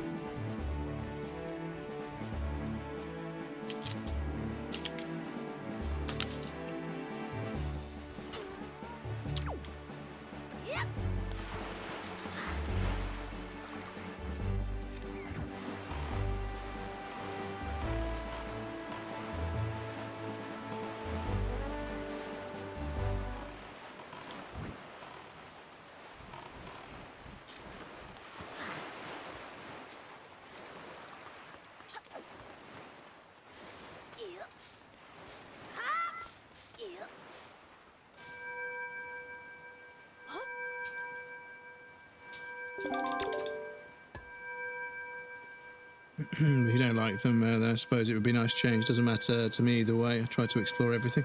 Yeah. I mean, I'm speaking from my personal experience where like a modern, like a game that I had back in the day, but they remove all the loading screens and it's all just one big seamless thing. Kind of like Breath of the Wild, right? I mean, Breath of the Wild does have loading screens because, you know, it's on a Switch, but yeah, that kind of concept where you take a game that is like a formula that's a fan favorite, but then you remove limitations that were caused by the technology of the day, and sometimes the limitations are what makes something what it is. So, for instance, survival horror, if you take away the limitations of a survival horror game, it no longer feels like a survival horror game. It doesn't feel like a survival horror anymore. It feels like some weird other kind of game, right? Which is a bit strange. So like, yeah, limited movement, limited viewpoint, limited resources, limited saving. These are all fundamental mechanics in a survival horror game, in my opinion. But there's genuinely, there's a large portion of the internet that they only see them as limitations. And I think they're more modern, sort of younger people that have never really experienced, you know, how working around limitations made the game way more interesting design-wise. And like Resident Evil and a few others, they had to be creative to get over the technical limitations of the day. And that creativity then created some really cool games. And I think that we have got to a stage now where most video games can do most things and everything. And a few people have mentioned this before, but not so directly, but everything is kind of becoming a big open world game that's completely seamless, that has no pacing and breakpoints and everything else. Everything is just this huge chunk of content you just chew through slowly.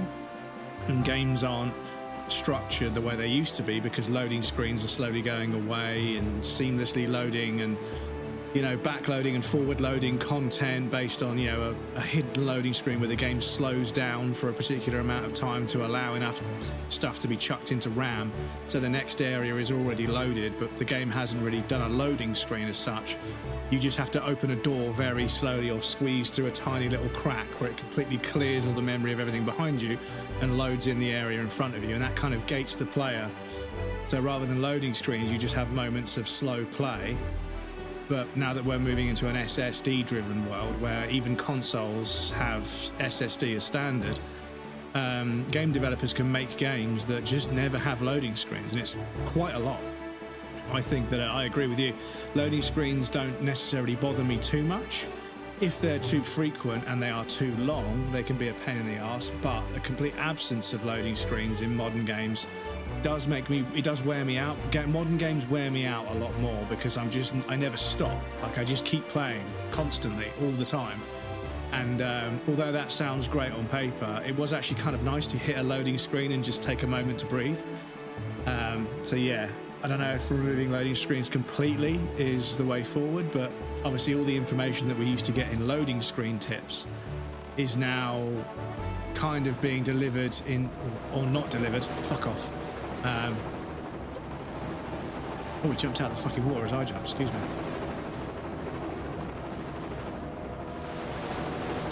Fuck off. Right, this is roughly where we were.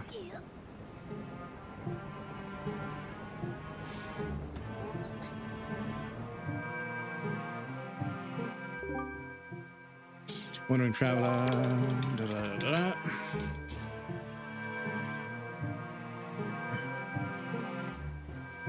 Most change doesn't matter to me either way. I try to explain. So maps like Breath of the Wild and Skyrim can be challenging sometimes because I literally can't open. Yeah. And this is it. Elden Ring, Skyrim, Witcher 3. There's a bunch of really amazing games out there, but because they are just one continuous huge chunk of game, it's just massively overwhelming. And sometimes level designers and game designers will they'll gate the player to chunks of the map for the first 30 to 40% of the game, and then it opens up and you can go anywhere you want. But oh, fuck off, man. But yeah, it's not always just about the size of the map. Sometimes it's to do with the amount of quests. Sometimes the player can engage with 40 quests in the first 2 hours of a game, and then it takes the next 50 hours of the game to finish those quests off. And the amount of quests, the lack of direction, there's no tangible forward motion with your progression through you're kind of chipping away in the dark. You don't really know how much of the game you've got left. And that feeling of not really knowing you're going somewhere feels like a lack of progression, which can burn people out, which I completely understand. Once I sort of thought it through, I thought, yeah, I can see how people could feel that way about big open world games, which is a shame because there are a bunch of amazing big open world games out there. I'm not going to lie.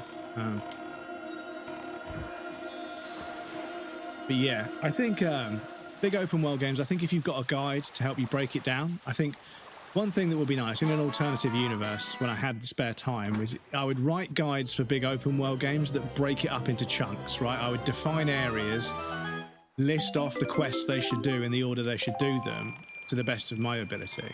And then that would be the guide that the game never gives the player. And that would help structure their progression through the game and make it feel a little bit more manageable.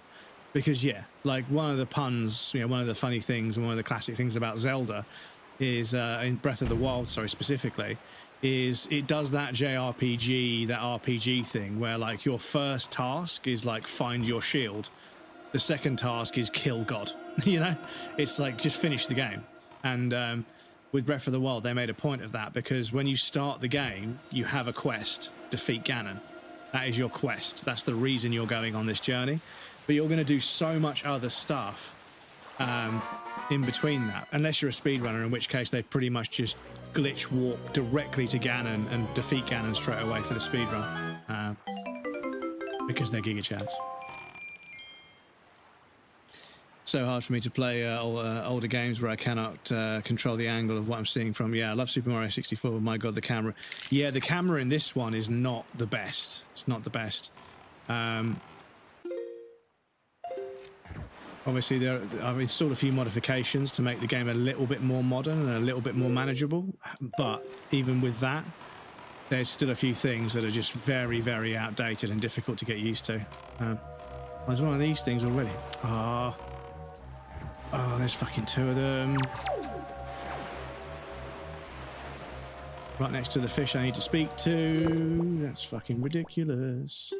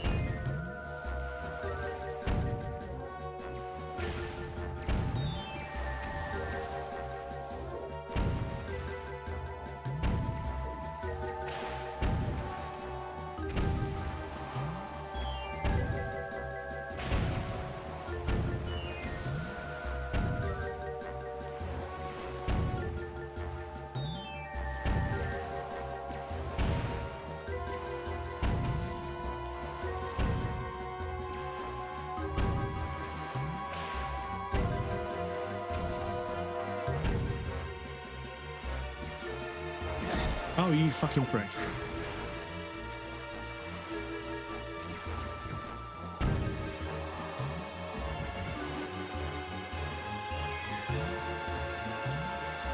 Oh, they're fucking spawning everywhere, dudes.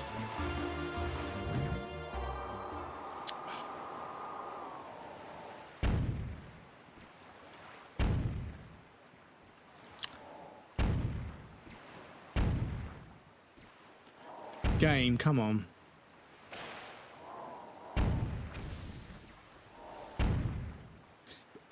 Palace, welcome. Excuse me, Palace, welcome indeed. How's it going?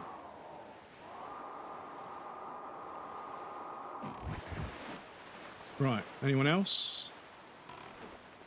Anyone else?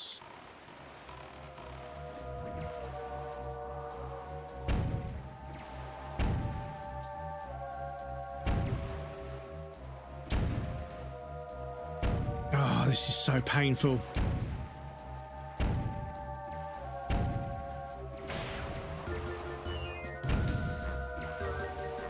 Oh, there's too many, game. There's too many. There's too many. Like 7 of them is... Come on, man. You're taking the piss. Do you want me to engage with the content or not? Do you want me to engage with the content or not? Because, yeah, I'm just going to fucking do this. I'm sorry. I'm just going to do this and do this again. I'm just not going to engage with it. I just can't be arsed. It does layer, yeah, it's a bit jank and it does layer it on a bit thick in places, I'm not going to lie. It's really great. It's really great. I'm enjoying it, but there are just some things that are just, this is not fun. I don't know why you thought this was fun, but yeah, in an age where you used to ship games on disc where you couldn't patch things afterwards, they didn't usually leave stuff in the game that felt this jank.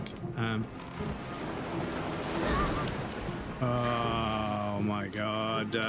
Enemies that hit you in the back when you're just trying to sail away. Oh, dudes, it's been a while since we played a game this old. But I'm gonna keep trying. Excuse me. You progress, you get more levels, like 60s or more. The loading screens take minutes. Yeah, it's long. It's long. Starting to open up phone games. One of my characters had in the past, and I would advise them just follow whatever is labelled as the main quest that would shorten that endless feeling. But maybe, yeah, but I think that when you've got a big open world game, the idea is that the player has the freedom to go wherever they want, which means they kind of engage with whatever they want at the pace they want. So it's the thing is, if you start manipulating the way big open world games work, they don't suit players of big open world games anymore. So they have to kind of be a certain way. Just like I say, survival horror needs to have limitations for me to enjoy it, which is weird. But genuinely, like if a survival horror game doesn't have enough limitations, it doesn't really create that feeling of like, oh shit, I need to be careful here, I need to think about this. And there's a satisfaction you get from successfully resource managing your way out of a corner with a survival horror game that you won't get in other games because they just throw resources at you. It's crazy. After playing a bunch of Resident Evil games, when I played a game that was like Resident Evil but it was more action, I was like, it's just giving me ammo and heals like crazy. Like I've got fucking a whole backpack full of like 20 heals, 100 pistol bullets, like just so much resource. I could just fucking go and just shoot enemies for fun. And they're like, yeah, that's the idea, it's an action game. And I was like, okay. Base Meltor, welcome in. Couldn't you just play HD through a CRT filter as well? Yeah, well, I mean, this is technically, this is what it looks like for me. But for you guys, I put a filter on to make it look like it did back when people played it for the first time, because I'm doing a first playthrough. So, I mean the Wind Waker HD? Yes, yeah. I mean, there's the Wind Waker and then there's the Wind Waker HD. This is Wind Waker, but I've modded the textures and modded the game a little bit. So it isn't, I'm not playing the Wind Waker HD on a GameCube or Wii or whatever it's on. I'm playing the Wind Waker, but modded. So it's not really the HD version, it's modded to have better texture. So it's, yeah, kind of, it sits in between a little bit. So I think the Wind Waker category is the best place for me to be, but I'm not sure. Wind Waker with visual mods and better Wind Waker is really, really strong. That's kind of what I'm doing. I have like normal camera controls and like, I have Hypatia's texture mods, and yeah, but obviously, like I say, for you guys, it's got the CRT filter because it's a retro game, so I want it to look retro, right? But yeah, for me, it's just HD. Can't play it without. Yeah, this is the thing, and I've got a specific build. I have a special build package for Twilight Princess that has ambient occlusion, global ambient occlusion, and a few other little touches. And I've booted up Twilight Princess and it looks pretty nice. So, but I'm going to use the CRT filter for that as well. Anything that should have had a CRT filter on it, I think to do the graphics justice, it needs to have a little bit of a CRT filter on it. Nothing too aggressive because the compression of the live stream will obviously kill a lot of the pixel detail. But yeah, for like a bit of some scan lines, some barrel distortion, a little bit of VHS distortion on the horror games, oh shit. Because for horror games, I pause the game. For horror games like Silent Hill 2, I have a little bit of a, if you can see it, there's like some lines that flicker. I turn it off and turn it on. So for horror games, I turn that on as well because it's a nice little touch. But yeah, I'm just trying to present the game in an interesting, unique way because we've all seen what Wind Waker looks like hundreds of times. So I think if I'm going to do something different with it, then why not? Advise them just to follow them. Bro, there are 10 of them. They all of a sudden, yeah. Evening gang, I'm going to be lurking. Hope all as well. Thank you for the lurk, Pettis. I appreciate that. Gonna go play Grim Dawn. Catch you in a bit, Miyazaki. Thanks for hanging out, dude. Same with Ocarina of Time, can't play it without it. Yeah, so I need to look into Ocarina and Majora's, because as well as the modifications for emulating the game, there is all this. There is also the N64 decompilation project. So some games have been decompiled completely into C and then recompiled to run on computer. So I wanna check that as well. So I need to get a cartridge and dump a ROM for Mario 64 and Perfect Dark. Oh. And then once I've dumped them, I can then use the dumped ROM of my version to create a compiled C version in C, and then that version we can play on the computer.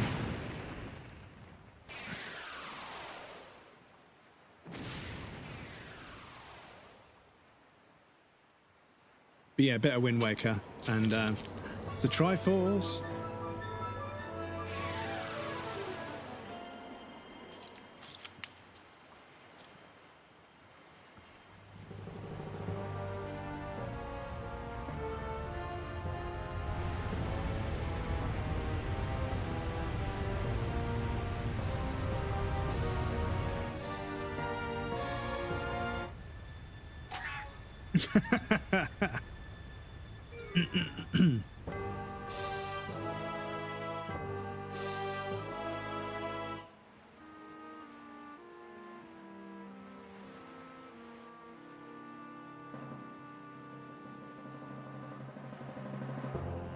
But yes, we've got Twilight Princess, Ocarina of Time, Majora's Mask, Mario Sunshine, and maybe a few other GameCube games we could look at. This hour, which the pearls of the gods have caused to appear, is the place that the gods of the ancient world prepared so that they might test the courage of men. Only one who is able to overcome the trials that await here will be acknowledged by the gods to be a true hero. Only then will that hero be permitted to wield the power to destroy the great evil. We're going to get the Master Sword here. Okay, cool.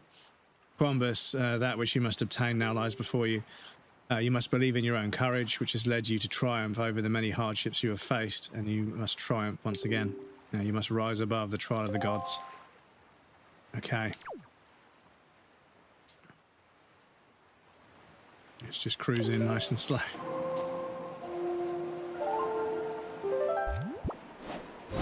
But yeah, it would be nice if the better Wind Waker mod could change the inverted camera to be for everything, because there's a few, like the grappling hook and the a few other things that aren't inverted, and obviously the inversion was left and right, not up and down. So yeah, it would be nice if we could, you know, update the better Wind Waker mod to allow us to invert every controls for everything, so you could line it all up. However, what I've been told to do is to invert the controller in the settings, but one of them is normal, not inverted. So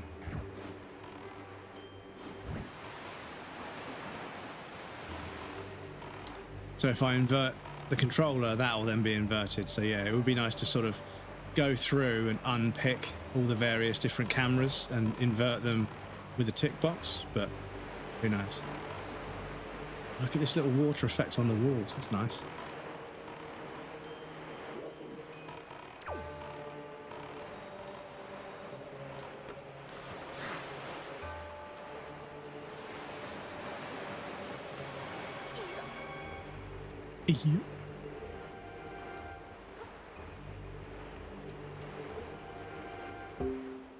Yeah.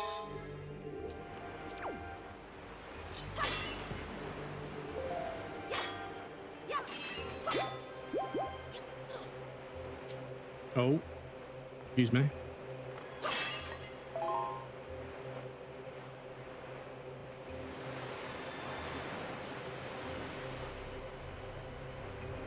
Okay, so there's something that fits in there.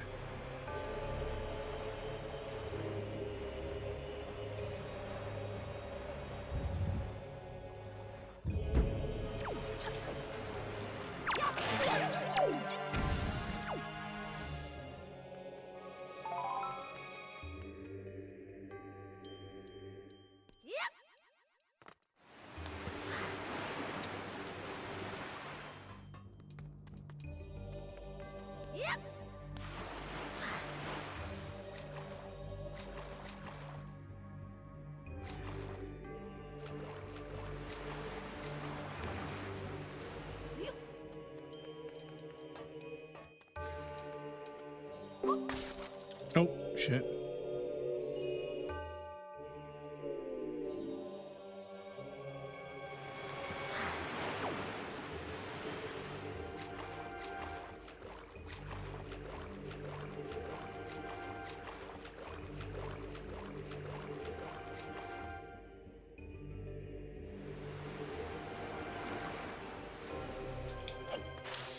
Oh, pick it up.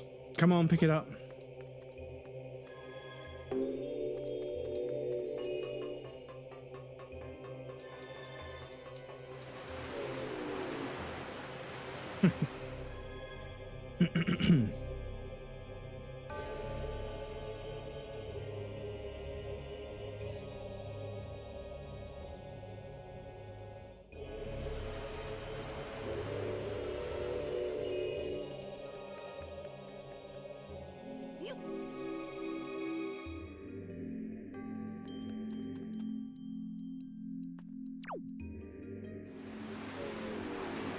Wait for it.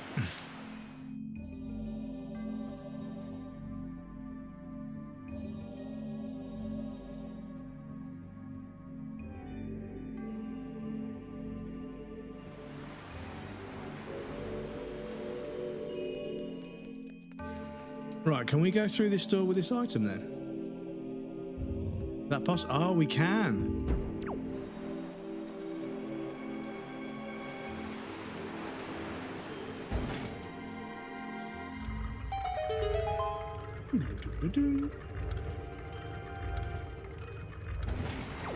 Right, first puzzle solved.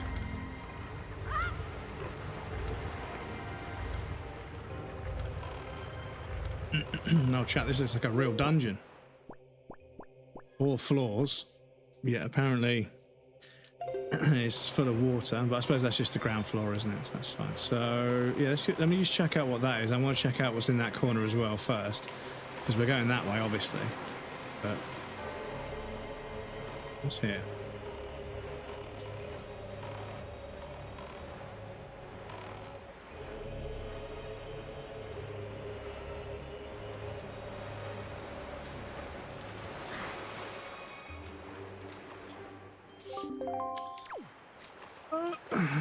Come on.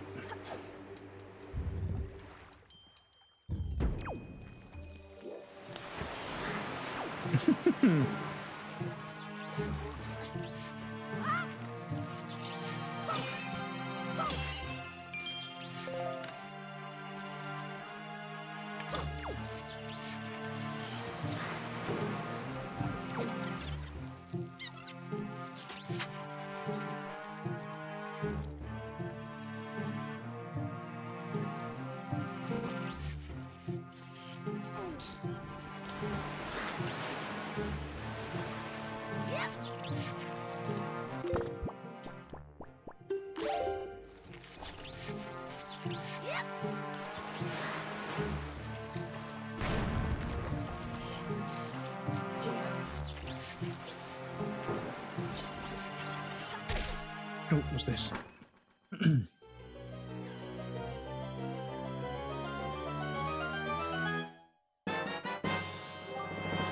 There we go. That'll help us get all the treasure.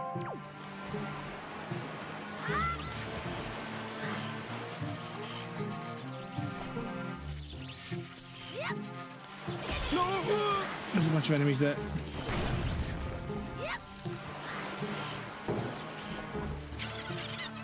It's so fucking... Get off! Get off! Don't fucking first person now.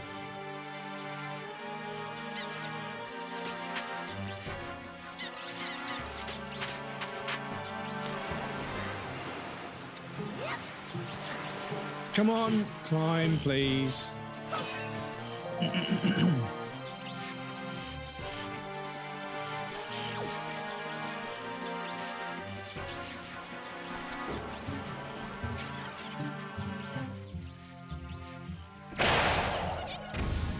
Easy.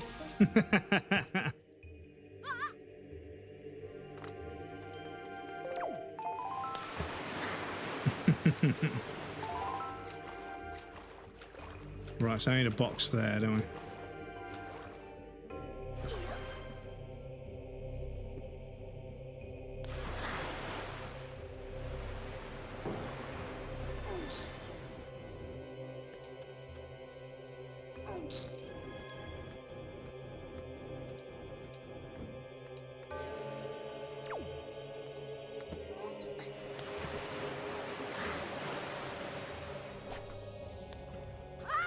Oh no, shit.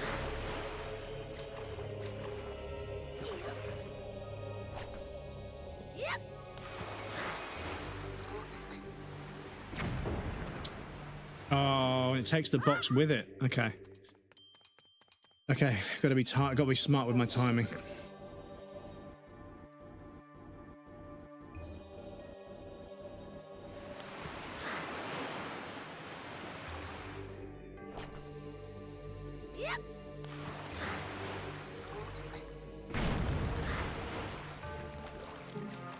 Oh, fuck off.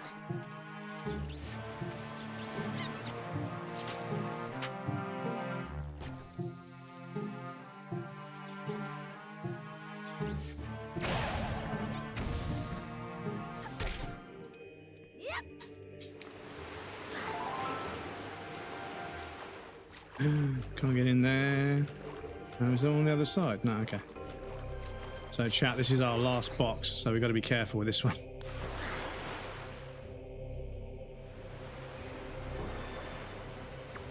Oh, come on, push the box. But yeah, like, I've seen and heard that there's going to be a version of Perfect Dark that you can use a mouse and keyboard, and I'm so fucking ready to try that out. Stable frame rate and also mouse and keyboard support. I fucking can't wait.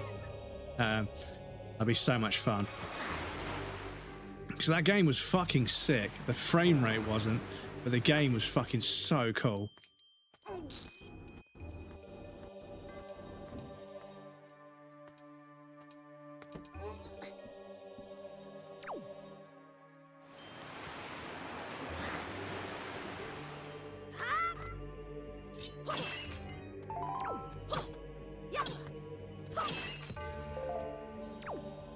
Right, we got the bombs back we spent.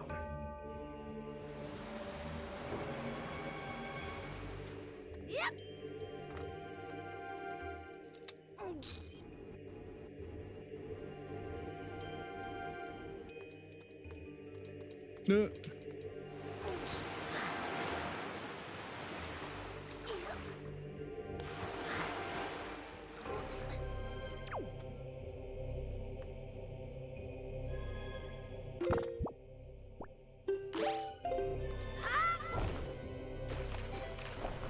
Oh.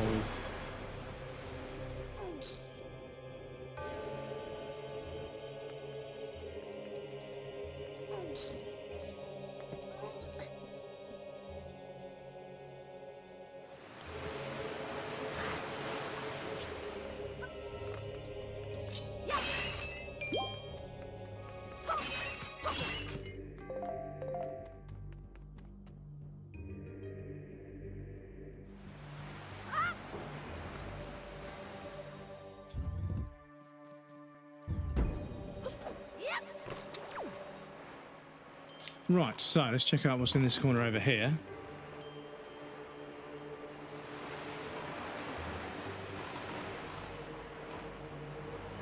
And is there anything behind the waterfall? Ah, so these look like they might break if there was a bomb in front of them, but we don't really have anything, because bombs don't float, obviously. That would solve our problem. And I know you... Oh, no, hang on. No, hang on. What am I doing? We can just fucking use the bombs as the cannon in the boat, can't we? So, hold on. Oh, chat, look at this.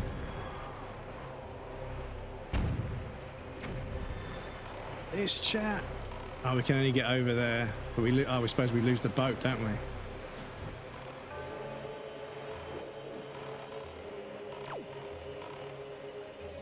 It's Metal Gear Solid ass music.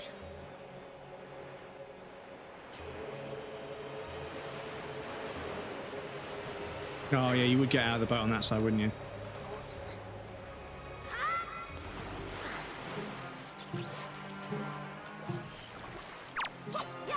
Ah, I hate these electric things. I hate them so much.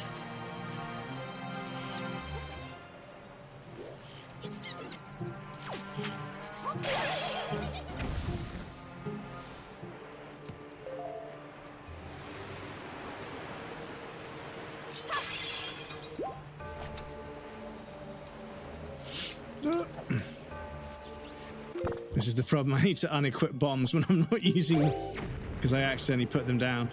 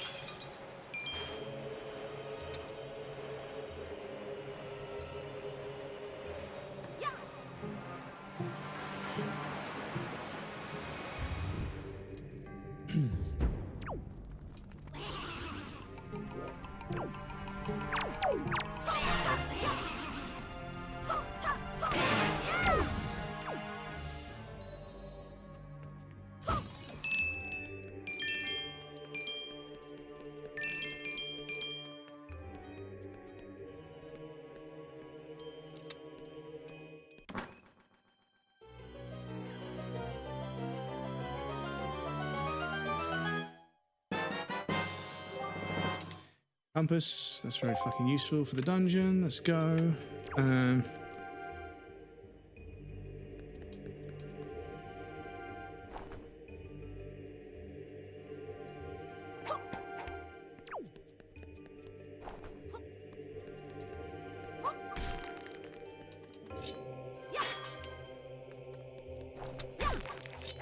Yeah, Link really is looking at that eye, isn't he?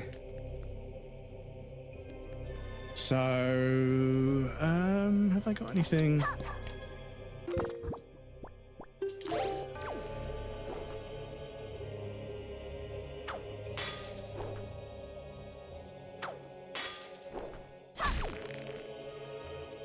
So maybe something, yeah, because we need a block for that, don't we? We need a key to go down there.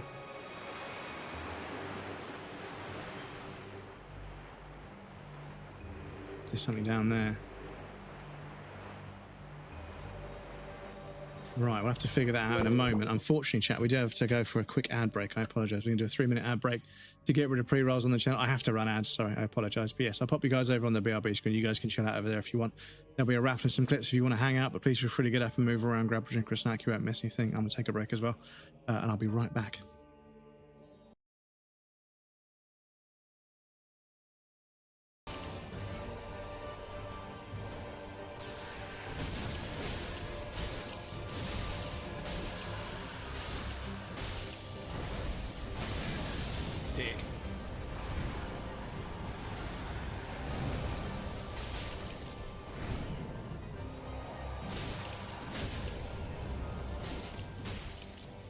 Stamina.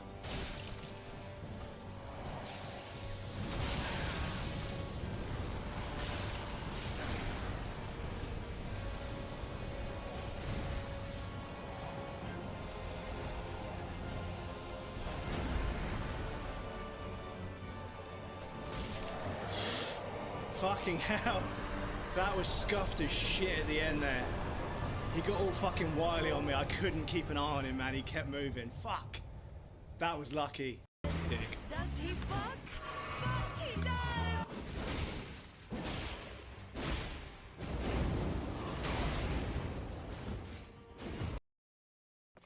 The chest, I know. I'm going to go with the chest. What do we get in the chest? Is it a Lionel-themed reward? What do we get? It's Majora's! Oh, shit! Let's go! Wearing makes it harder for certain enemies to spot you. It's rather rare to find. Oh, dudes, this is where Majora's is hidden. Look at this. Look at this. It's Majora's. Let's go. Right, you come down here. Be gentle, yeah?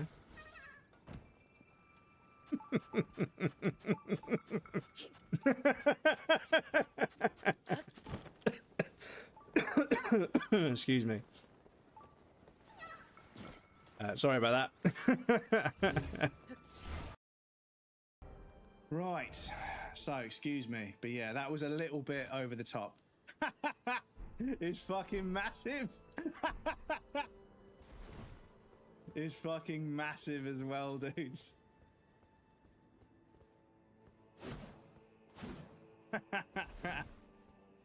It's fucking massive. I love it.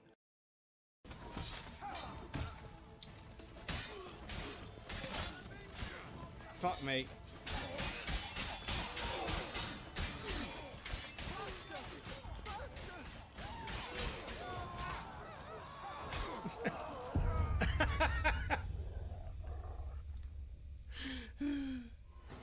But yeah, the guy, the soldier guy that throws grenades that don't hurt anybody apart from me.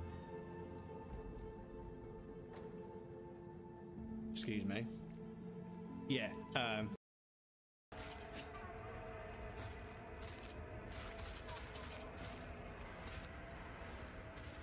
Synchronized swimmers, mate.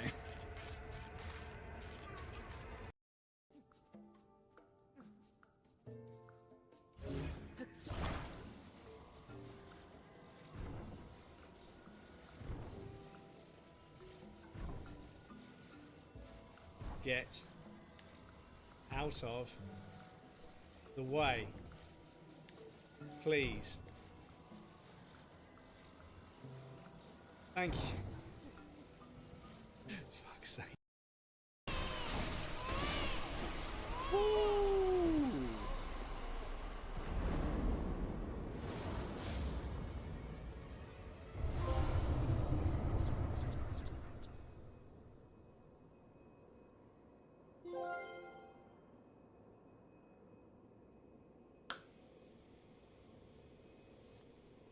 Let's go.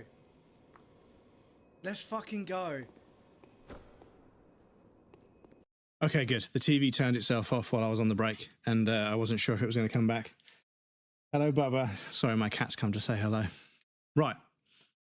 Oh, we've lost sound. We've lost sound, Bubba. We've lost sound. That's strange.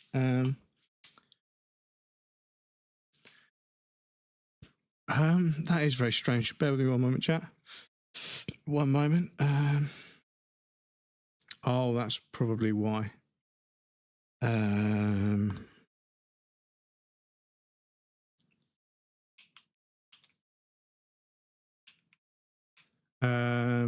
Okay. Bear with me for a moment, chat, because it should be. Let me change to a different source and then change back.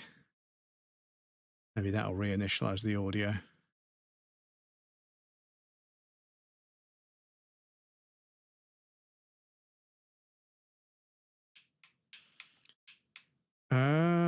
Okay, bear with me one moment, chat. I'm going to see why the audio is not outputting on the TV as it should.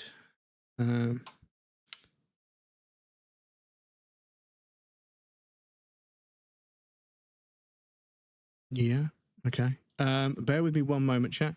I think I might need to reset something, so let me just get a save there. Give me one moment. But they do a lot of that content on TikTok. It is archaeology, okay. Invisible Kid is not locked up, which I think. Oh, Elden Ring installed. So I think you guys prefer it if Kid is not locked up, right? Someone redeemed a visit. Did they? Oh, Nebico, sorry. Oh, wow, sorry. And you want to lock someone up. Okay, so Nebico, you want to go in the visitor section. I'll do that straight away. Just one sec. Dun, dun.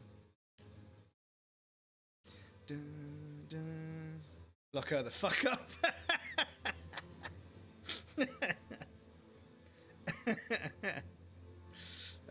Right. Gladly. We'll pop her on the bottom of the list. There we go. Gotta move.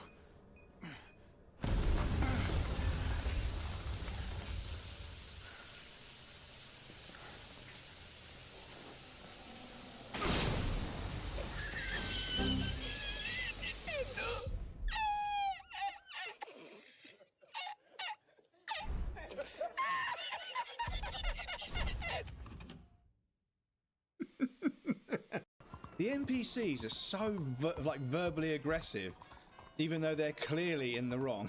You know, they'll be walking across. Right. Okay, we're back. Sorry, chat. Everything had a bit of a meltdown, but it's back. You guys should be able to hear the game. Cool. Right, so yeah, we need a key to get in there, and I'm pretty sure we cleared this room out. We got the compass, but I think there might be more. Maybe we need an item to do something with that eye, and then those open and give us the key to go down there. That would make the most sense in terms of Zelda dungeon design that I'm aware of. Please bear with me for a moment. Just going to make sure. That's fine. Cool.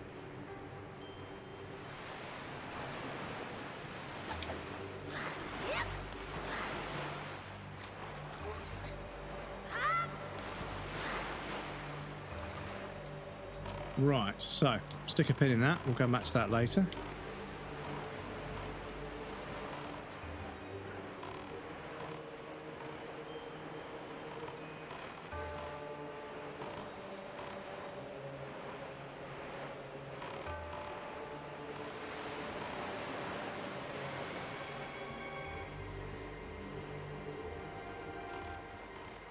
Yes, after 6 hours, or maybe I've changed it, because I've been live for 8 hours today. Okay, so I did make it a bit longer. After a certain amount of hours, my TV's like, do you want to turn the TV off? You know, that's like an auto off as like a safety feature. Just happened to hit when I was in the toilet, unfortunately. And then the TV turns off, and that can't be the main monitor. So because there's no main monitor, another monitor has to become the main. But that confuses everything. So. Oh.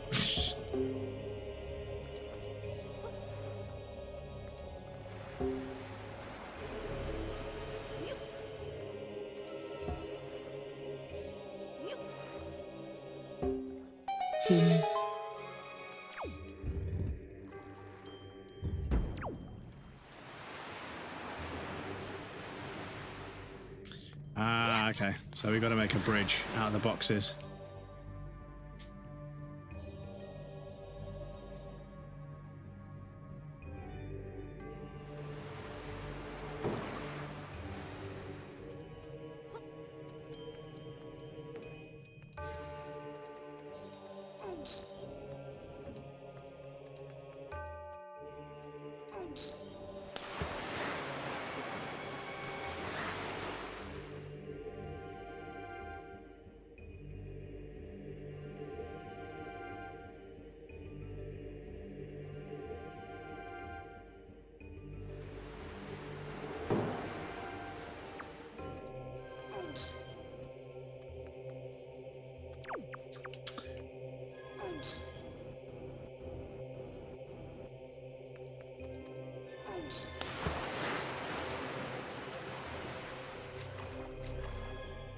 Okay, so we've got to space them out so we can jump across them.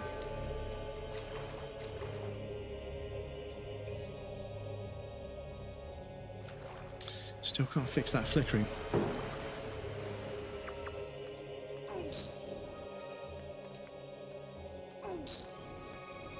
Oh, so the big box can shove the small box as well.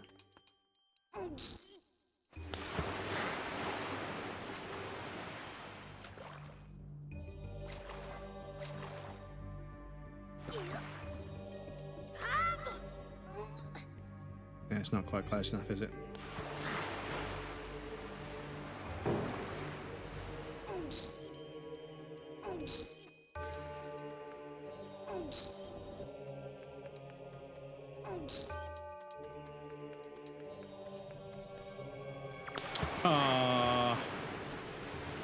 I just need to grab that one more box and then I can do it. I move this back. I think I should be able to jump across.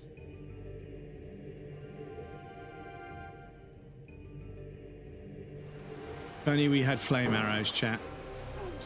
Whole puzzle would be a lot easier. So they're roughly spaced, I reckon. I could probably get away with moving this one a bit more. Oh.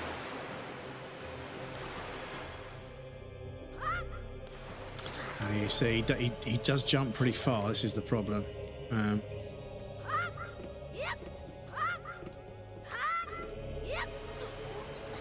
Okay, maybe that's it.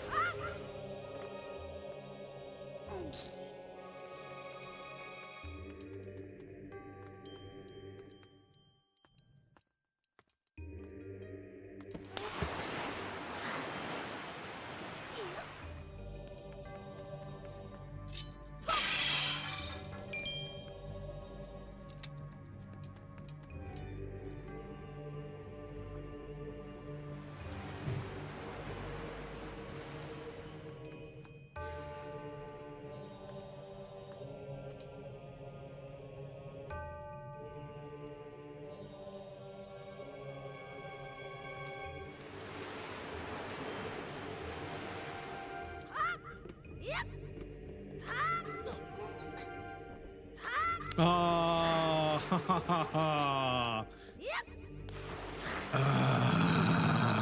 okay then, game. Is it going to be like that? Is it? It's going to be like that.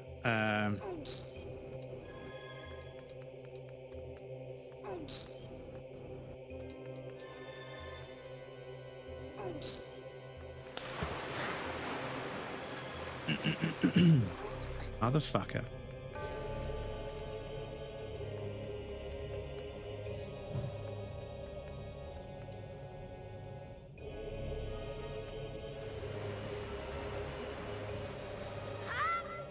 Oh no, it swallows you up, doesn't it? So, oh no, that was a mistake.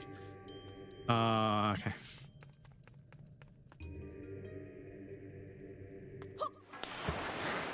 Yeah, okay.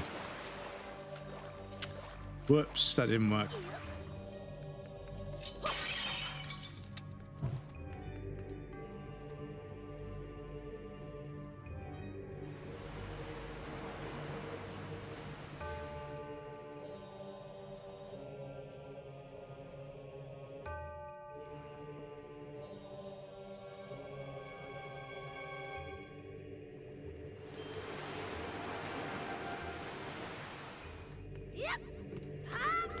Oh, this is gonna fucking piss me off. The auto jump does what it wants. Oh.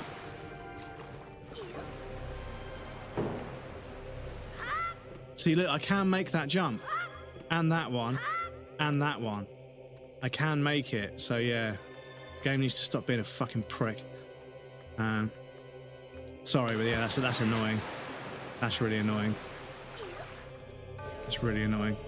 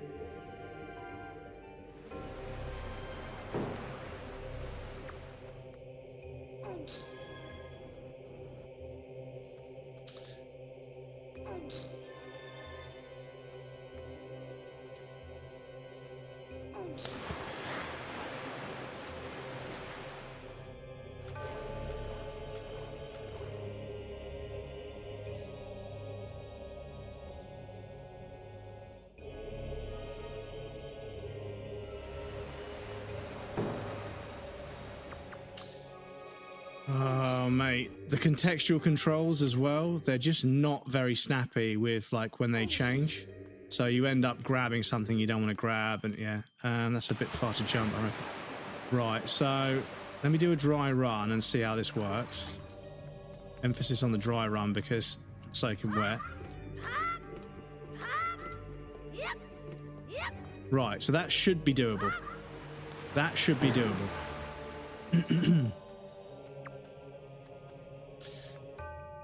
Link, please, for fuck's sake.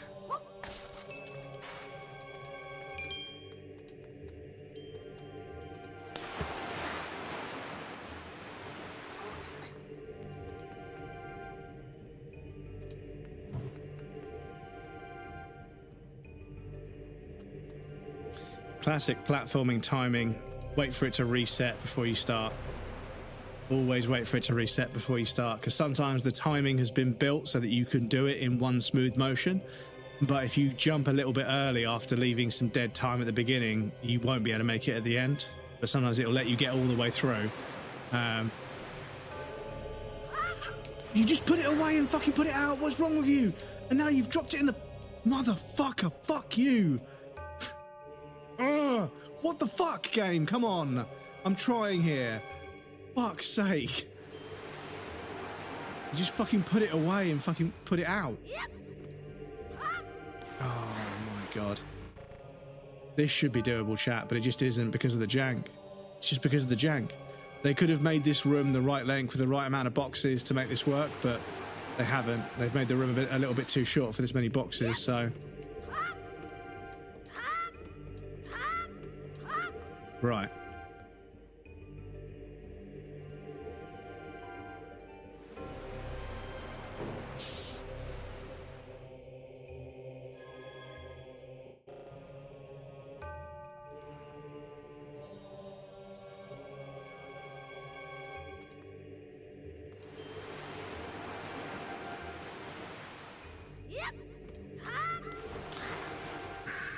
You have to pause.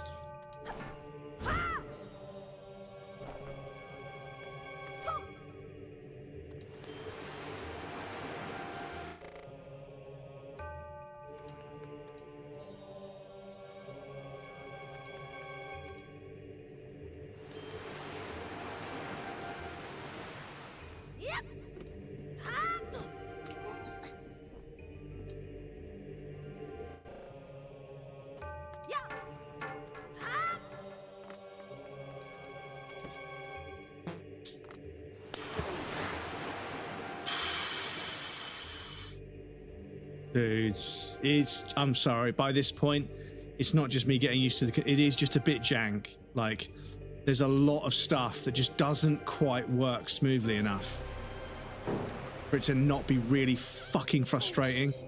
And it shouldn't be this way, because there's definitely timings that would make this way smoother and way better. But just the way things work and the timings of things just make it really, really fucking... Like, I know what I want to do.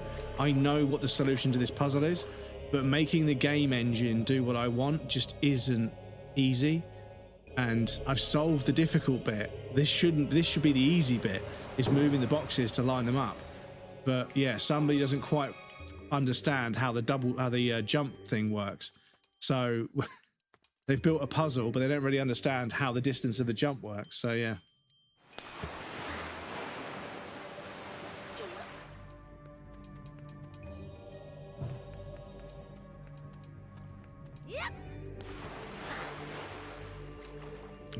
Oh God.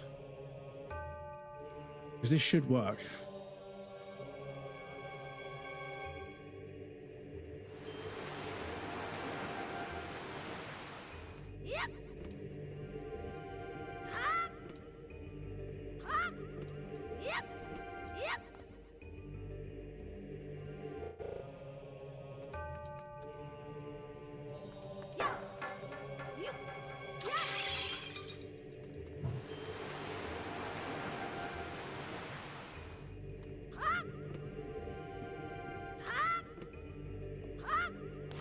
I'm gonna fucking send my controller through the fucking wall in a minute. Oh, this is unnecessarily difficult, dudes. This is not difficulty, this is just engine jank. This is just, we didn't think it through, and it doesn't work the way it's supposed to. We forced the player to jump when we say so. Just fucking straighten up, please. I'm not gonna make it now. Oh my God. Without save states, this would have absolutely broken me, dudes. Without save states, this would have absolutely fucking broken me. Oh my God. Just do the auto jump game. That's what you're programmed to do. Just do the auto jump. Just do the auto jump. You won't let me, you won't trust me with the jump function myself.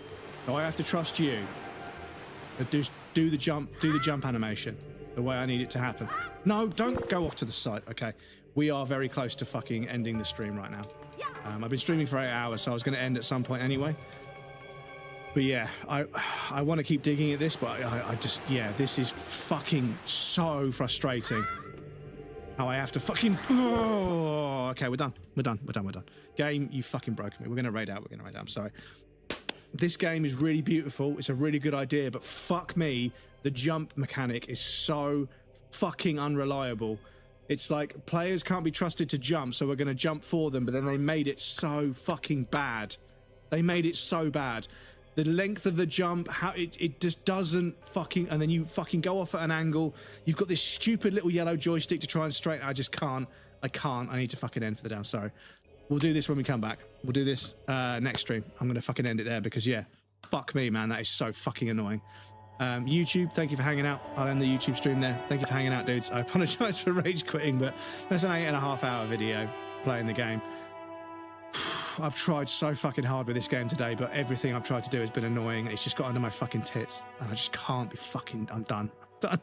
Before I get super fucking livid and start breaking something. I'm going to call it there. But it's YouTube, thank you for hanging out. I'll see you guys next time. The next stream will be on Monday, 5 PM UK time. Hopefully I'll see you guys there.